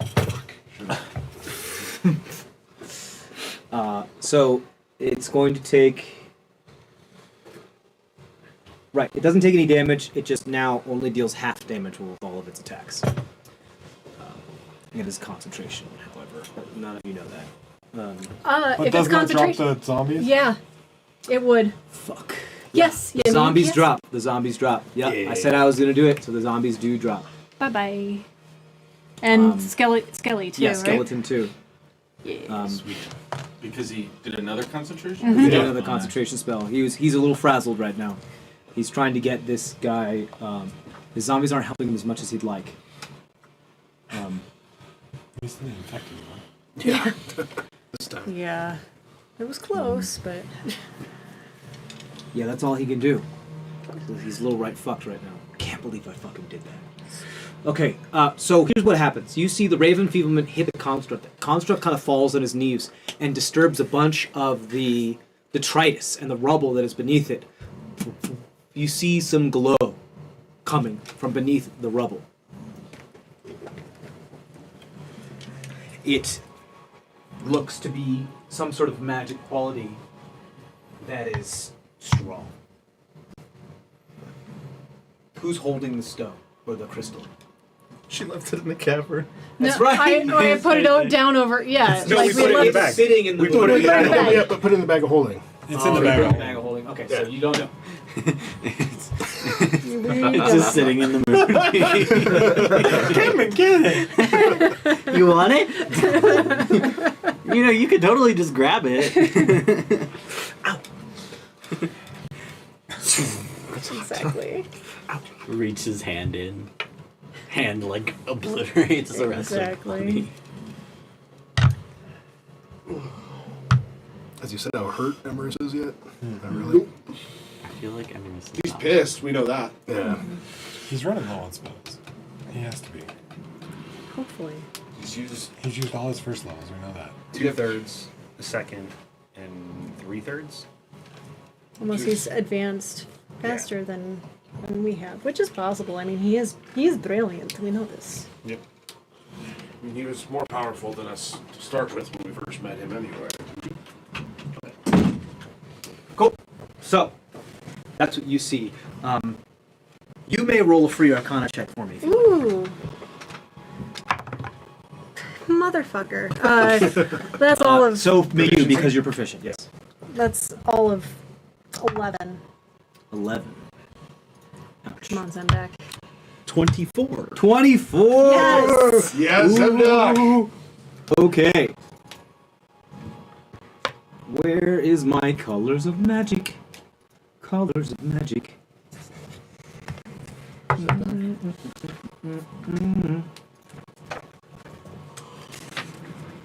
Here it is. Right. It is green magic. What it looks like, the green glow coming from it.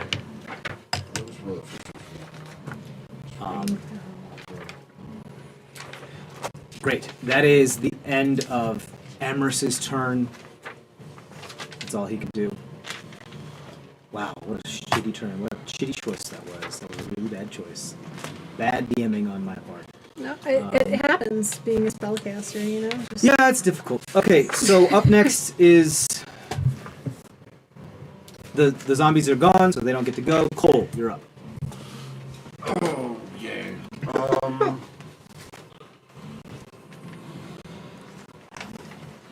Cole is gonna move over to. She got 30 feet. 5, 15, 25. And take a shot with his crossbow at Emerus. Okay.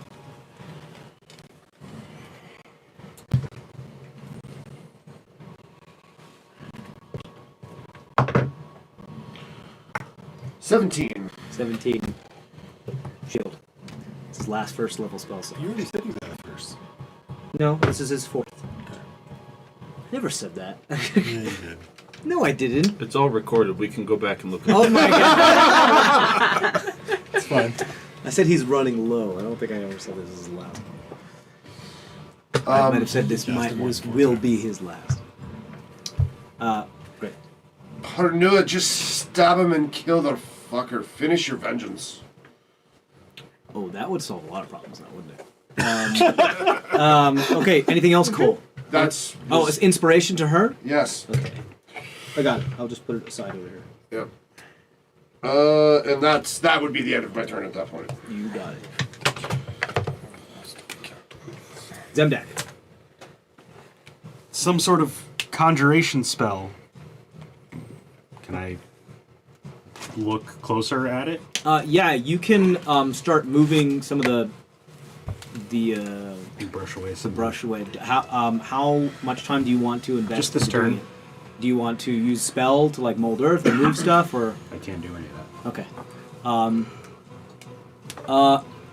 Yes. You know what? Do me a favor. Roll a athletics check to see how much of this rubble you move away. 15. 15.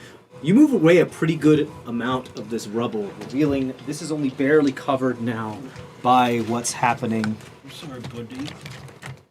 A large magical circle.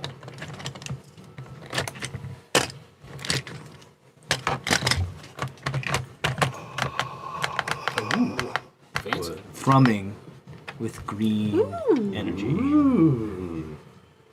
For the listener, there is now a green glowing circle on the board where he just sat.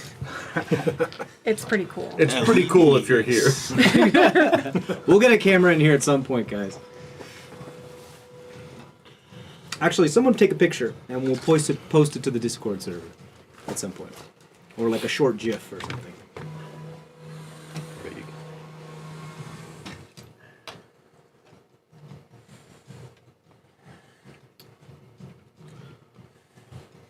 Great.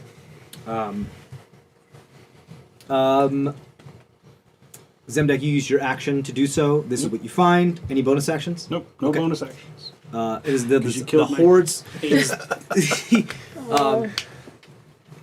is the horde's turn.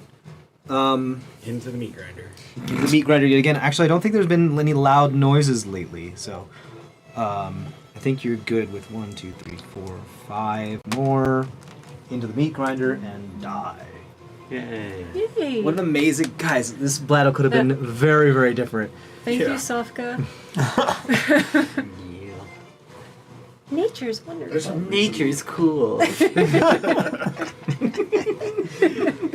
Okay. There's some reason. Like a Boy Scout druid. Or a Girl Scout druid. Just like, Nature's a great thing.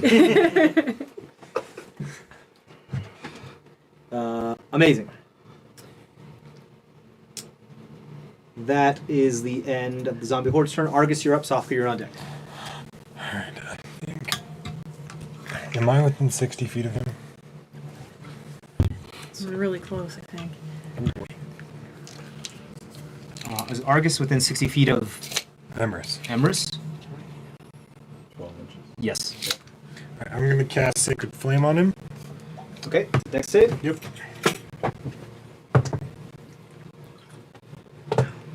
Ooh. That's a failure. Okay. That's 9 radiant damage. Okay, 9 radiant damage to Emrys.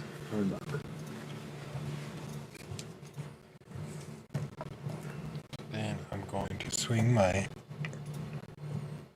spiritual weapon at him. With a 21. Shield. That is the AC of the shield. So that does get through the shield. So 10 force damage. 10 force damage. Emrys is looking a little fucked up. He's concentrating on his feeblement. Yeah, I Yes. see.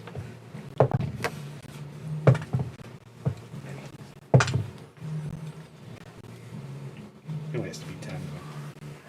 So that just beats it. In a row. 2 4s in a row. Ooh, he needs a 3 to drop his concentration. But yeah, I think I've rolled 5 4s for the concentration so far. Crazy. Nothing lower. Okay. That's the end of your turn, Argus, then? Yep. Okay, Sofka, you're up. Alright. Log, you're on deck. I'm going to start to move out from my meat grinder. Okay, you get it Like from your little hiding place. Feeling pretty confident about this. Okay, cool.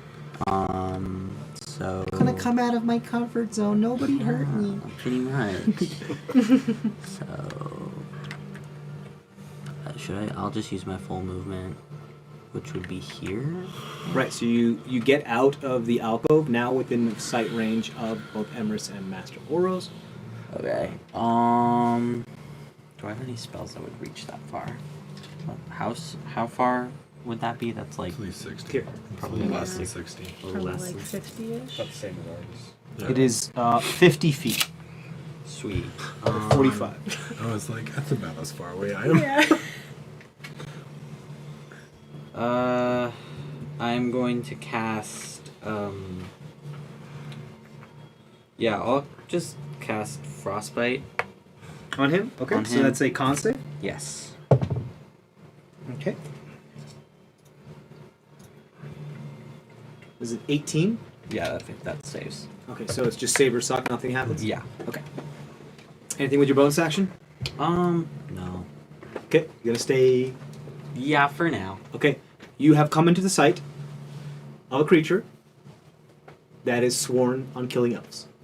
Oh no. He is facing Emrys right now. He's facing away. It doesn't matter, really. I mean, he is, but And I'm a half elf, so Right, like, I feel like if he were to do the math, he would be like full elf, half elf. Is the druid making this plea to the guy?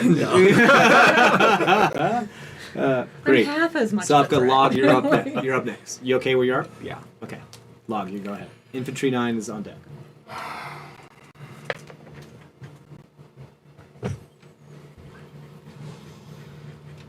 Do I really want to do that?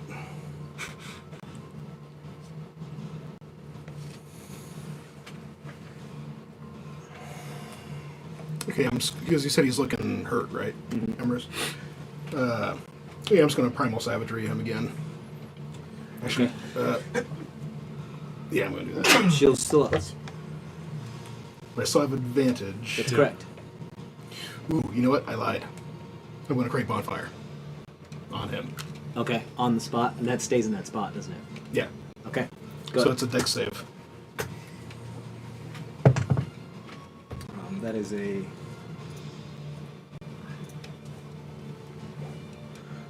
17. Then he passes. Does anything happen? Create bonfire, so no, it's a Okay. cantrip. So Okay. I guess that's it because I don't want to get an opportunity.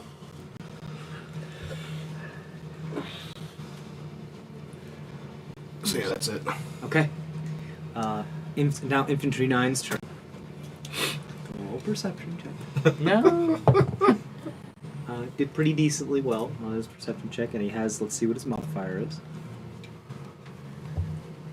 Oh, he has a +0 to his perception. Are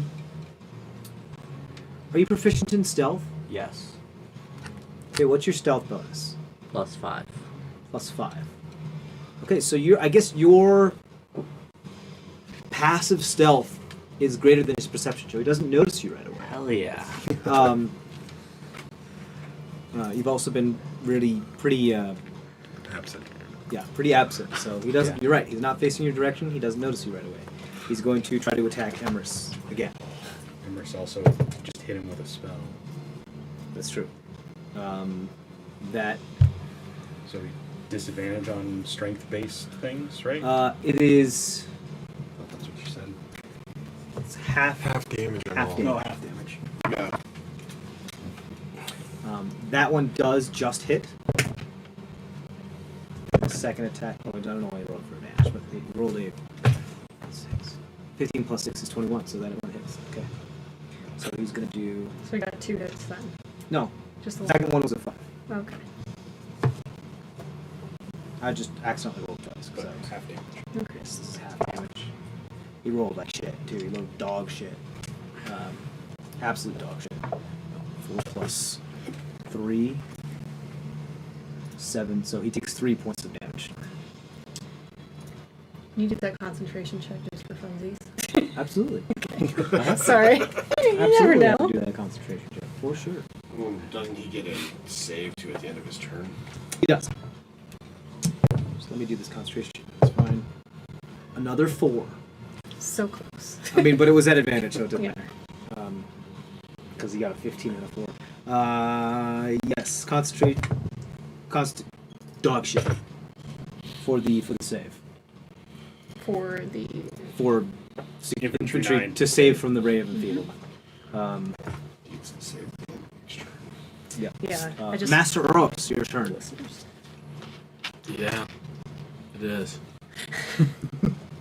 I'm gonna pick up this thing that I like so much. I'm gonna take 2 steps back.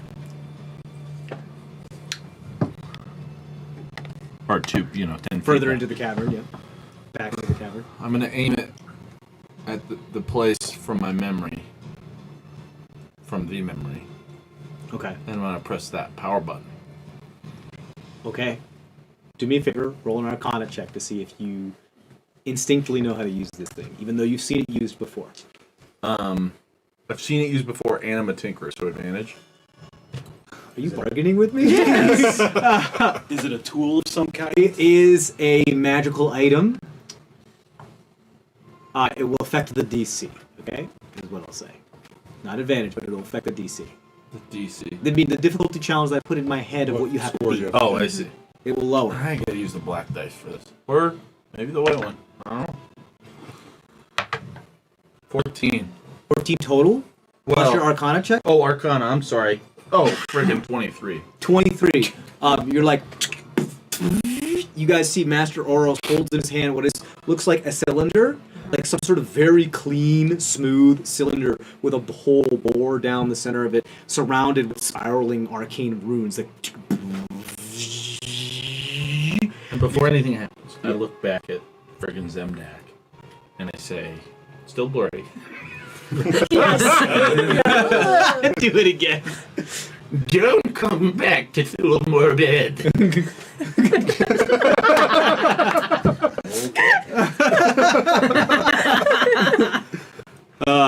Okay, so what is your intention here? Are you trying to collapse the entire cavern, or?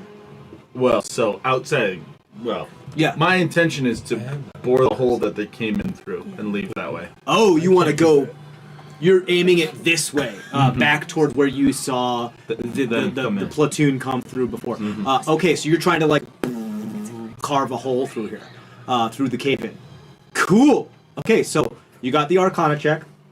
I'm gonna say just roll an attack roll with your proficiency and your intelligence modifier. So just roll what it would be to hit with your gauntlets.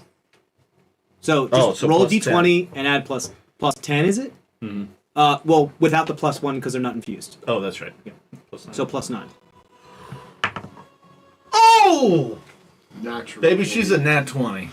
Yeah! Okay, so here's what I need you to do. I need you to roll 16d6 for me. Whoa. Wait, which I've got 7. What are we doing here? What? He's shooting the wall. He's like in this alcove. Shooting a giant laser gun? And there was a cave in 7, here. so I need And he's 9 taking more. this arcane cannon and just Is that 9? firing the wall. Uh-oh, you too late. can't believe I rolled an at 20. This is insane. This is crazy. That is so many dice. Okay, hold on. 3, 10, 15, 16, 17, 18, 28, 30, 41, 45, 48, 58. 58 points of damage. Have you anybody you guys ever see the core? The core, yes. Yes. With the unobtainium like ultrasonic bore drill. Yes. This clean, beautiful, through rock and stone, purple beam just shoots out of this arcane cannon, and this is just perfectly smooth, clean cylinder bore through it that goes further into a cavern that creates a tunnel even further down until your vision drops off. And this cave is no longer caved in, as there's a tunnel this way, another egress to this area. And I hop out of it, and if necessary, use my Charlatan stride. I'm gone. Okay, you flee. You can use your bonus action to cast the spell to move another 20 feet. Yes. Okay, so... Well, I mean, I already have like 20 feet left, so I'm out the hole, and then a Charlatan stride past that. So how much extra movement? I think that's 20 more feet. Okay, so you are 40 feet off the map. Okay, so we'll keep track of that just in case anybody wants to pursue you or anything like that. Okay, I'm going to say you're 40 feet west off the map that way. Okay, cool. And we'll adjust I'm really that. curious what that. I take it with me. I think that's. Oh yeah, you for sure take it. yeah. Zemdack, you're like, what is that? You Yeah. want it, you gotta have it, need it. Yep. Great. And Master Oros just says peace. You don't get your second payment. I don't think I need it, baby. Great, you got this thing. Okay, You're so like, this is the second payment. Yeah. Master Oros has a new toy. Wow. Oh, wow. Wow. I'm Okay, sorry. cool. I know you didn't expect me to. No, it's great.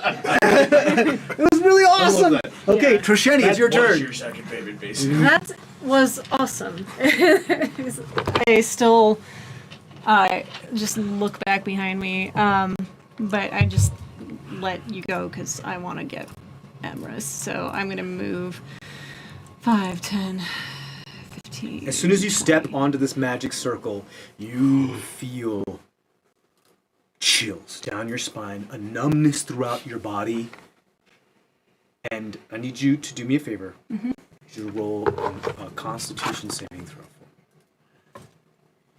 Because you are making physical contact now with this. Because it's not a check for concentration, it's 17. 17, you're okay. You just feel sick, like you just got your COVID booster again. Oh, I'm not over this yet. Why again? Okay. The day after you get your Yeah. COVID booster. So your second shot. 15. So I was here, right? So 5, 10, 15, 20. You just feel this like 25, anti-life energy warble through you, and it doesn't feel good. 30, I make up words. 35, 40, 45. I can just get to Emrys. Okay, you just go right up to the fucker. Great. Yep. He's totally surrounded. Hello again, and then use the Ostara Prancer in its normal way, and we'll follow it up with the Shadow Blade. Okay. Which Slice is and dice. slice Okay. and dice, and Go ahead. The shield's still up. the shield has to drop at some point. Nope. It does. But remember, he can cast shield with higher level slots. Yep. Yeah. Burn him. So Let's keep using those slots for that. I do not have advantage because I'm not flanking with correct. Log. It is dim light in here, however. That's then I do for the For the Shadow Blade, yeah. Shadow Blade. For sure, it's dim light. Yeah, that's much better. So then that's a 25 to hit. The moonbeam is pretty much lighting up this entire area. 25 to hit. 25 hits through the shield. Yes. That's with the Ostara. No, that was with the. Oh, you missed with the Ostara. Yeah, I missed completely botched it with the Ostara, but then Got it. slicing away with the Shadow Blade. This is psychic damage, correct? Correct, and it's max damage for 16 points of psychic Ooh, does not look happy about that. You now have his full attention. See, I told you, Purnilla. We're gonna get them. We'll be okay. Although I did 16, like a you note. said? Yeah, 16 points of psychic damage. Really interesting notes. I do want to talk to you if you weren't like so crazy. He looks like he's on death's door. It is now Pernua's turn. And she has justice. She has an inspiration too. She has an inspiration and she has advantage. Flanking. 2 attacks. She's used her action surge already. Yep. She misses on the first attack. Okay. Is she going to use her inspiration to try to hit on the first? Depends what you get. If she uses her inspiration, she will for sure hit because she's only 1 away from hitting on her first one. Do it. So I think she's going to use She it. wants to kill the fucker. She's pissed. She hits. She's not gonna nod. Right. That's what that's for. She only does 3 damage. He's not down yet.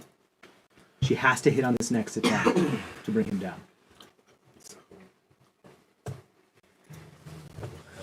Rapid kills the.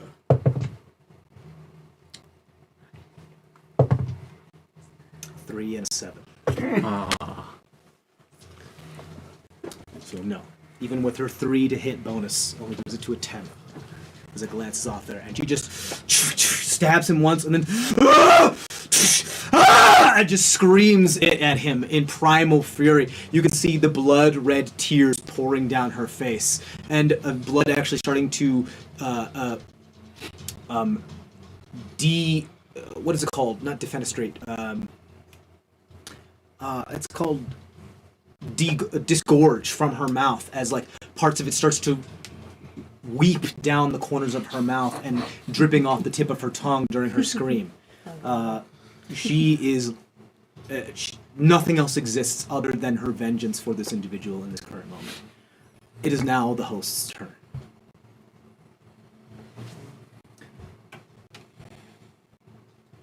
Yes. I'm so excited to see what happens. I know. I know. We're on bated breath here. You see him look at you, Zemdack. Look at Pernua. Look around. See that the tide has turned. Look again strongly at you, Zemdack. You see some of his head covering has been torn. And you see just the very slightest edge of blood dripping down the brow of an elven eye and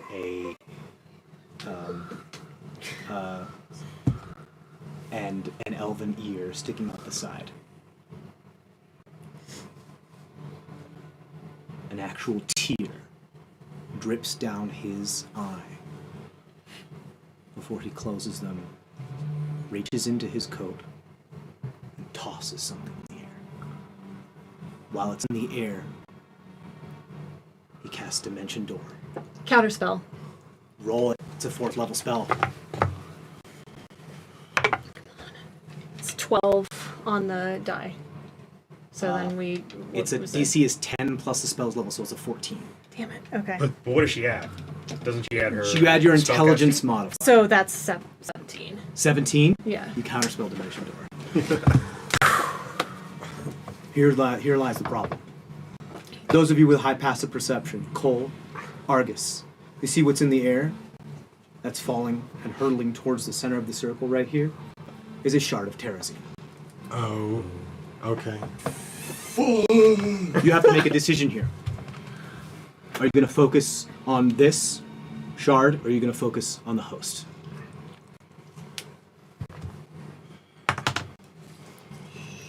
I cast Flaming Sphere on It's the not your turn. It's not your turn. Just wait. That was the host's action and bonus action. He can't move without provoking. He has 1 chance left in his next turn to try to get out of here. You know. But you will all die with him if this doesn't. So what you see is actually something, it's hard to tell, but it looks like Terrazine.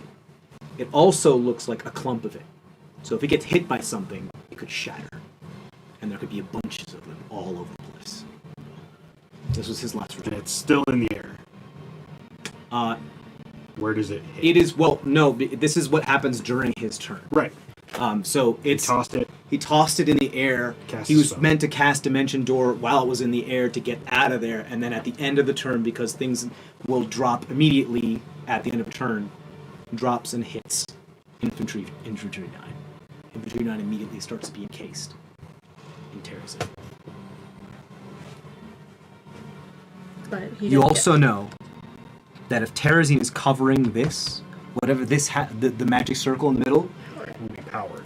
not only will be empowered, it will be enhanced and prevented from being dispelled while it is covered by this Terrazine. So you have a big decision to make. That is the end of the host's turn. Cole, it's your turn. Terrazine crashes into Infantry 9, crinkles down his leg and starts to encase the magic circle.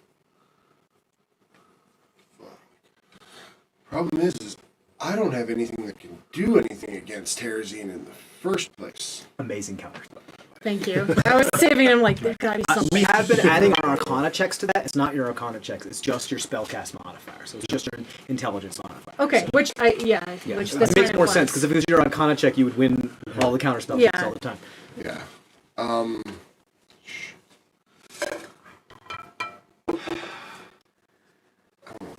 There's nothing for you to do than kill Everest. Yeah. It was so close. Pernille almost fucking killed him. Hey, oh my god, that would have been righteous. Well, she would have known. Cole's, Yeah, but still. Cole's gonna shout out at He was sad to do that too because Emerus going, he said. I wonder whatever happened to that trash Trellius. He was nowhere to be found when we went to his tomb.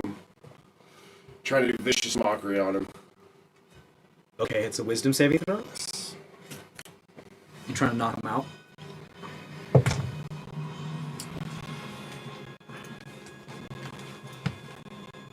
Let's see, 17. Beats it by 1. Oh! It's got some good saving Nope, throws. that doesn't work. Yep. Yeah, cutting words doesn't work on Yeah, no, I was like, oh! Damn it! Okay. Anything else, Cole? Yeah, Cole's gonna move towards the hole in the back of the wall back there now that the Full other guy movement. escaped from. Like that? Yeah. Okay. Trying to think. Argus can just burn the fuck out of the Terrazine. I know your fire is your favorite thing. You inspiring him? Yes. Okay. It's my last one too. Okay. Don't know. Zemdack, it's your turn. Come to the other side, Weapon. pull out my crossbow, stare right back into his crying eye. Fire. Okay. Go ahead, roll. You know what I'm gonna do. 17 to hit. Shield. Second level shield. 19, so the misses. What are you gonna do, Zemdack? You gonna flee? You gonna stay there? Terrazine, which is or Vina Flora, I'm sorry, which is the blue Terrazine, which you are only familiar with. That is extremely highly concentrated and potent. Can be up to 50 times more potent than than regular grade Terrazine. But this appears to be like an unused, freshly harvested piece of Terrazine. So this could, if left unchecked, consume the entirety of all of the catacombs and possibly the city above. Throw the fetish in it. Oh, sure. Like an arcane catalyst wouldn't empower the Eldritch fetish. I don't know. What else could go wrong, you know? Throw a bomb in it. Right. Throw a bomb in. Log hasn't had his turn to help yet. Don't say that. So you're saying there's a chance. Who are we at? That was Zemdack's turn. I'm asking. I'm one figure out. No, I'm what- done. I don't have bonus actions. No, but did you have movement? Where are you Yeah, moving? I moved back towards the You moving back towards the tunnel? Yep. That was bored by the arcane. Followed Cole. Got it. You follow Cole, who is following Master Oros. Yep. Who's you can hear. Yeah, running he's down doing the cool tunnel. jumps, like Yeah, ape jumps. Yes. yeah, Yes, it's that's very cool. cool what he's doing. He's like, wee, yippee. Fantastic. Okay, then the zombie horde's turn. This was loud. The arcane blast was extremely loud. Extremely loud. Everybody, please roll a d4.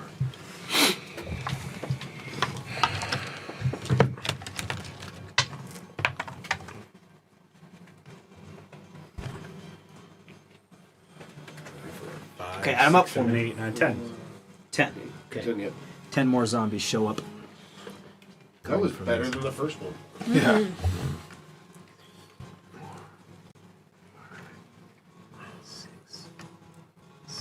None of it matters right now, but if concentration ever drops on that, you're gonna have a problem. Yeah. I think we have a lot of problems right now. Yeah, no, honestly. there are a lot of, there's some problems. I'm less worried This about went a that. lot better than it could have gone, guys. Honestly, you had him on the ropes. But the for a long time. terrazine, that's, you know. Was always his nuclear option. He's a very smart wizard. He doesn't leave without something. Options. He doesn't leave home without a nuclear option. Smart wizards. Yeah, smart wizards. Just like Mishani doesn't leave home without Misty Step. Trisheni. Trisheni, fuck. Actually, both of them have Misty Step, so it's all Yeah, right. yeah. Look at that. I'm right all the time. Argus, your turn. Cast Flaming Sphere on the Terrazine. Just fucking die because they walked into it. So I'm just gonna move it. Oh, I guess it doesn't matter. I'm just gonna move these guys. You cast Flaming Sphere on the Terrazine? Yep. Okay, so the Terrazine at the moment is taking up 4 squares. But yes, so you can limit its. Here's the deal. What I'll allow you to do is that I'll limit it. You can limit its growth onto 1 square in a certain direction with that Flaming Sphere. Towards Embers. Yeah, I want to block our escape more. Because things like Burning Hands are like, radius, they can do damage to a whole And deal. That does radius around anything around it. Yes, right.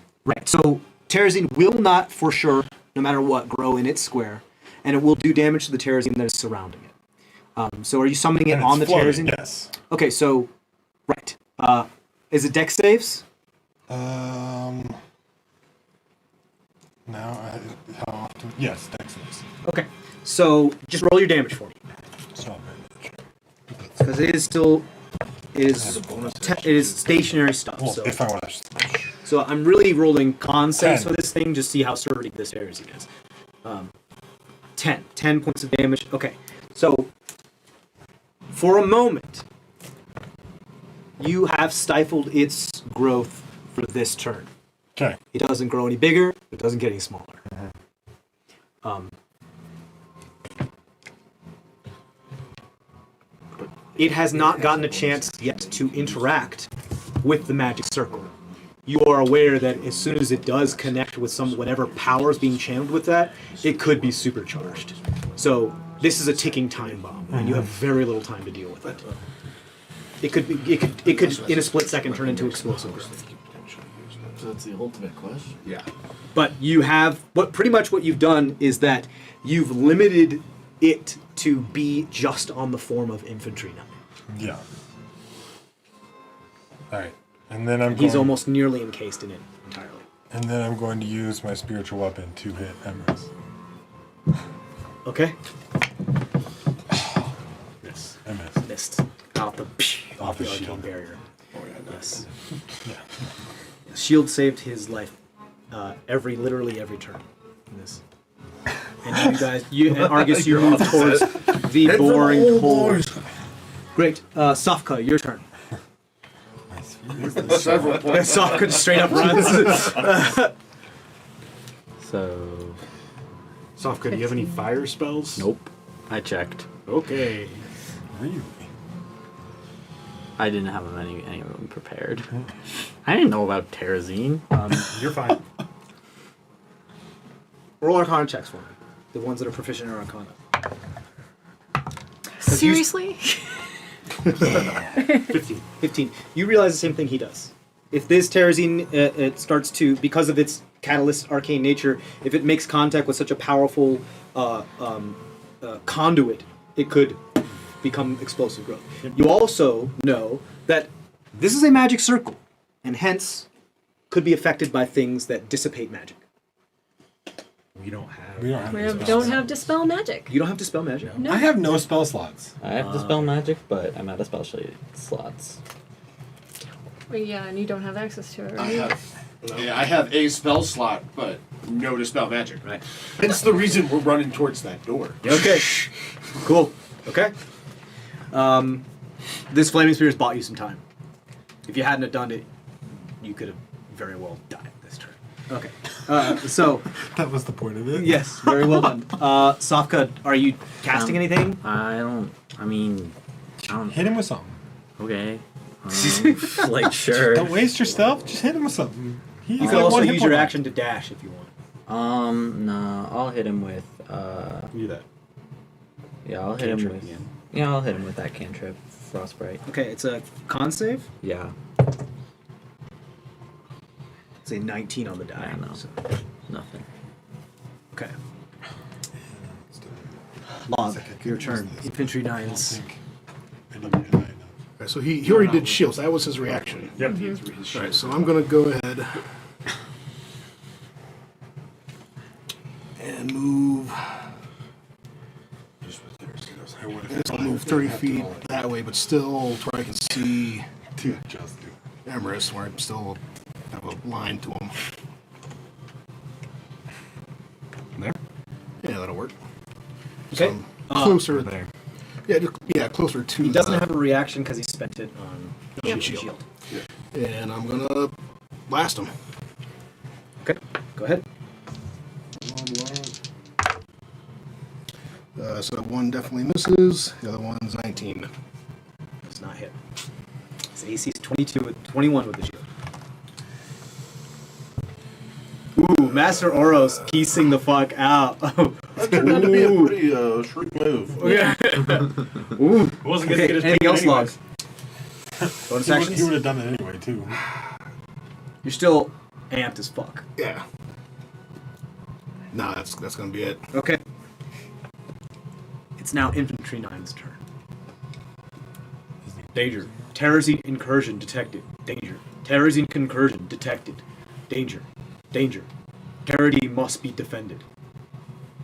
He rips off his arm, throws it into the fire, takes his other arm, and starts smashing the magic circle. Yes. His directive is two things: hunt down elves, protect Caradine. He knows exactly what Terrazine is. He's been here since the beginning. He knows exactly how to get rid of it. He made him a fun fire.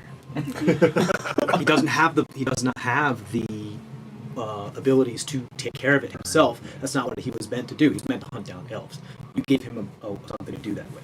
He tears off his own arm, throws it into the fire. It becomes incinerated, having the terrazine being burned and melted away. Takes his one clean arm as the rest of his body is being covered in terrazine and starts bashing the magical circle, realizing that his cognitive processes knows what terrazine does, and that when it interacts with magic, it becomes explosive growth. This is one of the Code 101 stuff that's put into them.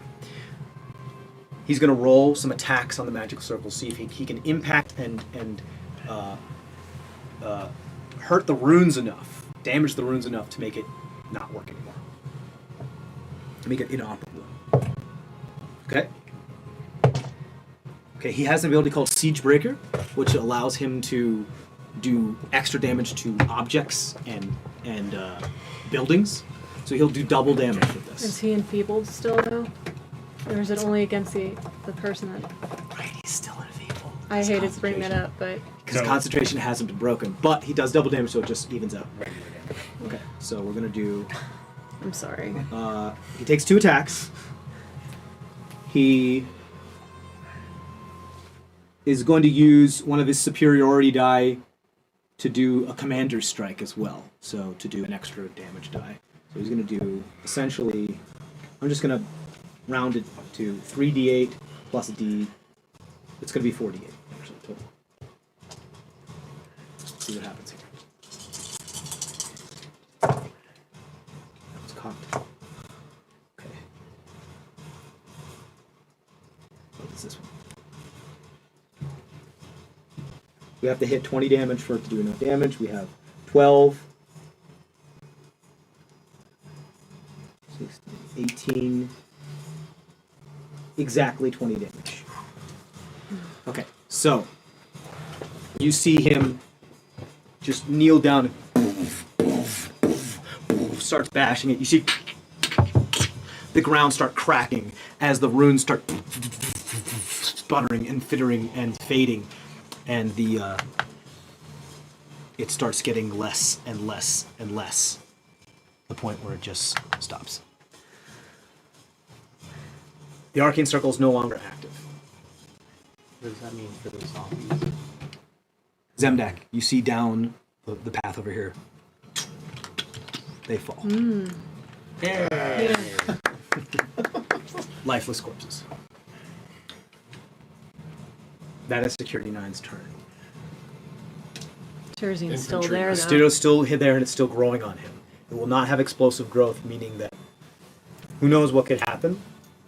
But with your knowledge of Terzine, it could very well encompass the catacombs.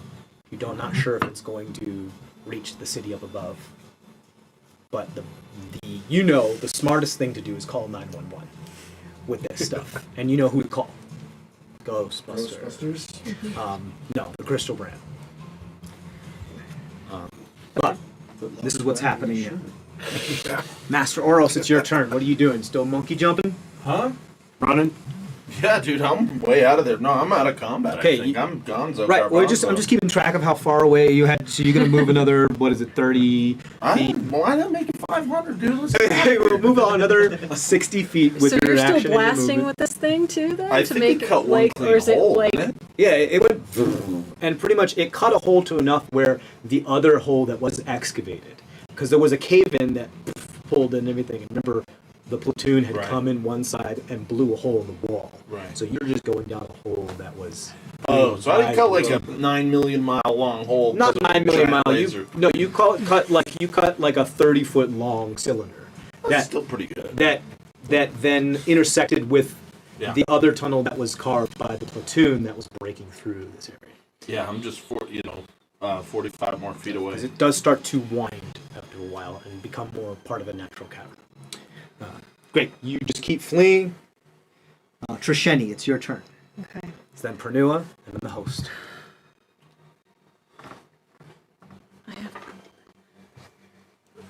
have to try to. Should you stay or should you go? Well, I have to try to stop as much as I can with some of this fire. So I'll do a couple firebolt at the Terzine. Or You do just one one firebolt, firebolt, yep. but it's double. It's twice as big now. So 18 to hit. 18 to hit does hit. Okay.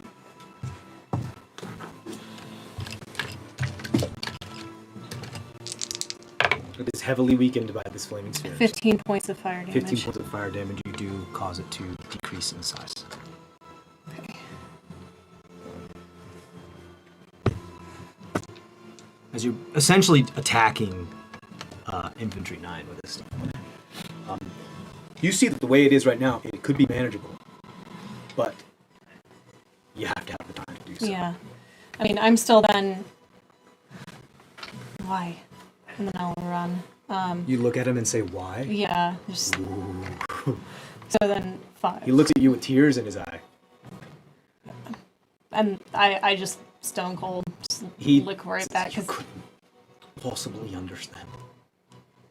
Tiny. And then I run away. Okay, cool. You give this a wide berth or you'll get burnt. Right. It's fine. 5, 10, 15, 20. You can't be within 5 feet of it or you will Oh, damage okay. you. Yeah. I was on that, though. Yeah, you're right. So if you go this way, you'll be fine. Okay. So 5, 10, 15, 20, 30, 35, 40, 45. Oh. She wouldn't listen to us anyways. This is her vendetta. This is her. Yeah. Okay. She's going to try to hit him again. Makes sense. Doesn't hit. Second attack. Doesn't hit. Let's see if she sees what's going on around her. Perception at disadvantage. No. She's got blinders on. That's the end of her turn. Okay. It's now the host's turn.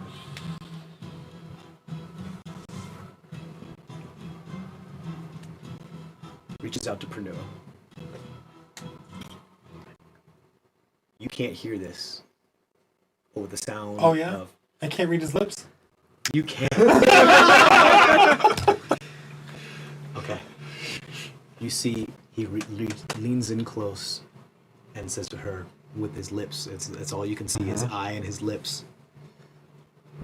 If you truly want your vengeance, you'll come with me now. With her blinders on, seeing no other option, she just angrily nods. He casts Dimension Door and brings her with him. They both go through a portal of brimstone and purple and disappear, teleport away. She's gonna stab him on her turn, right? And kill him because he can't shield now. Yeah. He absolutely can shield. Oh. Oh, He has still other spell slots. How? He can use higher level spell slots to cast shield. Yeah, but he He just was cast fully Dimension stunned. Door. As an action, shield is a reaction on somebody else's turn. When somebody goes to attack him, reaction. I just mean, how does he have spell slots left? He has. He was fully stocked with 4 first level spell slots, 3 second level spell slots, 3 third level spell slots, and 2 fourth level spell slots.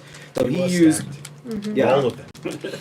So he was fully stocked. He used all of his first levels, 1 of his second, and 2 of his third. So he still has 2 second.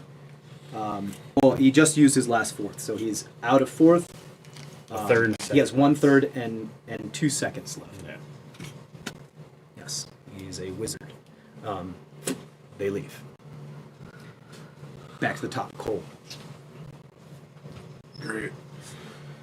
Fuck, we lost Parnuda again.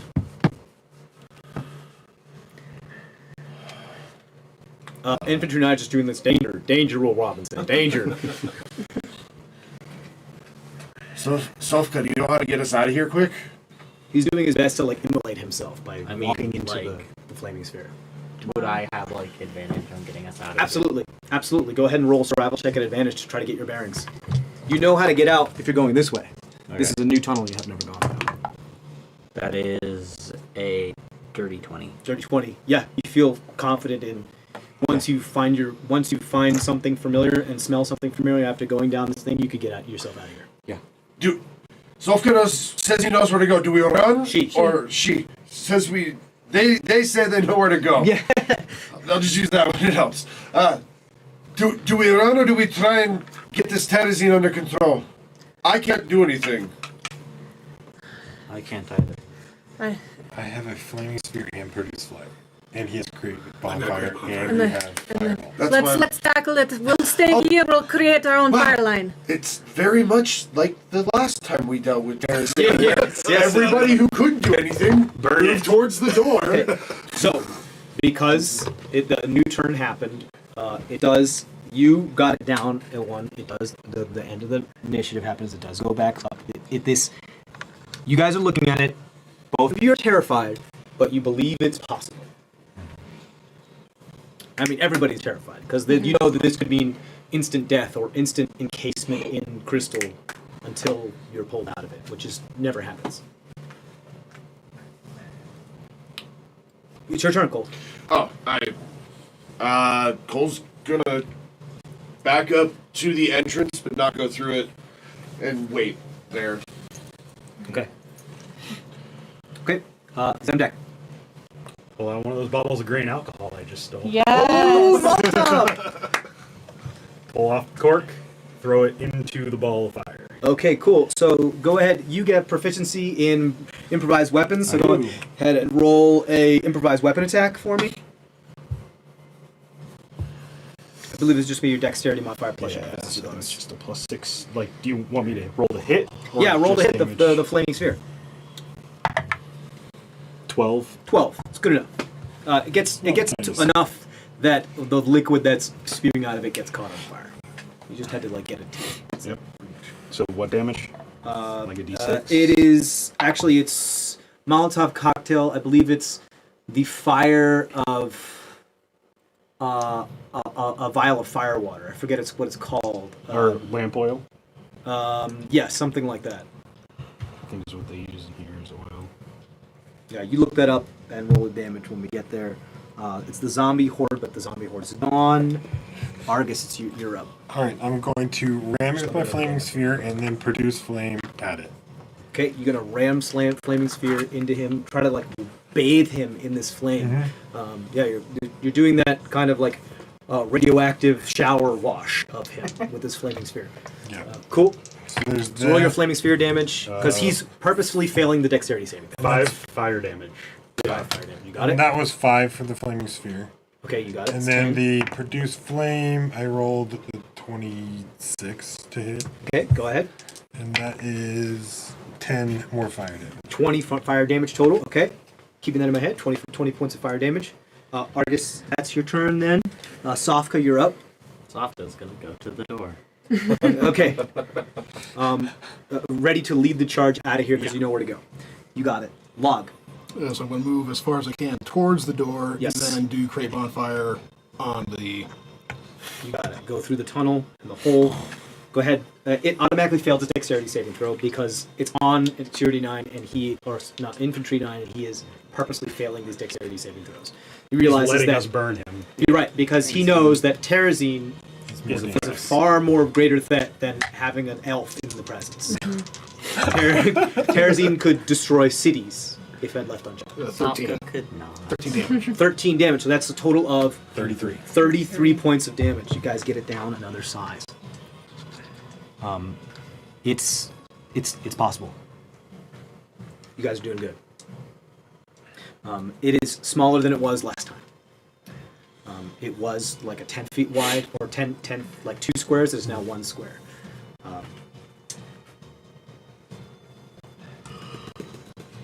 Is it okay? I have to ask. Is it your intent to harness this, or just evaporate it? Evaporate. Okay. We still don't have anything that Master can hold it. Infantry Yeah. 9 purposely pushes himself into the fire. Should I roll my fire damage? Yeah, do another flaming sphere damage. 6.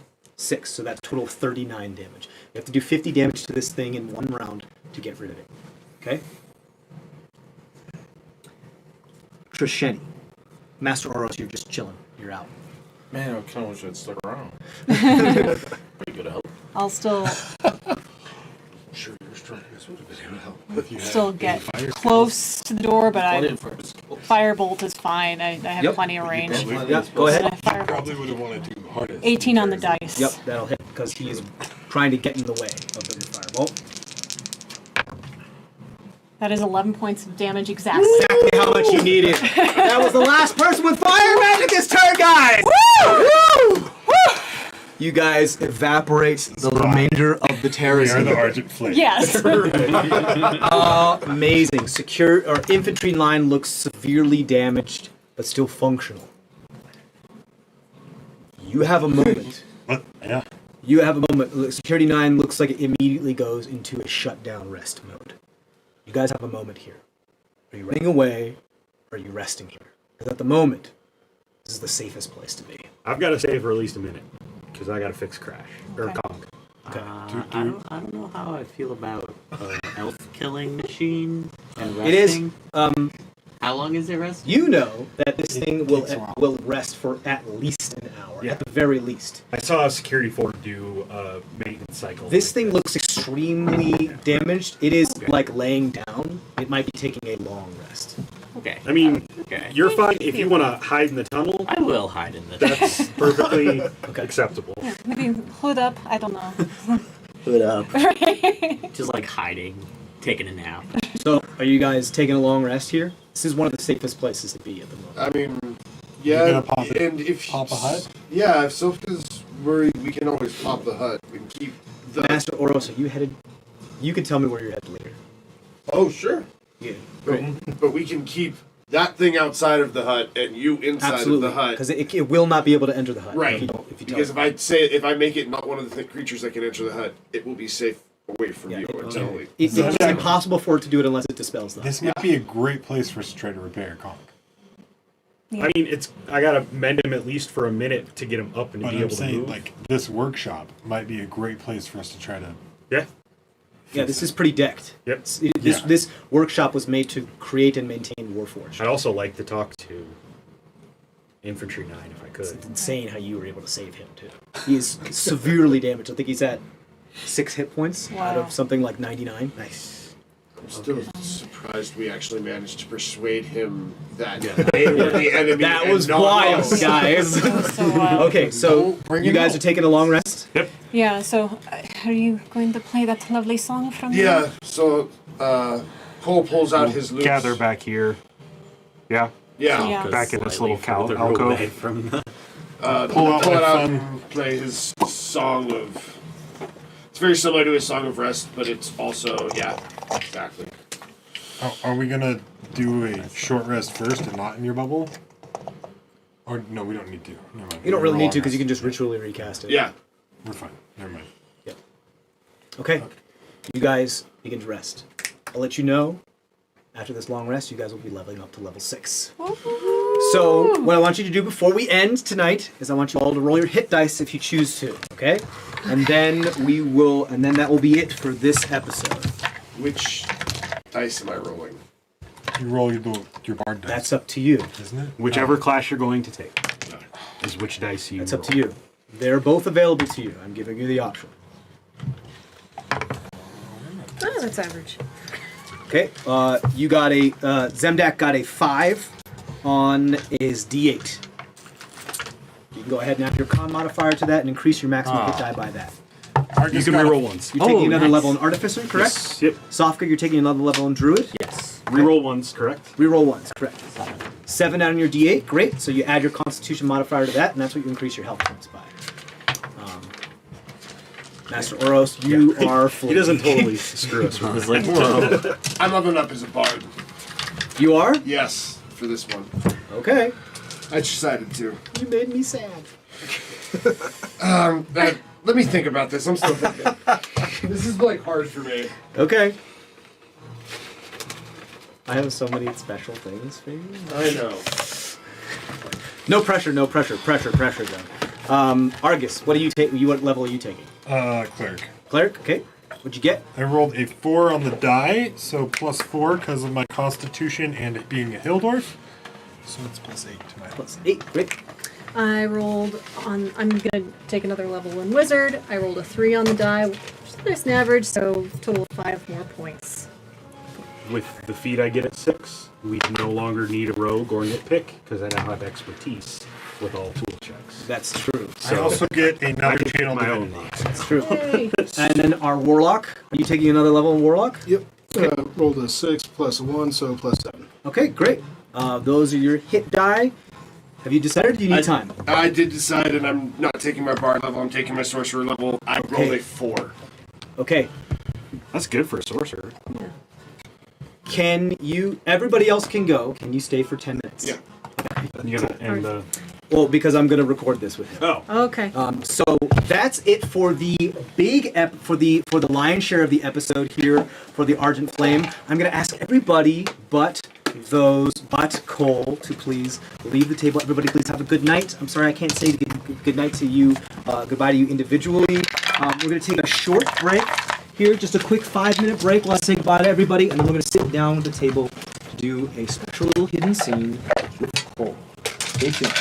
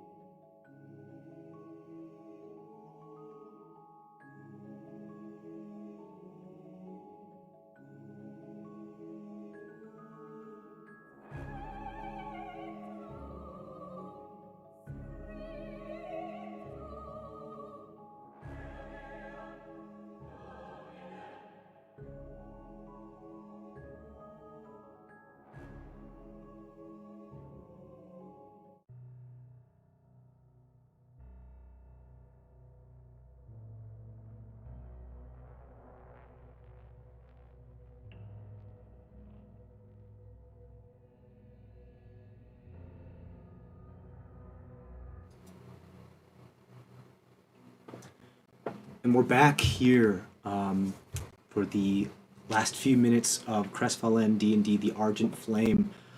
We're here, it's just a private session now with me and Cole, Kevin playing Cole Vottison. You had set down for a long rest under your dome of Liamin's tiny hut. Mm-hmm. In this cavern in which you had barely won the battle and vanquished the Terrazine that threatened to devour the caverns and then possibly even the city above. You slip into sleep, and as unconsciousness takes you, you feel an odd warmth that is somewhat comforting, but you can't help but feel as though your hairs on each of your pores are standing on end. That kind of instinctual prey feeling, as though a predator is near. Nevertheless, sleep takes you. You wake up, or not awake, but find yourself aware in some sort of dream state in a familiar setting. This abyssal black void. Your form lit up by a light unseen, its source intangible, its source invisible. But the ground is a black void, the sky a horizon of pure abyssal black. You turn 360 degrees in every direction. Nothing. Turn around several times, you look, and you swear you looked in this direction before, but looking at it again, sitting on the ground is the fetish. And you hear whispers.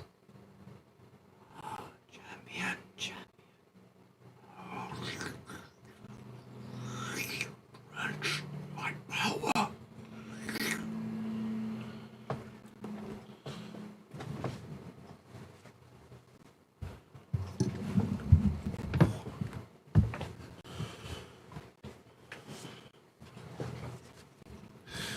Cole's gonna slowly walk forward to it as he can in this dreamscape sort of thing.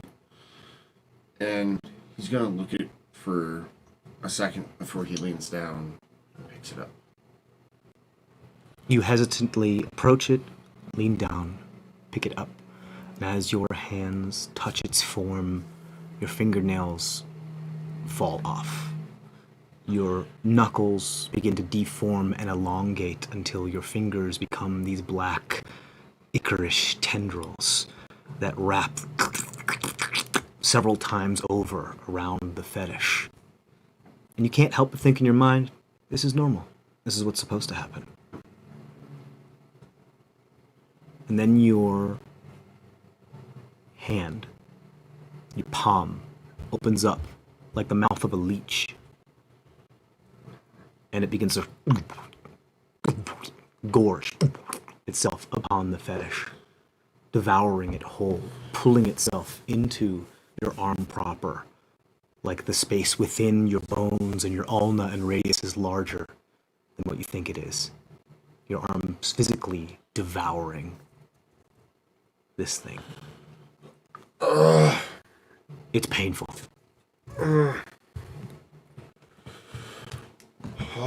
You feel surges of warmth, salty, brackish. Salt water? It's hard to tell.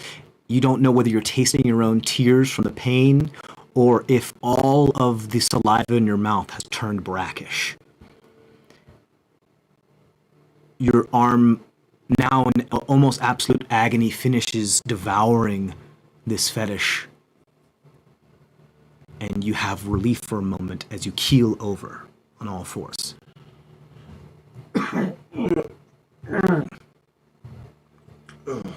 You feel something on your face. You touch your face. It feels like 5 o'clock shadow.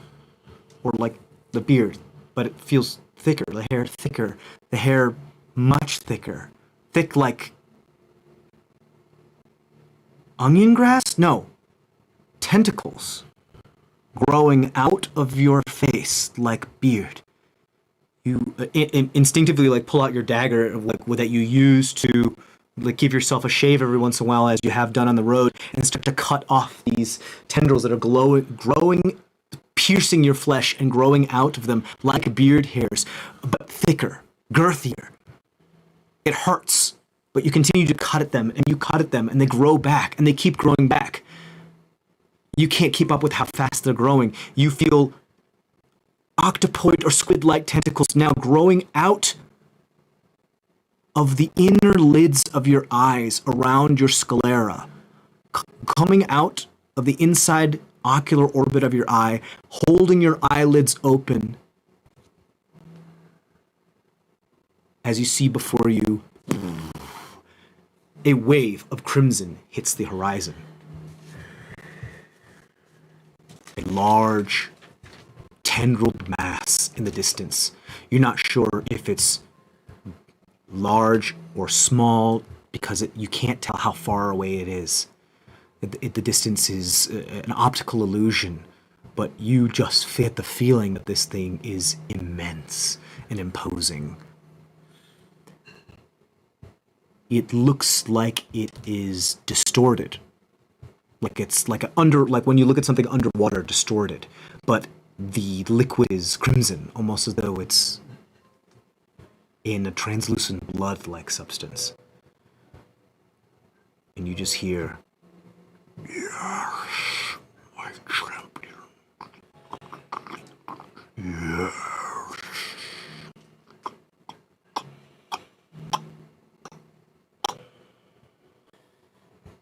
Do you respond?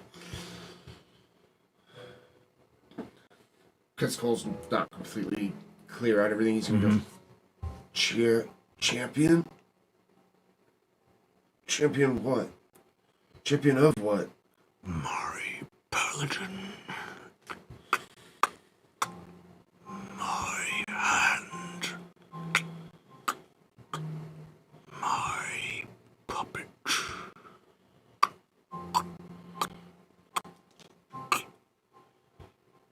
And you feel a black, ichorish tendril begin to wrap around your body and pull you through the floor as it becomes like oil. And your survival instinct doesn't kick in to like try to stop yourself from drowning. You like half-heartedly pull yourself, like try to pull out, but it's like that movie The Happening, where our instinct, our self-preservation instinct is completely gone. You don't feel it. And you just completely succumb to the urge of that. Like that little urge in the back of everyone's mind of like, what if I did stab myself in the eye with this sewing needle or something like that?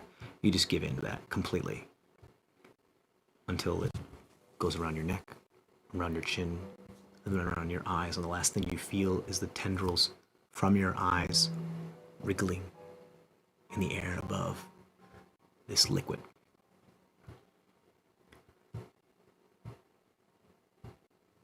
You awake, drenched in brackish, salty water.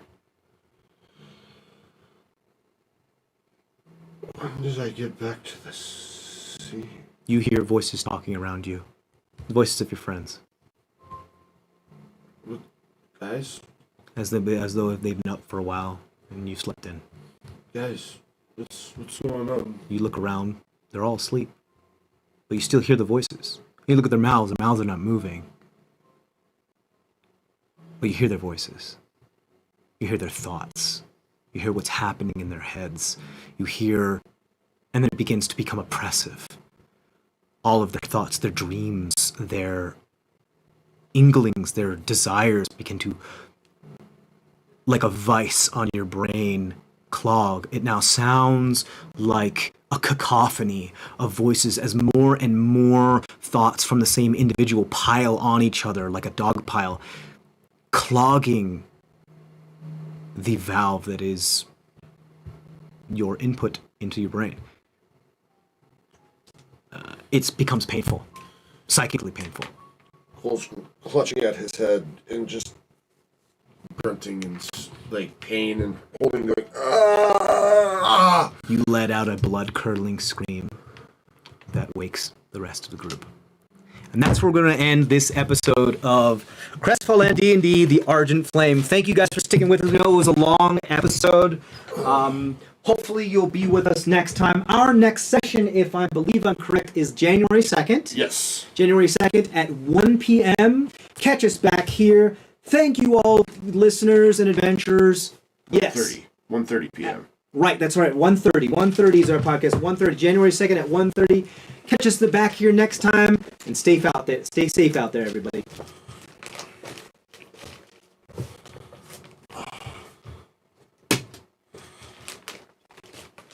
Oh, that is awesome.